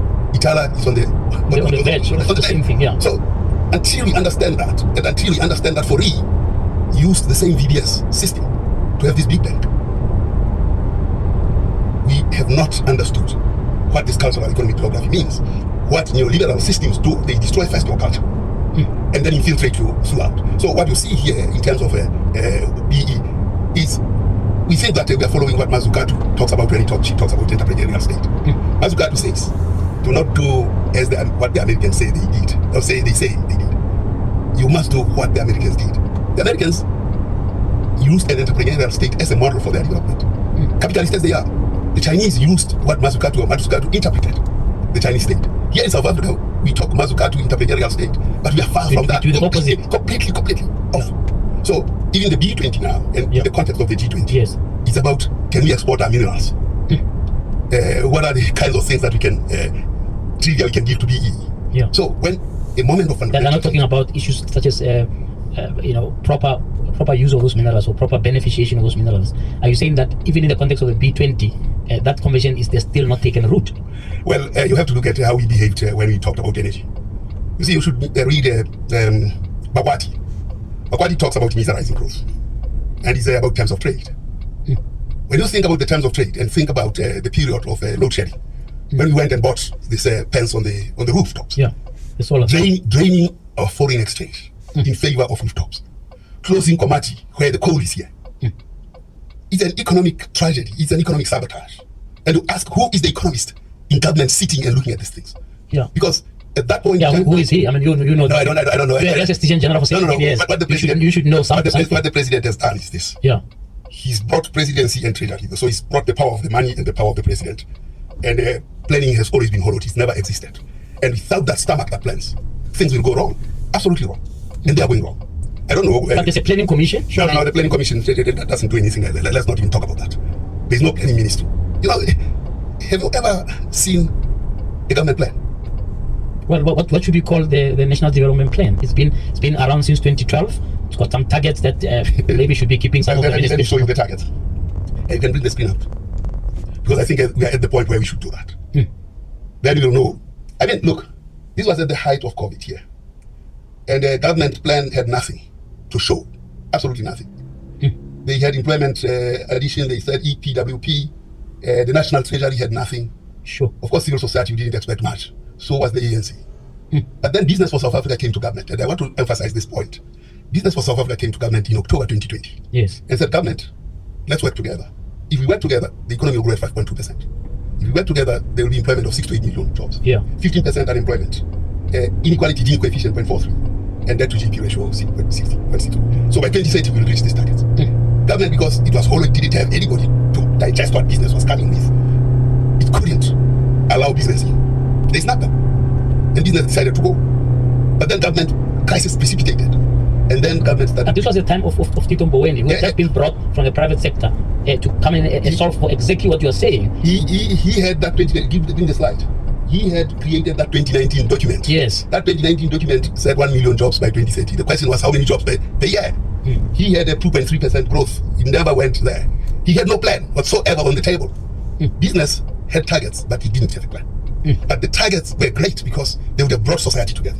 What we needed was then the path. Let me talk about implemented scenarios. The implemented scenarios, we had worked on a plan, looked at the situation, and we said, if we work on the implemented scenarios quantified and projected forward, there will be 6.2% growth, 8 to 10 million jobs, 12%. By when? By 2030? Yes. I mean, the first year in 2020 showing the results. 23% poverty rate, 0.55 Gini coefficient, 48 to 68% debt to GDP ratio. What the president needed to do was to take Business for South Africa, put them in a room at that point, and say, I see that implement, we have a path. Business, I see you have targets. These targets of yours, Business for South Africa and ADRS, are similar. They are spitting distance. Now let's go and solve. We have all the solutions. Why didn't this happen? Why didn't that happen when it was surrounded by people who like Tito Mboweni and others who were clearly economists and who could understand what you're saying? Well, we presented this to Tito Mboweni at the ETC, these particular targets that business later talked to, and he said, no, I don't believe in this modeling. I'll look at the ECA. EP was there. Ibrahim Patel. Yeah. Gordon is the minister was there. So was the late Pravin Gordon. They were in that meeting when we were presenting this. Yeah. Which later business presented as targets, but we presented the pathway. Now, we have a government that has thumbs in its eyes and sticks in its ears. Can't hear, can't see. Go and find out whether they have a modeling capability which gives them foresight. They don't. And this hasn't changed because of the introduction of other parties into government, in your view? I mean, when business comes at the wrong time. Yeah. Let's look at 2002, 2007. Business was not coming to the party. President Begi took a stance and said, we'll do this, we'll do that as government. We achieved a 5% growth. Yeah. He led and he used the levers of power of the state to achieve that. And business should have come, but it thought this was not serious. When you bring business at the center, when you don't have a plan and you don't have a system. You have to have a stamp at the airport to say you are legally leaving this place. You are not a fugitive, because the system will say that, hey man, you're a fugitive, you're wanted by the law, which then gets complicated because of the situation that side. But they didn't have the legal requirements to enter the country. And my thing is, fuck Palestine or Gaza is far. How far is it? Very. Where's things like Egypt? Egypt! All these Arab countries where they'll feel at home, where there's no haram taking place as much as there is in South Africa. Yeah, India, all these other places. India's a Hindu mostly, but Pakistan, for example, right next to India, there's so many countries they could have gone to. Why? So the president didn't ask that. He was like, oh, these are people from a war-torn country, escaping a genocide. Oh no, bring them in. Doesn't make sense. It's similar to all these other guys with the spices and they're here on asylums. But they leave their wives and they leave their women behind. It's only the men. Then why are you leaving the wife in a place where she's in danger if it's an asylum that you're seeking? All these guys. But it's only men who are coming. Hasn't that made you ever wonder? According to IOL, it states that their flight was within 13 hours. So they were on board for more than 13 hours. That's how far it is. That's how far it is. And there's so many other countries that can help. Yes, we went to the ICJ, we took Israel to court. But hey man, domestically we also got a lot of our problems of our own. You know what I mean? We've got people who are running away as well from other closer countries. Now that makes sense. If you're gonna jump off from Zim, it's like, well, it is your closest greener pasture in South Africa if you're in Zim or in Mozambique. Bro, your greener pasture, why is it South Africa when you're all the way so far, bro? Why should we care about the story of South Africans? Because they're here. And because who's in charge? Is it the NGOs or is it government? Because the guys, PMA, Border Management or that authority said, no, they can't enter. They said, we can't allow these guys to enter. They don't have the right documentation. Who are they? Where are they from? Okay, we know where they're from, but who's put them on a plane? No one knows who put them. What's going on? And then gift of the givers comes, and then it vetoes whatever decision the Border Management Authority has come to. So that's why we should be worried. Who's in charge of the country? Nell, who's in charge? What's your take on this? When you saw it, what did you think, man? I think what Saul said, I think is because they took an advantage that we were the ones who were in the forefront of calling out the injustice that is happening. Yeah, which was right of us to do. Yeah. And I think it's something that is repeating itself, where during apartheid, when there were a lot of countries that were calling injustice that is happening in South Africa, and those were countries that were accommodating South Africans for when they were going to exile. So I think that's something that is kind of repeating itself, that we might as a country be the country that's going to welcome a lot of people from Palestine come here to accommodate them, because they're running away from their country where there's a lot of injustice that's happening. So possibly there's more to come. I get that, Is that right? what's going to happen? Yeah. But bro, there's so many conflicts in the world out there. There's so many conflicts in the world out there. Do we then accommodate everyone? We're a small country, bro. Like we're a medium country, let me say. Do we accommodate them? Is it practical? But we're already accommodating the whole of Africa. So, is it shocking? Because we always cry that we're a small country, but at the end of the day, our borders continues to be open for more people to come. Yeah, that's what I'm saying. This should worry us, because who's in charge? And remember, we've been seeing a string of lieutenant generals, vice admirals coming out. The latest guy, Monde Lobese from the Navy, vice admiral from the Navy, came out now saying, well, politicians are making it difficult for us to do our jobs. For real. There's crazy crimes happening at sea, human trafficking, drugs are coming out of the country. It's a free-for-all. Yeah, he made a statement now. And then earlier on, I think it was the funeral of the mass funeral of the guys, who died in Congo, but it was a soldier's funeral. Another general, Tabeni Mapaha or something. This was February. This was before Mkwanaz. He literally said, you politicians have decided to make our defense force a Mickey Mouse. Our borders are porous, want to play Big Brother in Africa, we're out there in Congo, but the resources have been cut from our national defense force. We're a joke. We don't have borders. Pretty much we don't have borders. And then Mkhwanazi came out and spoke about the infiltration of the justice system by criminals, and that was in July. Then Shamila Botoi came out saying she can't do a work at the NPA because they've been deliberately under-resourced, and all the best attorneys and lawyers and prosecutors are going into the private sector. Speaking about Gift of the Givers, an old clip of Dr. Imtiaz Soliman, founder of Gift of the Givers, resurfaced online. In the video, he states that he's not accountable to anyone and only to Islamic law, not state law. This resurfaced as the NGO faced criticism for reportedly pressuring the SA government to allow 150 Palestinians into the country without standard immigration procedures such as the use of passports and asylum papers. Soliman went on to book accommodation for those people. Background of Gift of the Givers: it's one of South Africa's biggest humanitarian organizations, known for emergency response for work in Gaza, Syria, Malawi, Mozambique, and more. Where's the video? Do we have the video? Please try to find the video, because I find the video. Shows. Yeah, if there's a video, we've got to see it. I don't think. And apparently, this guy he ran for elections in '94. Yeah, I saw that. The Islam party, or it's an Islamic party, or a Muslim party. Yeah, it's a Muslim party. It's a Muslim party. Yeah, I saw that, man. And I was like, oh. And then you look at what's happening in London. They've taken over there, the Muslims. You look what's happening in New York as well. In New York, you mean the mayor being a Muslim now? Yeah. That's when they've taken over. Let's go. Can I see videos of what London looks like now, bro? Nah, but London and the UK, bro, I feel like to some degree they deserve it. And the French and Paris, because they're taking over. Yeah, because guess what?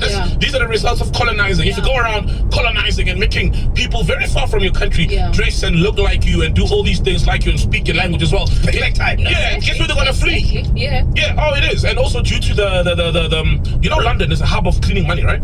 Yes, I can believe that. Yeah, so Gangs of London, that Gangs of London series, yeah. Then there was a documentary I watched, I forgot the name now. Literally, it's the world, like, it's where the filthy money is. And people own land there now, and are not the Brits.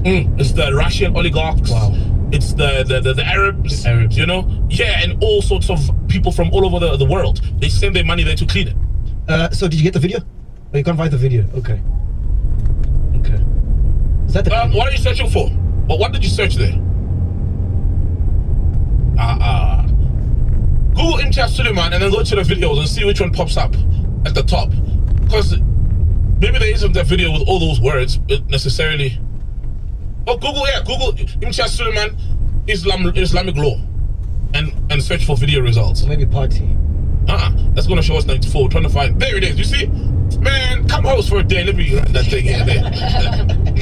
Yeah, play the video. Let's see. Is that the video? Yeah, it looks like it. Yes, sir. It looks like it from here.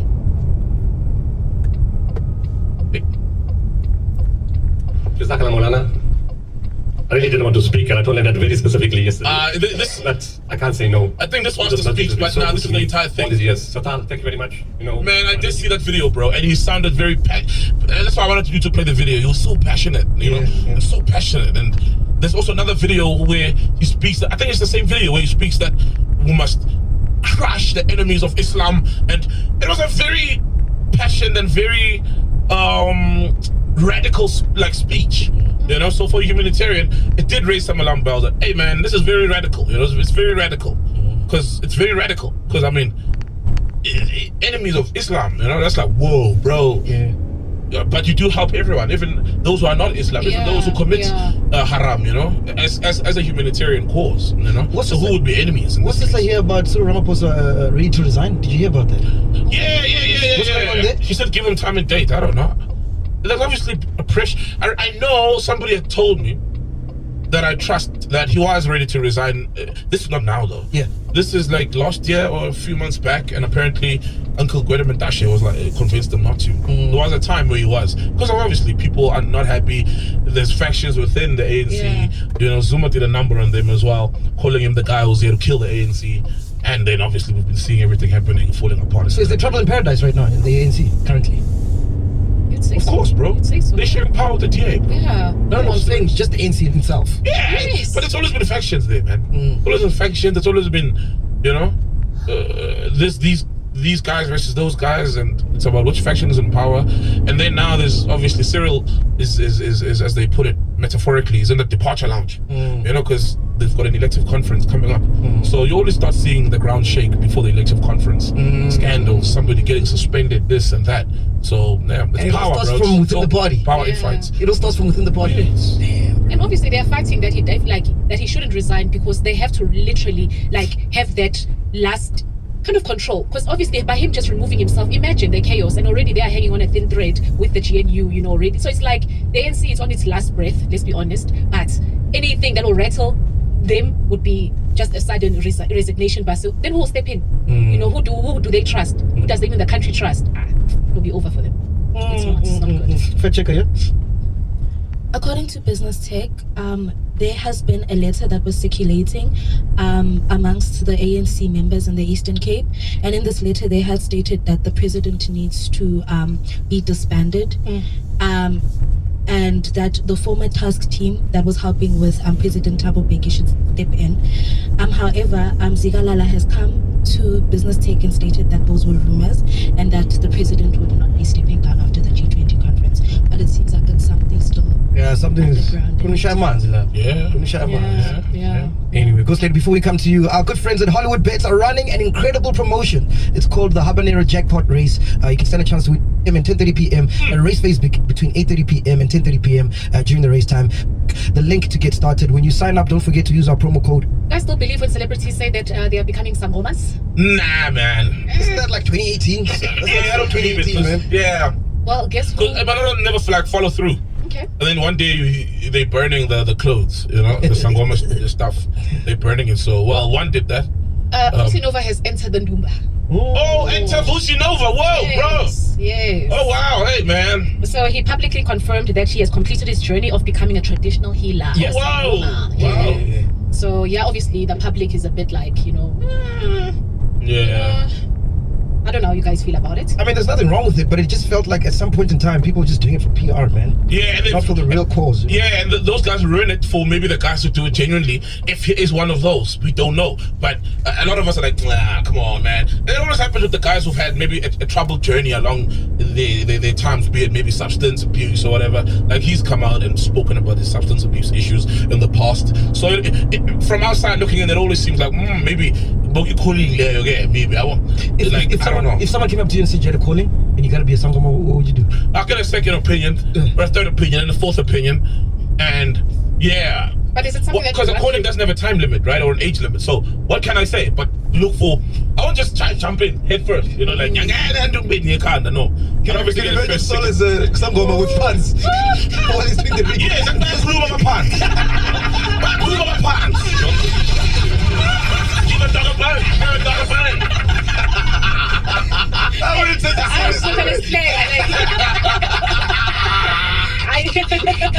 Would you become a sangoma if someone told you? No. But it's not. You don't decide, bro. What do you mean, no?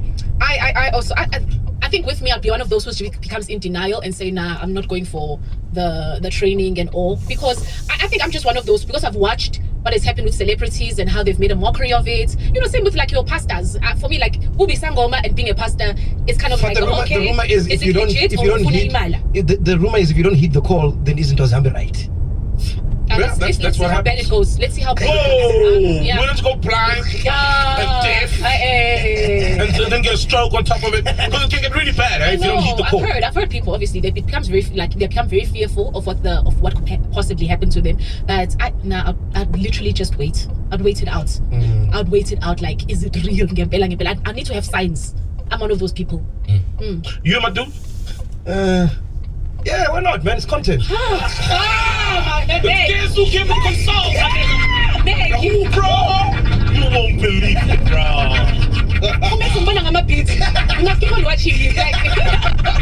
You'll be here, and the beats. Like, guys, I'm in my chair. country. If I had a calling, I'd take it. I'd heat it, man. Really? You know? Yeah. Immediately. You don't even try and like question it, get a second opinion. What's bad? I mean, you're helping people, you know? It's a gift. It's a gift, bro. Yeah. You're the chosen one. One of the few special ones. Well, you should be a few of you. There's a lot now, and some are fake, but it's a gift. It's a gift. You know what I mean? It's not an easy journey, I've heard. Yeah. But I'll definitely have a few opinions before jumping. Yeah. Because you don't want to waste all these years, you know, of your life, and then you're like, I'm no longer a Sango. I'm like, whoa, you know, after going through all of that. What else you got for us, Okay, guys, remember Wise Man Nube? Yeah. There's a sad story. Great actor, yeah. Incredible actor, bro. Yeah, we can't put that. Amazing actor. What do you think is better between him and Tembi Sinkos? Yo. One must die. One must die. They're on the same. Man. Tim goes, in fact. Tim goes. No. Wiseman must go. Wiseman must go. Yeah. Hey, I'm a bigger fan. I'm a fan of both, but bigger of Tim Goes. Yeah. I'd say Tim Goes must go. Okay. Who's your type there? Would you give it up to? Not like that. Well, he's asking. Okay, but I like dark skinned guys. I'm more for dark skinned guys. So Wiseman. Wiseman. Oh wait, was the first decision based on that? Yeah. Of that, Tim Goes must go. Yes, it was based on who would be better. Who would be better? Oh, okay. Yeah, Tim Goes must go. Who would be better at what? No, at being alive. At sharing oxygen with on Earth. At sharing oxygen and on Earth. And Dumi, who would you give it up to? Who would be better?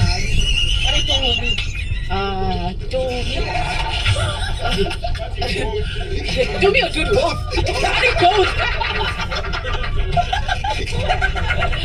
He said none of the above. Yes. Wiseman, what's Wiseman doing here? Oh, okay.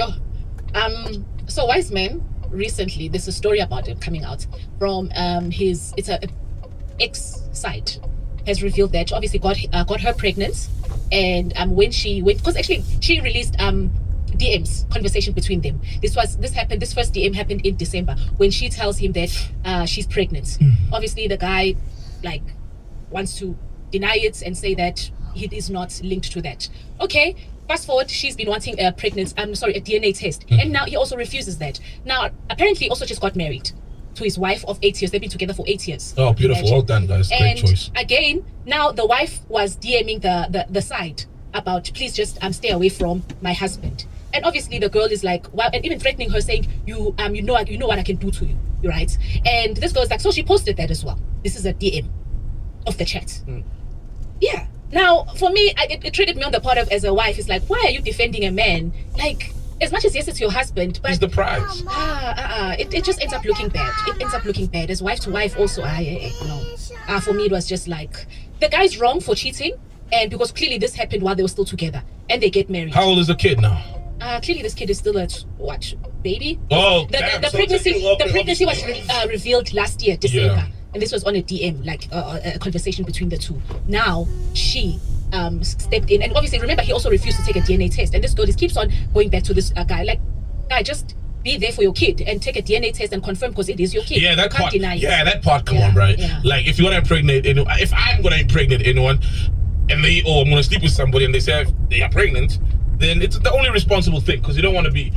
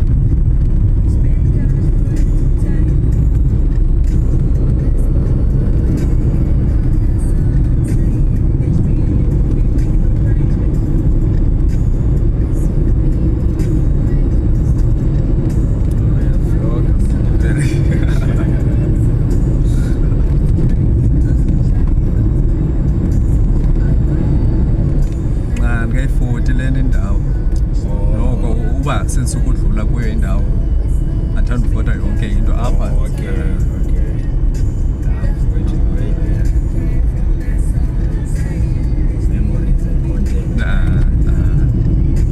Futhi abantu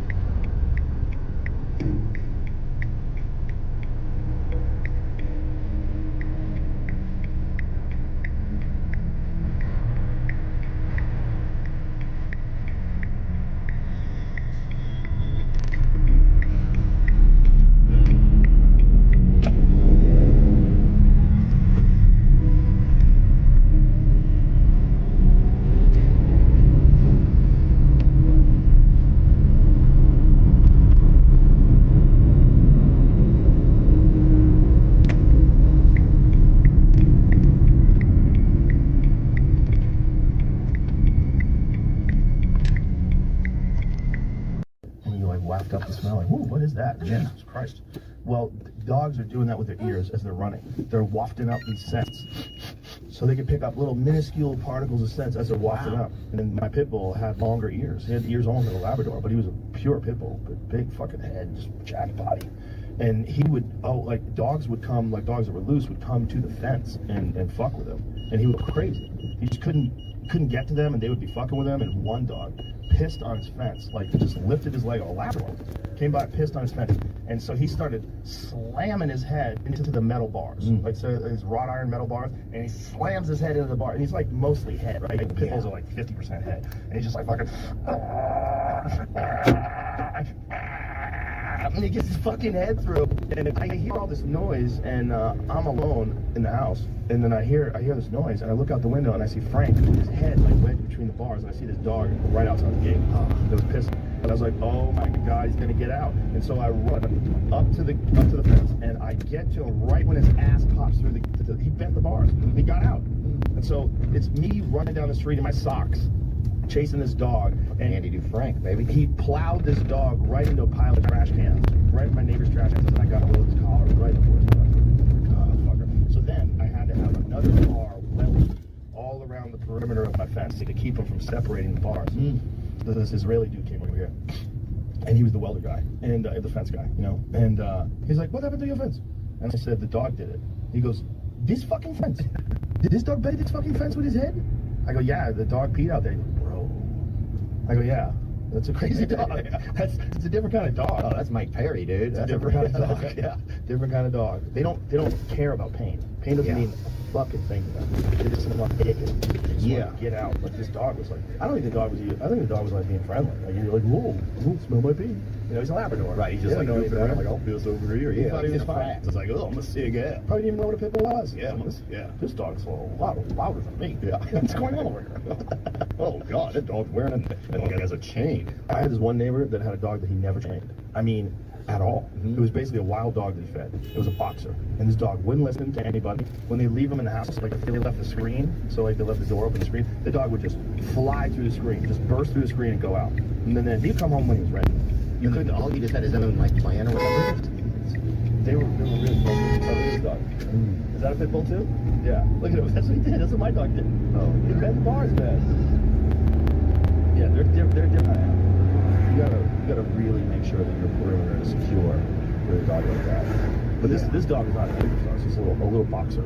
I think I just got so nervous. I think just like I would be so nervous around them, you know. And but you should be if they're not trained well. And we didn't grow up around any dogs. You know, except for like dogs that were in our neighborhood. And they were more violent animals. We didn't have any like dogs in our home or any experience around dogs. You know, I remember first time I ever even met a indoor dog. It was I didn't know a dog could even be indoors, right?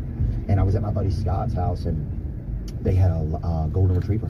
And this bitch came around the corner, dude, and I was like, who the fuck is that? I mean, it was like the most beautiful thing. I mean, it was just like fluffy and beautiful, gorgeous. Fucking long blonde hair. It was like Suzanne Summers, dude, just coming. And I was like, damn, that thing is fucking fine. Suzanne Summers. I just never seen a dog look like they had like gotten a good night's sleep, you know? Remember Suzanne Summers with the thigh master? Yeah. Also have this spring. If I did have a pussy muscle, because that's what you're doing. Like there's a lot of like it's not squatting for your butt, it's not lunges. You're just tightening up them pussy muscles. Oh, dude, squeeze that dick, squeeze that dick, squeeze that dick. Thing's gonna gleek by the time you get done with it, dude. See if you can find the ad for the thigh master. A lot of ladies bought that too, because they want to look like Suzanne Summers. Look, it's just a spring. She's still looking good. She's like 1,000 years old. Oh yeah, she's still looks really good in my head. One of the biggest blunders in all of television, though. Her and Three's Company. That was great. What happened to it? Crazy negotiations. She wanted more money. She was demanding more money, but she had become a giant star. And so they basically relegated her to, she wasn't even on the show anymore. Like there was one episode where she made a phone call and she called them when she was on vacation. That was her in the episode. Her in some totally different location, calling them on the phone. And then they eventually replaced her. Yeah, I remember they got a new woman. I think it was like, you know, she got an aggressive agent. It might have been a husband, one of those deals. Yeah, it was like, I got this. I want to fucking, you deserve more money. It's just like what happened with Call Her Daddy.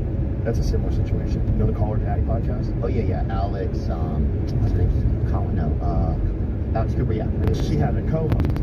Right. And the co-host had a boyfriend, was an agent. Something Franklin. Sophia Franklin? Is that it? And then Portnoy told us the whole story. Oh, he did? Yeah, it's like the dude thought that like, she's gonna be this, she's a fucking star, you need to pay her more, and like, you know, they had a deal. The deal's a deal. She wanted more, and then there was negotiations, and yeah. So her husband, former television producer Alan Hamill, went to negotiate for her, asking for $150,000 a week, which was the average that men were earning on television at the time. Okay, it's not television. Yeah, it's like saying, oh, well, brain surgeons make this, and I bought her, so I deserve it. And on par with what her co-star Ritter was making, John Ritter. She said she didn't know at the time that Ritter was making more since the three of them had a favored nations clause. What does that mean again? Favored nations, I think, is like what is it? It's in. I thought that means that you all make the same amount. Is that what it means? No, I think it's a Inuit thing, isn't it? No.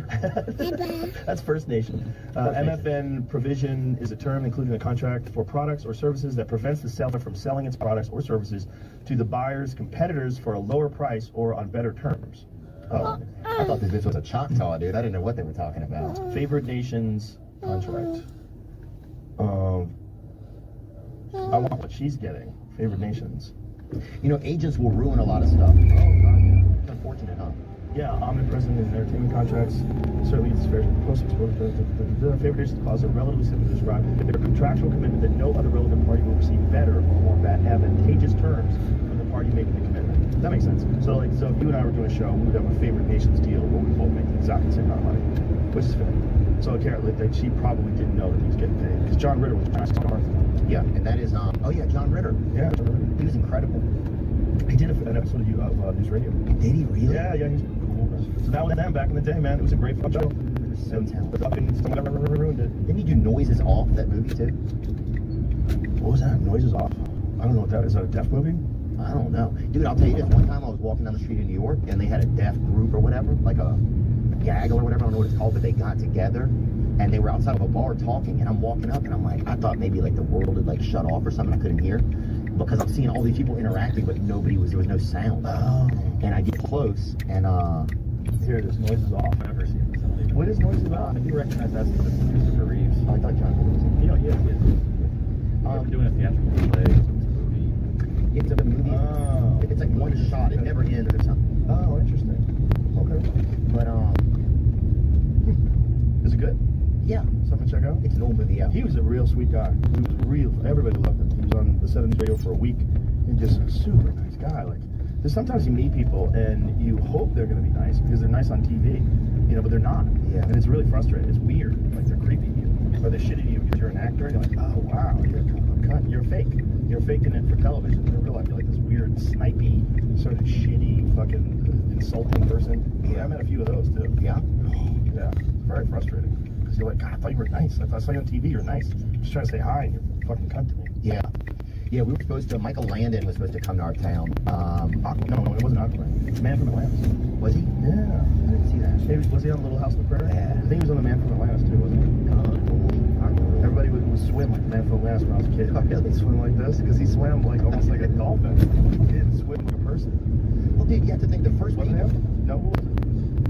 Who was the Man from Atlantis? Who was the main actor? Patrick Double. That's right. I confused those two. Well, Joe, you have to think probably the first people. Oh, wow, that dude. You never saw this? Man from Atlantis? After that, my girlfriend wanted to go to the Juilliard School in New York.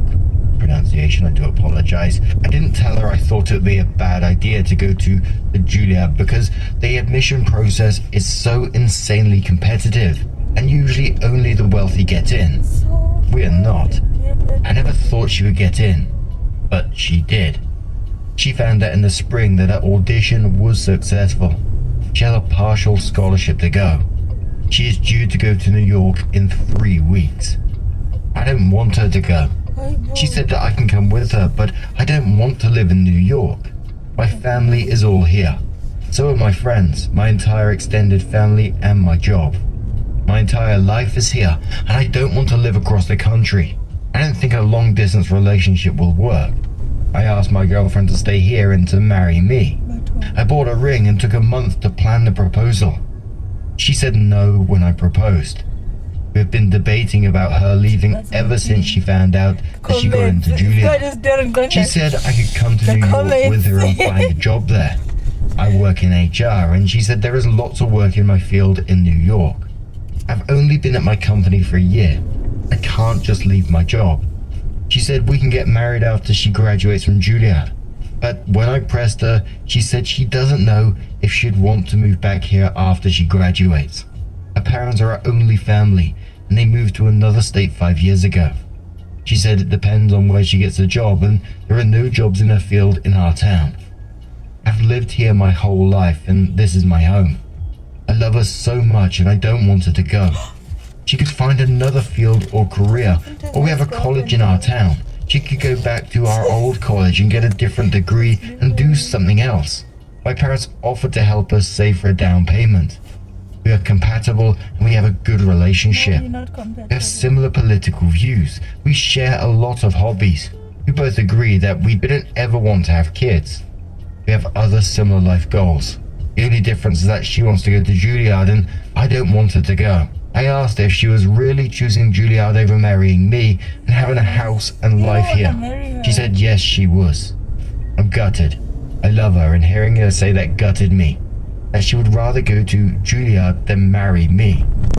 So I did a brief Google about this school, and apparently it's like a world-class performing arts courses, and so this is like a once-in-a-lifetime opportunity for her.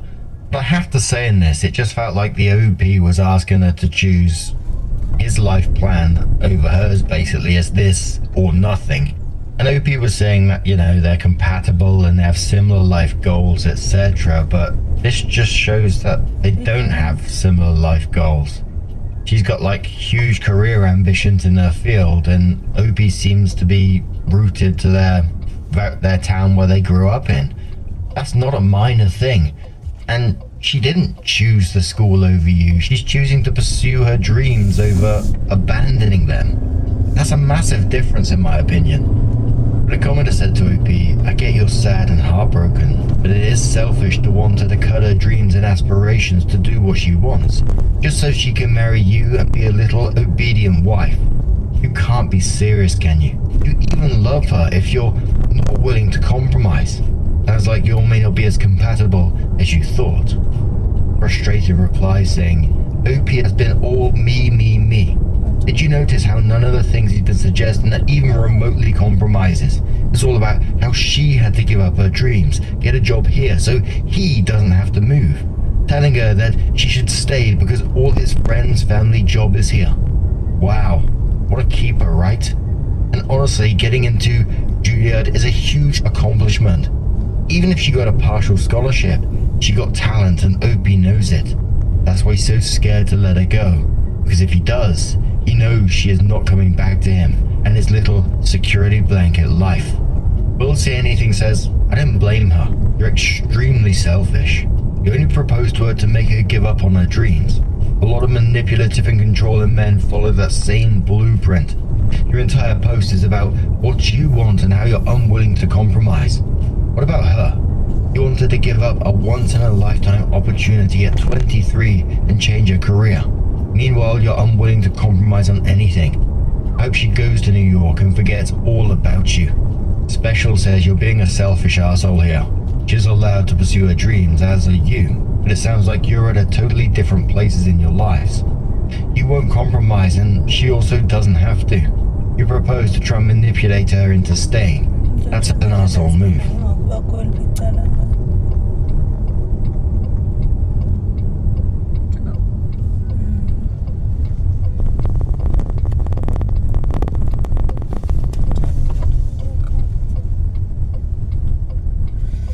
Your phone is too hot. Move. It sounds like it's time for you to break up and go your separate ways. And Wabbit comes in, quoting OP, saying the only difference is that she wants to go to Juilliard and I don't want her to go. The commenter then says, the only difference is that I don't want to leave my city and can't consider living anywhere else. Commenter quotes again, saying that she would rather go to Juilliard than marry me. Then the commenter says, I would rather break up than consider a long distance or moving with her. So it's your home, your family is there, your job is there, her family moved. There won't be any jobs in her chosen field in that place, while your profession has demand everywhere. Why couldn't you leave that job after a year? Moving is one of the best reasons to give for a job change.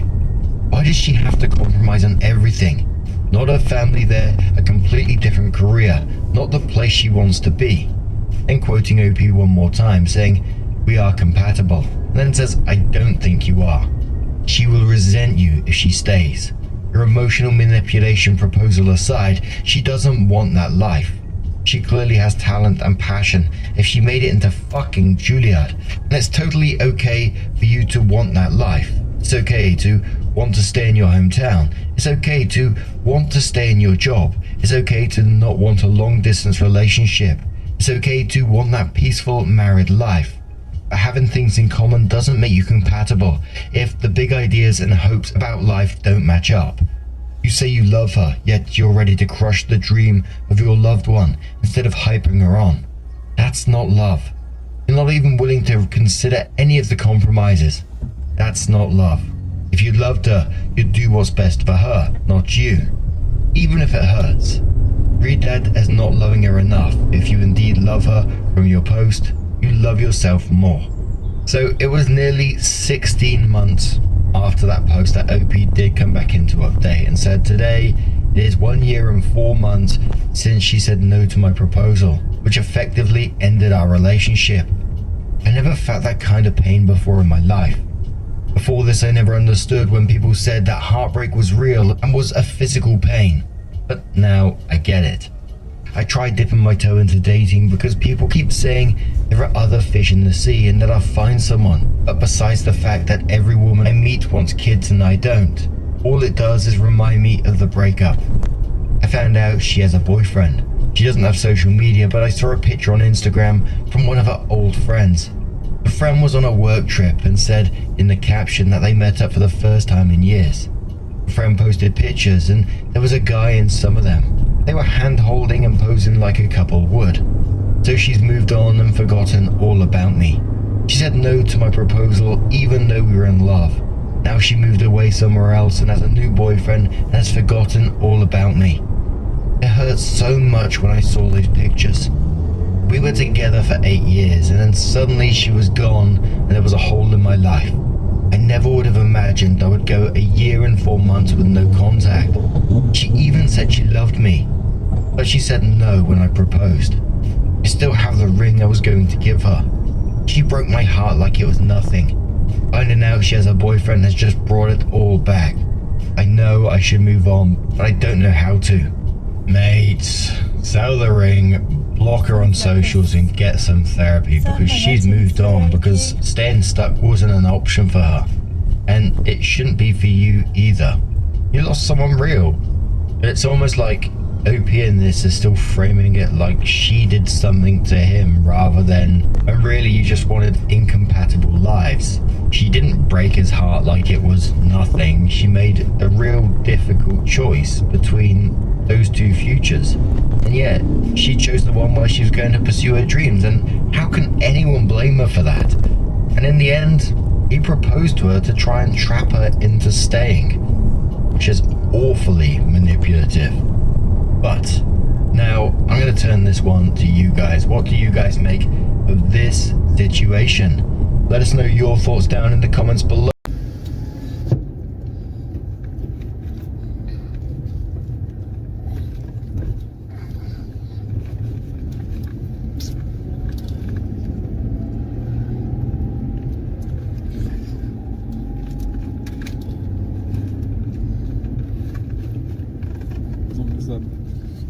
I forgot about that.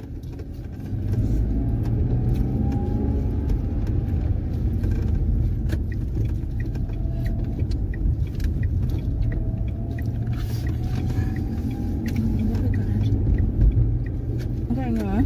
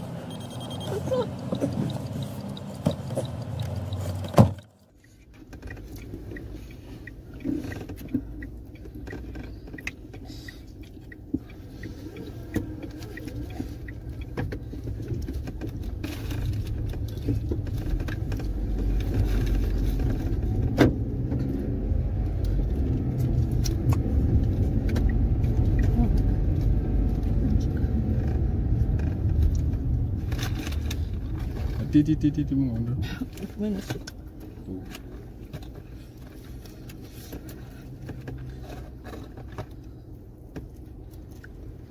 ngibani lolinze sakhe. Ngibani lo nithi sibhalele.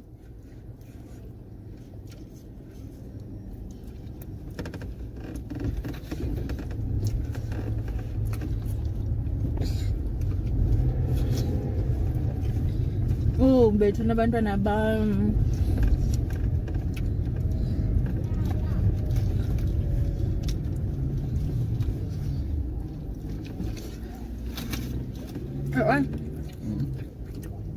But I got into that.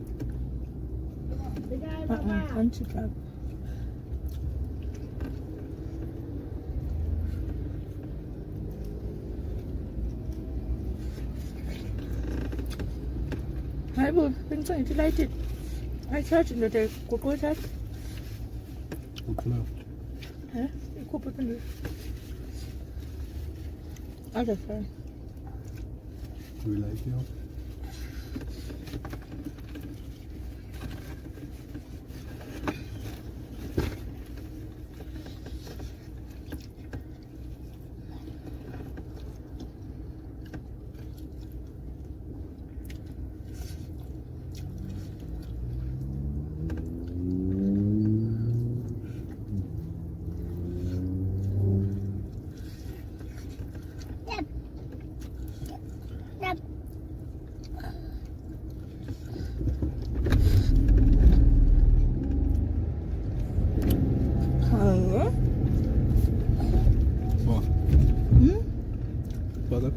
Lagi, itu dia. Nah, das niemand das ja.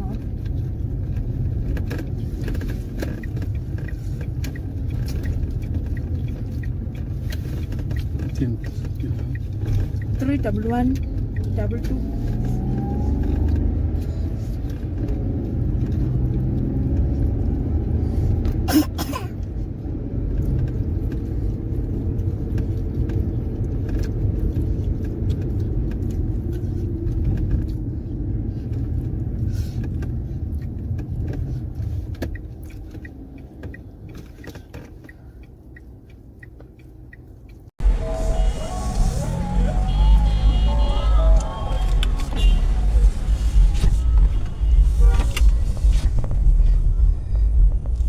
Response. We're going to discuss that, and let me just tell you, Turning Point is so good after this. You just cannot survive being disingenuous. We also are going to get back into the Egyptian plains today. They are also working very hard to try to convince us that was nothing. That's just what Egyptian military planes do. Fly around the skies in the middle of Provo when Charlie Kirk is being assassinated. Well, it turns out maybe these planes might be the key to everything, not nothing. Welcome back to Candace.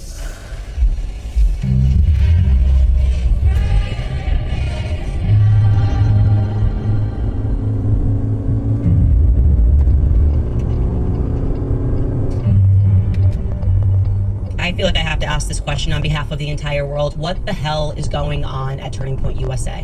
What's going on?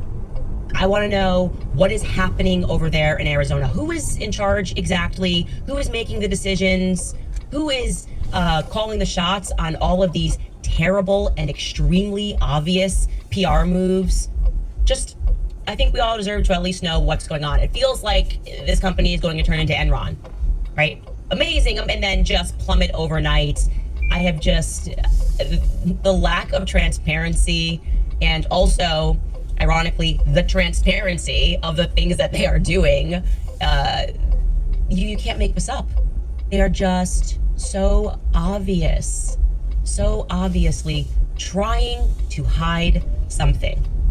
Before we get into their frankly bizarre late night tweets and ultimatum, I wanted to update you guys and let you know that Cam Higbee, remember that weird propagandist reporter who goes to the Pentagon press secretary and is like, don't laugh, okay, right, don't laugh, and then proceeds to ask if they heard about France's assassination attempt on my life, which I also said that France was on the ground the day that Charlie was assassinated. Yeah, this Cam Higbee, take a listen. As well. Yeah. So, this is my first question, and don't laugh. Does the DOW have any evidence at all of a French military plot to assassinate Candace? That is an interesting question. Not that I'm aware of, but, you know, interesting question. I can try to find out and maybe let you know. I think that might be more of a law enforcement matter, though. So I brought that up because it was just so propagandist, so in our faces. I obviously did not think that this was going to lead back to Turning Point USA, but little did I know that we can add Cam Higbee onto our list of brand new. You know, everyone was just so brand new on that day. Everyone was so brand new leading up to Charlie's assassination. Well, Cam Higbee is on the payroll of Turning Point USA beginning in August of this year. So in theory, Cam Higbee, who was laughing off the idea of an assassination attempt, is being paid by the very organization that just had its leader assassinated in broad daylight in front of the entire world. I find that to be interesting. Who directed him to ask that question? I'm just asking questions. But first, after my episode yesterday, I expected, call me crazy, I expected that Turning Point would reach out to me via text, via email, that they would instantly follow up with their long diatribe and to be sincere and say, okay, here are some dates and some times. When would you like to make this happen? We're going to set up this great debate. Rather, instead of hearing anything from Turning Point, I heard from Skylar, my executive producer, this morning via text, which I'm going to show you, that I was somehow already 9 hours into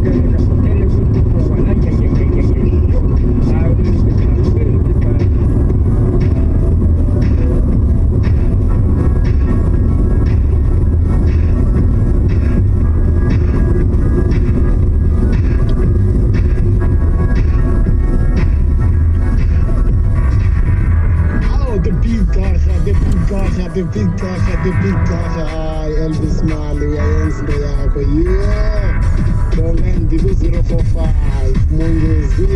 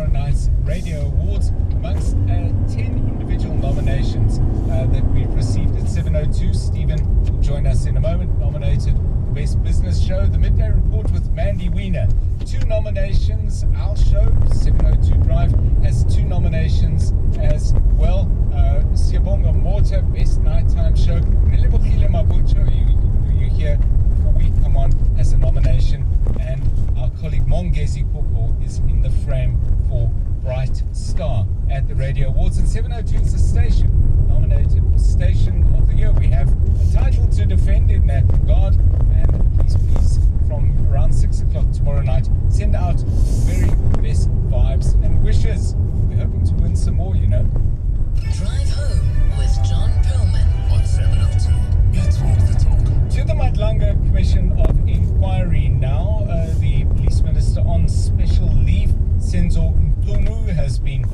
resumed his testimony and has been giving evidence at the commission today. Oren Singh has been keeping a close eye on things.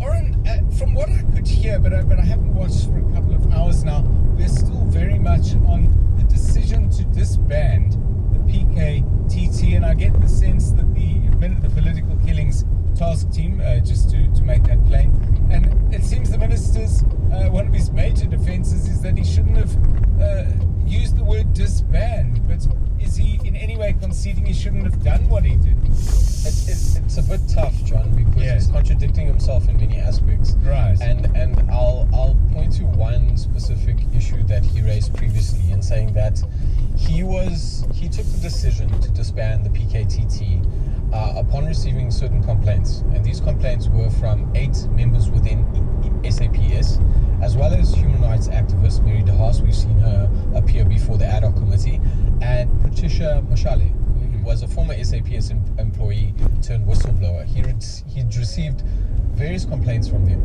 against the PKTT in terms of human rights violations, but more specifically within the internal complaints from SAPS about them losing control, SAPS as a whole, losing control over managing the PKTT. The PKTT was seen, according to Ntunu, as a unit that was operating out of bounds of SAPS's operational structure. And so he claims that he received all these complaints, and upon receiving these complaints, some of which were also received by the National Police Commissioner Fani Masemola, he took the decision to write that instruction to disband the unit on December 31st. But now we're seeing that change.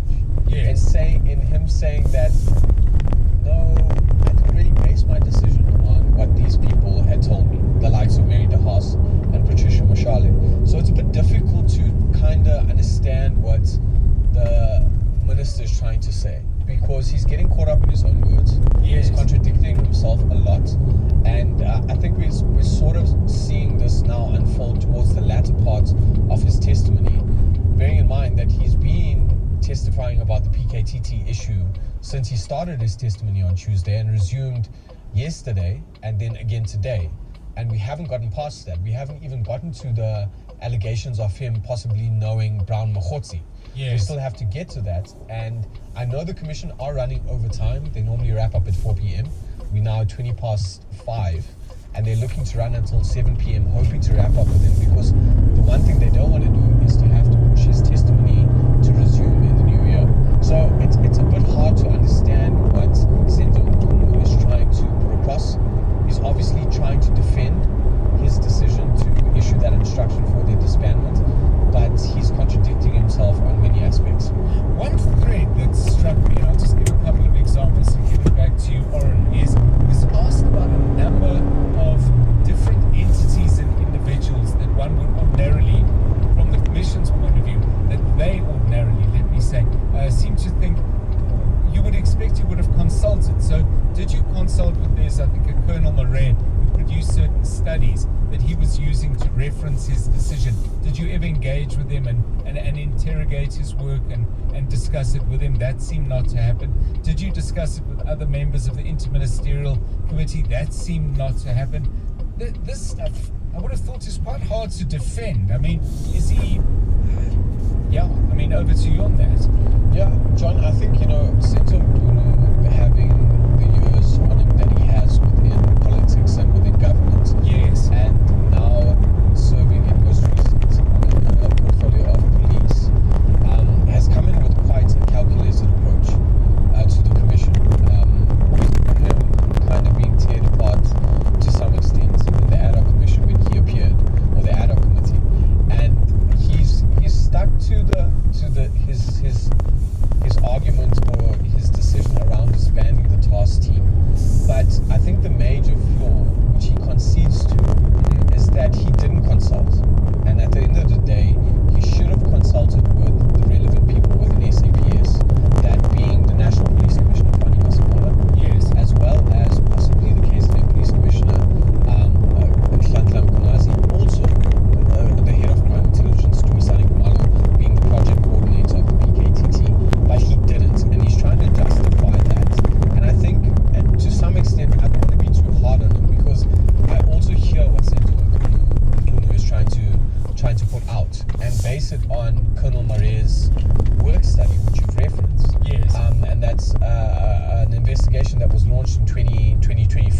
here to look at where task teams within South Africa fit.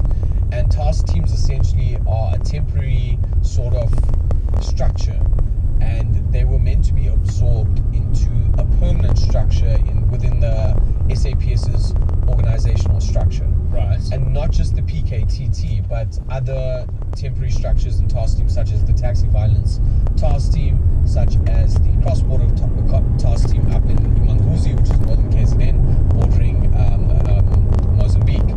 But I think he's been caught out and contradicted a lot of his earlier testimony, and the commissioners have picked up on that, and they've started to question him, not lightly, John. They've started to press him quite hardly on some of those issues that he's previously raised.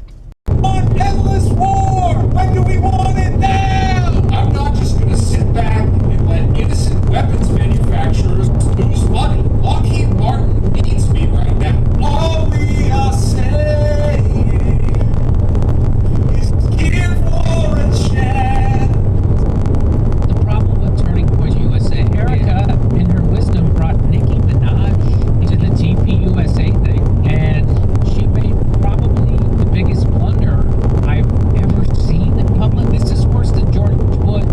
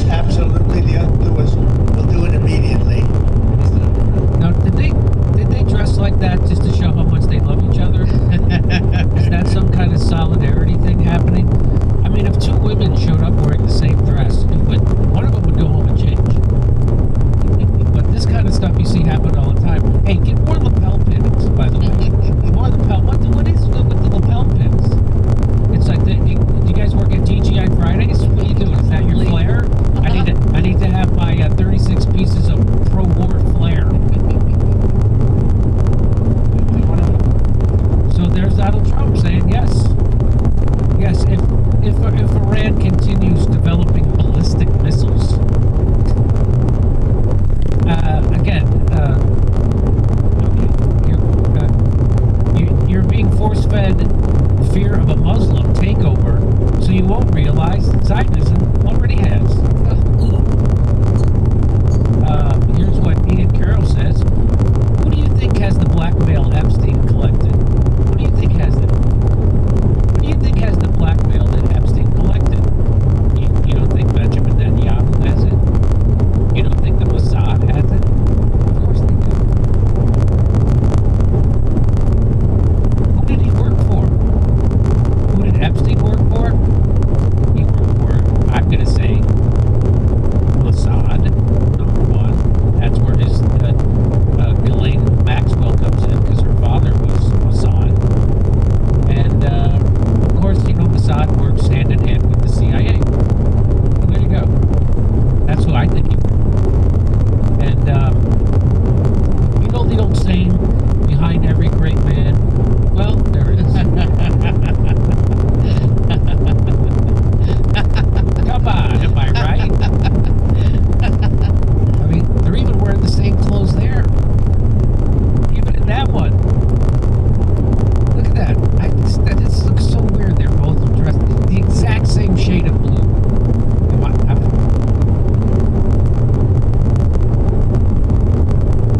I'm wearing the exact same shade of blue that they are. No, this is a little different. That's a little lighter. It's a little darker. This color, by the way, I bet you nobody can guess this color. I know. Midnight blue, Jim? Close. Close. Here's what,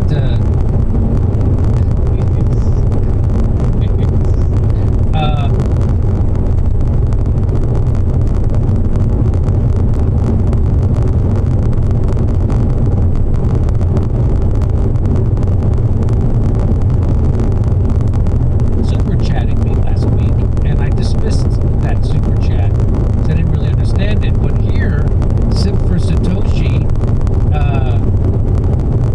at I am Ginger Trash, says, I kind of told you the playbook, but you probably didn't pay attention.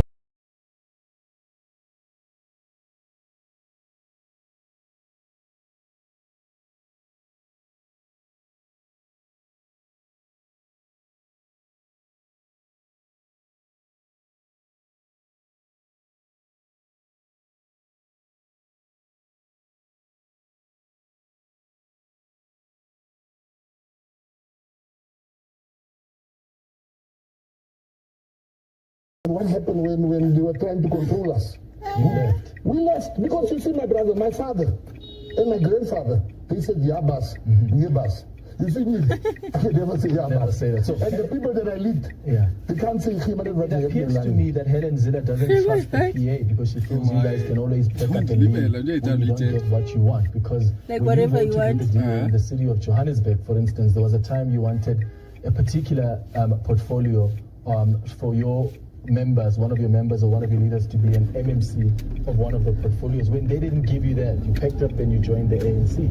Yes, because I'm not looking like by Helen Ziller. My Dexter, my partner loves me. Why would I want her to love me? I'm not here to be loved by her. I'm not those grapes that meet white love. Let's be clear on that one. I will never ask her permission.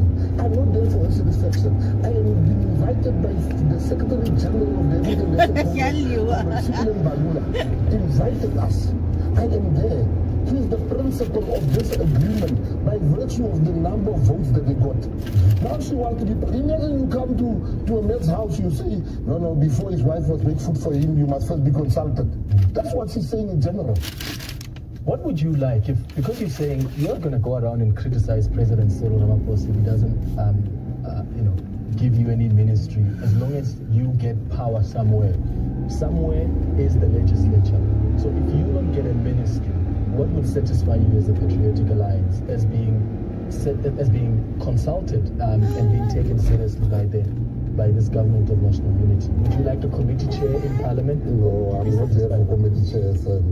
My issue is that if they don't feel they need me, where I can add value, which is in the ministry.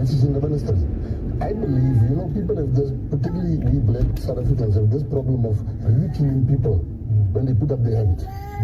Making fun of people, but their heads are down. You mustn't laugh at the person. I am saying here now, I grew up in the gangs. I went to jail at a young age. I spent my whole youth in jail. I led the prison gangs, I led the gangs on the outside. They came out, I transformed my life. I understand how criminals think. I became a very successful businessman in my life. So I'm saying that I think I'm best equipped to fight crime. I understand the mafias. I understand the gangs. I'm not going to go read. If I get appointed, let's say the president appoints me Monday morning, I already know where the first place I'm going to go to, which is the airport. Because it's a crime scene. Tambo is a crime scene. You need to rearrange the whole airport. Because it's a crime scene. You have one little dog sniffing. There are 20,000 people passing a day. That dog can only sufficiently sniff 20 people. There's so many ideas that I have, that I know I can fight crime. And I want to offer that to my country. If the president feels I'm not the right person for that job, or he is a better person, I must not be angry, but I have the right to say, no, we're going to set this one out. Because we also don't want what Helen Zille is doing with the ANC now to happen to us. Voters are looking at us, and she has just detailed paying the ANC big time. That they must report to. Imagine people go past the DA and vote ANC to hear a week thereafter that the very ANC they voted for can't move. Who was speaking to? It is racism, it is this white supremacist attitude that she has. She has no business. She's not only embarrassing President Cyril Ramaphosa, she's also embarrassing her own president. In the PA, imagine if one of the negotiators go and talk this nonsense. In the PA, the negotiator will be gone. So she must be gone. If the president asked you, motivate why I must appoint you the Home Affairs Minister, what would you explain to us now what you would do if you are police ministry and where you would focus on? What fundamental changes would you bring about if you are appointed Home Affairs Minister? Brother, you know, the issue that we don't want to accept in this country is that when we say Abahambe, we're not just talking about deportation. We're talking about job creation. When you have, let's say, people say there's 12 million illegal foreigners, and let's just be more reasonable for the sake of this argument. Let's say there's 6 million. Of that 6 million, 2 million are criminals that I can tell you. 2 million are still looking for a job. 2 million they got a job at the moment in the restaurant, for the houses, and some of them in government departments. So once you let's deport them, you immediately solve 3 problems. Problem number 1, there's 2 million jobs. That's in the market. That's on the market. Secondly, you immediately make sure that 2 million criminals are out. Thirdly, these people, load shedding, using the load on the grid. Now the grid does not even provide many people. I can go further. Hospital lines will get shorter. These people apply for RDP houses. They apply for RAF, the road accident fund.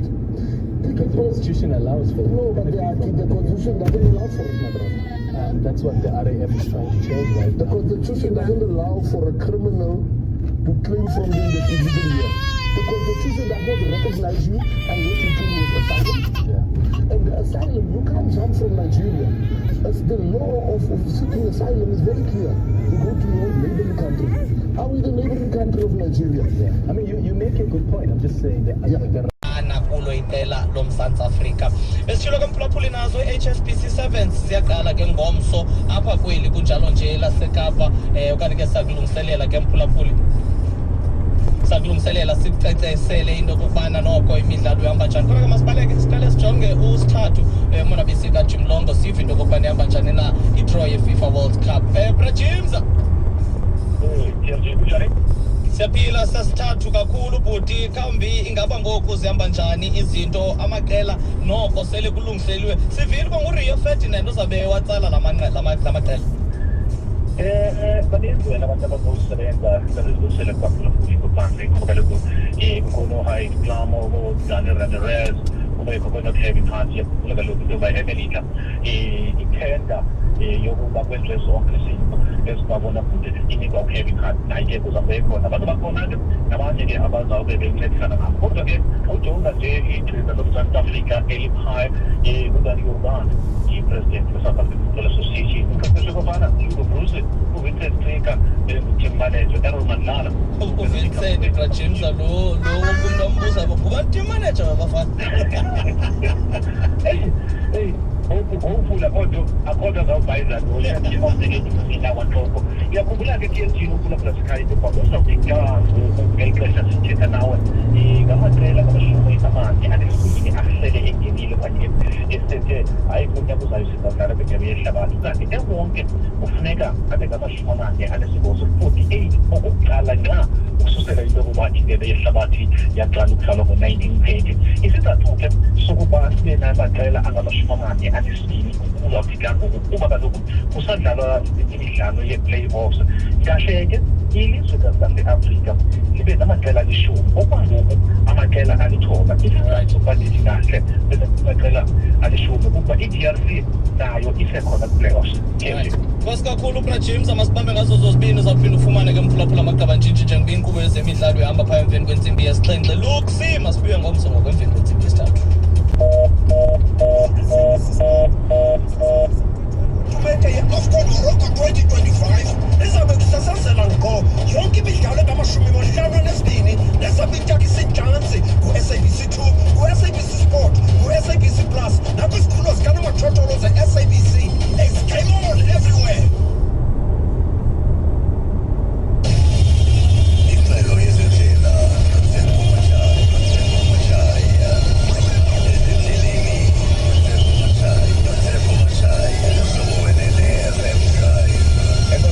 masiqale kwalapha kuthi ephondweni indlela zethu ke zisemanzi kakhulu lumkiswa ke mqhuba kuthi uqaphele kwezi ndawo zingamajikojiko kuthiwa ke namatye ayawa phaa ezintabeni ku-N2 xa usuka phaa kuqumbu usiya ngasemthatha phaa ngakutsolo junction ikhona ke ingozi elapho kanti phaa eGauteng ku-R59 southbound phaa kufutshane Cleveland Drive ikhona ingozi elapho Solomon Mahlangu Drive phaa ngaku-R21 highway nalapho uzawudibana nengozi ngokunjalo ku-N1 southbound ungekafiki phaa eRivonia Road uzawudibana nengozi nalapho KwaZulu-Natal ku-N2 uma phaa eShepstone usiya kucala seThekwini ungekafiki phaa eManzimjoti sikhona ke isithuthi esikhalela umgaqo apho kanti eWestern Cape phaa eStrand Mill Street neBroadway Boulevard ikhona ingozi elapho qaphela ke mqhuba kuthi chunje kakuhle phela veki bentle ingabi nasibazamisi.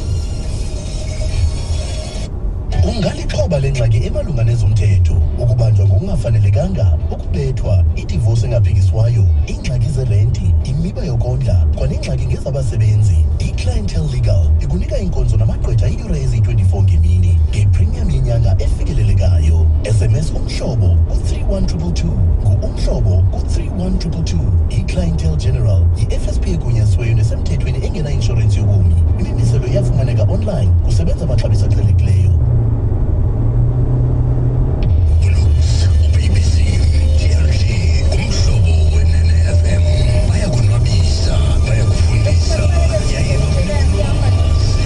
Ushenge wasehlala Nkosi sithi uMaqonda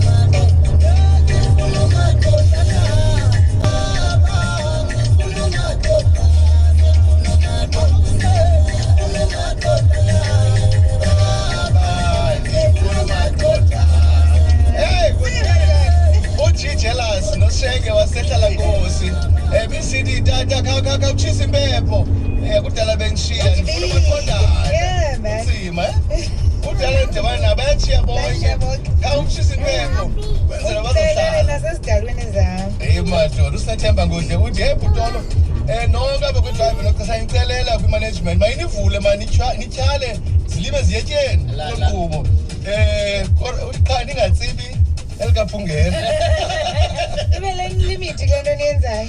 yeah ne idrive nochatha 17:43 lixesha lethu siya kumkhono phambi kwentsimbi yesithandathu sesakushiya ngoku kodwa phamba sikushiye lixesha lolwaluko ephondweni Eastern Cape House of Traditional and Khoisan Leaders sokuncola kunye nabo namhlanje emnxebeni cimba zokhangela unkosi ugwadiso namgqolo kudala lakho. Well, remember earlier you said you're going to answer questions directly in your open book. And me and Brian, what do you mean? So like there's going to be a bet between he and I. There's also a charitable contribution. But I love that you guys are doing a charitable contribution. I love more that you guys have a personal bet. Yeah. I'm wondering what's on the line. Well, that's what I'm saying. The personal bet. What are you asking? What do you guys bet? I mean, I don't think the numbers are important. I think everybody here. It's not important, but I'm curious. Yeah. It's we have a nice little 6-figure bet between us. Okay. Yeah. Low 6 figures, high 6 figures. Nothing crazy. A quick Google search says that your net worth is $400 million. That's a quick Google search. I don't know what that means. Is that accurate? You can't. I don't really think you can trust a lot of that stuff that you read on the internet. Right? Like the internet is weird. So some people just say stuff. You know? Is that accurate? No, it's not accurate. Is it far off? With that number, yes, of course. It shouldn't be far. That's a beautiful thing. Yes. You're saying you're worth a lot more. I'm saying that number's far off. Yeah. What is worth? Right? I think the abundance of value comes in happiness. So my. All right. I remember a time you told Gayle King that by the time you were 45, you would hope to be a billionaire. Did you fail?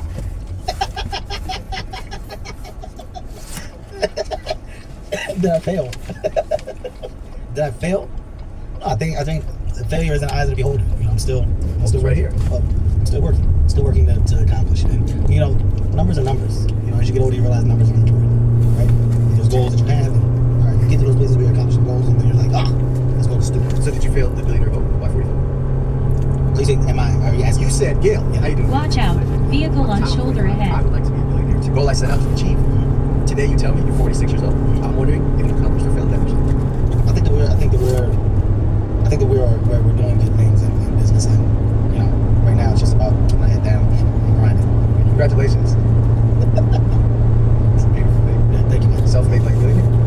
I don't think I've ever confirmed or denied anything. Well, you essentially confirmed just that. No, I said that I'm working to keep my head down. Right? Just kind of marching forward. You passed the mark. We're a billion. You're down. And that is to be celebrated. Yeah. Cheers. Well, I'm not cheering. I'm not cheering. To billions. No, I'm cheering you just for billions. I'm cheering you just for being a great guy, man, and a great number one on call shit. That's what Number 1 billion. When is the last time you took a commercial flight? The last time I took a commercial flight? Delta, JetBlue, American Airlines, United, Southwest. To your spirit. I think I just did. What was it? Did I just do it? Like, it's been a long time since I've been on the pedestrian plane. It's been a very long time. I want to say probably like 14 years, maybe 15 years. Wow. 15 years. Do you remember what it's like to get Biscoff cookies? And What is that? What is that? that is the level of wealth I. No, that's what is that? No, I want to be so rich that I don't even know what a Biscoff cookie is. What is that? It's a cookie. As a billionaire, you would know, but it is a cookie that the brand is called Biscoff. It's almost like a shortbread cookie. They're delicious, and if you stay awake while the flight attendant comes down the aisle, she asks if you want Cheez-Its or Biscoff cookies. That's what you get. Huh. Okay. Nice. I gotta get one of those. To not even know what it's like, to not even know what a Biscoff cookie is a level of wealth I truly aspire for. I'm saying I'm gonna get one. So yeah. You've been quoted saying that Hove is a guy who's brain you've got a chance to pick just over the course of being friends with him. I'm wondering, what is a lesson that you've learned from a guy like Jay-Z? Your likeness has a significant amount of value to it, and in the right rooms, your likeness is what you're able to leverage to gain bigger opportunities and bigger partnerships. I think from a business side of things, I don't think nobody has done it better than Hove. You know, coming from the game of rap and then somehow being able to flip the coin, and become like a bigger business guy than you are a rapper. Like some really don't understand how big Hove is in business, and you know, some of the deals that he's been able to pull off. You know, the brands that he's built, the company that he's built. He's done a lot of amazing things, but the partnerships that he has around him are huge. So I think I am the way with relationships and partnerships. Of course, I'm watching those in front of me done correctly. So he's one of the guys that I think has done it unbelievably well. When you look at a lot of our heroes in our culture, Jay-Z, LeBron, yourself, you notice that they all have a team around them, a group of guys maybe that they've been with for quite some time. What would you say is like the importance of that and the importance of the guys that are around you knowing you? There's nothing more important than your circle, right?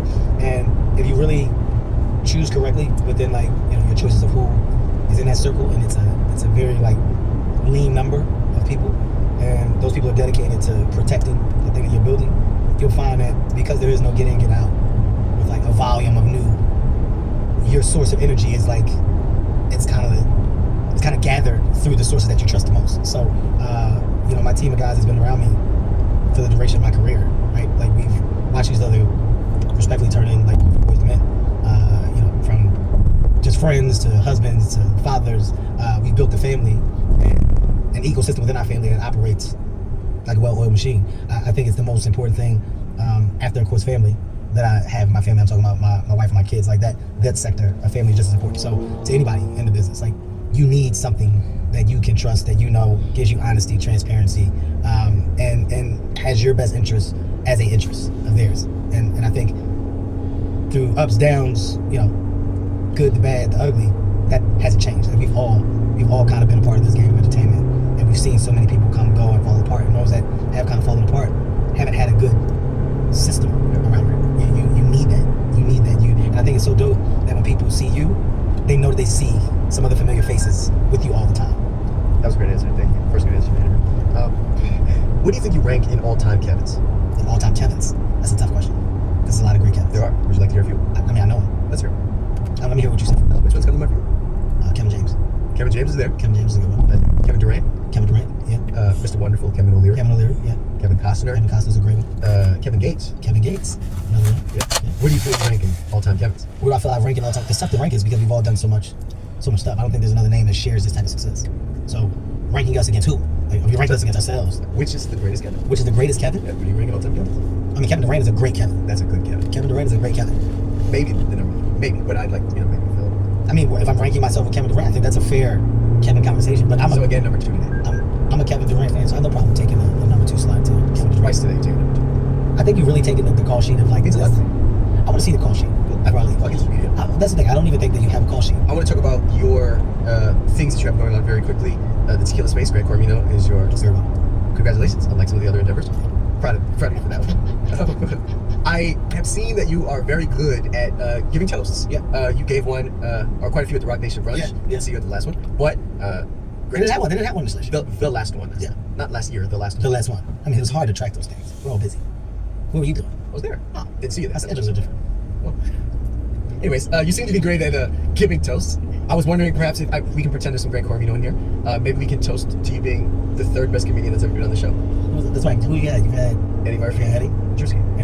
Oh, okay. Okay. That's up to you being the 3rd best comedian on the show. Well, are you giving a toast or am I giving a toast? No, you. That was my contribution. And now you. Oh, got it. You're good at the toast thing. Yes. I'd love to. All right. Hard work definitely is something that we should celebrate. And I say in Greg Cormino that hard work is different. This toast is also to the culture and the voices that are best navigating in our culture. And Speedy, you, sir, are becoming a voice of our culture, for our culture. So as you're talking about the greats and the people and who's been able to sit in this chair across from you, I think that's a testament, of course, to you and your success and your progression. So I think that also deserves a toast. But now we ended on the good stuff. Me. I think that we should toast to greatness, right? And that was good. And greatness rubs off, right? And it generally trickles down from 1 to 2. Well, in the case if there's an align, like obstacle where that can happen. In this case, I'm saying greatness is an energy that people pull from. I got nothing for you.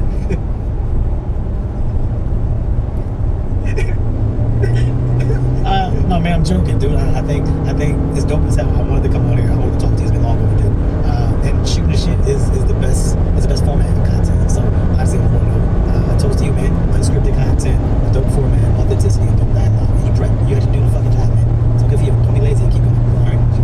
That's a toast. That's actually a good, genuine toast. That was great. That's what I do. I'm a good toaster. I see. Yeah, it's very good. What is the Mount Rushmore of comedians? Mount Rushmore comedians. It's so tough to pick for, man. Pryor, always on there first. Murphy, always on there. I think you gotta go Chappelle. And I think it's a toss-up, and mine's always changed, but I think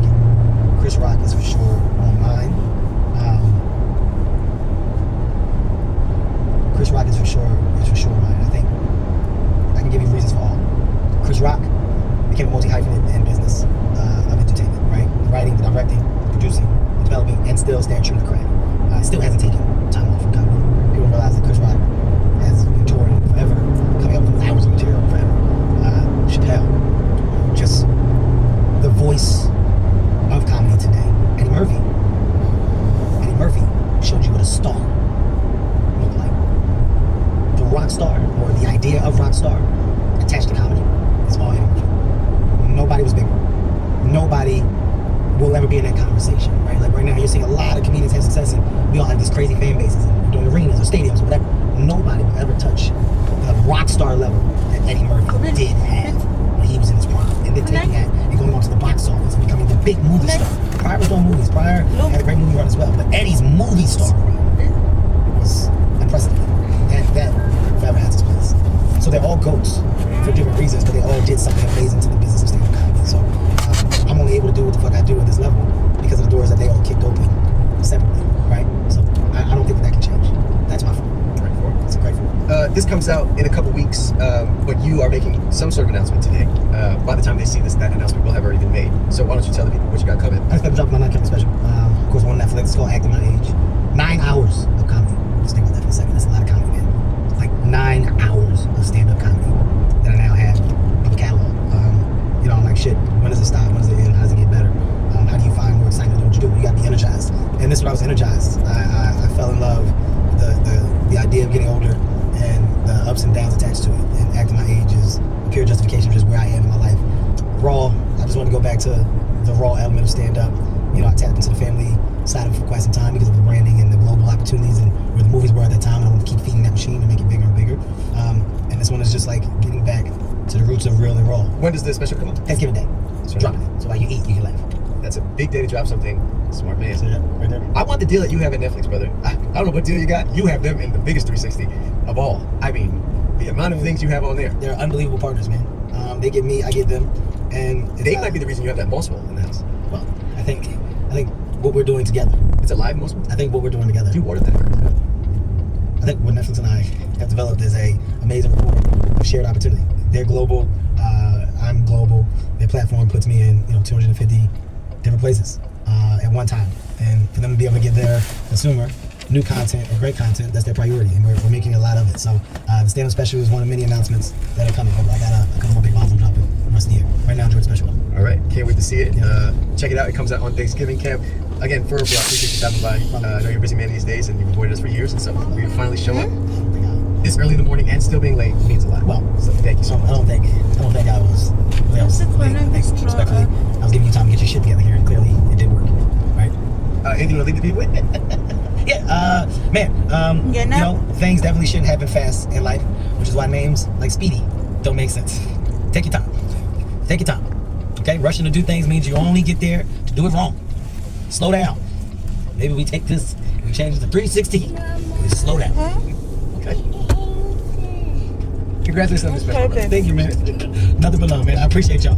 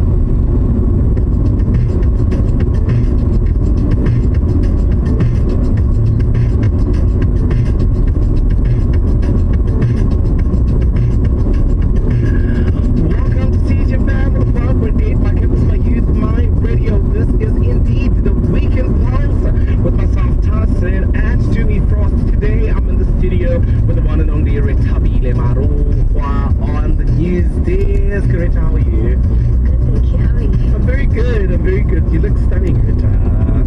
There we go. The time right now is 15 minutes right after 1 o'clock. And of course, we are going to make sure that you get the best today.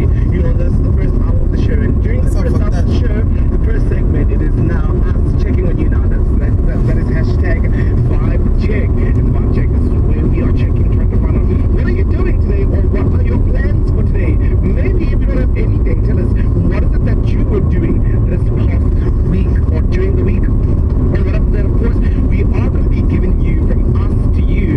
And on from us to you, later on, you are also going to be getting Pulse Sports with Lou. You know, yep, that's right.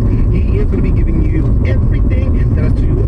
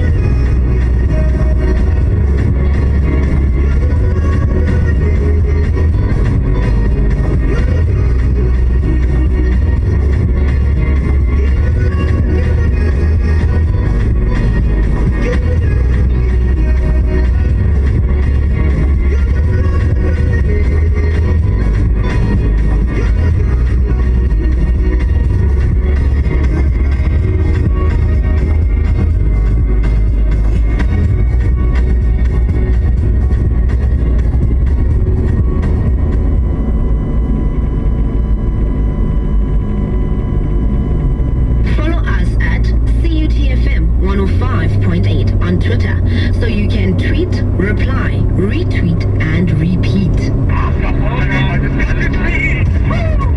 Honest election now, CUTFM. Manta ho fihla ka Labone, ho tloha ka hora ya botshelela ho fihla ka hora ya bosupa. Kgetho ya hao e bohlokwa. Your vote, your ex, more than just an ex.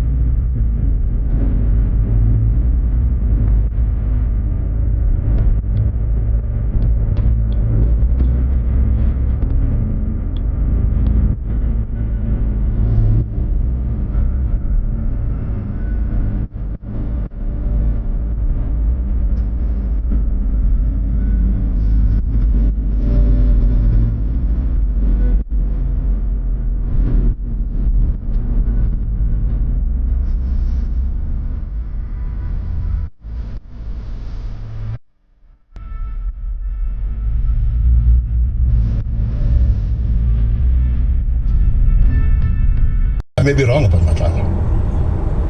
I don't think I am, but I may be. I do think that in his testimony to the ad hoc committee, Matlala deploys a deception strategy. And effectively what he does is to make sure that we are as far away as possible from concluding that Sibia is a criminal. But what does it do? Remember, the PKTT has recordings in which he says he gave money to Sibia. Now, part of what I think is his deception strategy is when he says, my voice was manipulated. Yeah.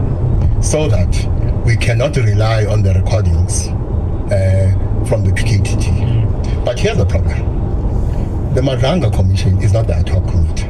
Oh yeah. I think under cross-examination, Matlala is not going to fare as well as he did with the ad hoc committee, I think it's going to suffer and suffer badly.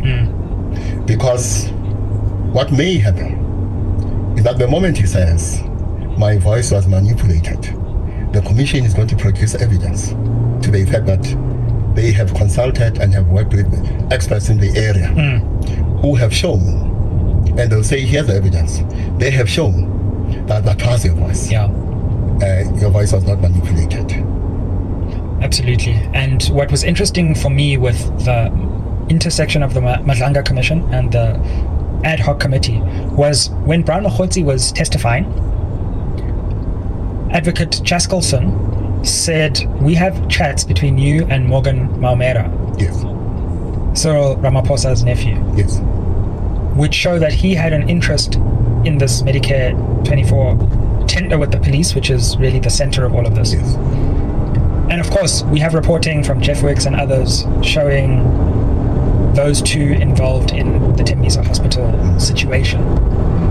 And yet, I was quite shocked to see that some members of parliament didn't raise those questions to Matlala. So I agree. I think in some ways, in cat-like fashion, he was able to wriggle his way out of being asked some of the really tough questions and having the evidence to then counter some of his claims. Can I talk briefly about people like Jeff Wicks? Fortunately, it's not John Wick. People like Jeff Wicks and Kyle Cowan. Yeah. Who are examples of the excellent investigative journalism that has exposed some of this corruption. So I've been doing a lot of research about cartels globally. We can come back to that. Yeah. I would add Karen Dolly onto that. Oh, yes. Yeah. You know, Shubi, the number of journalists globally. Let me say the number of investigative journalists who've been killed investigating organized crime of one kind or another is higher than the number of journalists who've been killed in wars. Now, of course, it shows you that if you look at this from the perspective of the cartels, the work that is being done by people like Jeff Wicks is impactful because it exposes these links between cartels and politics, for instance. Between cartels and the criminal justice system as a whole. And therefore, we should regard investigative journalists who are doing this work as national treasures and do everything possible to make sure that they are secure, they are protected. Because as I say, the number of journalists globally who have died investigating organized crime is higher than the number of journalists who have been killed in wars. Yeah, absolutely. And Kat Matlala and Morgan Maumela, for me, that was a moment that I don't think a lot of people fully appreciated when Chaskelson said, Mr. Mokgotsi, we've got evidence of conversations between Maumela and Matlala. And this now then draws the link between Maumela and Matlala much more clearly. The only other link we had before was that Beki Cele and Matlala met at Maumela's Zimbali residence, purportedly. Or he gave them a code to get into Zimbali. So yes, this is quite interesting because I'm really keen to know what the link is and what those messages reveal, and I suspect we'll get that late this year, early next year. Well, those of us who are members of the SMWX cartel are not surprised. Yeah. Because remember, we're still trying to draw the organogram because the organogram is incomplete. Yeah. So I suspect we can start penciling in Maumela when we look at the Big Five cartel. The question I've been asking myself is this: the Big Five? Yeah. Are these the 5 top criminals in the country?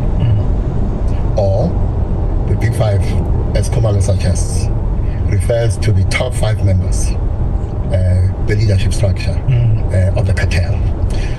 remember some years ago, former President Thabo Mbeki, delivering a State of the Nation address, says we are investigating the top 200 criminals in the country. Now, I don't know what happened to that work because we never got a report. But when I look at when President Thabo Mbeki made that speech, the Maumelas, the Matlalas represent a generation younger than those who were part of the 200, or to the extent that part of the 200 top criminals of that time may still be alive. They are now older. And we are transitioning from them to the current generation of Matlala and Maumela and Katiso Muliva. That's what could be happening at the moment. Yeah. But let me tell you what worries me. Or another thing that worries me. So we've been listening to what is being said at the ad hoc committee and Matlala Commission. And the picture that is emerging is that the cartels have captured senior subs officers. They've captured the generals. They've captured members of the NPA. They have captured members of the judiciary. And having said that, I think it's going to be very difficult to prove that Judge Libaba got 2.5 million rand.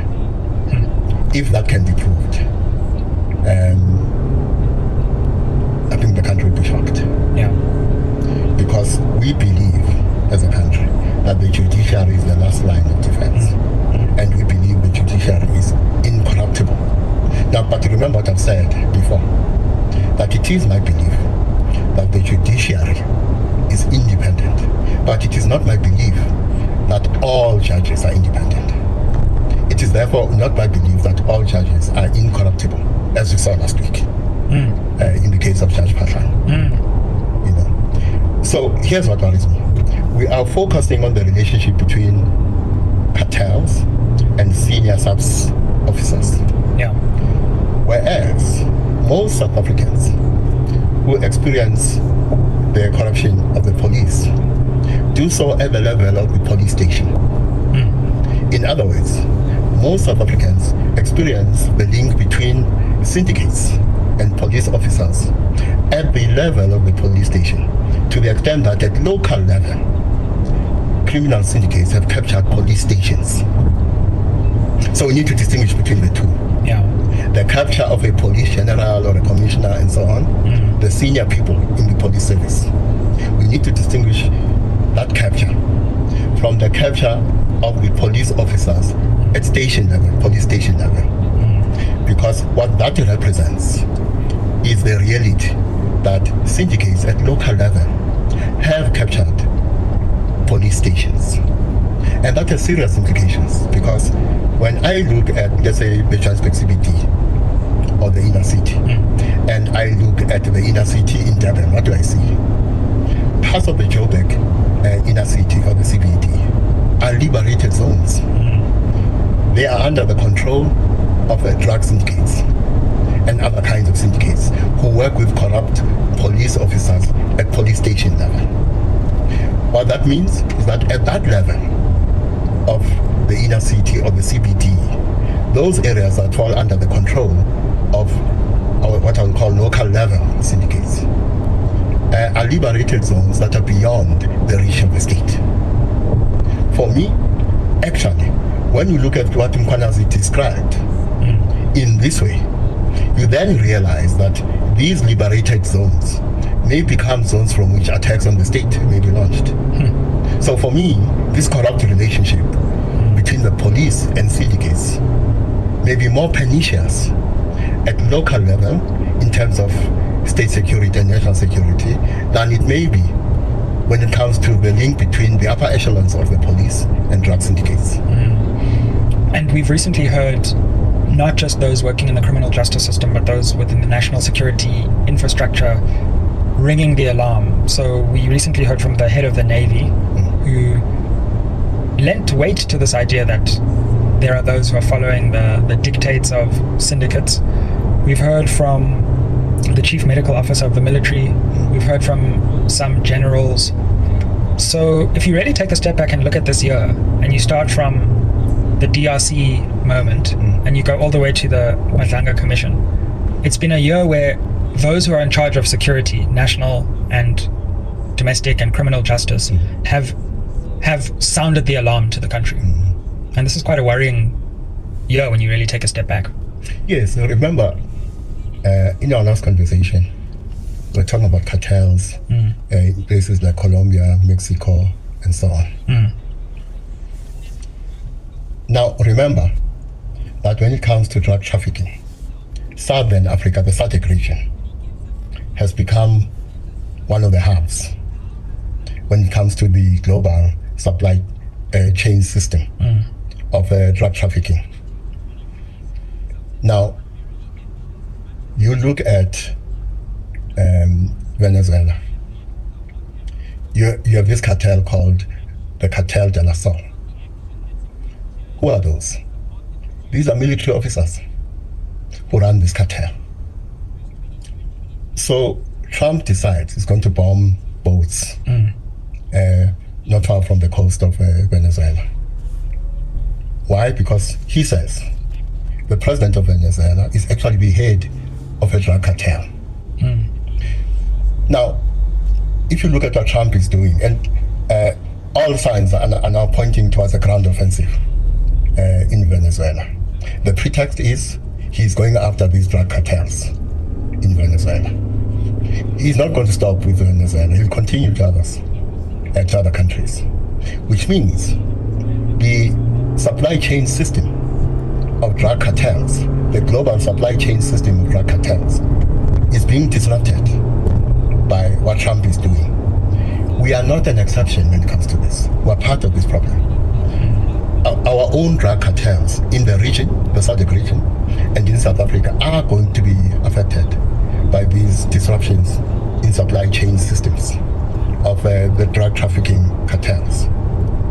So the link between South Africa and its cartels, SADC and its cartels, and what is happening in places like South America, and how cartels in South America are being disrupted by Trump, is going to have an effect, because it means our cartels must start thinking about a different distribution system. Working with those drug cartels that are being disrupted in South America. They together will reconfigure the supply chain system for drug trafficking in the world. And the question you must ask is, what are the implications for our drug cartels? And therefore, what are the implications for national and state security? Now, this takes me to Admiral Luis. Yes, the head of the Navy. Our coast. Admiral Luis is asking a very painful question. He asks, could it be that decisions about reducing budget allocations for defense are about making sure that we don't have enough security against drug cartels? In other words, could it be that there's a link between budget allocations for defense and drug cartels? Yeah. I hope the answer is no. Yeah, it's a serious question. It's a very serious question, and it does beg the question, what has made these senior members of the military speak out? Yes. Because it wouldn't have been a mistake. Clearly, there are conversations about the fact that the South African public needs to know some of these things. Yes. Because I'm assuming their internal pleas have not been fully heeded. Well, I'll go back to something I've been harping on. Yeah. The fact that the intelligence function sits in the office of the president. Some people think this is an attack on a particular president with the surname Ramaphosa. I don't have a problem. That's not my problem. My problem is locating the function in the office of the president, irrespective of who the president is. Now, we come from a time when some people in the intelligence environment talking about a certain former president of the country used to argue that the problem with the president is that he does not rely on state intelligence services. He has created private intelligence capacity. Now, what that meant is that at that time, there was a level of mistrust between the president and the intelligence services. And maybe the president was justified not to rely on state intelligence services because he may have come to the conclusion either they're useless or ineffective or corrupt. And therefore is going to create private intelligence capacity. Now, of course, the creation of private intelligence capacity by a head of state may at some point become a threat to both national and state security. So it is something that must be discouraged. It's not something we should welcome. But there is a time when some personalities in the intelligence environment allege that the head of state has no confidence in state intelligence services and has created private intelligence capacity, pointing to some level of mistrust or distrust between the intelligence services and the head of state. What I am picking up is that there is a level of mistrust between senior people in the military and the political class. So when you have an admiral like Lubisi and other generals making these noises in which they insinuate that the political class, decision makers within the political class and in the state are acting in the interest of drug cartels. When you hear such senior people in the military, in the army, in the navy, and so on, making such allegations, to me it suggests there's a lack of trust between the politicians and senior officers in the navy and in the army and so on. And the question is, what is the source of that mistrust? When I listen to them, there's a running theme. They start with the fiasco in Eastern DRC. And they seem to be saying that fiasco would not have happened if defense was not being defunded by the politicians. They also seem to be saying that the capacity to arrest the problem of drug trafficking is being undermined by decisions made by politicians to defund defense. Well, not just defense, and the police service. So these two critical components of state capacity are being defunded. It's quite possible that is for genuine economic reasons. Or, alternatively, what is being alleged by senior officers in the military and the navy is true. That politicians are making decisions to defund the police, to defund defense, acting in the interests of criminals and drug cartels. Now, this is an admiral. I don't think an admiral would just go on a frolic of his own to make such a serious allegation unless there's a basis, either for the allegation or the suspicion. Whether the suspicion is grounded in truth or not, it does point to a problem between politicians and senior people in the military and the navy. That's not good. It seemed for a while as if the Mkhwanazi allegations had...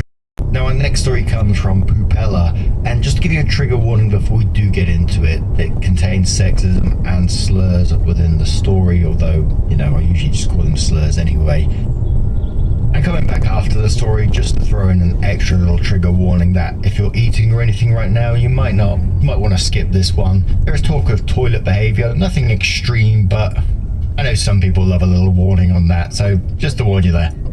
But the title of this one is My 21 Female Boyfriend 21 Male of 7 Months just threw me out of his apartment because I sent him a poop sticker on Facebook. Is he being immature, or am I? I'm embarrassed by how childish and petty this sounds, especially compared to other stuff on this subreddit. However, this is my first relationship and I honestly don't know what to think about what just happened. First of all, my boyfriend Greg and I have a pretty immature sense of humour and always have. We like to tease each other a lot and commonly partake in body humour. Like we'd joke about if one of us farted, or after a night out at dinner, we'd drive home and pretend to be in labour and call dibs on the bathroom to deliver our food babies, aka poop. It sounds so childish typing it out, but we have a lot of fun and are very comfortable with each other. Also, we never had a fight before communicating openly about things, but have never had a real problem to communicate about. Tonight I was at his place to marathon Netflix. Greg got up to go to the bathroom and I asked him if I should pause it, aka would he be taking a long time. He answered no, so I figured he was just going to pee. However, 15 minutes later, he still wasn't back from the bathroom. No problem, I got up to make myself a snack. On the way to the kitchen, I walked past the bathroom and heard the sounds of an app that Greg and I commonly play on our phones. I thought this was pretty funny. On Facebook, there are sticker sets to use in the chat feature, which are basically like unique emojis. One of the sets feature an anime-looking poop character and his toilet paper friend. No idea why someone made this, but I think it's quite funny and kind of cute. One of the stickers is the poop character sitting on the toilet, looking intently at his phone. So I playfully sent this to Greg. Me, poop sticker of playing on phone. Opie then said, "You right now," and he just replied, "Wow." I laughed to myself and put my phone away, made my snack, went back to the living room. Greg came out and we continued to watch Netflix. However, I noticed he was being physically distant, not putting his arm around me, not sitting close to me on the couch. However, I gave him his space. He was quiet for about 20 minutes, then he said, "Do you have a friend you could get to take you home?" I literally did not know what he was talking about. I said, "What?" And he repeated what he'd said. I asked him what was wrong, but he wouldn't answer for a while. I asked him if he was upset with me, and he just said, "I just can't believe you did that. That was just really upsetting." I said, "What are you talking about? You mean the sticker?" He said, "Obviously." I was stunned. I had no idea why he was so offended or what exactly I had done wrong, but I immediately apologized. I said, "I'm so sorry that I offended you. I had no idea. That was not my intent at all.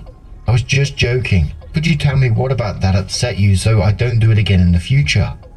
Greg flipped out and said I was the arsler if I couldn't see what I did wrong. He said there was something wrong with me and that I had the mentality of a fucking child. I was really hurt by this and asked if he seriously wanted me to leave.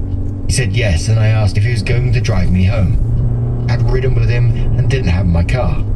He said no, because why would he after what I just did? I was so pissed off that I stormed out of the house. Keep in mind, this was 11 PM in a crappy part of town. None of the buses were running and I felt too ashamed to call my friends, so I walked all the way home. Nothing happened, but I'm just so mad he would force me to walk home by himself in a shady area just because of this. And he showed no concern for me whatsoever. So now I'm sitting here, fuming. I'm actually considering ending things over this huge overreaction because he refuses to talk to me and explain what's going on. He keeps saying, "You should know." Then he said, "Whatever, I'm going to bed," and cut me off. Reddit, what is going on? Can you shed light on this? Is this even worth trying to salvage? I find his rage at this and refusal to communicate very immature, to the point where I almost don't want to be in a relationship with him anymore. Like, if he has sent me out in the cold for this, is he going to leave me on the side of the road next time we disagree on something? I'm so confused. He's never reacted like this or gotten mad at anything before. I just don't think I did anything really bad. However, this is my first relationship, so if I'm in the wrong, let me know. Thanks. Now I'm wondering, what is the real reason behind this? It can't be just because the poop sticker, because this is their humor that they've established over a period of time by the sounds of it, so it doesn't sound like it'd quite be that, so there's got to be another reason. My first one has come into the usual reason, is he just trying to break up and doesn't have like the spine to do it himself, so he's using any old excuse, because he's not giving you like a reason, he's just saying you should know basically. Like, how the fuck you meant to know? But a commenter says to OP, "That's ridiculous. He made you walk home at 11 PM because of a poop sticker when you make poop jokes all the time. I mean, even if you didn't make poop jokes all the time, there's no reason to make anybody walk home in a sketchy area at night over. Not to mention calling you a BR slur. That's quite literally never okay. This is a serious red flag. I'd dump him harder than an actual shit. Oh, dearie me. I'm such a child. Commenter says, yeah, the Arsler language was shocking and horrifying. We joke around, but I never call him a name, let alone an Arsler or anything with fucking in front of it. It seemed totally irrational. I think I'm gonna break up with him, but I'm wondering if it's worth it to try and get an explanation for his behavior first, or just never talk to him again. Commenter says, do you think there were maybe some other issues, and he immediately just pinned on the first thing he could blame it on? The poop sticker. Sounds like an arsehole for making you walk home so late. Bye, Felicia, his ass. OP says, I've been wondering this myself. If this is really because of some other underlying issue, but for the life of me I 100% can't think of anything that would be bothering him. He acted totally normal, and we've had a great last couple of weeks. Lots of fun dates, went partying with friends, etc. This is totally out of the blue for me, and I just want to know if he's really upset about something else. But he just won't talk to me. Another commenter asks, why has nobody suggested that maybe their mutual poop humor isn't actually mutual, and he'd been trying to make that clear for a while. He said directly that she was immature. Who knows if it's true? That's immediately the explanation that came to my mind. And another commenter which says late to the post, but there is clearly something else going on here. My guess is that he was cheating on you / Tindering / etc. on the phone, and got way paranoid and offensive when you coincidentally messaged him. It's some kind of spontaneous persecution complex stemming from guilt. So OP does come in with an update. It says thank you everybody for the advice and support. Just to clarify from the last post, I literally only sent Greg the poop sticker and the you right now message, so I'm sure I didn't accidentally write or send anything else. And I sent that through a private chat with only me and him. I did not post it to his wall or through a group chat, though even if I did, wouldn't really see a reason for extreme offense. Anyway, I hope that answers some posters' questions. After taking today to think about it and talking it over with my best friend, I decided to follow my instinct and the advice of everybody here and break up with Greg. He didn't contact me at all since he abruptly cut me off last night, and after he posted a picture of having a grand old brunch with his buddies on Facebook, I decided enough was enough. He didn't seem to have any remorse, and it really stung to see how few shits he gave about me. Pun intended. People ride by, see me, so I'm embarrassed by being on the bus stop, can't take my kids nowhere, but I got a heart to help the community. So at some point, you become frustrated and angry, as most community leaders do. The lack of support. I figured out a way how to self-sustain my organization. I didn't have to apply for no grants. I knew how to sell barbecue, shake down the drug dealers, stop the prostitutes, say y'all can't sell no, so I would shake down the community. I'm gonna call the police on y'all. Why I need to add white people, and I'm helping us. So black people became my greatest enemy, helping their children. But I'm the ones getting their kids out the juvenile system. I'm the ones setting up the, getting people license back, reinstated. I turned away from everybody. I was having a mental breakdown. Every day, all day. Man, you talking about for almost 7 or 8 years. And I'm speaking in legislation, I'm doing trainings for the U.S. Department of Homeland Security, and I'm trying to maintain my GPA. Yeah, I had a mental breakdown. And this what caused the breakdown. Because I was used as a political pawn from the power structure.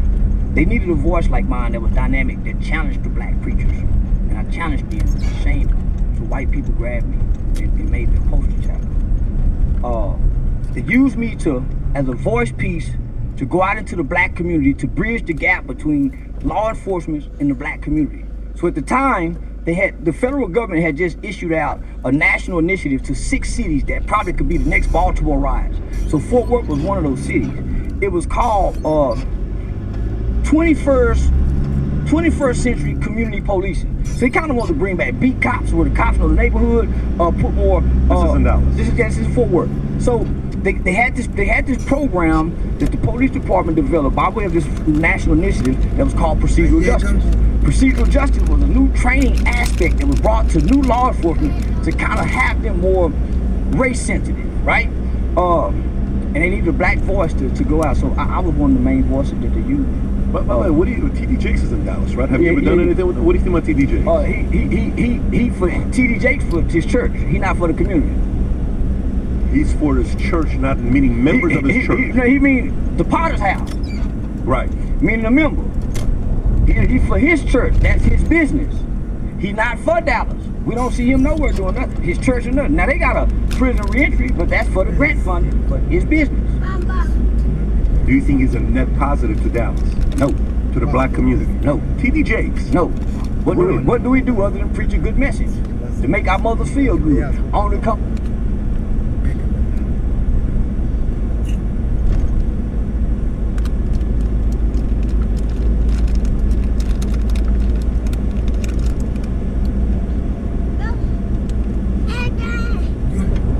Come back home and still drink wine and feel better. Playing a pussy with a rose to feel even more better.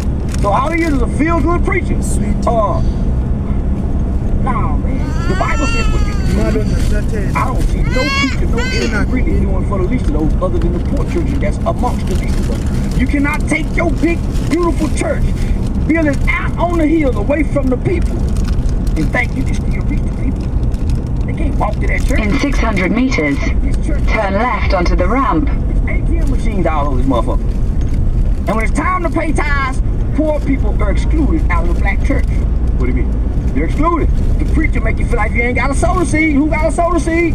They make you feel like if you ain't got no money to give. God don't need my money. He need my confession. Turn left onto the ramp. Yeah, now the black church full of shit. They go for TJs, all of them. What is my preference? Full of shit. Obsolete to the black people. Right. They have an audience like I got an audience. If I lose a page, my audience come follow me like they're following. They're not for the community. I started from the community and developed a following. You don't think TD Jakes is a net positive to the community? Still, like, you know, he preached. Why is a preacher positive? How is a preacher? Well, go back to what you said earlier. You said hip hop or the movies would come to the bad communities and they would convert. So what if somebody doesn't live in Dallas and they live in Kansas, they live in New York, they live in Arkansas, they live in London, and they watch him, they're like, they just like the way he delivers his message. Isn't that a net positive? No. Tell me why. What does it do? It make you feel good for the moment. It make so church make you feel good for whatever. Hey, hallelujah, pastor. You go back to the same problems, same condition, and most people's lives don't transform. Sissy don't like me. When you talk about this femininity, what's it? Feminism. It's when I first But as thing I must cook my big. As thing when you have to kill spiders and kick out frogs. As thing when it's as thing here. So why is it that you want to put this thing in this one aspect that suits you? But then when it also suits you as thing I must eat you, I must sacrifice, I must do this, I must be the man. But I must when I first thing I must hold the first one. But I must now cover 90%, 80%. Fucking no offense. Yeah, I've been battling with that. Like I've struggled to know what the right formula is now for Umjita leading, like a new ex-gent leading his household. Because if we submit that the way our parents did things was flawed, where Itaiama just says and he already says, okay, sure, I subscribe, then we want to involve our leaders a bit more. But the mistake with that is that they believe then by being involved, you're equal footing. As soon as you then, as a man, say, okay, I've heard you, but you're going in this direction. If it differs from what they wanted, that's a fight now. Now your house is on shakier footing. What's the right approach to incorporating the modern way of being a man, yet still being far from what our timers were? No, I don't want to be far from what our timers were. Yeah, but it didn't work, huh? Why do you say that? Because I don't think all our moms were genuinely happy. I don't think our timers were happy. It's very fair. So I'm trying to say what's a successful model, and I don't think the communities that we look at when we say are successful, I don't think they're busy sitting there asking their madams for every single opinion and suggestion. But if our dads weren't happy, do you agree it means it didn't work as well? But who's happy? Who's these people who are? if you look at the I'll tell you something. Where I went for lunch, this was an Indian restaurant. Sure. That guy opens 365 days a year. Jeez. 9:30 closes at 9 p.m. Jeez. And he says, no, I'm here. His wife and kids at home. Sure. So he's there, she's on biryani boy. Sure. She's on every day, all day. But his wife is at home. So someone saying, yo, but this woman is at home with the kids, it must be horrible. Yeah, Lana. Yeah, so I'm saying So what's the middle ground? So but again, I want to go back and I say I don't think the way that Disney movies sold us happiness is what we need to be aspiring to achieve. You know, I see this with my kids. What makes my kids happy is playing PlayStation and fucking eating Pringles all day. That makes them happy. And that can't be their lives. I have to remove that happiness. Lord, it gives me great joy. It gives me great joy. But for a reason, right? Like but I'm getting me now, and this is what we've said with Debs multiple times. Success is sitting on the other side of pain. Yeah, but so and there's a belief in that. Yeah, hard. And you need to sacrifice for pain so that you have success for your family. Sure. And happiness will look like the fruits of your labor. To you. No, to the communities that I've been studying. So let's say I take it, I'm studying on Pakistan, or I'm studying on Niger, or I'm studying my Muslim friends, or I'm studying, because they'll say it seems so oppressive. From school, you have to go to madrasa every day, and learn the Quran, and you need to do this. It's almost like your father was abusive, and he's like, no, he wasn't. I chat to the Jewish boys, and the Jewish boys say, no, their family said, I need to get close to that girl. Because so when you can't pick a chief, they know better, I'm going to get close to that girl. Yes. So then when I look at what happiness is for us as black people, our generation, happiness speaks to a lot of things that are fun, and a lot of things that are fun become destructive. Sure. So when we think what's wrong, people are happy. We're bitches, we try that. Hey, I'm happy. So when I started looking at it, I was like, hey, maybe I need to redefine what happiness looks like. It might mean sacrificing. Pain is happiness. It might mean sacrificing. No PlayStation, nothing. For the PlayStation on a Saturday, saying after you come back from sports, push out 5 pin the PlayStation. And then from there, take a focus. And then my happiness will be Sebe manipulate as an example, or Sebe partner in, or Sebe watching Uzita when I take him to diggers and he's running shuttles and he's crying. Oh, I'm so happy, boy. Sure. Oh, my heart is full. I know his mom can't be there because his mom will say, no, it's pain. But pain is, and I know if the more of these shuttles that he does, these ones, I know they'll get him closer to his goals. Yeah. Kicking, screaming, I can't what if you know, I'm trying to. No, I struggle with that. I'm trying to figure out then, because that's, I'd argue, the service as a father you must do.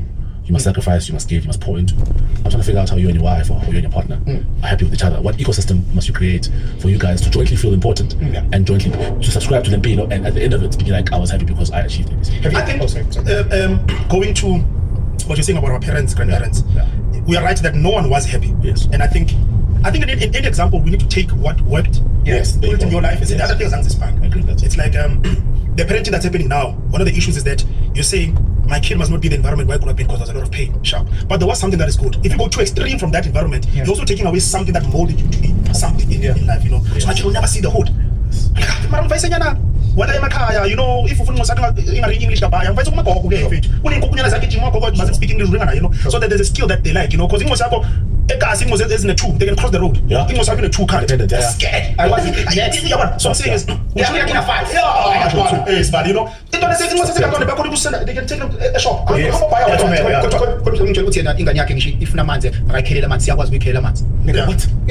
survival. I used to walk to the taxi rank grade 1. I'm like, in a 5, you beating your chest, in a 5. You see what I mean? Survival. But that's the thing, that we go too extreme when we think of these examples. We always say, no, that thing didn't work. So with our parents, going back to what we're speaking about, there are certain things that worked with them, and we must take some nuggets from it. I think in modern relationships, we can't take that holistically and put it in this now. 100%. And equally, how we're living now, you must understand that Imediako is also a decision maker at work. When she goes into the home, it's very hard for her just to switch it off. When someone already didn't go to Spanish.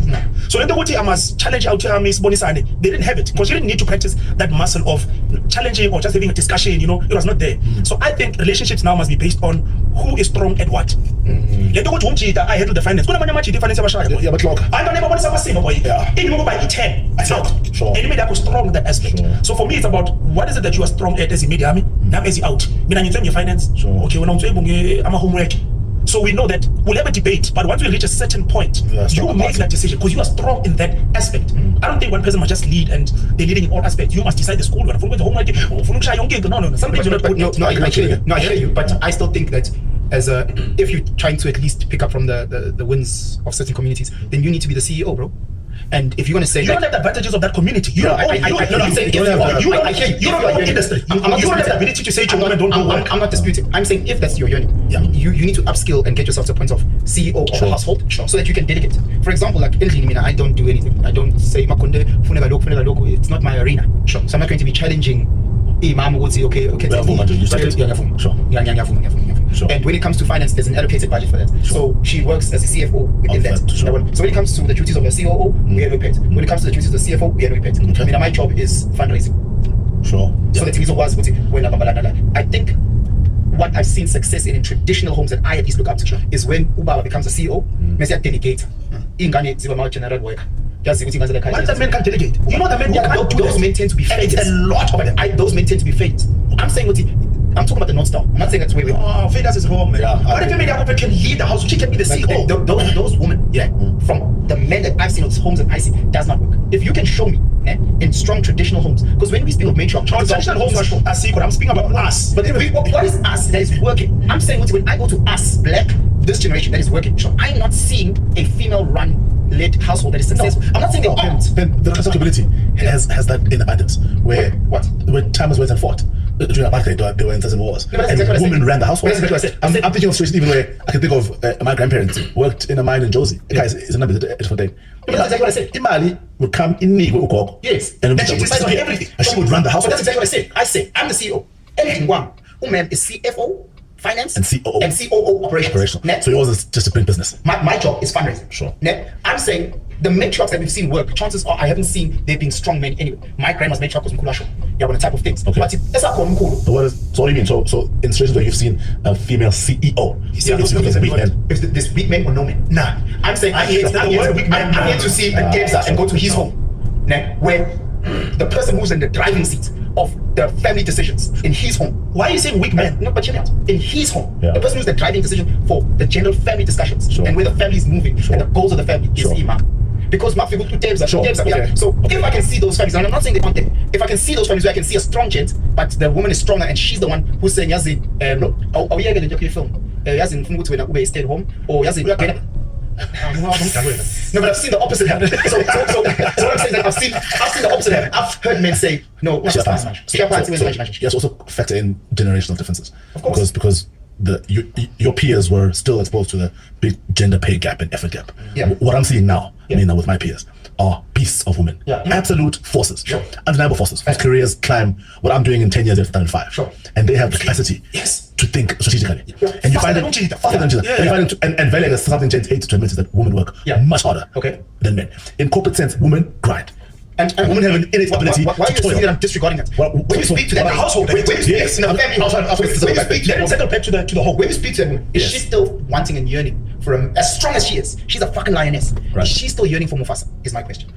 Look, maybe I've only experienced them in the marriage already, so I don't know what they yearn for. But the marriage is Uba. But when you speak to these ladies, is he Mufasa? No, he can't be. Just because he's not strong financially. This girl is a year younger than you. When do you think she's married? They keep born with this. No, that's not what I'm saying. It's a skill. She's sharp in the skill of being a fighter alive more than you. I'm talking about not stop. It's something to strive for. The reason why a lot of these men are DMing us all the time is because they lost. So what do we say? Habijimi. Yes. So no name mom. If she outburns you, she can feel physically safe next to you. It feeds. Put your head down. Nature. Yes. Bro. Because we're trying to say, but accumulating money isn't being a strategic leader. No, it's not. But it's not. Hence why, once you are the head of the household and you know what to Umama is the best financially, who is the CFO? No. I'm not saying financially. I'm saying strategically. I think the woman must be the CEO. That's in some instances. If you make because he's a case study. Your pants. That will never happen with me. No, but that's different. But that's different. Because show me those families, and then I can learn and I can grow and I can say, oh shit, I've now experienced those families and I can learn from. What you're seeing now, Ben, in the 28 to 35-year-olds now, is a weird pairing of women who have more value in corporate than the men does. So they climb higher and they earn more. Fact. And they get skills, the men will get much. They're in senior positions. And those skills can be implemented in the house. That's what I'm saying. I speak to those ladies as well. And the ones that, again, case study 1, they are still yearning. She's making 80. She's making. Actually, you can say that fighting for the 1%. She said, bro, I've never spoken to a corporate man who's making 80K a month who's saying, I'm happy for a guy who makes 30. No.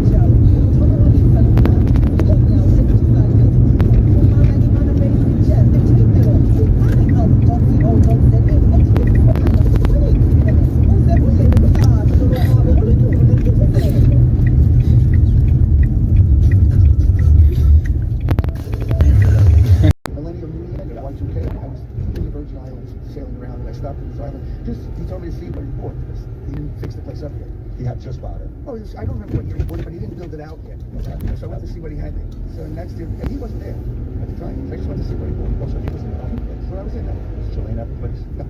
Okay. Just the caretakers there. The caretakers were there. So you were never there when there was a party and with the girls and all this no, stuff? No, except we didn't hang out together. When you heard all the news and the accusations that all these, hey, you know, Bill Clinton was flight log is this, and you've seen a flight log this with all these famous names that you hear about. I mean, you've seen the names. I don't need to tell you the names. So many powerful people that actually went to the island.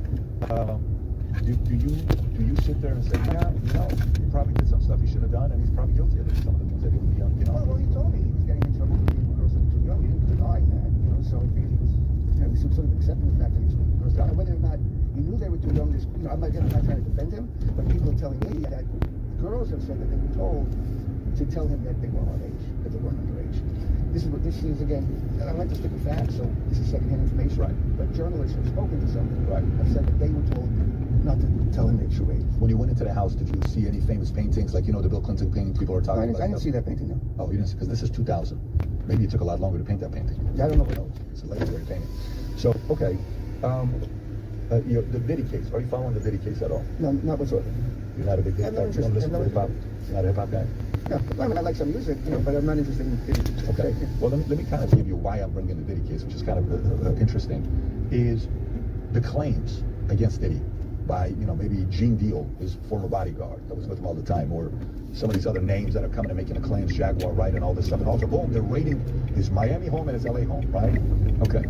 And, you know, I go back and I sit there and say, well, if you went to a Diddy party, he had cameras everywhere.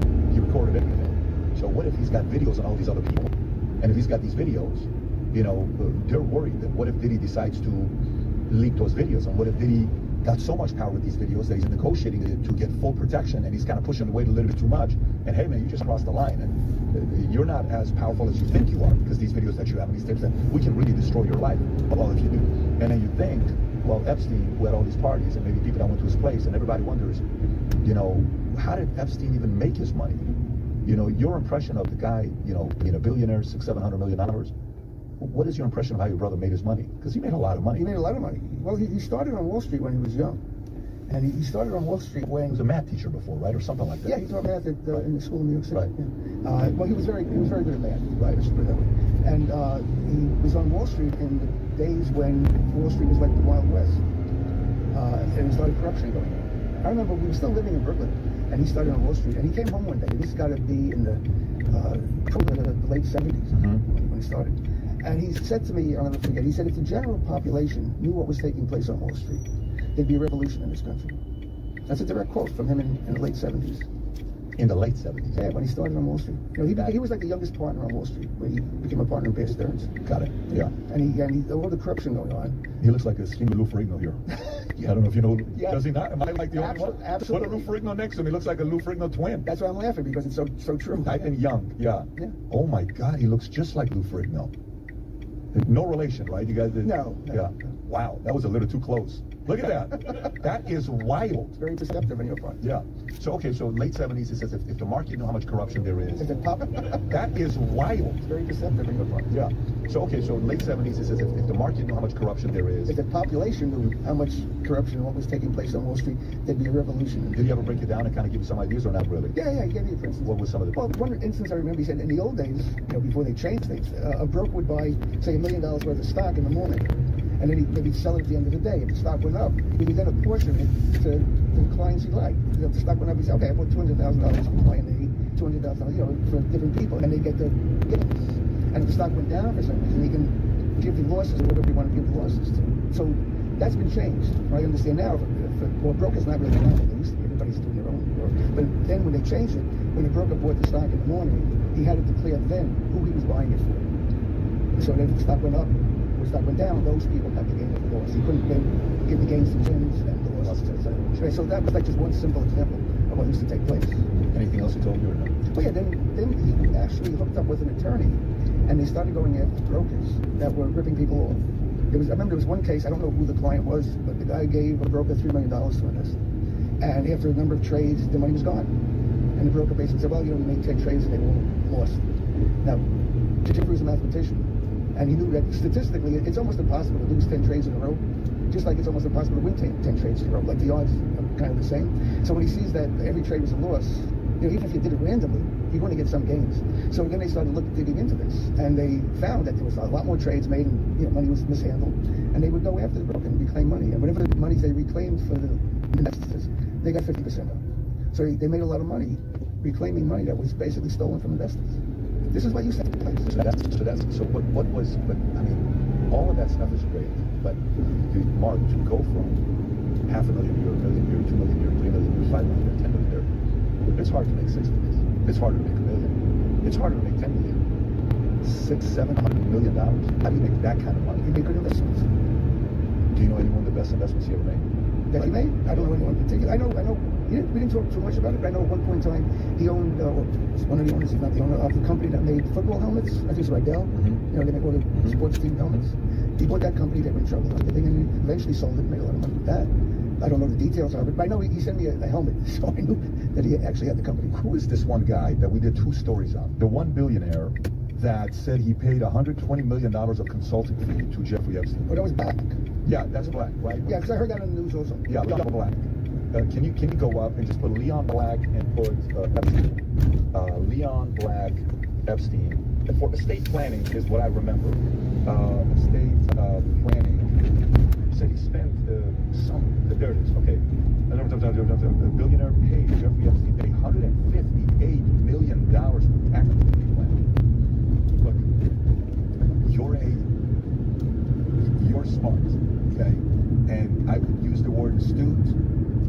Who the hell has ever spent $158 million on estate planning services? I just did estate planning. And I know some of these estate planners that are the high-end estate planners that deal with billionaires. I was at an event a few weeks ago. Only 60 billionaire families were invited. I was there myself. We're at a Goldman Sachs event. It's in Newton, Chicago. It was a very intimate event. And even those guys use similar estate planners that you go through, and you know, you can do unique ways of doing it, the irrevocable life insurance trust, the islands, all the stuff that you do, okay? You want the world to believe Leon Black gave Epstein $158 million just for tax planning services. If you're enjoying this interview as much as I enjoyed doing it when I was sitting with them, you may want to order the shirt already, because the word allegedly is used a lot in an interview like this, and it's right, you can order the shirt. Last time we launched the allegedly, we sold out in no time. And trust me, it's very interesting the looks you get when you're in the airport, at the gym, you got a shirt on that says allegedly. People will come and smile at you, laugh at you, but many times they'll say, where did you get the shirt? It's a positive review. Place your order and then go back to the interview. Take care, everybody. You want the world to believe Leon Black gave Epstein $158 million just... You got your little hot take about it. This Christmas ain't even about Jesus or whatever. Like he's not No, it's even a not. star of his own birthday. Well, that's because of the world. That's because of the society that we live in. But you It's also society. like the Christmas trees. You like the polar bears. You like all these. What is that called? Because I like the joy that the season brings. But yes, I do feel like people are taking the Christ out of Christmas in a lot of ways. Like you talk about who headlines the holidays. You don't got nothing about Jesus in here. I see Frosty the Snowman. Yo, Frosty got front You see villain. what I'm saying? That's a great Frosty line. the Snowman. And somehow the Grinch has jumped to the front of the line, and he was. Love villains. You see what I'm Love saying? villains. Right? Love a villain, bro. Right. Rudolph, the red-nosed reindeer. You know what I mean? Jesus is supposed to be number one, then Santa. You know what's wild? Then everybody else. My daughter, we've been playing like Christmas music. She loves Rudolph, the red-nosed reindeer, right? Gotta play the DMX version. That's coming. That's coming. But there is something where it's like, I wonder if these record companies, what if you just play albums for kids and they'll let you know what the hit single is? Because the kids don't think about taste or anything. They're just naturally reacting to the rhythm of this song, right? And they fall in love with it. So she has self-selected Rudolph over every other Christmas song that we played. We played them all. We're not like trying to get her into Rudolph. She just self-selected. And I would imagine it's the same way for any pop album. I bet you if you just take a bunch of 2-year-olds, you put them in a room and just play pop albums, they will let you know what the hits are. You know what's interesting? I think kids can feel intentions. So I think sometimes a lot of this pop music is so manufactured and like there's no real intent except for to make money. When you hear Rudolph the Red-Nosed Reindeer, you can hear the emotion. It's a victim. Somebody went in there happy as shit. It's a victim Rudolph story, the bro. Red-Nosed Reindeer, really? He was a bit, yeah. And if you ever saw him, you would even say it. You know how good that made me feel as a big-nosed little kid? That my nose could be... No, that my nose could be used for something. We don't accept you. What do you mean we don't accept you? No, he got a snaz. His snaz gets some... People think he's Jewish because of his snaz. Yeah, and my last name. Has too much definition. Yeah, but here's the thing about your guys. You guys are expected to have big noses. Right. I'm not. So it's worse for me. Can you turn it this way? Yeah. Nah. Damn. You almost poked Charlemagne. Listen. It's healthy. No, I have a strong nose. I have a presidential nose. Right. You know what I mean? Of course, 100. I mean, all the greatest men in history had big noses. We know that. We can look at them and see this is 100% fact. It's obviously a sign of intelligence, cock length. Isn't it crazy? So we start talking about Jewish. One of the Jewish people in the room. We start talking about Jesus. One of the Jewish people in the room took the conversation to another. I mean, he is the most famous Jew in history. Absolutely. There is the greatest Jewish man in history was Jesus. It's not even a question. Who's number 2? Fucking. How about Einstein? You think Einstein? Einstein was Jewish? Come on, he's the. I never thought about what I think the smartest man in the world was anything but. Have you heard a more Jewish name than Einstein? Oh yeah. What the fuck is going on? Can you learn how to be racist a little better? Right. What the fuck is this open-mindedness over here? Yeah. Well, good job, Albert Einstein. Yeah, he was a goat. But I think most famous Jewish person in history is definitely, it's Jesus, and then after that it's probably Larry David. Larry David's up there. You think Larry David is after Jesus? Or Adam Sandler. Google it, bro. Larry David or Adam Sandler, 100%. Seinfeld? Nah, not anymore. Larry. Not anymore? Larry got that over Seinfeld. Because of Curb? Yeah, and also just because, like, of Google top 10 most famous Jewish people of all time. Top 10 most famous. I mean, Abraham, Moses, like these types of guys. Let's step out of the Bible. Yeah, let's go outside the Bible. Top 10 most influential Jews. Who's number 1? Wow, Einstein. Yeah, but that's Jesus is obviously the one. Oh, no, hold on. I said the top 10 most famous Jews is subjective because they did have all the Bible people. I did not know Stan Lee was Jewish. Maybe that was obvious. Never Stan Lee's up there, bro. Barbara Streisand, Jerry Lewis, Bob Dylan. The top 10 most famous. I think if you change your name to not be Jewish, it doesn't count. Ralph Lauren. You're out. You're out. No, so own it. What do you think about that? In order to be considered the top, always felt that way. You have to own the Jewishness, because otherwise, you don't really know if people love you in spite of you being Jewish. but you kind of had to change your last name to survive, though. What do you mean? In order to express whatever greatness you had, you didn't want to experience the prejudice, so you get rid of the Stein, the Berg. Or it is advantageous in some reason. So it's not about survival. So I was like, yo. I mean, it is about Zuckerberg's up there. It is kind of about survival, though. In some situations, you would have got discriminated in against. some situations, yes. Ralph Lauren, I think he would have survived just fine.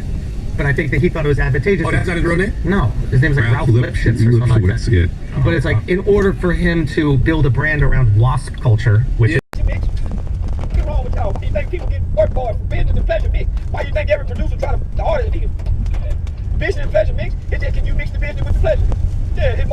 Some can. A lot of people can. It's the nature of the business. That's why most people don't outside the business.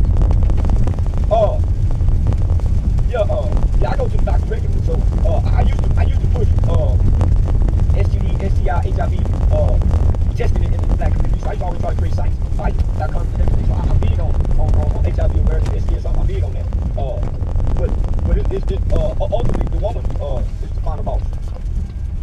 Put ball paper, saran wrap around it. That's what she say do. Yeah, if she say concrete, you put concrete on it, but do that. The woman sets the playing terms. Right. Yeah, you're right. Yeah, so she was irresponsible with her. Okay. Tell them who gave it to you. Don't just give us a producer. Give us a name so this can be identified. She did. Yeah. We supposed to mark that with the scarlet letter and her too. Yeah, we supposed to shame her too. We shame both of them. I know in the city, like the hospitals and like people, nurses and stuff, said she like by it being so public, it flooded the hospitals. Like it just made more people like go get tested. Like it turned into a positive almost from that negative situation. Like now people are taking it more seriously. Now kind of they ain't really do before. They've been doing this. Let me just say this. Most I know this time is asking to say you got a rubber. Most niggas I know don't have rubbers on hand. Most niggas I know if you go to their house and they bachelor pad, they ain't got excessive amounts of condoms. You go to female house, they don't have excessive amounts of condoms. So after spontaneously go buy a rubber in the heat of I don't think people really care about it. Yeah, I don't think people care. Yeah, I think you just care when you hear about it. First come on to the commercial go, you stop thinking about it. All right, this is my last question. I like your question though. He said my question is boring. No. You had another element that day. Yeah. You had different element. Okay, so New Orleans no longer have any more public schools. We only have charter and private schools. Do you think that this was like a scheme or a plot for like after Hurricane Katrina? Because a lot of people were saying we never was really aware of what the Katrina, what they was planning. So now we'll have no more. You know why y'all wasn't in the world? Y'all wasn't going to the city council meetings. That's why y'all wasn't in the world. How can you be aware when you're not involved? Right, that's a fact.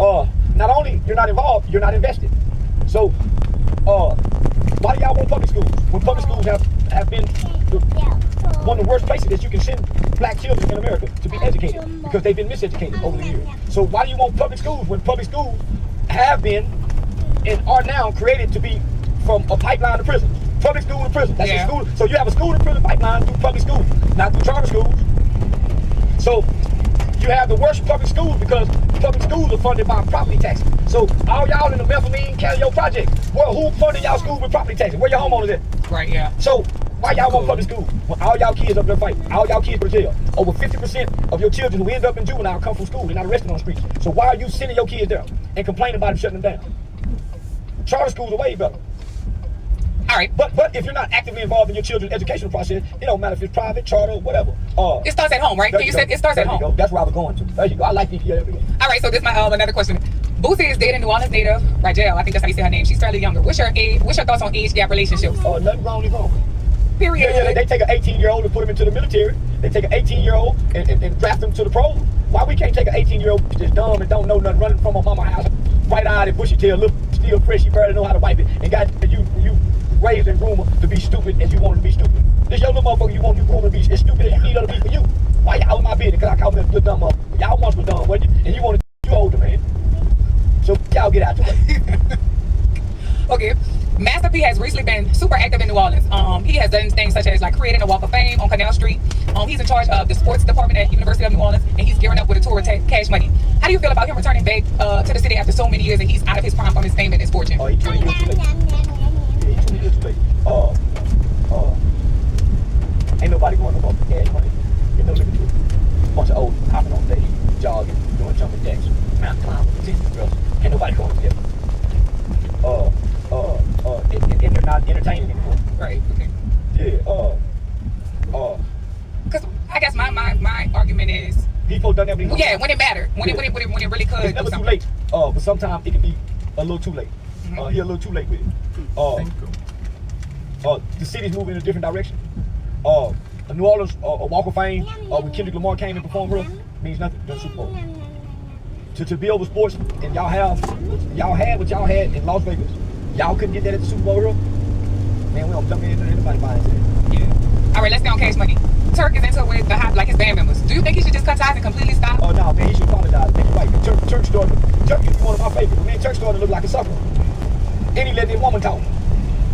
Man, you don't, these guys, you don't let your woman speak on your wife or nothing. Don't talk. Men talk business. Whether she your manager or not. Church came home talking, kind of sideways, talking to business. Say, baby had a fake man. No, homie, so, how you gonna embrace the brother with the loose lips over here telling me whole lot of business? Right, yeah. Man, I got a partner that did me like that. It hurt me so bad, I can't even say nothing to him about it. He don't know what I would have told me. Man, I'm not gonna leave my set up, man. I put a name trying to get some business here. Cause I always got some in it. So, nah, man, that hurt me. But I don't even know how to say that. Cause it hurt. Cause man, I ain't talking about nothing. I ain't sharing nothing sentimental feeling with my woman by my. Right, yeah. All right, so this is really my last question. All right, to summarize and wrap it all up, New Orleans culture, especially when it comes to the music, is always copied and sold without any of the resources coming back to the city. How do you think New Orleans community could come back together? Does it start here? Do you think the people in the city should come together first before we try to get other people to respect us? Why would anybody respect y'all? Y'all respect yourself. Y'all lead the nation of murders. Who want to come here down here? Y'all in Western LA, you're guaranteed to be free. And when do y'all come together? So how you gonna get cash money, everybody at the top, but none of y'all at the bottom come together? So to even be more realistic, when last time y'all had a children's scholarship? That's where it started. That's where they cut them at. When last time y'all found what a hot kid rapper around here? What a little girl that can sing? What the next Beyonce?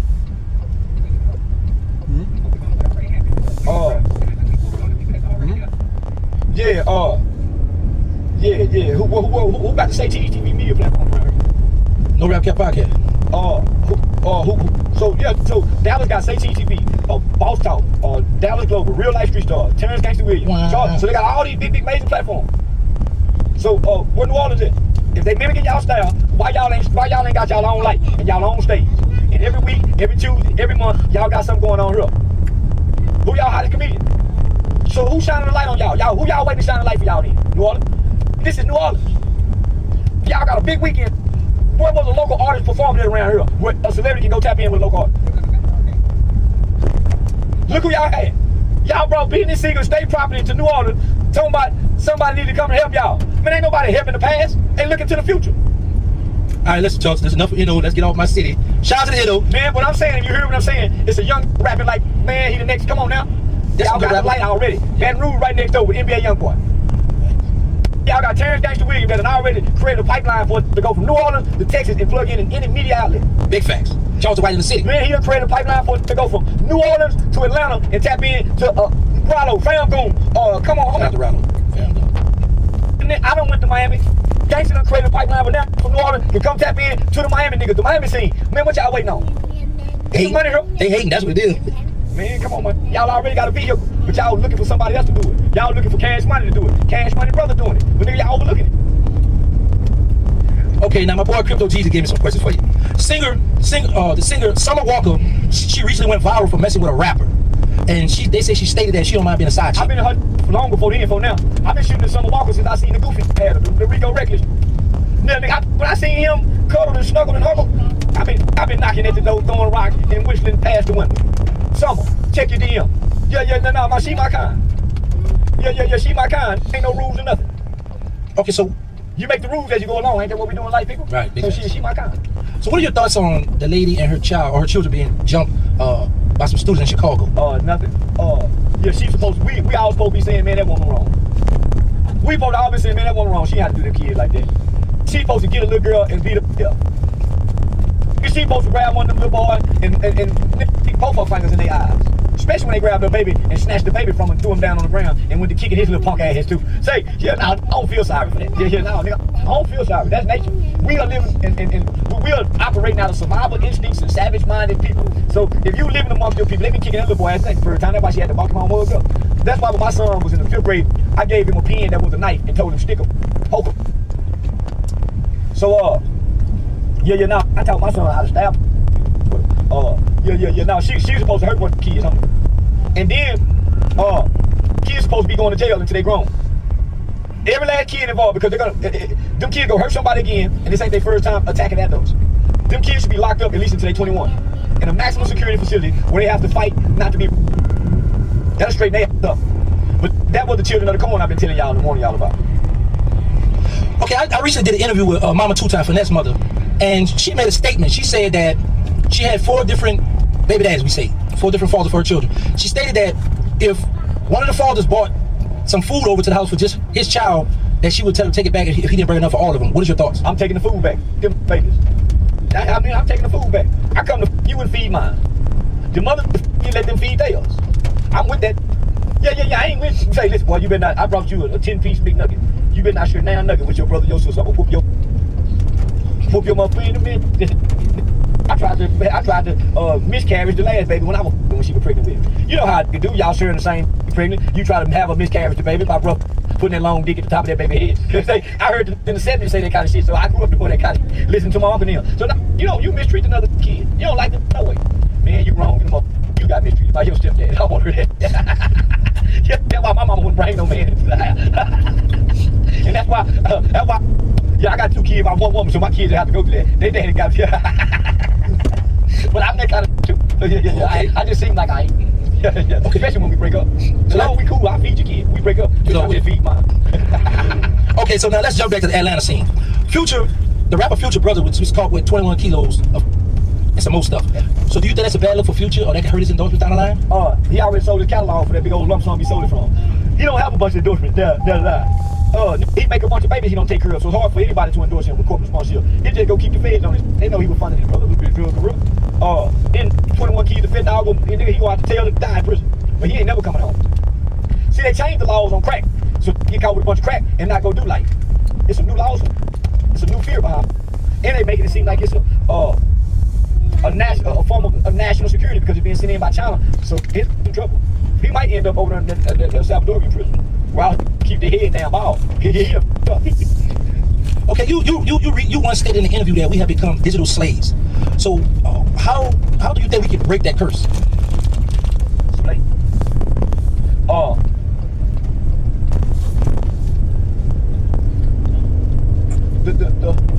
The curse that comes with addiction, you can't undo. You curse with it forever. Push truck, I don't have trouble with that addiction forever. You already got the addiction. So how you gonna stop now and say, okay, I'm gonna start making money online? You already addicted to watching videos. So it's too late now. Okay, you're a guy that gets booked to sit down, and voice your opinion on stuff. So how is it that, and how do you handle when someone gives you constructive criticism and have this ever happen to you? I don't listen to nobody. Y'all listen now? I read what my mama sent me in the mornings, but I don't listen to nobody. Nobody's been where I'm in, homie. From this position. Nobody's done what I've done. Talked on the internet and just all of a sudden became famous and never set out to be famous. Who can criticize this? It's working. Who can give me constructive criticism if you can't even name what I'm doing? I don't know what I'm doing. I don't know where I'm going. I just know this is working, homie. And I had a plan not knowing if it'll work. And I had a strategy. I stuck to my plan and my strategy.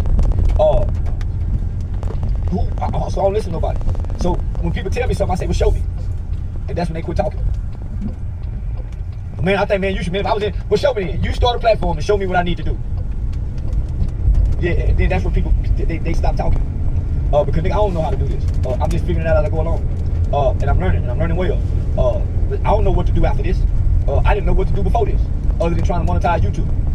Losing things, losing accounts, not gaining and progressing. Losing things helped me to build and grow and learn to get to where I'm at now. Had I kept winning, I wouldn't have got on stage to do comedy. I would still been on YouTube, like a song counter. I've hung out with you plenty of times, and I've watched your success. And when I first come home, I watch you. Remember you had the plaques in your head? Yeah. My question to you is, because I witnessed this last night, like it was overwhelming love. Yeah. Were you surprised the love you received on Bourbon Street? Old and young.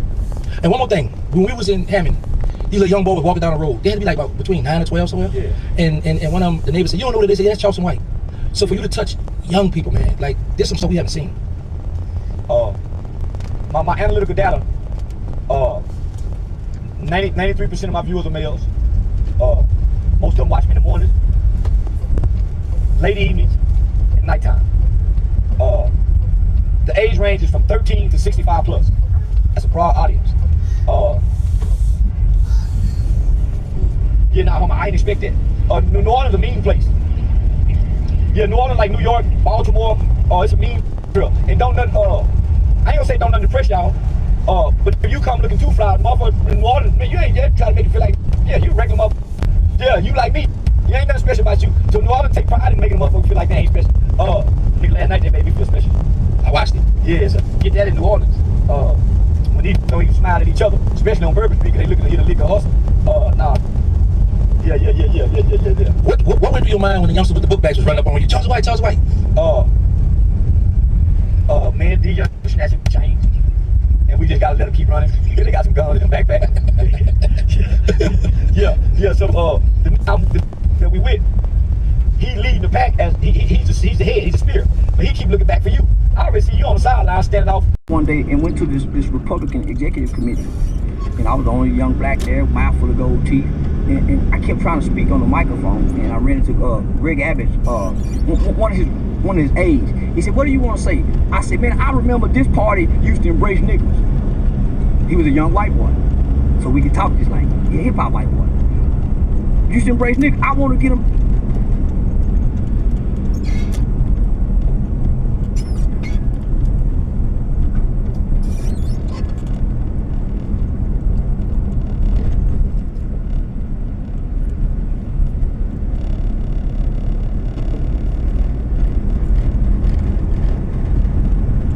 Get him back to embracing niggas. But I noticed the police was starting to profile me and come over here to try to see what's going on. He gave me his card. So the next morning, I called down to the Tarrant County GOP Republican Party and spoke to Jen Hall and Shelley Pritchard. I said, "Ma'am, I came to, I'm a conservative nigga who just so happens to vote Republican. I'm trying to see if they're offended by what I'm saying, rather than listening to what I'm saying. I'm delivering it very articulate with manners." I said, "I went to a meeting last night and I was shunned as a black man, mouth full of gold teeth, and I can bring folks in from over here." So they invited me to come down and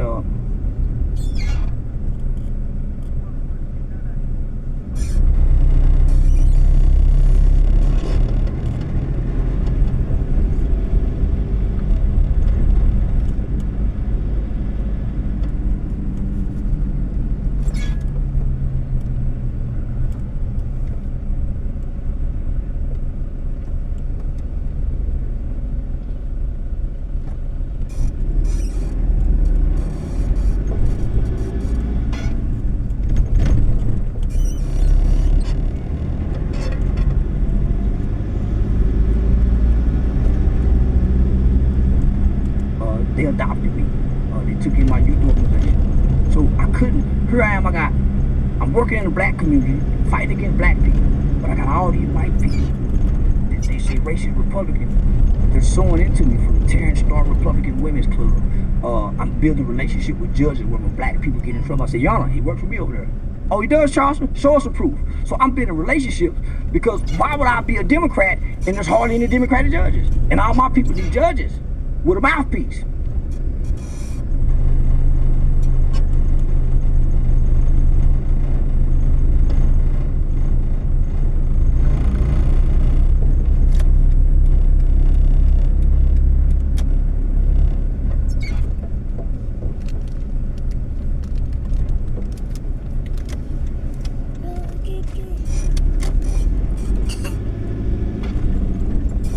In 200 meters, your destination will be on the left.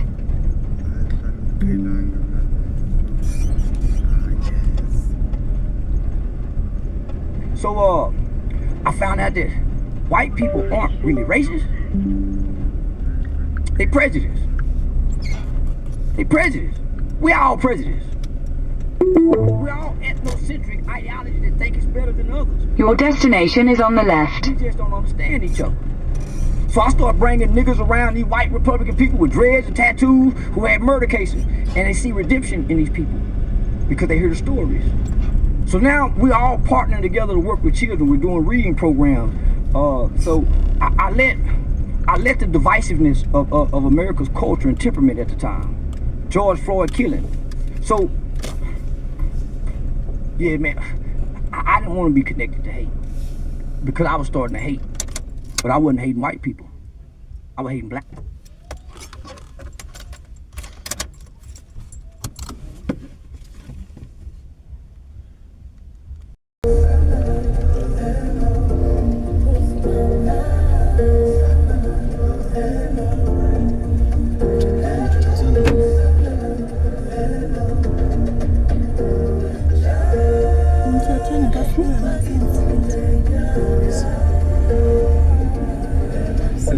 Lady Smith, Black Mambazo ke leli ngoma besithi wena hello sana buya baba sifumene ke umntu lwethu asancokola ngokunye naye ke namhlanje sincokola ke ngephulo lesebe ke iphulo le World AIDS Day. Sibulisa sikwamkela kuhlobo ne-FM njani namhlanje?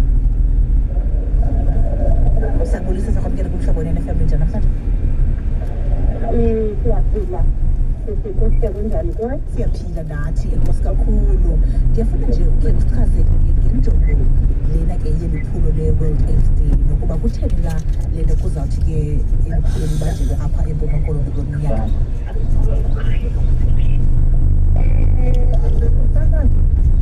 Ngicela ngigabagaba ngayo siyayazi ukuba iminyaka yonke le kwenziwa i-World AIDS Day nge-1st kaDisemba, of which it is the World AIDS Day because yenziwa kwihlabathi lonke. Injongo yokwenza i-World AIDS Day kukhumbuza abahlali ne-community zonke nee-companies zathi ihlabi lika-HIV lisaqhubekeka alikami aliphelanga as long as sisenabantu abamane bexhumana i-HIV into yobana siqhube okokoko uzakhumbuza abantu. So into ebangibake ngoku iziswe apha uDeputy President ufilise kulungile into yokubana makamve apha e-Eastern Cape u-30 years of ufirst within umthetho elawulayo mayize celebratelwa apha e-Eastern Cape. Siyayazi into yobana kwindawo nganye sinee-provinces ezahluka-hlukeneyo kodwa bezithali sikhonjwe apha eBuffalo City apho ke sikhonjwe yobana i-Super Stadium iyaba yindawo ephakathi naphakathi eyawusincedisa into yobana bonke abantu baseBuffalo City nabazawusuka kwezinye izinto bawukwazi uyawufikelela khona. Okay, iyavakala. Uthini ke umongo enizawube nigxile kuwo? Umongo esizawugxila kuwo njengoko senditshilo ndathi urhulumente uye wajonga wabona into yobana kufuneka abale into yobana ukusukela oko yaqala i-HIV ngaloo nyaka yaqala ngayo sele ehambe umgama ongakanani. Umgama ke uhanjiwe sisokola okanye amasebe esokola onke ezama ukunyanga i-HIV kambeni ka-health isebe belisokola kakhulu lona kuba besinika lisise amayeza. Iinzame ke zenziwe kwade kwaba kuyafumaneka into yobana amachiza akhona njengoko sizazi uba ngokusithetha ngento yobana abantu abapositive batya i-ARVs ke ndiyayazi uba ngayo igciwane le-HIV. Therefore ke ngoku eyona nto phambi kokuba nje uqhubekeke ndiyacela uqonde abantu ukuphazamise ndifuna siye evenkileni and then ubuye ke ngoku uqhubekeke. Utyhafiswe yintoni namhlanje amahlaba neenaliti ndisholo iinyawo ngathi ziyatsha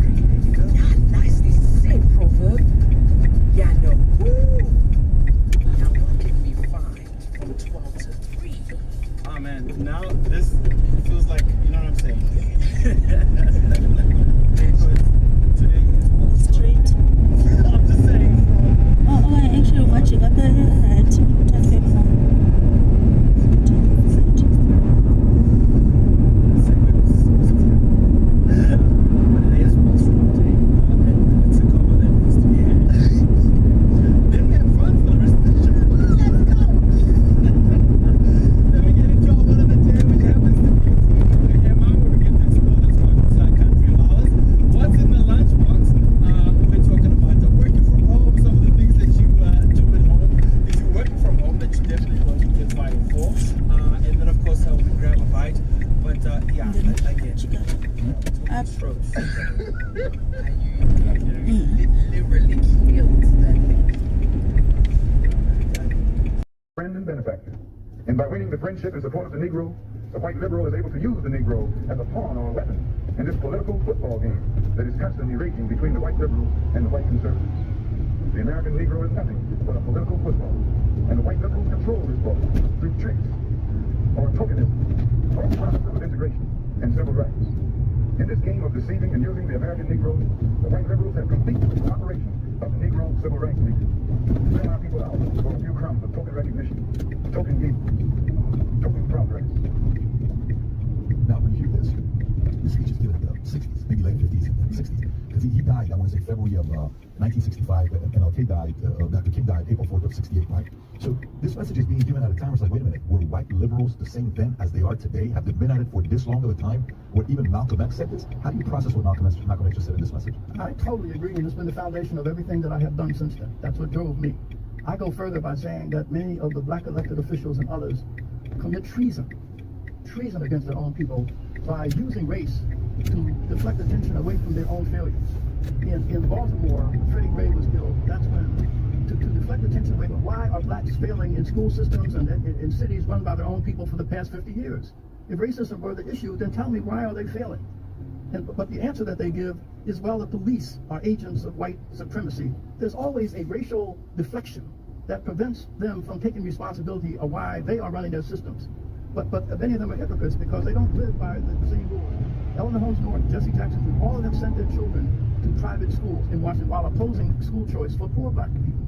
So you have this contradiction, but race really is being used as a shield and a sword, a shield to deflect attention away from their failure to address problems that were promised by the civil rights movement. How can you manipulate for this long, though?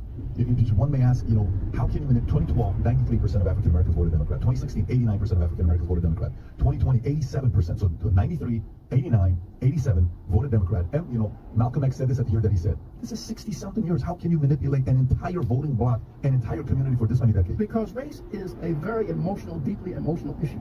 It's like the state of Israel is to Jews. It's an emotional issue, like abortion is to the right to life. And so it is a deeply, and they know it, and they do manipulate it that long. But also it's because Republicans have not been competitive either. When they were successful. Look at Dick Riordan in L.A. He was the first Republican mayor in 35 years. How did he do that? Dick Riordan planted charitably 2 years before he harvested political. He went to the low-income Hispanic community and said, what is it that you need to rebuild your community? And he brought some of his friends to the table, and they built a state-of-the-art facility so that those communities could engage in after-school activities to teach English. It was only after he planted charitably that those liberal Democratic leaders embraced Dick Riordan. He became the first Republican mayor in 35 years, and when he got reelected by 60% of the demographic. DeSantis in 2018 got elected because of the black vote. He ran against Gillum, right? Andrew Gillum. But DeSantis only won by 32,000 votes because 100,000 low-income black parents voted because of his position on choice in education. They voted for him, even though Barack Obama and Oprah Winfrey was brought in to campaign for Gillum.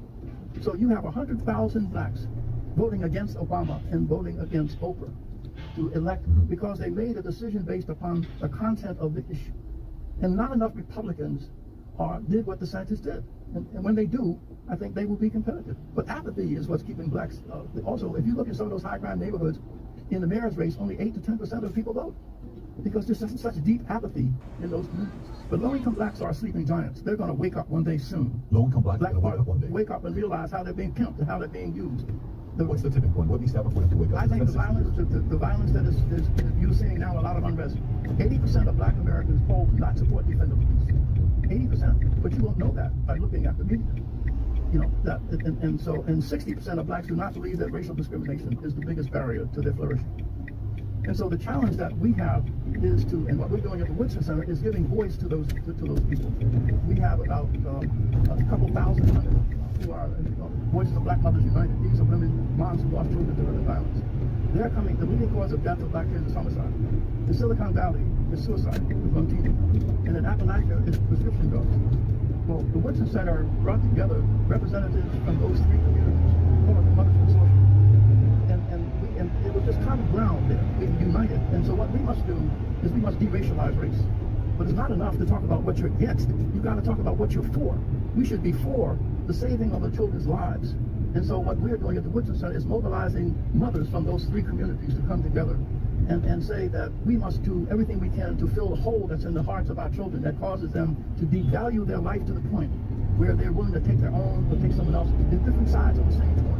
Did you find out what the reason was for homicide, for suicide, and for prescription drugs? Like what's the reason? Emptiness. Emptiness. When you keep telling, when you keep broadcasting to people that they live in a country that despises them, particularly the low-income blacks, that you live in a country that despises you, like the 1619 Project said, that racism defines them, all whites are villains and victimizers and they're privileged. That message gets communicated to blacks that perhaps the reason that this is happening is because they are unworthy. So the message of unworthiness comes from the very people who are supposed to be social justice warriors. And you say to a child, a white child, that you're devalued because you're privileged and you are an oppressor. Those are very dangerous messages that we're sending to our children when we keep saying to them that they live in a country that despises them because they're white and derides them because they're black. I mean, that's a very poisonous message. And that's why at the Woodson Center we're doing everything we can to mobilize that consensus among the people suffering the problem. So if you like this clip and you want to watch another one, click right here. And if you want to watch the entire podcast, click right here. It is not a race problem in America. When you say that, a lot of people disagree with you. They would say, how could you say that? You know, maybe maybe it wasn't back then, but you don't know the America today. You know, you don't know what's going on with the challenges they're facing and the level of racism they're experiencing today in the marketplace, because maybe you are disconnected, kind of like how you were when you thought everybody was black until you joined the army. You realize that you only hate the black. What do you say to the people that literally 100% disagree with you and they say there is racism today? It is a challenging time today. What do you say to them? I say, look at the evidence. Look at the evidence. You know, a lot of people are like the farmer that came to the creek where it was like it was 3 feet high and moving at about 20 miles an hour, and he forced a mule in and it was swept down the creek. A year later, he comes to the same crossing. This time it's only 6 inches. The mule refuses to go in because the mule had good memory but poor judgment. Conditions were not like they were back in segregation when I was locked up twice in Mississippi. Conditions have changed, but many of us but again, look at the evidence. When whites were at their worst, we were at our best. As I said, in 1930 to 1940, when segregation and racism was enshrined in law, blacks had the highest marriage rate of any group in society. Elderly people could walk safely in those communities without fear of being assaulted by their grandchildren. So let's look at the evidence. When we refused access to hotels, we built our own hotels, financed by our own means. The Wallahaji in Atlanta, the Carver and Calvert Hotel in Florida, the St. Charles in Chicago, the St. Teresa in New York. I could go on and on. When we were denied access to colleges, we built our own. And in fact, our small business formation rate was higher than whites in the 20s, and that really determines any group's participation in the economy. It is not what government does for you or what white people do. In fact, I think those who continue to push this race agenda are Eurocentric. They assume that the destiny of blacks is determined by what white people do. That has never been the case. We closed the education gap in the South. Julius Rosenwald, the CEO of Sears, came together with Booker T. Washington, and he put up $4 million. The black community matched it with $4.8 million. We built 5,000 schools to teach ex-slaves how to read and write. And as a consequence of that study, in between 1920 and 1940, the education gap in the South between whites and blacks was 3 years. 8th grade for whites, 5th grade for blacks. Within 20 years, that gap closed within 6 months. There were 5 high schools at the turn of the century in New York, Baltimore, Washington, Atlanta, and New Orleans. They had used textbooks, overcrowded classrooms, half the budgets of white schools. But every one of those schools out-tested every white school in those cities. If we were able to close the education gap between 1920 and 1940 through self-determination and hard work, if we were able to out-test white schools in those cities, then the question is, in those same schools today in Baltimore, for instance, where they're run by blacks, not a single student could read at grade level or perform at grade level. And so how can you say that it is racism that is the cause of the present day challenges when under segregation we achieved?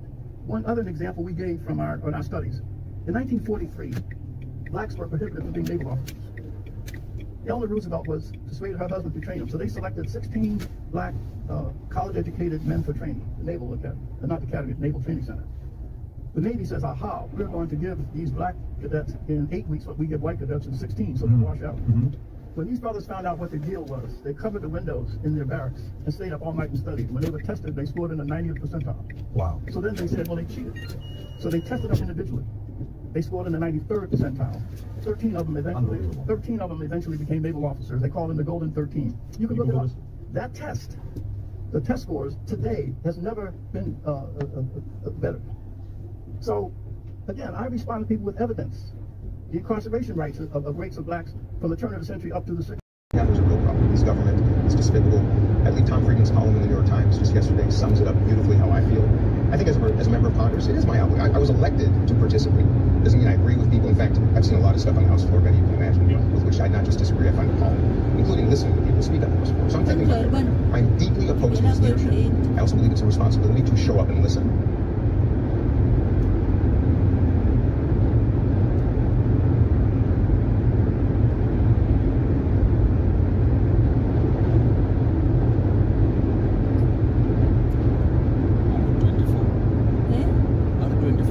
How many kilometers? 3.5. 3.